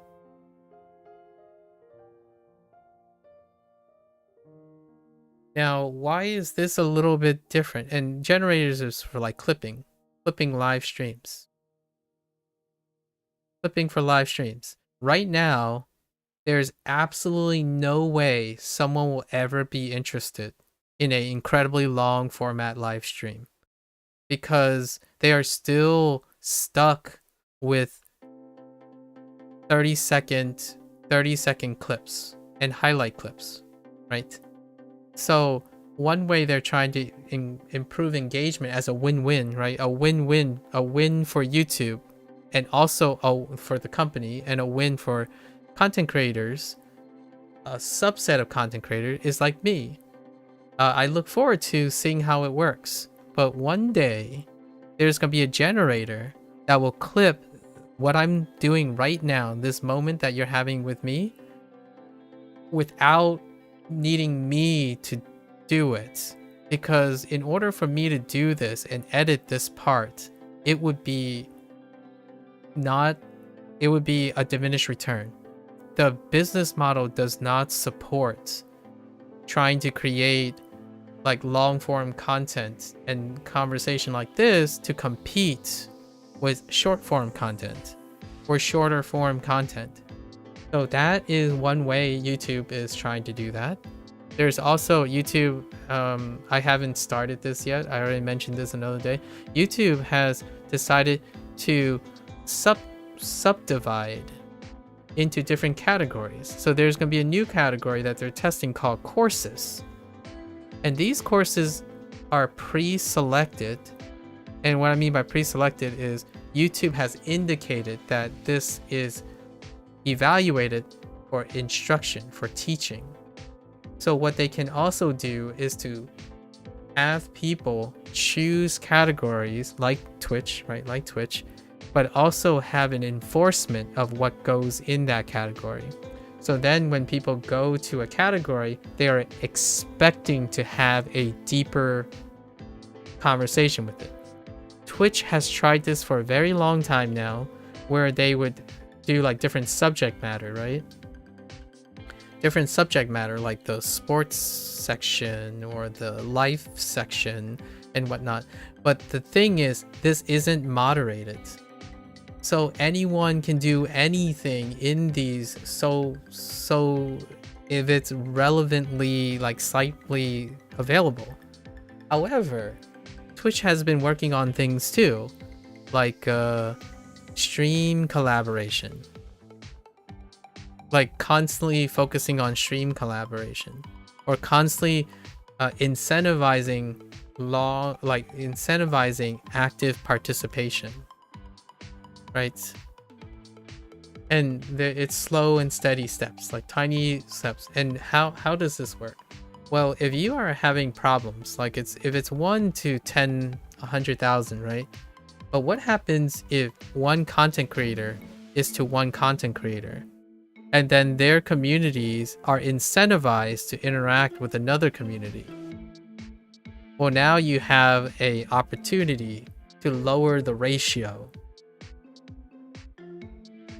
So that's a different way to approach it, and that's what Twitch is leaning on, in my opinion. Most of the newer features, what they're trying to do to work to Twitch's advantage as a win-win, is that they're creating the numbers and making the groups, the parallel groups, interact with each other. So when they interact with each other, engagements can go up, viewerships can go up. The idea is this can improve also interpersonal communication skills. That leads to what Twitch really wants, which is retention, right? Retention is very paramount when you have a deeper loyalty. YouTube is going a different route. YouTube is going through discoverability route.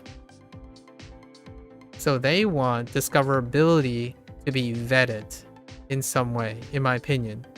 So when you go to those sections, the people are expecting to have conversations with that. And that's kind of nice. It is kind of what YouTube does. So it's doing it in a different way. And I look forward to seeing how well it ends up becoming. I've changed your perspective on things. You made me realize how vast certain topics can be, and breaking it down, the subcomponents, and focusing on small things can make things seem a whole lot better. That's what I feel. That's what you, hopefully whatever you're learning, school, like computer science, communication,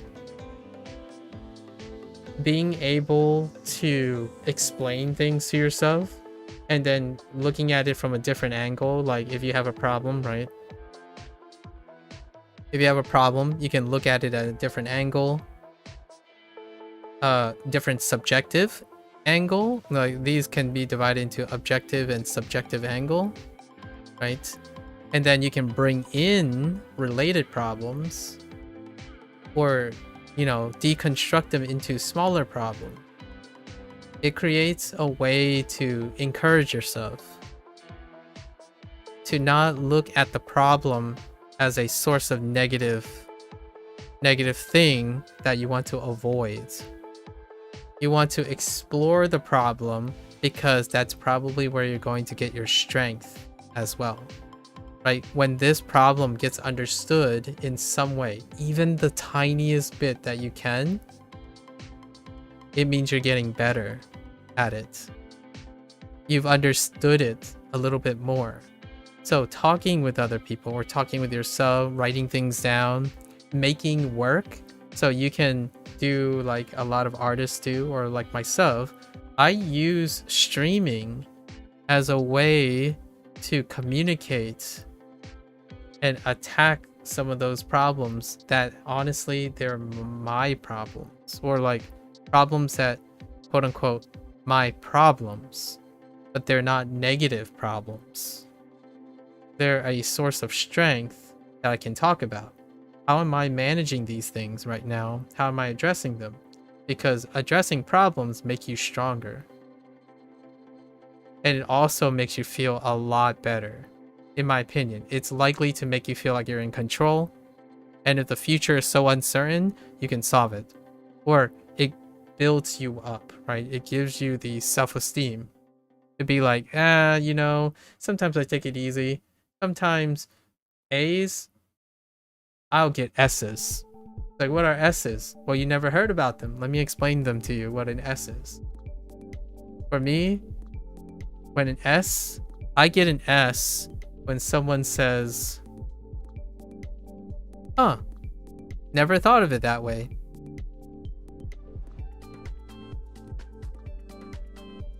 That's my S. This is an S score. What does S stand for? And I know this is going to sound really cliche and cheesy. Special. Yes, S, you FC the OSU map. Exactly. Right? But hear me out. I'll give you one better. When you FC an OSU map, how you FC is an S. Because people don't know how you FC'd it. And you're gonna be saying, well, you can measure the number of like near misses, and yeah, but the way you played it, no one is going to be you FCing the OSU map. You are unique. You like the jiggle, the wobble, the sudden thoughts. Learn what that S means. Like replay your FC. Ask yourself, what were you thinking, you silly goober? What were you thinking when you were about to FC your OSU map?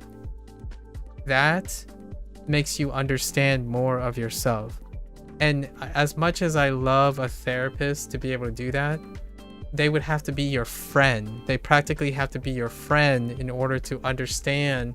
Like when you walk into a therapist's office, right? We're gonna go all the way back to the beginning. When you walk into a therapist's office, you can ask yourself, is it reasonable for yourself to think that the therapist would be an OSU 4-digit player? I mean, it could happen, but what are the chances? Now, you might be thinking, okay, well, if they're not, then I just go skip to the next OSU therapist. No, you could try to think, I know myself really, really well now. I can tell them all the things that would help them help me. And then you have the perspective of the therapist. You have captured what the therapist is trying to do. Because the therapist, the moment you step in their office, their thought is, okay, where can I start so I can find a point of sympathy and empathy. And how fast can I get there? Because the faster I get there, the more likely I'm going to be successful. So their goal is consistently trying to ask the right questions. The right questions are the things that get the person to explain something that they can use back. And sometimes you have to find different therapists, right? Sometimes you have to find different streamers. And if that ratio goes down, then you have more choices, right? Like, what are the chances that you'll come across someone that would talk about this stuff right now the way I'm talking about it? Probably not very likely, in my opinion. And that's what therapists are sometimes. And unfortunately, that also makes them terrible therapists for many other people, right? The more specific you are about yourself, and you need those specifics to be real and actionable, it can also mean that the depth of your understanding can be a little bit limited, to a point where only a specific therapist will even engage with you in a right way, or like in the way that you want. And that's also true for teachers, friends, family, pretty much anyone you communicate with will end up having that same bottleneck. The nice thing is, though, that I would say to you, and if you're like much younger than, me, who's about to enter my middle age, life has wonderful things you can do that allow you to identify those things. And the more the people around you enables you to do that, and encourage you to do that, the more likely you'll feel in control, in my opinion. Like, here's a great one. Sometimes when a movie gets a really, really, really bad score, and I tell myself, it can't be that bad, right? But I'll probably dislike it. But wait, the act of people disliking it might make me interested in it. That's the kind of level that I like to think other people may have, where despite knowing what the statistical average is, you can also find value in whatever it is that you're interested in. Then those A's are still A's. Those B's are still B's. But they're not stopping you from trying, because you have plenty of ideas for a lifetime. You never give up. You'll never give up. And you will try to feel a fulfilled life despite that. Does it make you interested because you want to know why people find it so bad? Yes, I do. For me, empathy is king. I'm not interested in myself very much anymore. I know this sounds a little ironic in the sense that I'm trying to also encourage you to find out about yourself, but I did most of that in my life. The things I'm describing, like my first 38 years, I would say like my first 35 years of my life, I was focused on myself the whole time. Like, my identity is I'm kind of quote unquote running out of ideas in a different way, right? Like, I'm not really that interested in myself. So most of the time I run for empathy. So whenever someone says, like, you come by, they're like, I love this game, and they are able to tell me about it, and they answers my questions. The more questions they answer, the more they share their soul with me, the more I'm going to do it. Because I'm looking for more things. I'm looking for things, other people's ideas to bring into my life. Because I spend a lot of time thinking about myself rattling in my brain. And what keeps me very occupied all the time is having these type of discussions. I want to know about you and whatnot. And therefore, that explains why I'm a little bit disappointed on the internet. But I want to change that. Or at least I'm going to try to change that with people I talk to. I want to change the people that I meet on the internet to make them more, try to encourage them to be more expressive people. Because I want to bring them into my world, but I also want them to bring me into their world.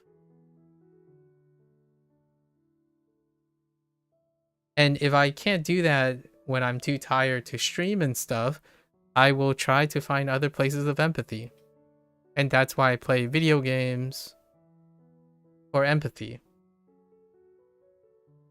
I don't derive very much pleasure from, like, I don't know, clicking heads to make myself like the best or like make myself feel better. I don't need to make myself feel better. I feel really great. Like most of the time. I'm sorry, that sounded like a really humble brag. I'll try to do a humble brag. I feel great most of the time. I want to know what makes other people sad. I want to know what makes people happy. So then I can talk about those things. I can share my sadness. I can share my happiness. This makes my life bigger. I want a life that's basically bigger than just me.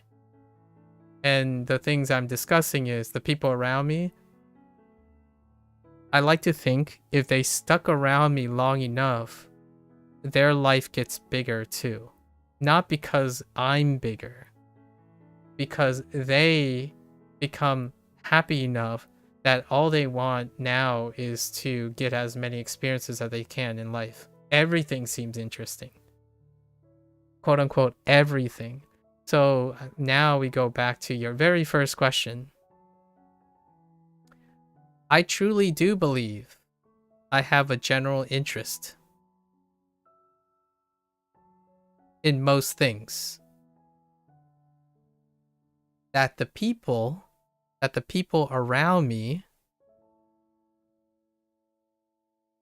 care about.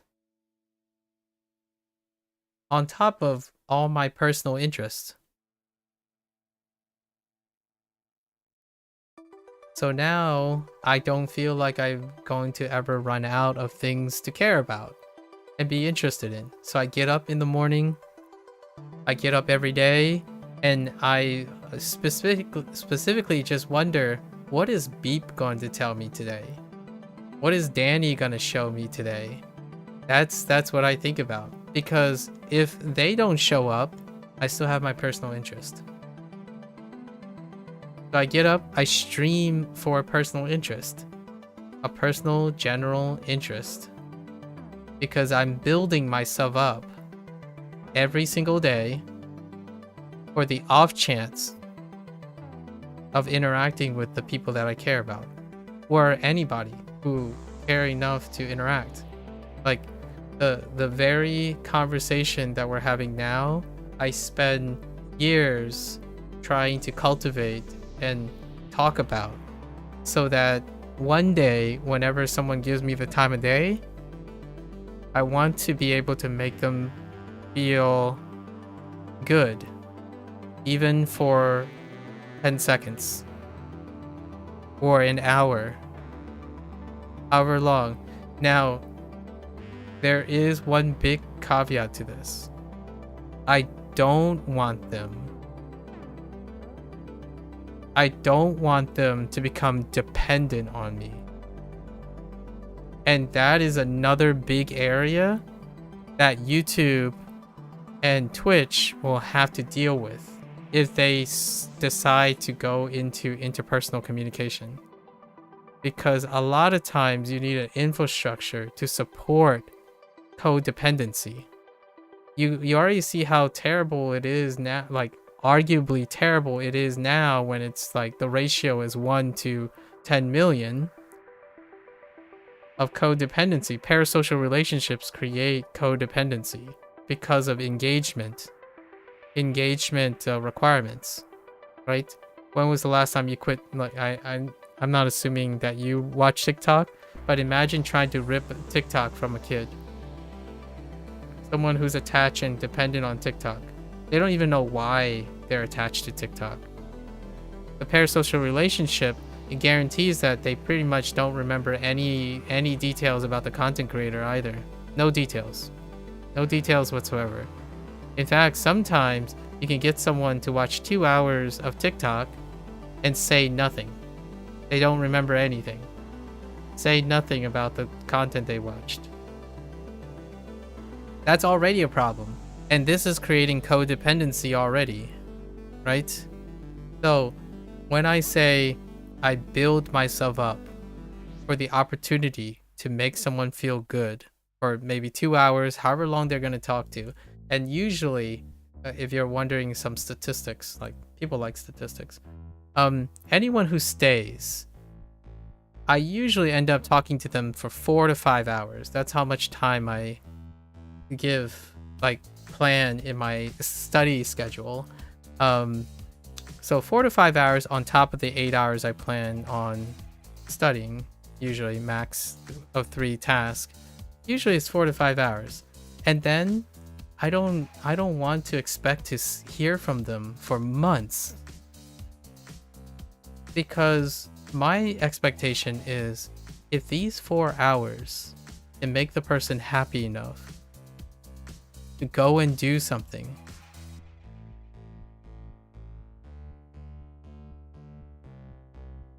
I won. It's the most rewarding feeling ever.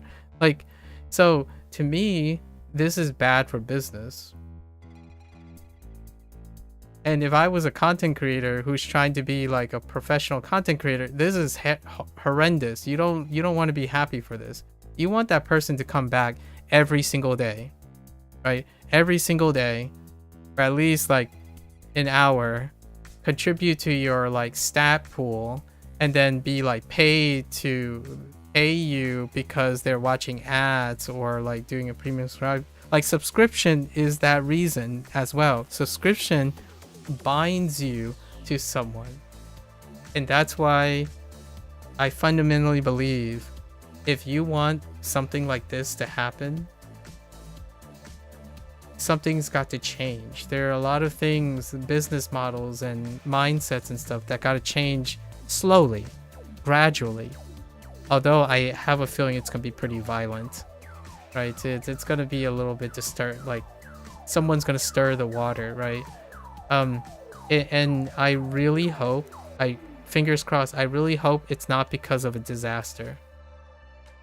Like what I mean is, like, someone attacked another person. I really hope that's not going to be the reason why this has got to change.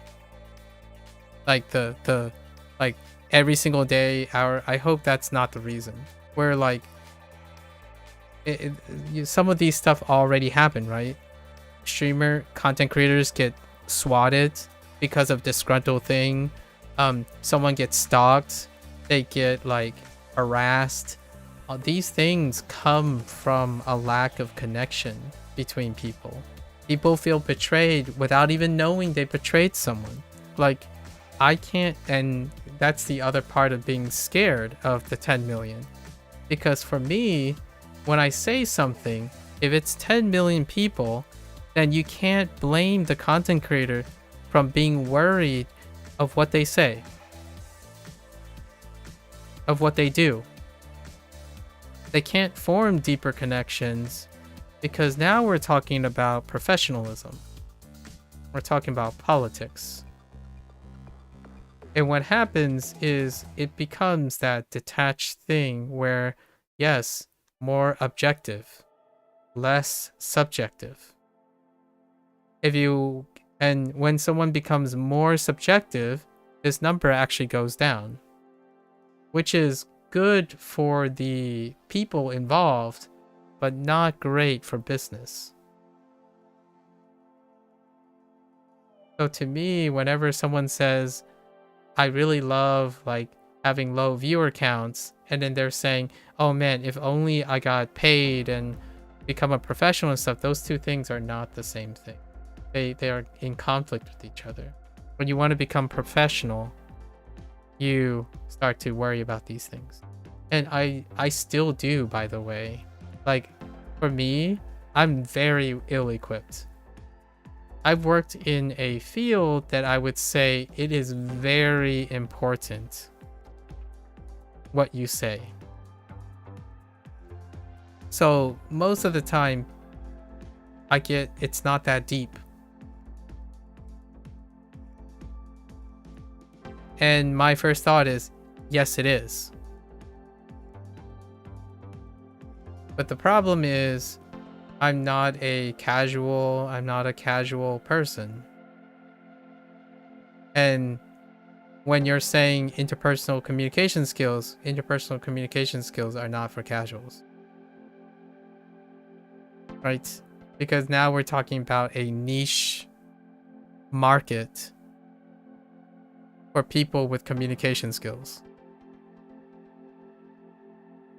And the vast majority of people don't care about it. Like, I have to be real with myself and other people in order to be happy about it. So much like the A's things, right? When you say, what can you do if A's are your only source of happiness? You change the rules for yourself.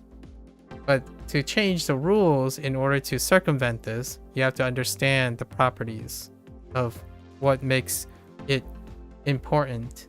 Like, what is it about this that gets you that? Can you change the rules to affect that? So for me, I have changed the rules. I'm looking to invest in people that may become those 1 in 10 peeps. I don't have to do it myself. I don't need to do that. I can get the satisfaction that I can have by trying to enable other people to reach for the stars.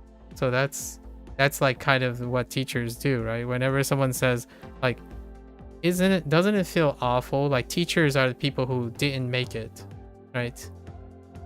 That's said all the time by people who are getting straight A's, right? Teachers are the people who didn't make it. As in, like, I am doing this because I can't or won't. But the actual answer for myself is because I don't need it. But I don't mind wanting it. It's okay. Like, if I get some of this, that's good. That's extra. But I have no need for it. That's different from someone who's viewing from outside who thinks about can't and want. Oh, but for real, I can. What do you mean by teachers are the people who don't make it? Have you ever heard of like a star athlete who's young and they're really talented, and they look at their coach, and oftentimes there's a very common detachment of empathy. When a star athlete lacks empathy, what they can look at in a coach is that a coach couldn't hack it. That's why they teach. There's that prevalence still exists now. Like, a teacher is someone who chose to teach instead of doing the things they teach. So for example, someone could argue that I have poor communication skills.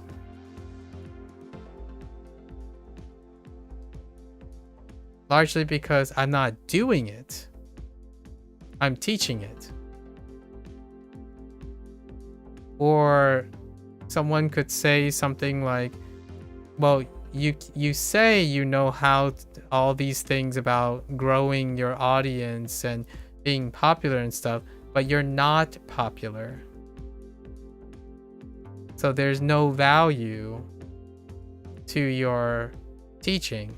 or to your advice, right? That still exists. And that's a very relevant, realistic, logical conclusion, right? The most ideal thing is you want someone, if you want a teacher, you want someone who made it big and then choose to coach or choose to teach. Now, the problem with this logic is that when you're choosing to teach, it's rarely often you have time to make it big at the same time. Because where does that time go? That's why a lot of times when someone is very good at a language, fluency, for example, at a language, a teacher has to compensate their practice of their skill in order to spend time learning how to teach it, right? That's the difference between like a skilled player hanging out with skilled players versus a skilled player teaching untrained players. Time is devoted differently, and the level of skill between these may be like means all the difference between a professional and an amateur. In reality, someone who's a teacher, the distance is like this from an untrained person, because most skill building is that the vast majority of your skills are gained early on. It is this little, like, I'm going to say 5% difference that makes a professional different from typically your average teacher. And this is what means all the difference to the pros. And that's realistic. It's logical because they fight for the percentile. That's kind of like saying, what's the difference between a 4-digit and a 3-digit versus a 4-digit in OS and a 7-digit? If you took the time to accumulate this, it would account for a lot of the 80% of the skill gap. This can represent less than a 3% skill gap. Now, but this is this is the most important thing. Like all the most important things. While this is a different perspective. And for the record, I haven't ever thought about this in a while now. It's been like 3 years since I played OS, right? You mentioned OS. I was in the 80th percentile, and then I stopped. Then I started talking about OS, like practicing regiments and mental health and stuff. Because typically when I develop a skill, I tend to I try to gain most of this and move on from this. Because I prefer to gain multiple skills at the same time, or more than one, with the amount of time to specialize in this. And that also reflects my personality and generalized interest.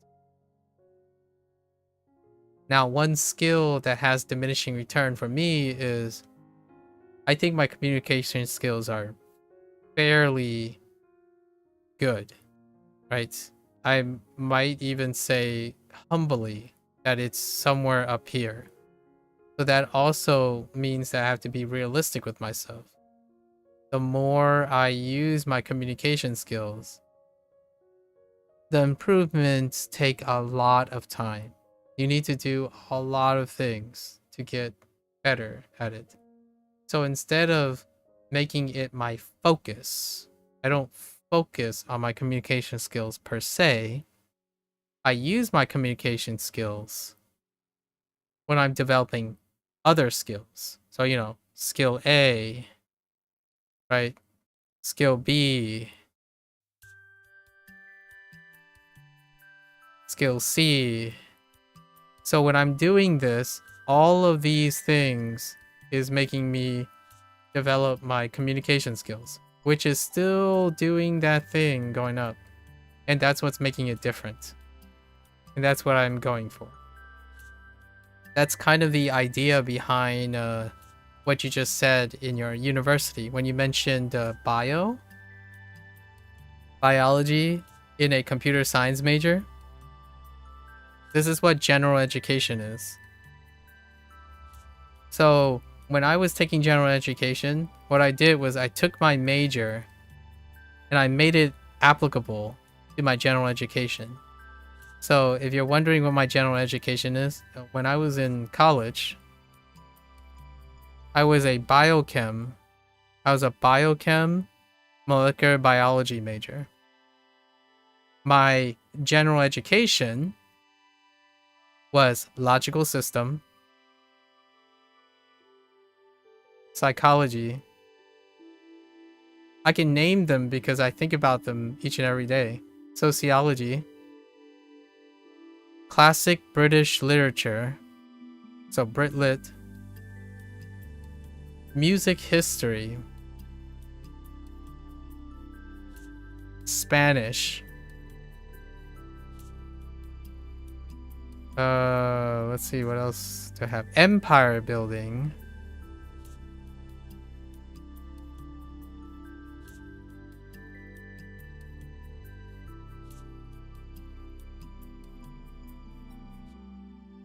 Did I miss psychology? No, I didn't miss psychology.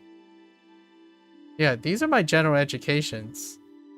Like I took my gen eds were fantastic. I still refer to most of these things pretty much on a daily basis. And I took a lot of other like lab related science electives, but these are my gen eds. I think I also took like psych math.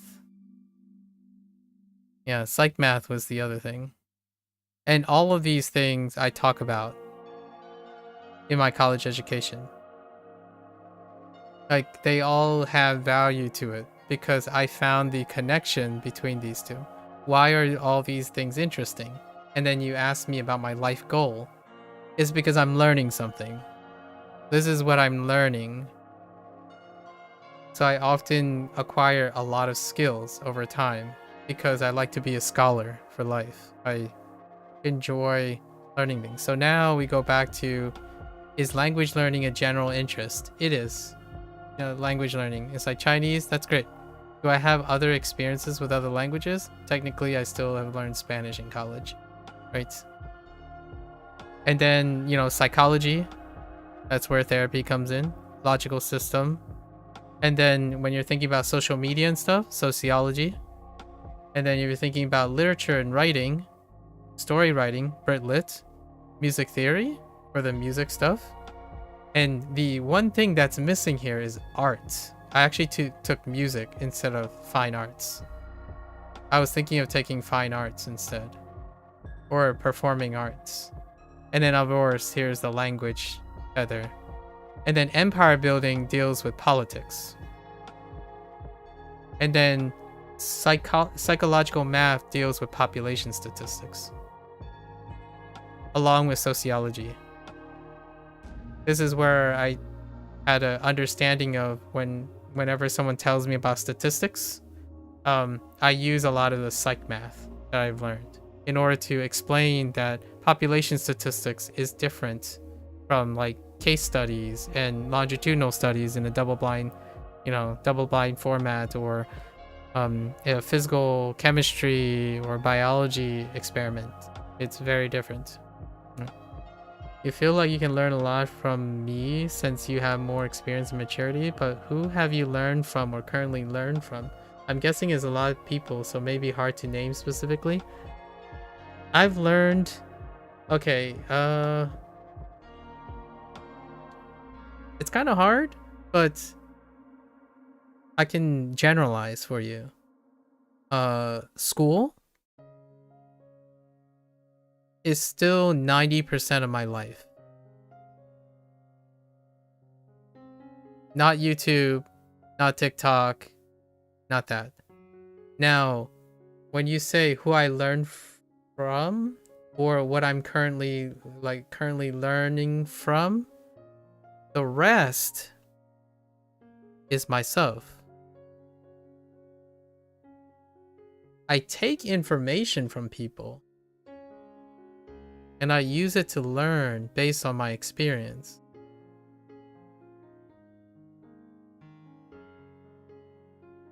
This, in my opinion, is something that will come naturally when you go through university life and then start to understand yourself.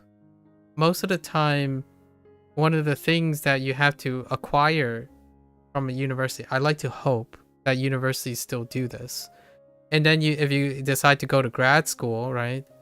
One of the things that makes someone a PhD is that they learn based on their own experience. They take information they have and they synthesize it as a learning experience. So like, I don't necessarily sit there and have someone tell me what these things are. That's when you're in school, when you're in teacher mode, right? You want to soak in the foundation. So, but beyond that foundation, most of the time now, and it's going to be different soon because I'm describing the last 7 years of my life. It's not like it doesn't happen anymore. I actually love it when it does because it reminds me of my younger self. But the last 7 years, this is what it means to be a thinker, in my opinion. Like someone asked me, like, what does it mean to have a PhD? It's that you're a thinker. So most of the time, when you're spending your time, you're not learning from something or someone. You spend most of your time discovering by taking information and then you're testing and observing because you want to observe things that people may or may not know, but the curiosity is that you're actively discovering them. It doesn't matter if someone else discovered it. The way you're describing it, the way you're going about it is part of the thinking process. The reason why I say this might not be the same anymore is because I'm getting older. So unless I go back into science or go back to school, right? I won't actually be learning from something or someone.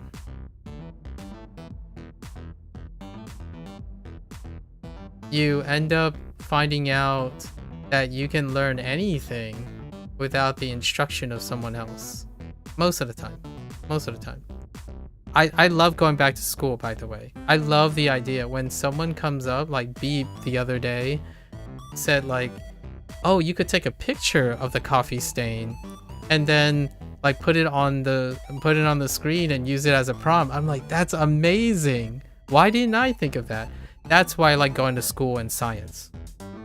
When I was a kid, I was a sponge, but I was an intentional sponge. I go to school expecting someone to give me something that I can use to be interested in. Not because I'm a biochem major. Like, I like learning music because I learned something new. I like psychology and logical system because it's something that I wouldn't have known and pursued. On the internet, you don't learn things, in my opinion. You look for things that you can already understand and you don't learn new things. That's what I mean by the internet is different. You're looking for questions that only you are interested in answering, but you don't want to answer it yourself. You want to have someone else answer it for you. You don't get challenged by ideas and perspectives that are not your own. So you are no longer a thinker. You, in my opinion, not a good thing, not a bad thing. It can be very efficient. this thing is inefficient. Being a thinker is inefficient. Because if the answer is already there, you might still be interested in testing if the answer is true. And that's what I do most of the time. The stuff that I'm telling you, other people might have shared that information, but the way I go about answering that will not be reflected by someone else because it has experience behind it. If you are presenting an idea and it sounds exactly like someone else's approach and experience, then you yourself have understood someone else's work. You have not learned something from someone. You have been told what it is. As in, if this is the fastest way to learn Chinese and you did that and then you agreed, then you might be able to agree with them. But the moment you do that, you are going to have some differing opinions. Probably some differing approaches too. Is it crazy to go to grad school with the main purpose of being able to find a soulmate? Probably. When I was in grad school, most of the people were already married. Maybe not. Maybe not. Okay, hear me out. Maybe not. Maybe not. Because I don't know what it's like anymore. It's getting close to a decade since the last time I was in grad school. And I have no idea where you live, what your environment is. But for me, most people were already in a relationship before. So there were a few that were still looking for relationships, but a lot of times they're really, really developed. So maybe. I'm not sure anymore. You feel like you will have the highest chance to meet a like-minded individual compared to going out and you will. I would agree with that. I would definitely agree with that. It's not to say that you can't be so good at it that you can go and find environments that favor you. But it is sucky right now. Like, what I mean is, statistically, loneliest generation. That's bad or good. It could be a challenge. It could be not a challenge. It could mean that you can step up and learn other ways to improve. But I would say, yes, going to grad school would probably be heavily increasing chance because you have to self-select yourself into it. The more self-selection it has, the likely you'll have a light-minded individual. Right? Wait, what about the coffee stain as a prompt? I was talking about an artist. Like an artist who, like, what they do is they're traditional artists, and what they do is they spill coffee deliberately onto a page and then let it dictate what they're going to draw to complement the coffee stain. There are other people who like use the coffee stain as a different way to color something, but they would still do the same prompt but just like vary the coffee stain. There's a really wonderful artist who like splash a bit of ink onto a canvas, and then they would use the ink to create like a piece of artwork, right? Like, for example, I could try to convert this into something.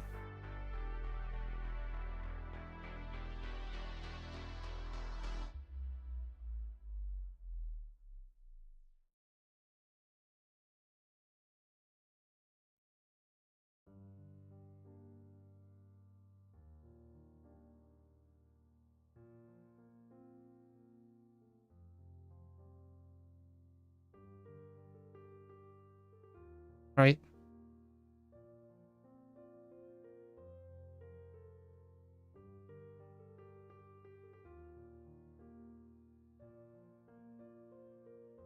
Right? Something like that. So what you would see is what you want to see, right? So you can quickly convert something into something. It was a little bit of a sketch moment, like when I was saying, oh man, that kind of looks like something inappropriate. So I was like rapidly converting things. But anyways, I'm sure people have some imaginations for that, so I'm well aware of there was a sketch moment for a moment there. So you can do things like this, right?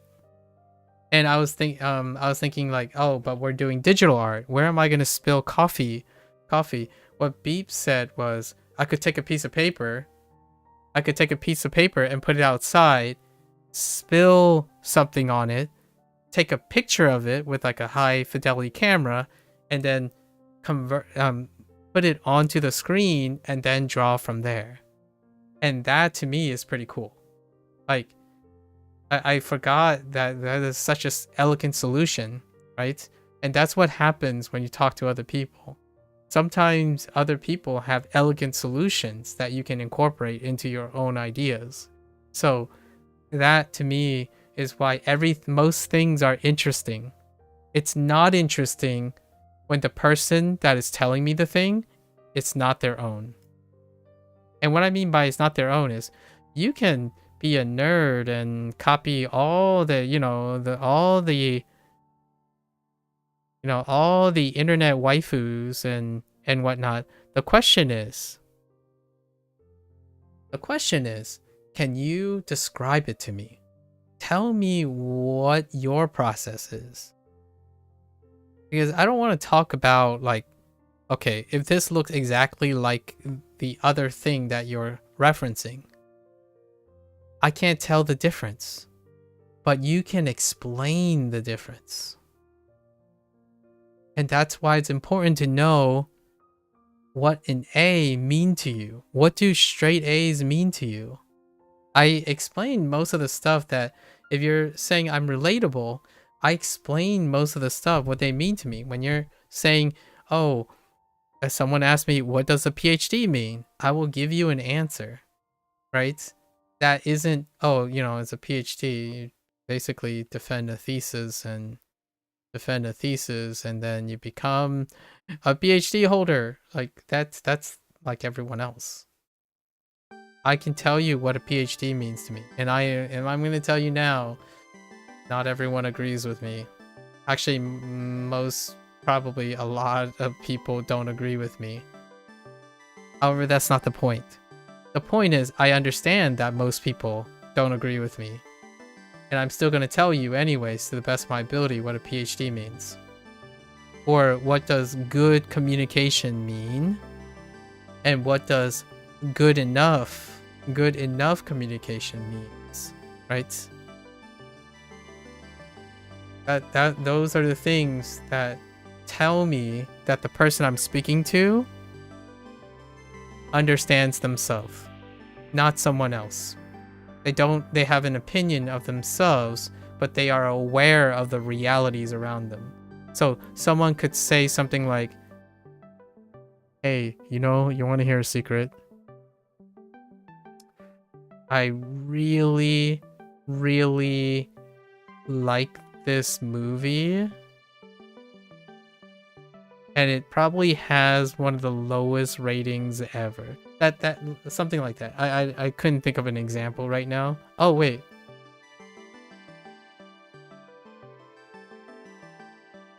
I can't think of an example at the moment. Like my art is mediocre, right? Like we gotta be real here. My art is pretty mediocre, right? But I like it. I like my art. That's not because it isn't mediocre. It is pretty mediocre. Like in statistics standpoints, right? For statistics. I like my art because I can tell you how I made it. It gives me something to tell people. Hey, you want to know how I made yesterday's prompt? Most of those straight lines, I used a straight line tool. I used a line tool. You know how I feel about line tools? I'll give you another 3-hour explanation on how I feel about line tools and what they mean to me. But that's a discussion for another time. And then it's your turn, right? When I say something like, oh, hey, have you ever had this thought that digital art is just basic? No, I'm kidding. I don't know. I haven't developed the idea. The idea is you're trying to express something and then hopefully the other person you're talking to reciprocates. And that, to me, means you've made a friend. And possibly a soulmate. Or a good friend who might become a soulmate. maybe even a godparent to your children when you find a soulmate. When a person stops reciprocating, either because they are unable to share something that can be relatable, and then the other person can share back, I don't think a long-term relationship or friendship can be established that well. With that said, though, it's still possible to achieve great things and achieve work relationships. You know, keeping profesh, right? Keeping it strictly profesh. I don't know what people say these days. Just strictly business. And I hope you find that. All right, I really got to finish this, but it was a wonderful chat. Thanks for giving me the opportunity to answer some of those questions. I do answer these on a daily basis. And one day, you never know, YouTube is rolling out a feature. Who knows? All of this stuff might end up being like 300 different highlight clips all of a sudden. I'm going to try to give it a go, but I doubt AI would be enough to capture like a 6-hour digression.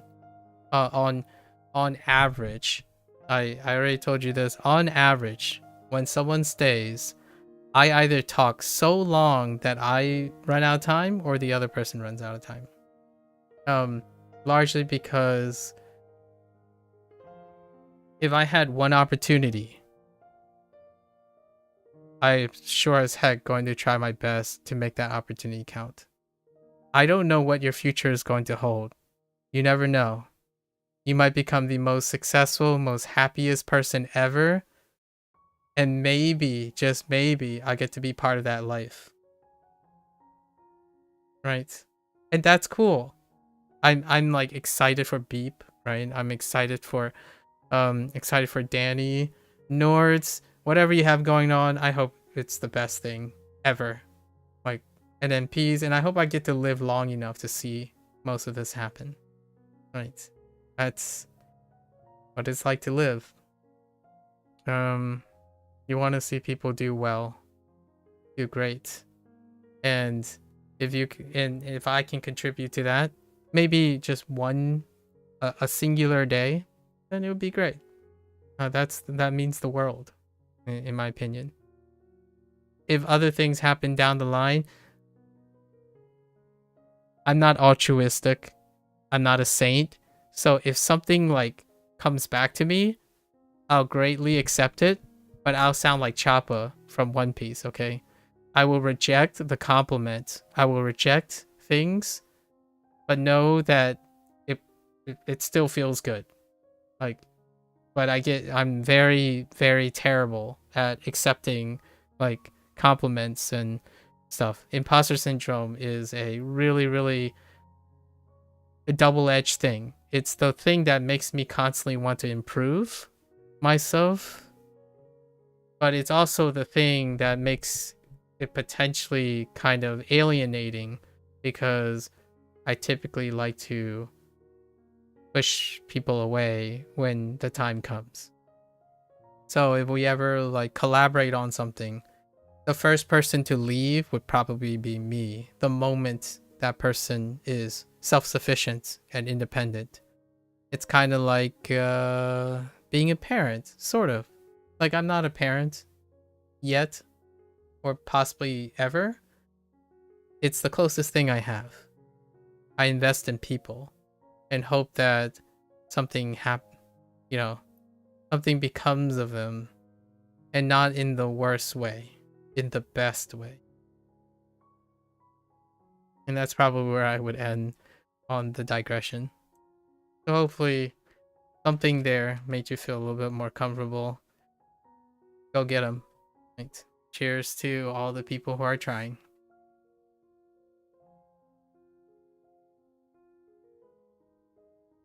No answers, just a lot of yap. Alright, let's get back to this. 飞跃，我们需要一个飞跃的进步。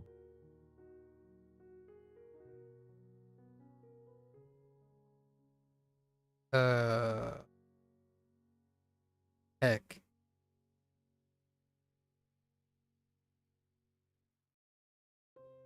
It's not deep. It's the other.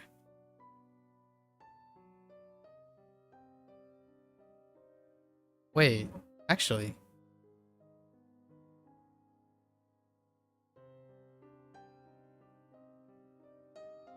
No.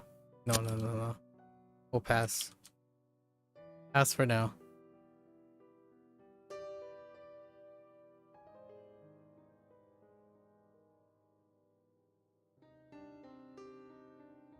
耳膜，我感觉耳膜有压力。 Yeah, come back like in 3 months' time or something, peas and carrots, and tell me what you've done. Like next time, right? Tell me something interesting. And what I mean is, no, I'm not talking about it has to be interesting by your standard. Tell me something you notice that you want to share with someone. So it's not whether you're trying to predict if it's interesting to me, but keep a notepad nearby when you're doing things and stuff, and ask yourself, what's something that you want to share with someone else, and then how you can describe it. And that's probably something I would love to hear about, right? Like, keep it coming. Eventually, I think the person you're looking for will notice. If you can't, it'd be very difficult to find a soulmate if you're unable to do that. What are you going to talk about? What are you going to share with your hypothetical future soulmate? You got to work on it, right? Build for that person. Build for someone. I can tell you that is a great way to get up in the morning and be doing things. I think the first thing I think about is, all right, whatever skills I'm working on, I'm going to build it towards talking about it for the next person. So whenever that person wants to hear someone, let's go. To be honest, you rarely go to your lives, but you're also learning several languages, and it's quite inspiring to see how much you manage to work every day with consistency and perseverance for 5 or 6 hours a day. You tell yourself that by working so much, it's certain that in several years of my life will be greatly improved. Thanks. I really hope that all of whatever you're doing is going to work out fantastically, right? There's going to be roads, bumpy roads, but you're going to come out on top. I hope so as well. Definitely.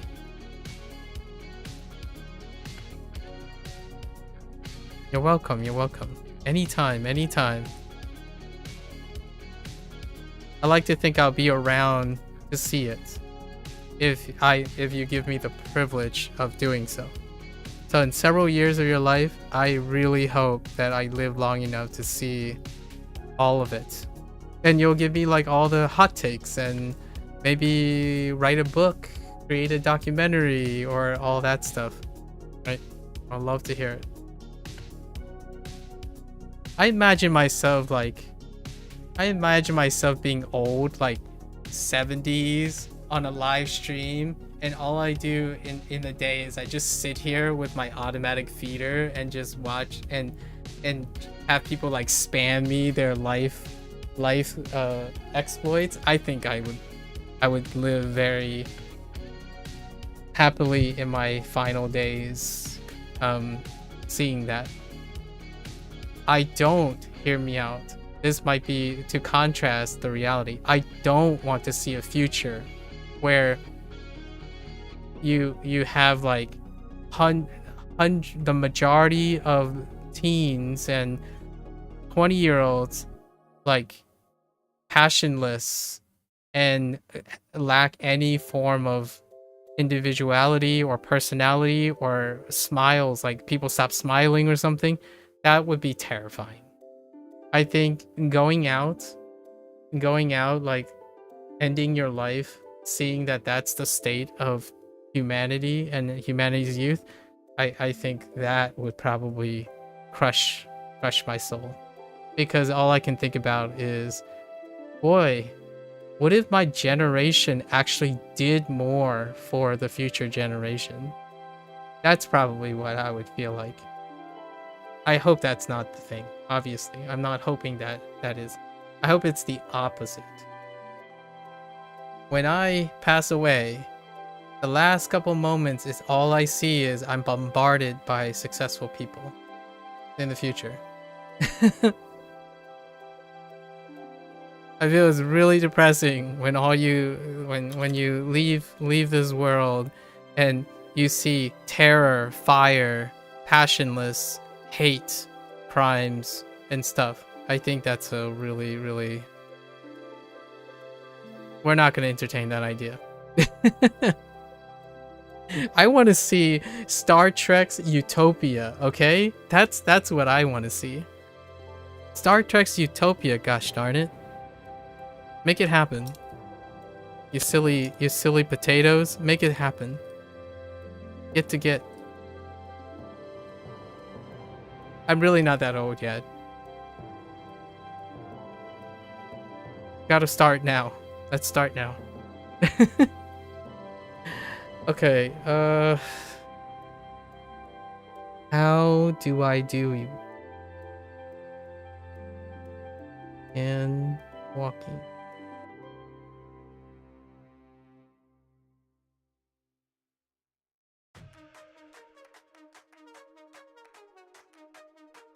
Why are you so... Okay, that's probably wood. I'm using it as a wooden thing, right?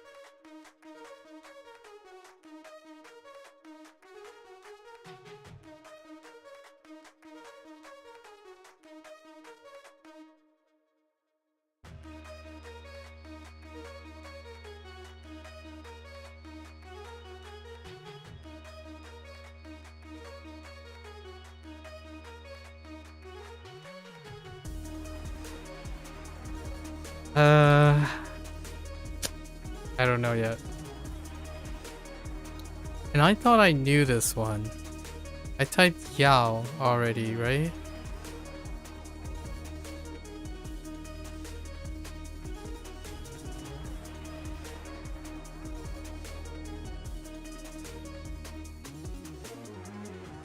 Yeah, I did.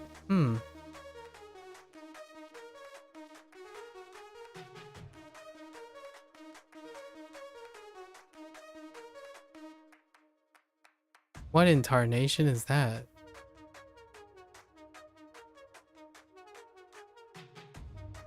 No.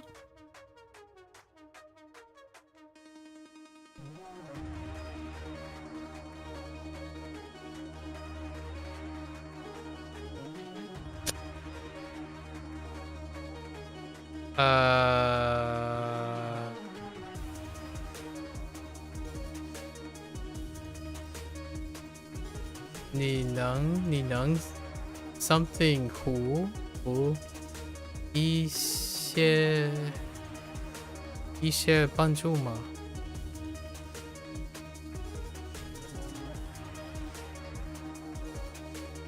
Is that who? Yeah. Oh no, wait.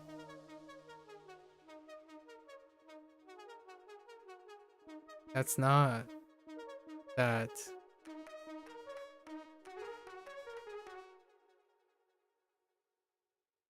I've lost all semblance of stuff.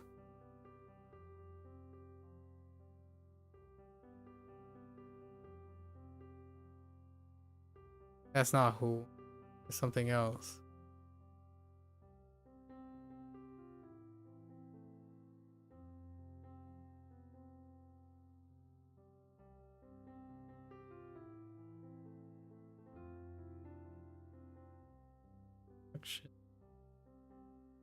Crossbeam and shellfish.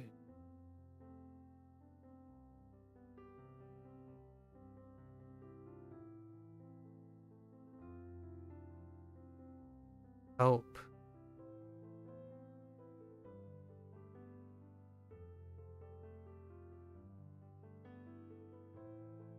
Tiger, kettle, and a dog.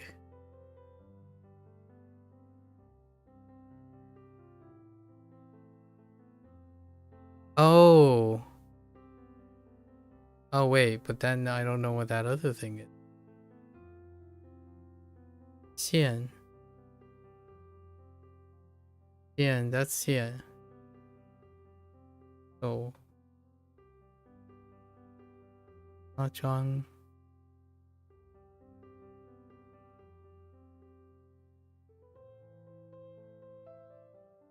Heck. How about I try something?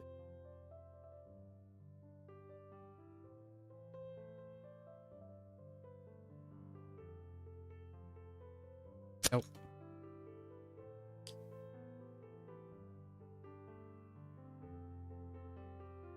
Heck. Oh, what do I think you are?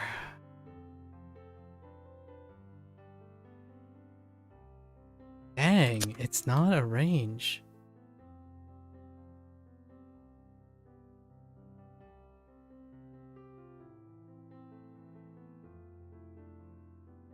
Oh, is this what I think it is? Oh no, it's... Oh no, it's not. What? What is going on? I don't know anything anymore. It's gone. Everything's... I can't do anything.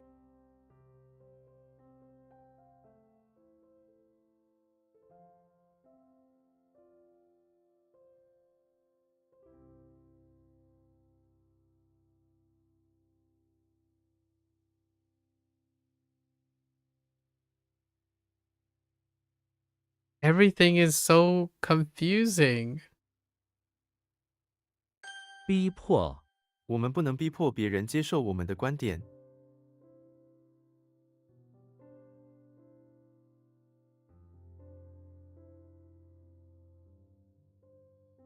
Kind of force. Okay. 酱油，这道菜需要一点酱油。I've in midlife crisis. I really thought this was Yao. What's going on? What could this be?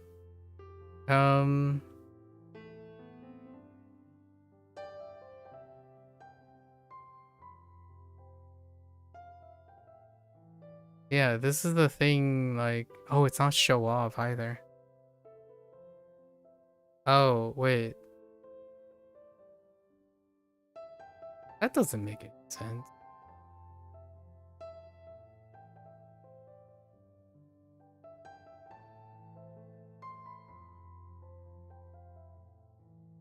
Oh no! I thought it was show off, but it's not. It's something like, you know, you get it cleaned up. But I really thought it was like show off. Hmm.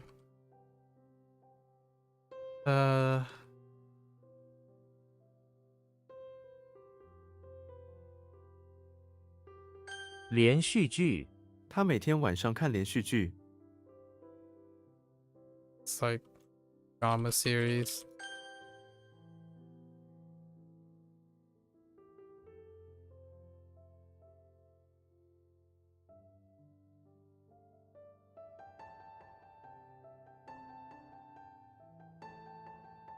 It's classically the finger problem. It's a body part. The body part is typically the thing that gets lost. So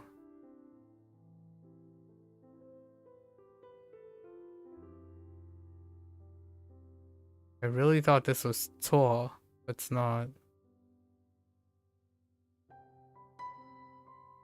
Not cool.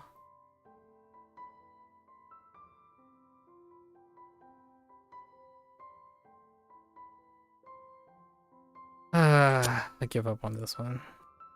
Oh wait, it's cat? No, it's not cat. It's meow, right? To discover, to describe, right? Yeah. Again, meow, and man, I've redone this more than once already. It's because that's supposed to be seedling, not flower and field. It gets so little use. What a disappointment. What? Oh, wrong tone.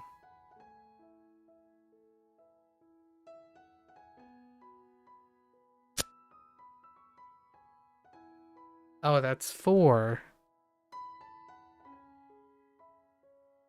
舌尖，我的舌尖有点痛。臂，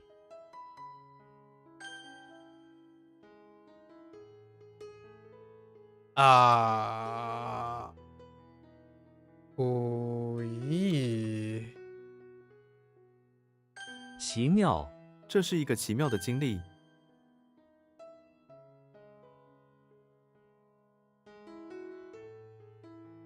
heck，晚宴，晚宴的气氛非常欢乐。save me. What? Oh, what? Hold up. Oh, that's not. All right, are we giving up on this? I feel like. Okay, so it's not. Why does this just remind me of search? But it's not search. No, let's... It is search or it's seek, but second time. It's seek. I've already tried multiple things. The way to do this is... I don't remember how... Oh no, I don't remember how I... Shrek, right? Because I'm linking it with shun, right? Shun. And that didn't work. Dang it. I keep thinking deep, but deep varies slightly from this. The left thing. And I failed. I failed this city. And this one... Shellfish. Something about the construction.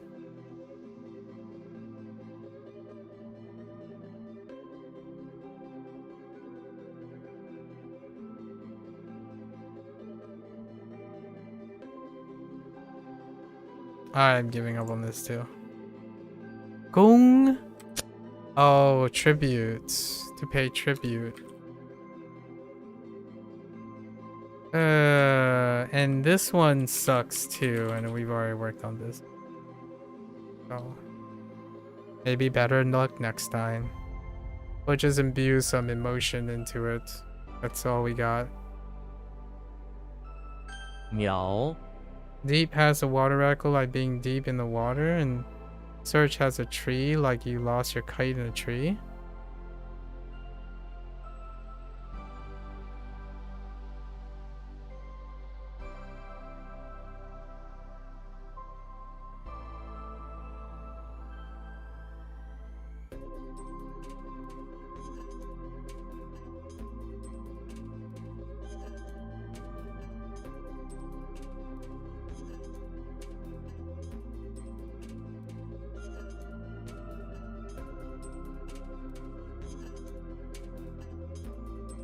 That's pretty good.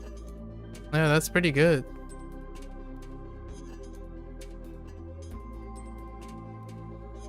Huh. I'll remember that.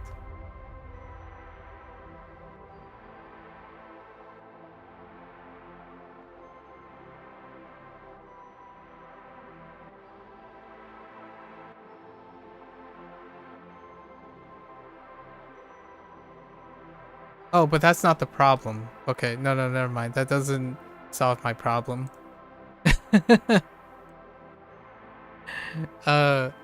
My problem is I lost the reed. So to get the reed, it's not related to the kite or the water. Is I know what shun is. I already know the difference between deep and search. I just didn't remember what the read is for tan. Tan was missing. So in order to get to tan, I need to think of shun. Shun, because Shrek is asking Tarzan to seek deep into the and instead of using a tree, it's the wooden dollhouse. So you're searching deep in the wooden dollhouse, but I couldn't remember who it was.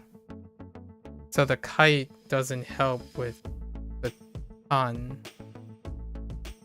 Not that I wasn't getting the two mixed up, but I was not being able to figure out what it is not, unfortunately.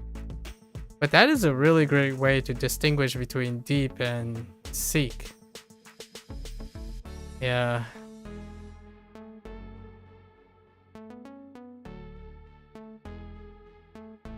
I could imagine Tarzan flying a kite.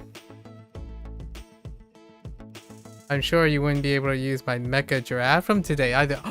Mecha giraffe? Wait. Where's the mecha giraffe?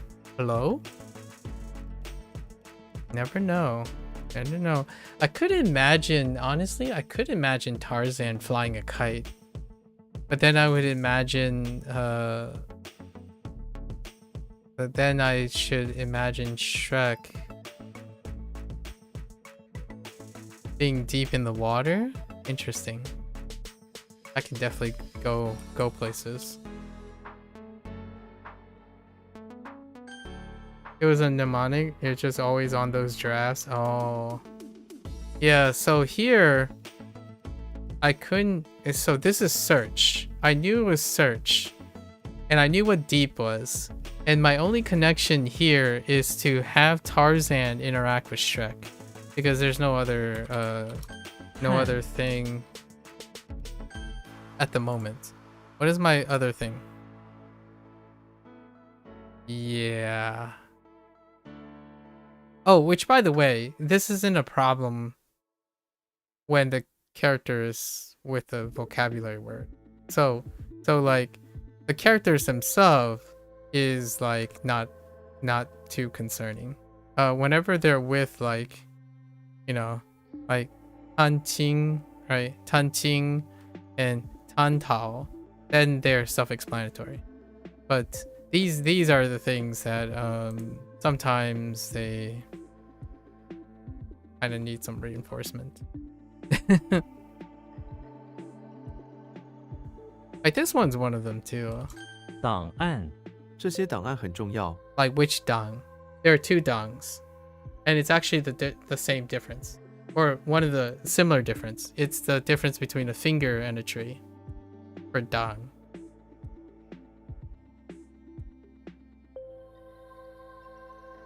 And I think I just made it worse by saying that.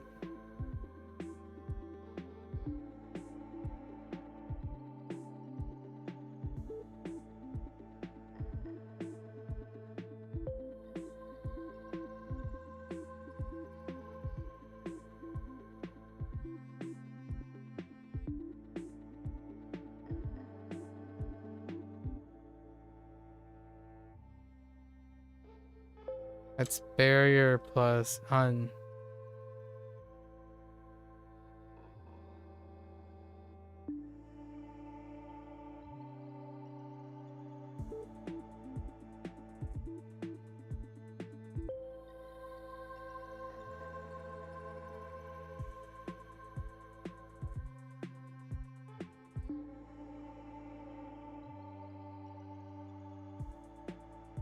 I don't. Something about in the way. 酱 Don't know at the moment.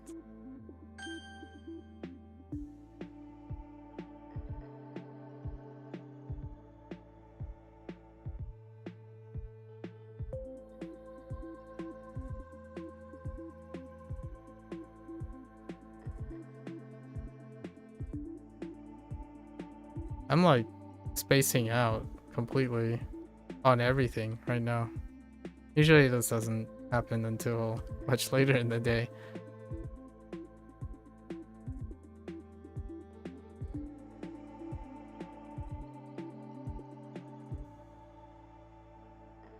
Ta.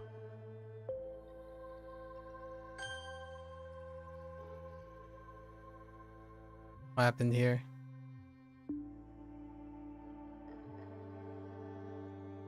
Gong xian. 你能贡献一些帮助吗？ Oh, that's not. That didn't. That doesn't feel correct.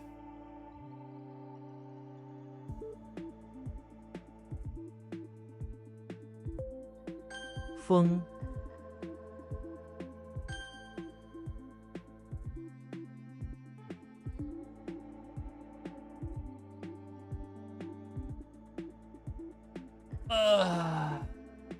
Cold. How do you obstruct? Get in the way? It's like getting in the way. Or oh no, that's case. Oh my gosh, hacking case files. That's okay. I'm gonna skip that one. Oh, that's case. Dang it. I'm thinking of I. Dang it. That feels awful. Yeah, we might as well put it in. I think it's on. On is the problem. It's case. I thought it was press or shore, but it's case. It has to be case. That's how that works. Okay.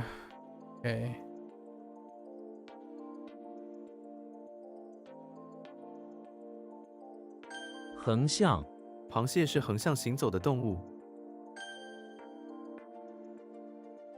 度.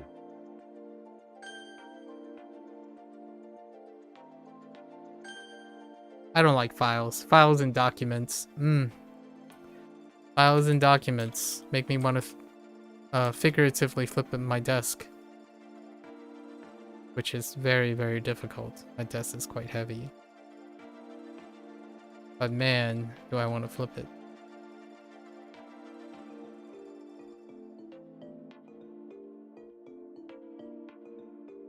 Lu zhu. 清晨的草叶上满是露珠。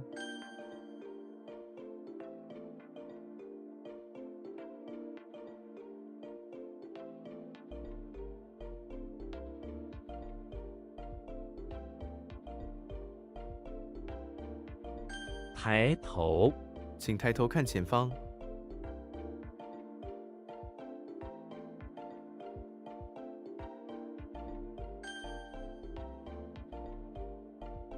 How is this a problem right now? Heck, it's Mao, right? I already. Oh no, did I type meow? I might have typed meow. Dang it, heckin' Mao. I typed meow, pretty sure, and it wasn't show off. It was appearance.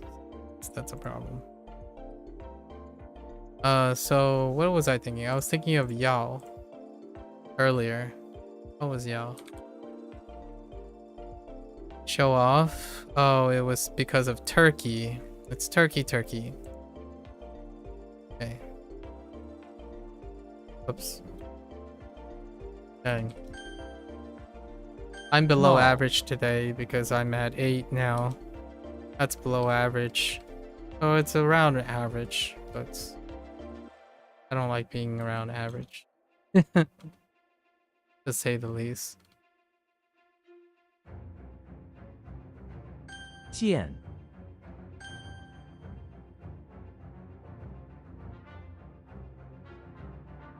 信徒. 你是信徒吗？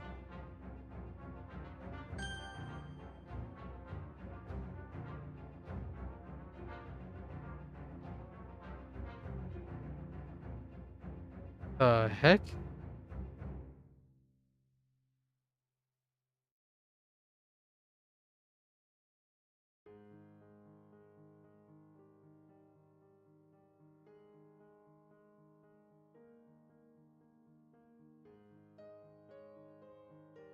This is very recognizable, but not today. Not today. Hold.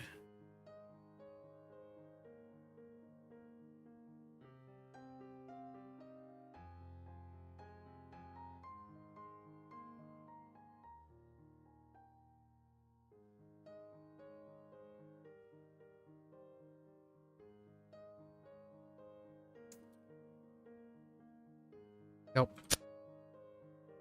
I legit don't know. 拨款 他们为维修拨款了。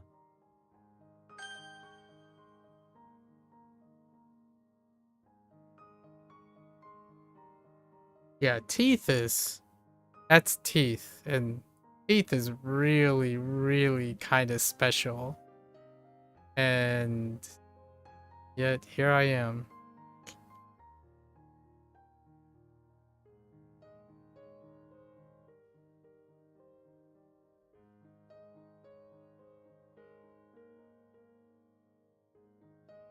And it comes down to fingers again. It's constantly fingers.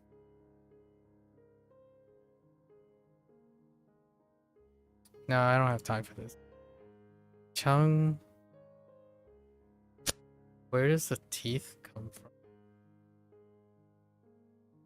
Oh, prop up. Oh, man. And there's only one word for prop up right now. One phrase. Maybe a quick mental break? I only have 6 things left. So it was close to the end. We just basically review the stuff and then call it a day. Pretty sure this is Togo.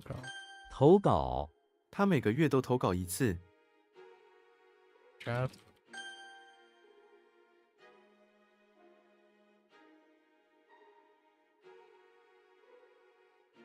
残暴 It comes in waves. 傲慢 不要傲慢，要学会谦虚。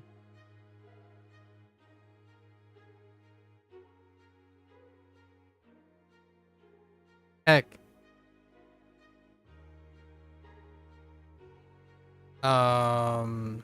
YOLO? Okay. 称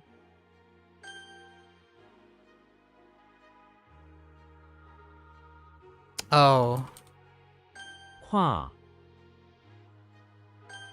that's not bad. We're slightly below average, but we're 1 below average. That's fine. Oh yeah, and it reset because it's after 4 p.m. or 4 a.m. It's actually almost 6 a.m. It's kind of funny because that we've been ending at 6 p.m. the last 3 times. Oh, no. I think we're starting to have a problem here. Let's see. What do we have? Am I worried about this? About these things? Well, I'll go over them. I don't think I'm worried about most of them, actually. Chung, maybe. The other ones are okay. I don't even think I want to fix. I don't even want to think I need to add any of. It's just one of those things. What is this? Small drop?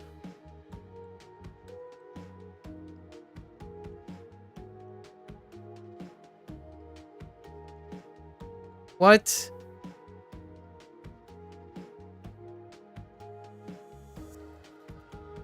This made sense. Does this make sense?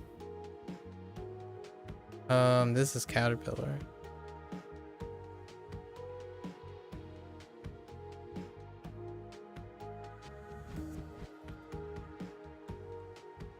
I actually have no idea anymore. It's a pump. Oh boy. That can be bad. Okay.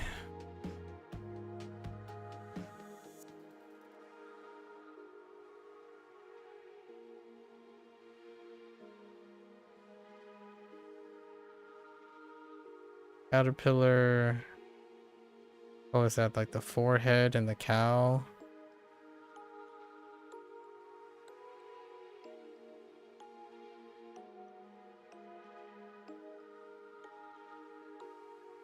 Tian. We'll go over them in a bit. Tian.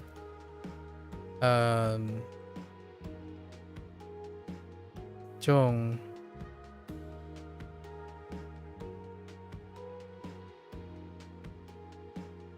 Du.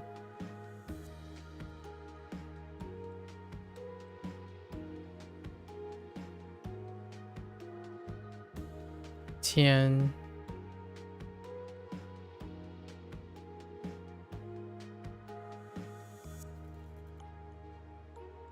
Jian. Okay.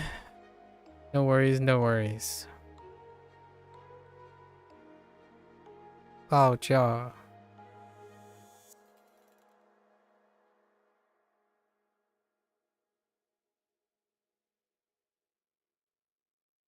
Hong Pai.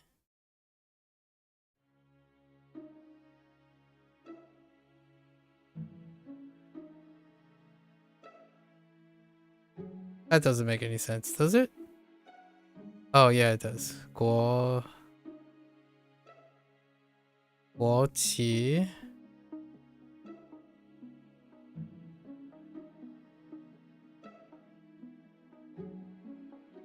Rong 什么? Rong Yu. Okay. Ming Yu. Yu Shua Yu Di Yu Di 是什么? Oh, okay.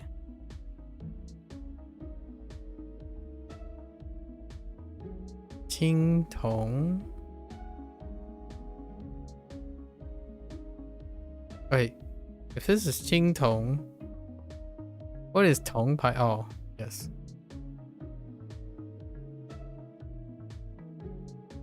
Niu. Niu.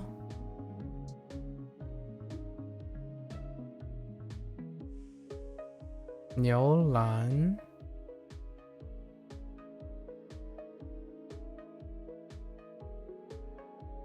Mo Xia. Mo Xia.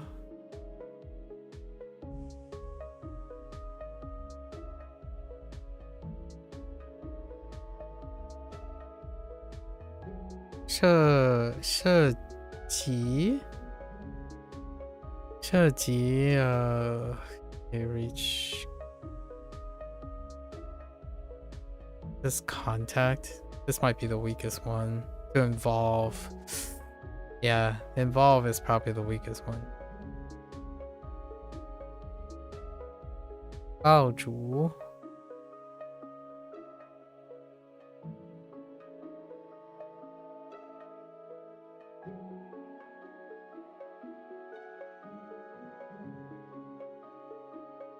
Mian Bei.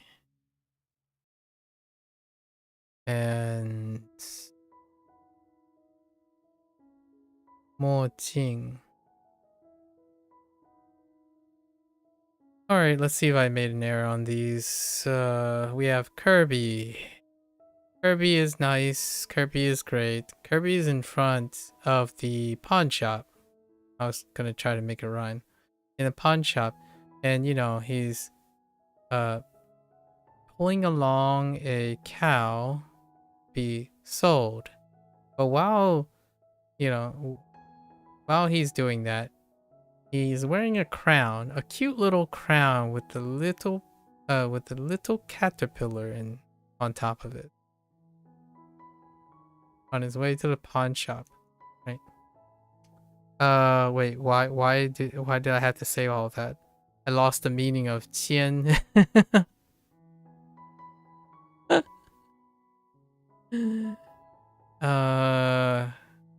Oh, he's leading along the cow for sale. While he's wearing a crown with a cute little caterpillar on it. Dang. I totally got too caught up in the caterpillar situation. Alright. It's fine.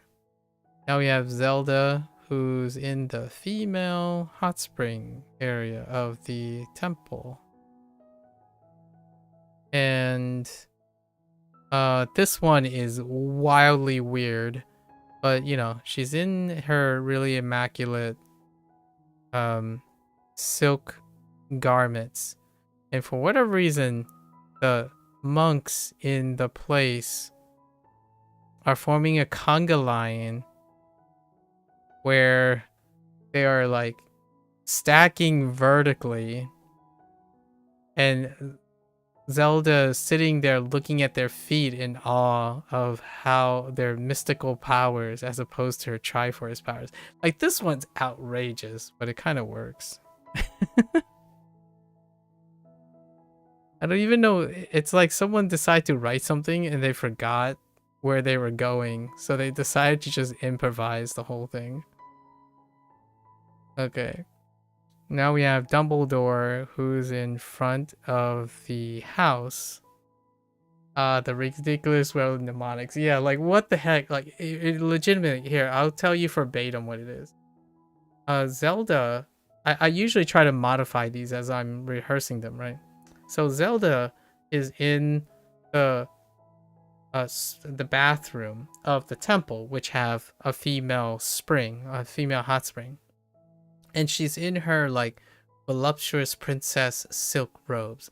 As she's lying in the spring, the female monks in the place, female monks is trying to demonstrate to her the mystical powers that they have. So they decide to form a conga line, not horizontally, but vertically. And as Zelda looks up, they can see all their feet as she's awestruck by their mystical powers. And her Triforce powers aren't as cool as that, or something like that.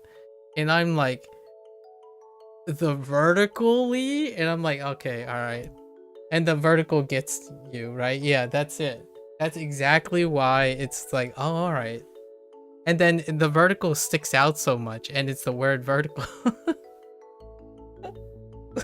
I'm like, okay.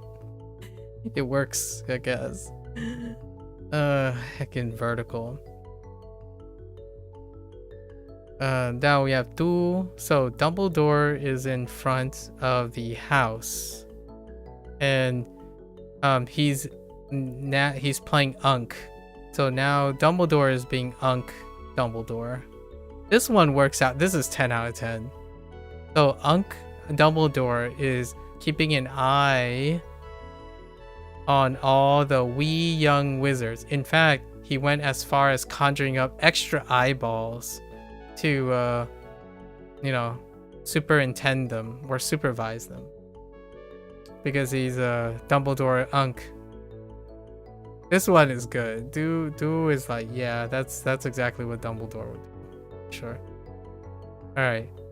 Now we have Timmy Turner. Oh, this one's pretty cute too. Timmy Turner is in front of the pawn shop. Oh, it's not very clear why he's in front of the pawn shop though. Yeah, it's not quite clear why he's in front of the pawn shop. It's kind of cute though. So with the few mnemonics you made up today, the best one was giraffe running away from a snake in the desert while holding onto a bowl of ketchup noodles, then tripping on it and spilling it everywhere. It was the word for barrel. That's hilarious. Oh man, that makes for a really great image. You could have like the giraffe look a little bit concerned and like looking backwards, and there's like ketchup noodles on the ground, and then some still in the bowl that is holding. Oh, that's kind of cute. This one, I don't know why he's in the front of the pawn shop, but so he's like, I guess he's trying to water. He's trying to water something, right? Spraying water. And He's trying to do it with a pump. The small pump isn't working. He's trying to water, so he decided to use his wish. So then his wish was granted, and the water started pouring from the heavens. In fact, it was spraying everywhere so efficiently that it started flooding before he can stop. Wish it to stop. And now I'm not sure what the word is. I'm not sure what the word is. Oh, increase.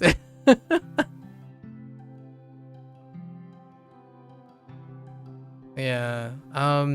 There's a downside to this. There's no incentive for it to be in front of the pawn shop.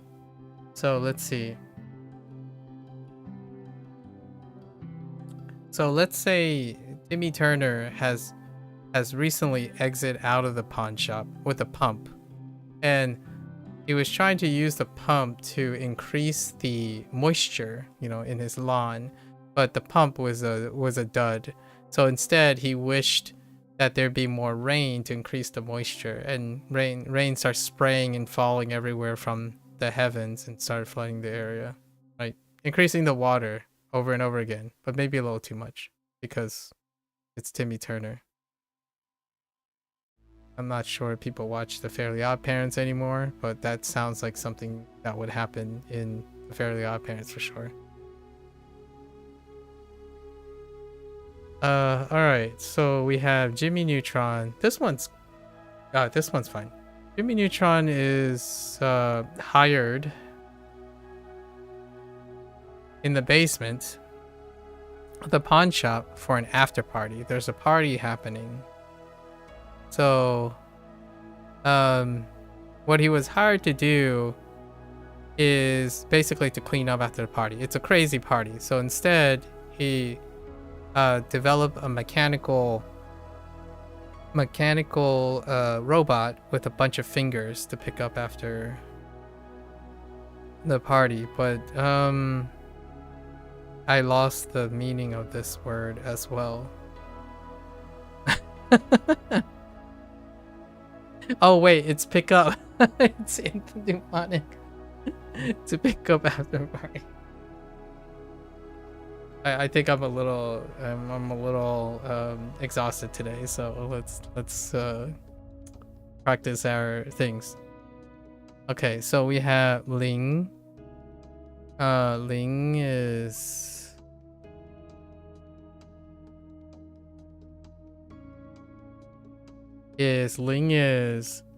we have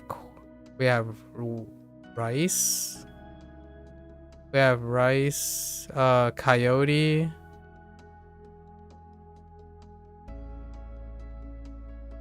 and bulldog, right? No, not bulldog.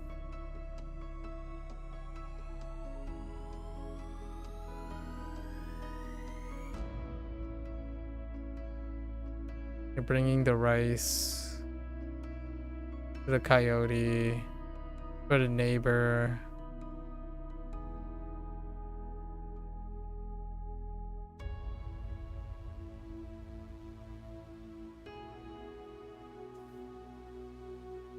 I'm missing a component.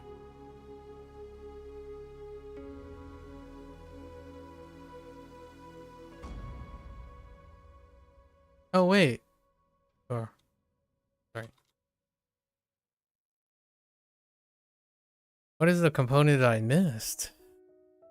Oh, from the nearby hills. Let me try this again.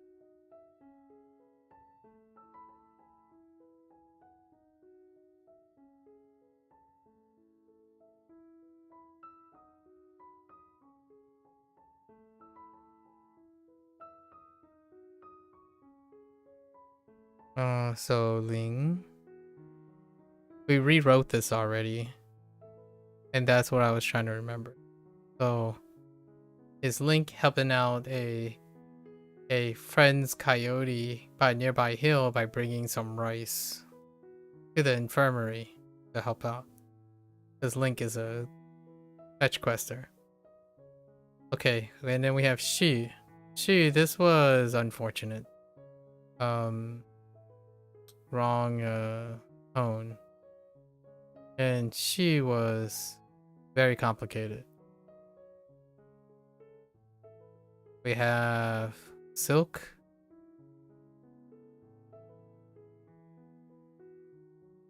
I think it's grain stock.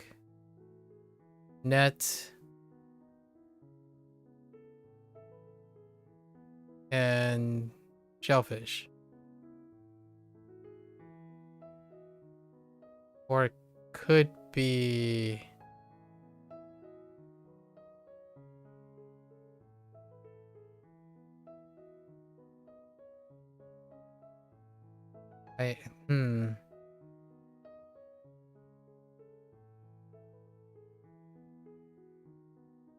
It could be moon.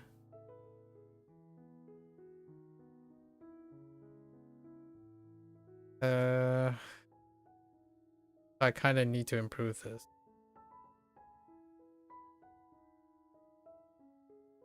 It's definitely grain. I'm pretty sure it's grain stock. No, it's dirt. Oh no, it's soldier. Oh yeah, he's convincing the soldier to keep doing the thing. Right. All right. I do wanna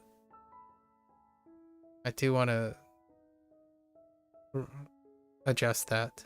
So we'll adjust that.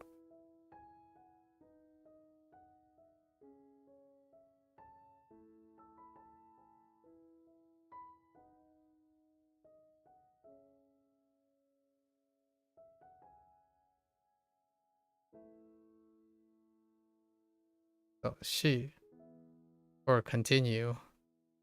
There was no problem with the definition. Didn't know what the read was again. So she.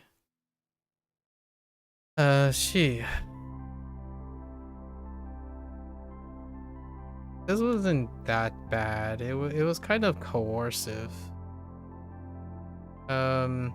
Basically he's like using his telepathy to convince the soldier to continue to catch a large amount of shellfish for him with a silk net and deposit it into the bathtub. I think that's kind of fine. Actually, that's still okay. Not that there's not a motivation for Professor X to do that. That's where that comes in. But it wasn't Professor X that got dropped. It was where the the net was being deposited. I thought it was in the house, not in the bathroom. So I'm gonna have to think about the bathtub, which is where the shellfish should go. And then we have Ko. Oh, Ko is a nightmare. All you got is fingers and a heckin' mouth. And we have no vocabulary words for Ko. It's button. We rewrote it though, for now. Which is, if I think of finger and mouth, yeah, that's terrifying. Because the thing that I'm using for finger and mouth has very little to do with button. The base, and it could be anything. Yeah, that's struggle bus. It's basically Kermit went to the bathroom, took a break and went to the bathroom of the bakery to wash off his fingers and his mouth and the buttons on his uniform, right? From helping out in the bakery. But it could have been anything. It could be washing his uniform, it could be washing his hands, his face. It's very not identifiably a button. And there's no vocabulary.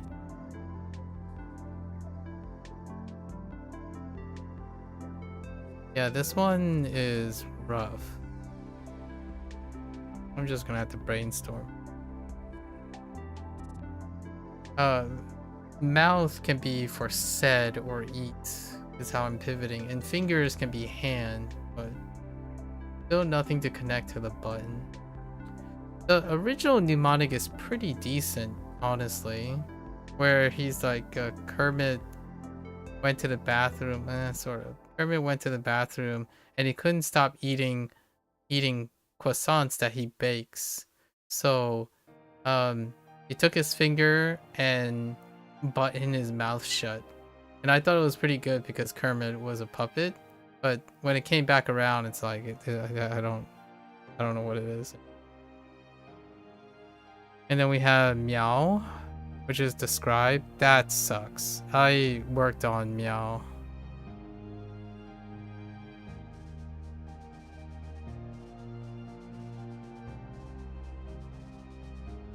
Meow is to describe. It kind of looks like Mao, but it's like Meow. So Meow, you have the seedling. I lost the seedling. If the seedling was there, it would have been fine. But I looked at it as flower and field as opposed to a seedling. Alright. By the way, I don't know how many people, like, I don't know if you're ever here for this part, Beep, but usually I have pretty smooth days, but on rough days, I say these things out loud. This is how I remember and reflect on my mistakes. So I actually go through this talk every single day if it comes up. So this is how I like troubleshoot what the problem is. And then I try to see if I can do anything about it. And then repetition of talking about it and talking through it is what creates the 90, we're saying like 98% ish going. Let's see. Yeah, so ton. Oh, and writing is not a problem, right? So writing these characters is fun because when I say ton, I know which one I'm looking for, which is pretty good. So writing is a whole different output as well, which is far more consistent when you know what you're writing. So you only write what you know. So this is ton. Shrek tells Tarzan to search for the walking dollhouse, the wooden walking dollhouse. Fill it around in the finger deep in the shelves in the bathroom of the pawn shop. Right, to seek it out. That's okay. That's the first time I used it since I changed it. And then Gung is tribute.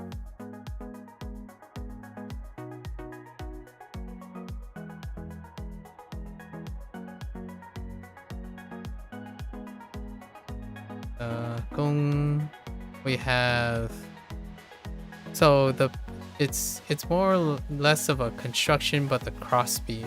So crossbeam is where he's depositing shellfish as tribute, and shellfish is often used as a form of currency in my mnemonics. It's too simple for its own good. Feels bad. And there's Gung in it, so I should have thought of Gung in general. The crossbeam is related to Gung. So I'll keep that in mind for next time. And then I forgot An after the fact, which kind of sucks. An is case.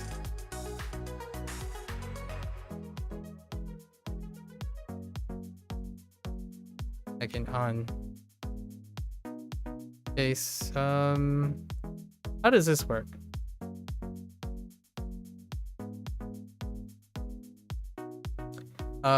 Master Chief was hired in the pawn shop to act as a guard, right? And he chased after a woman who stole a wooden dollhouse. And he's trying to solve the case of the woman stealing the dollhouse.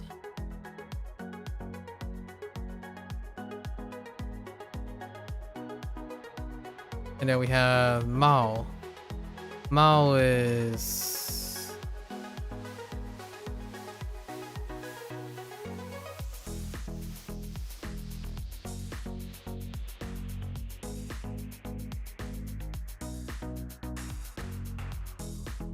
Heck.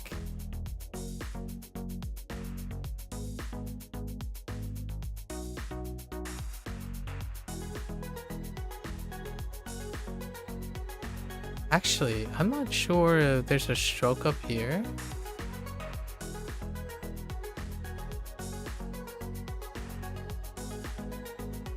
It's leopard and what? I need to look at leopard. That's a traditional character, and yeah, it's white. And is there 2 strokes or 1 stroke? It's only one. Oh, it's 2 strokes. Wait, is it 2 strokes? Okay, it's not 3.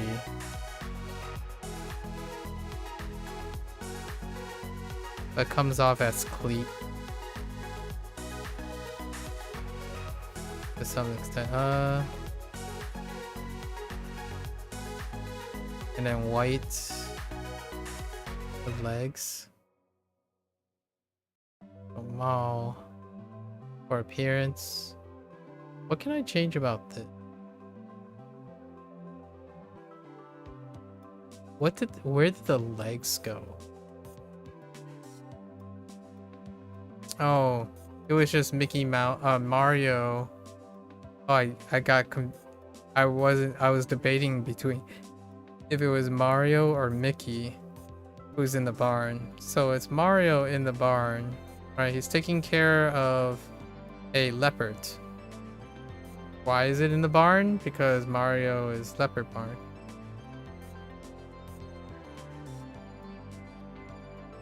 I'm learning more complex words now. That's so cool. Some you can't even read. Oh, that's neat. We'll have to talk about them sometime. Is there an example of one? I'm kind of curious. And then let's see. Mao. It's because the leopard has white legs.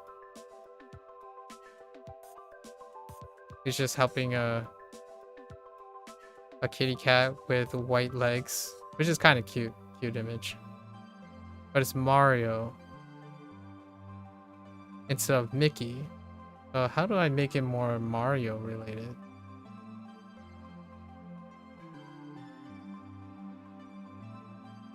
Yeah, so the weakness is coming from knowing who is interacting with the leopard with the white legs. It's a farm leopard on a leash. So why Mario?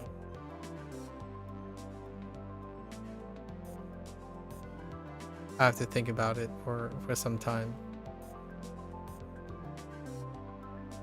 And then Chung. How did I mess up Chung? The teeth. Because the fingers.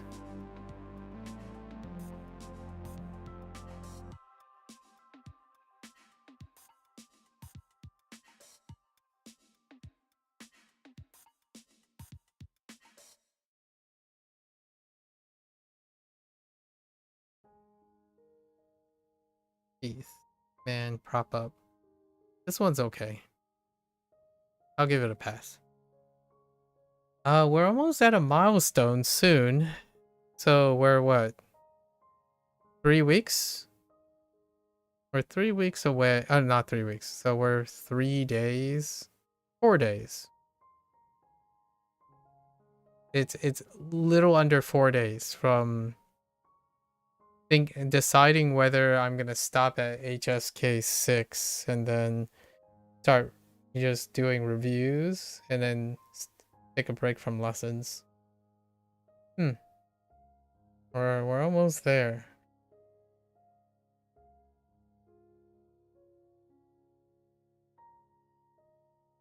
My text was higher than that.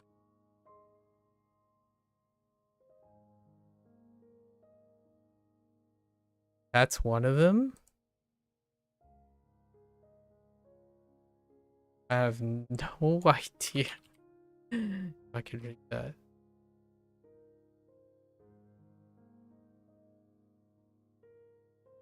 What is that? 资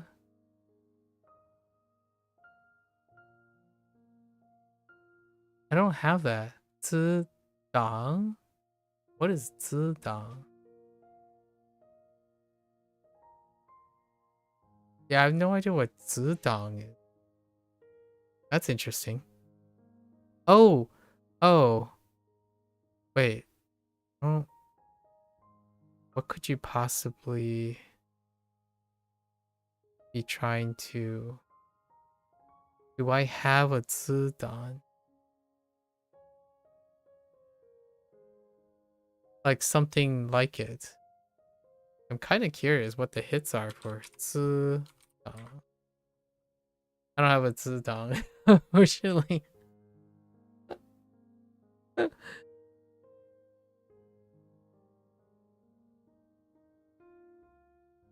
Let me think. 资 could be asset, right? So maybe it's asset. The closest thing I can think of is asset. And then maybe no don for what other 资 is that I could think of? I'm genuinely very curious. I think it might be consult. Could be consult, yes. Oh, I don't have consult yet. Oh, and I only got 咨询, which does that make sense? This must be the, I guess this must, yeah, this must be the character, right? Consult. Interesting. Do I have another word for consult? Maybe like console. The closest I have is either advice or console.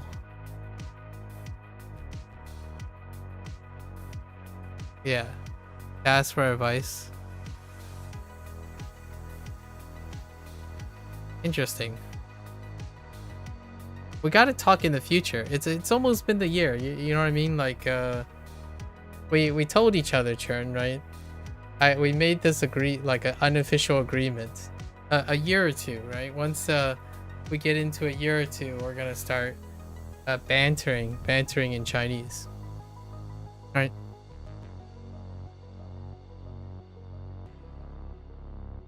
It's going to happen. It's almost been a year since we met, Churn. Isn't that crazy? Has it been? Is it getting close to a year? It might have. It might be getting close to a year.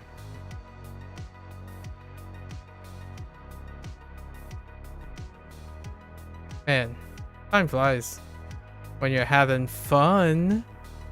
All right. Time flies fast. Yeah, because I remember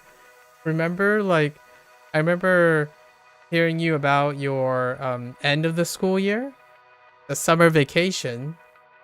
And it's almost the end of the year now, right?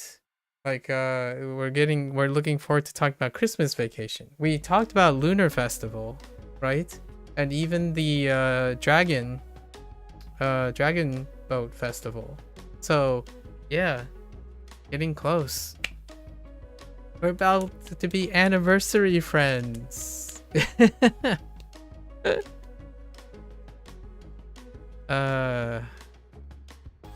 I hope everything's going well, Churn. I'm looking forward to hearing about what you do about your college education.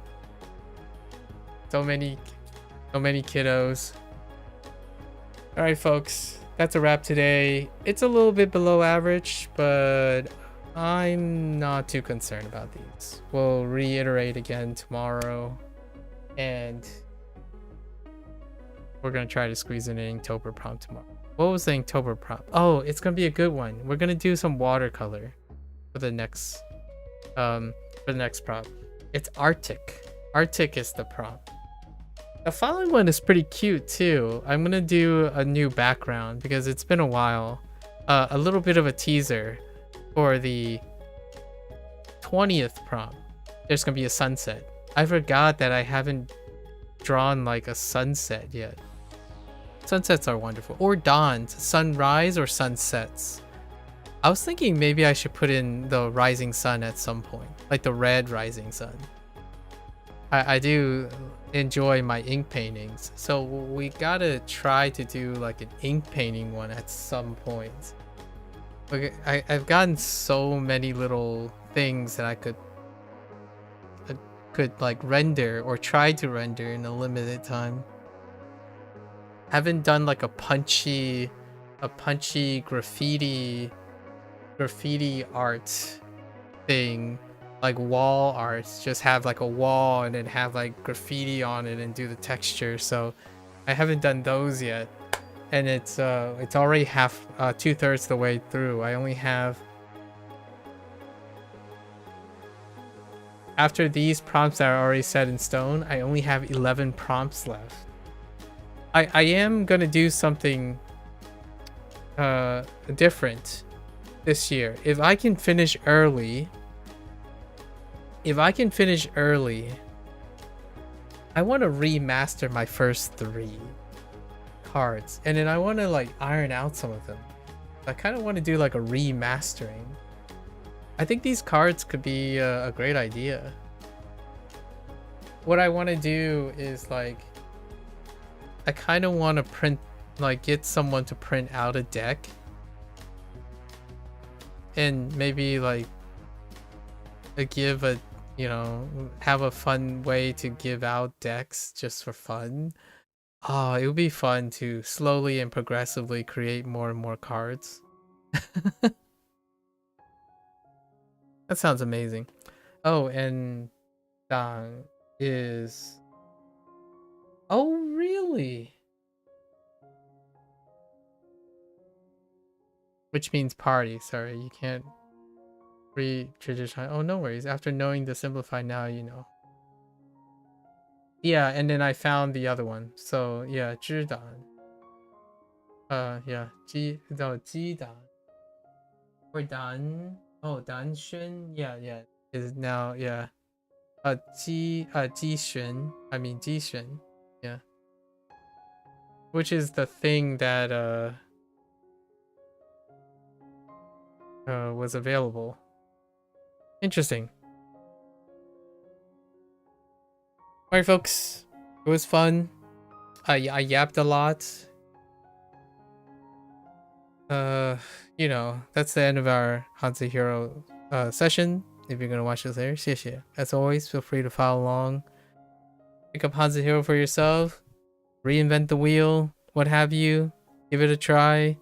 Let me know what you think. And, you know, as a closing remark, we spent a lot of time conversing, talking, sharing thoughts. It's not a one-size-fits-all model.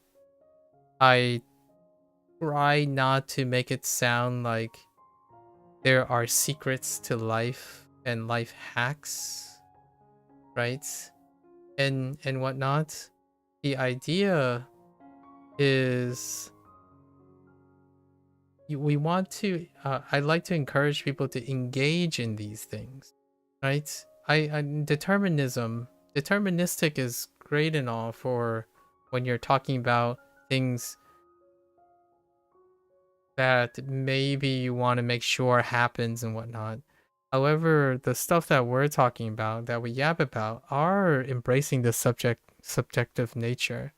I think it's the blend of the two. And I think there's plenty of representations of hyper-objectivity, honestly. I use the word hyper-objectivity because largely that's reinforced by the business forward, the business-centric, the objective-centric, and performance-centric nature of the internet, you know, the hustle. And not taking some breather time to slow down. Like, I don't mind being tired and doing my performance things. Tomorrow is gonna be another day. I can correct all these things or like reinforce all these things. That can really last for some time, and it takes time, right? But it doesn't substitute for when someone, if you can influence, like encourage, not necessarily directly manipulate, but encourage each other. Encourage each other to like sharing, talking about things, and being interested in one another, mutually speaking, right? I don't have to know or be well versed in the thing that you're sharing to not be able to develop to be able to develop an interest in it. And I kind of like the idea that one day it's going to be like that again. Like when you walk into a classroom and you see a bunch of classmates, right? That there would be an inquisitive nature between the classmates. That's how it was for me anyways. And I'm not sure if that's the same anymore. I haven't been on a college campus before and whatnot. I still feel like a lot of it is still exists. However, it doesn't persist into the household. It doesn't persist into individuals' hobbies or life lessons. Like when one is young, I don't even think I get the impression that younger people are interested in themselves very much anymore. Why be interested in yourself when you're just inundated by everyone else's achievements that came before you? I think there's a balance to it. When one is able to determine what is interesting about oneself, then all the stuff you consume online, it becomes, I know I don't say trust me bro too often, but trust me in this case. When you have identified the things that you are interested in, like the little things, like why are straight A's important to you, then when you go on the internet, everything transforms. Most things transform. Because when you're consuming information and you're looking at information, it's spun towards your preferences. You are actively telling yourself this information is useful to me, not being told that the information is useful. And then you're not only looking for information when you have a problem that you don't want to solve, right? Because you're looking for the solution online. You have a problem to solve and you're curious how many ways it can be solved and which way you're going to come up with to solve it based on the information. So to me, that is something that I want to communicate. I said one day, over close to 2 years now, that I want to learn Japanese and I want to learn Chinese. And I asked myself, where do I start? What am I looking for? So I took something and I'm like, this is good enough. And it's like, I know what I'm going to go look for next time, what I'm going to change next time, what I'm going to do, and I'm going to change it as I'm going. That is something that I hope other people are continuing to have. I feel like the reason why this is important is what happens to a young person or even an adult with a very defined identity and they spend their life thinking there's no possible way they can be happy. There's no possible way they can be an originator. There's no possible way they can satisfy whatever it is that people tell you that is satisfying, right? Like, it's only satisfying if you're the best player in Fortnite. Well, that sucks, because ultimately there can only be one best player at any one time. So does that mean you're gonna continue playing a game because that's the only reason to play it? That's what I'm kind of worried about. So when someone says, it sucks that I didn't get straight A's, my question is, what didn't suck? Like, what didn't suck for you? Or what is it about the straight A's that you can find somewhere else? Because you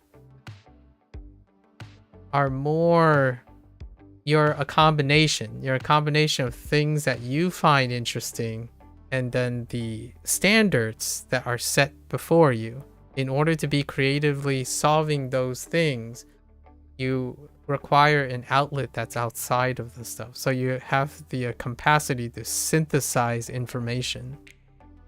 Without the capacity to synthesize information, when you go and do something and it fails, well, you're out of luck, right? Then you go look at the next one, and if it doesn't work, it feels like you have no choice. You have no control. Nothing happens, right? If someone didn't have the solution that fits and tailors to you, then there's no motivation or enthusiasm to make it work, because there's not, in my opinion, not enough confidence in oneself to say, well, this is kind of close. It's close enough in this aspect. I'll just take that. And then I'll go look for the thing that's missing because I need that thing. So now I'm going to go look for the two things, and you put them together, right? I think mnemonic systems, how like a creative process, like something like art, music, demonstrates, at least to me, that the people that I'm speaking to are trying to put something together. And you don't have to be like 100% that. In fact, I don't really encourage it. I'm more like, there are things that is very, very difficult to answer. And those things require a balance between taking the information and seeing what you want. So the agency of that, right? If you play Tabletop Simulator, you could have a mod for it in there. Oh, really? Interesting. I do have Tabletop Simulator.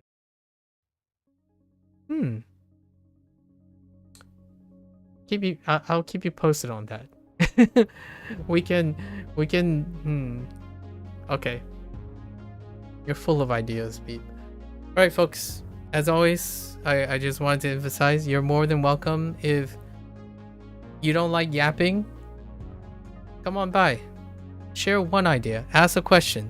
I will try to get you to share something. Obviously, no pressure. The idea is, if you start with one question one day, and then someone replies, and it gives you two questions, that's two more than you've done in an average day. And that is progress in my book. And progress is not linear. It's a whole spiel of things, right? And it involves lots of things you may never anticipate. And one of them is probably, when is the next time you're going to meet maybe your best friend to be, but you weren't able to express yourself. And you don't have to express like feelings and stuff. You just being able to explain things in your life and describing it would be a great start, right? That would be great. I think saying that, oh, you know, I play Minecraft like 3 million other people, that's not detailed enough, right?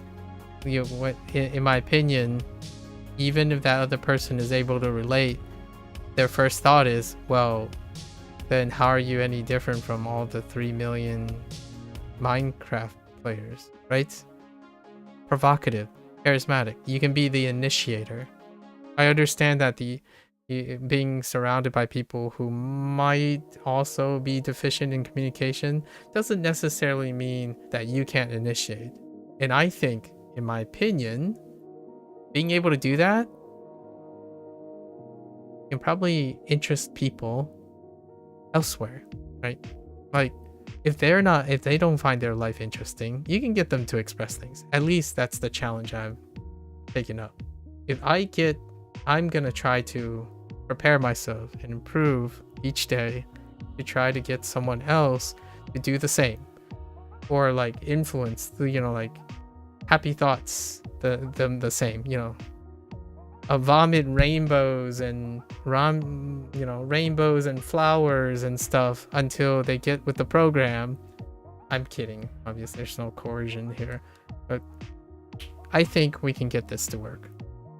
So until then, feel free. Until next time, 大家下次见. Right, 感谢观看. Thank you for watching. I'll catch you guys on the next one tomorrow. See you next time. Take care.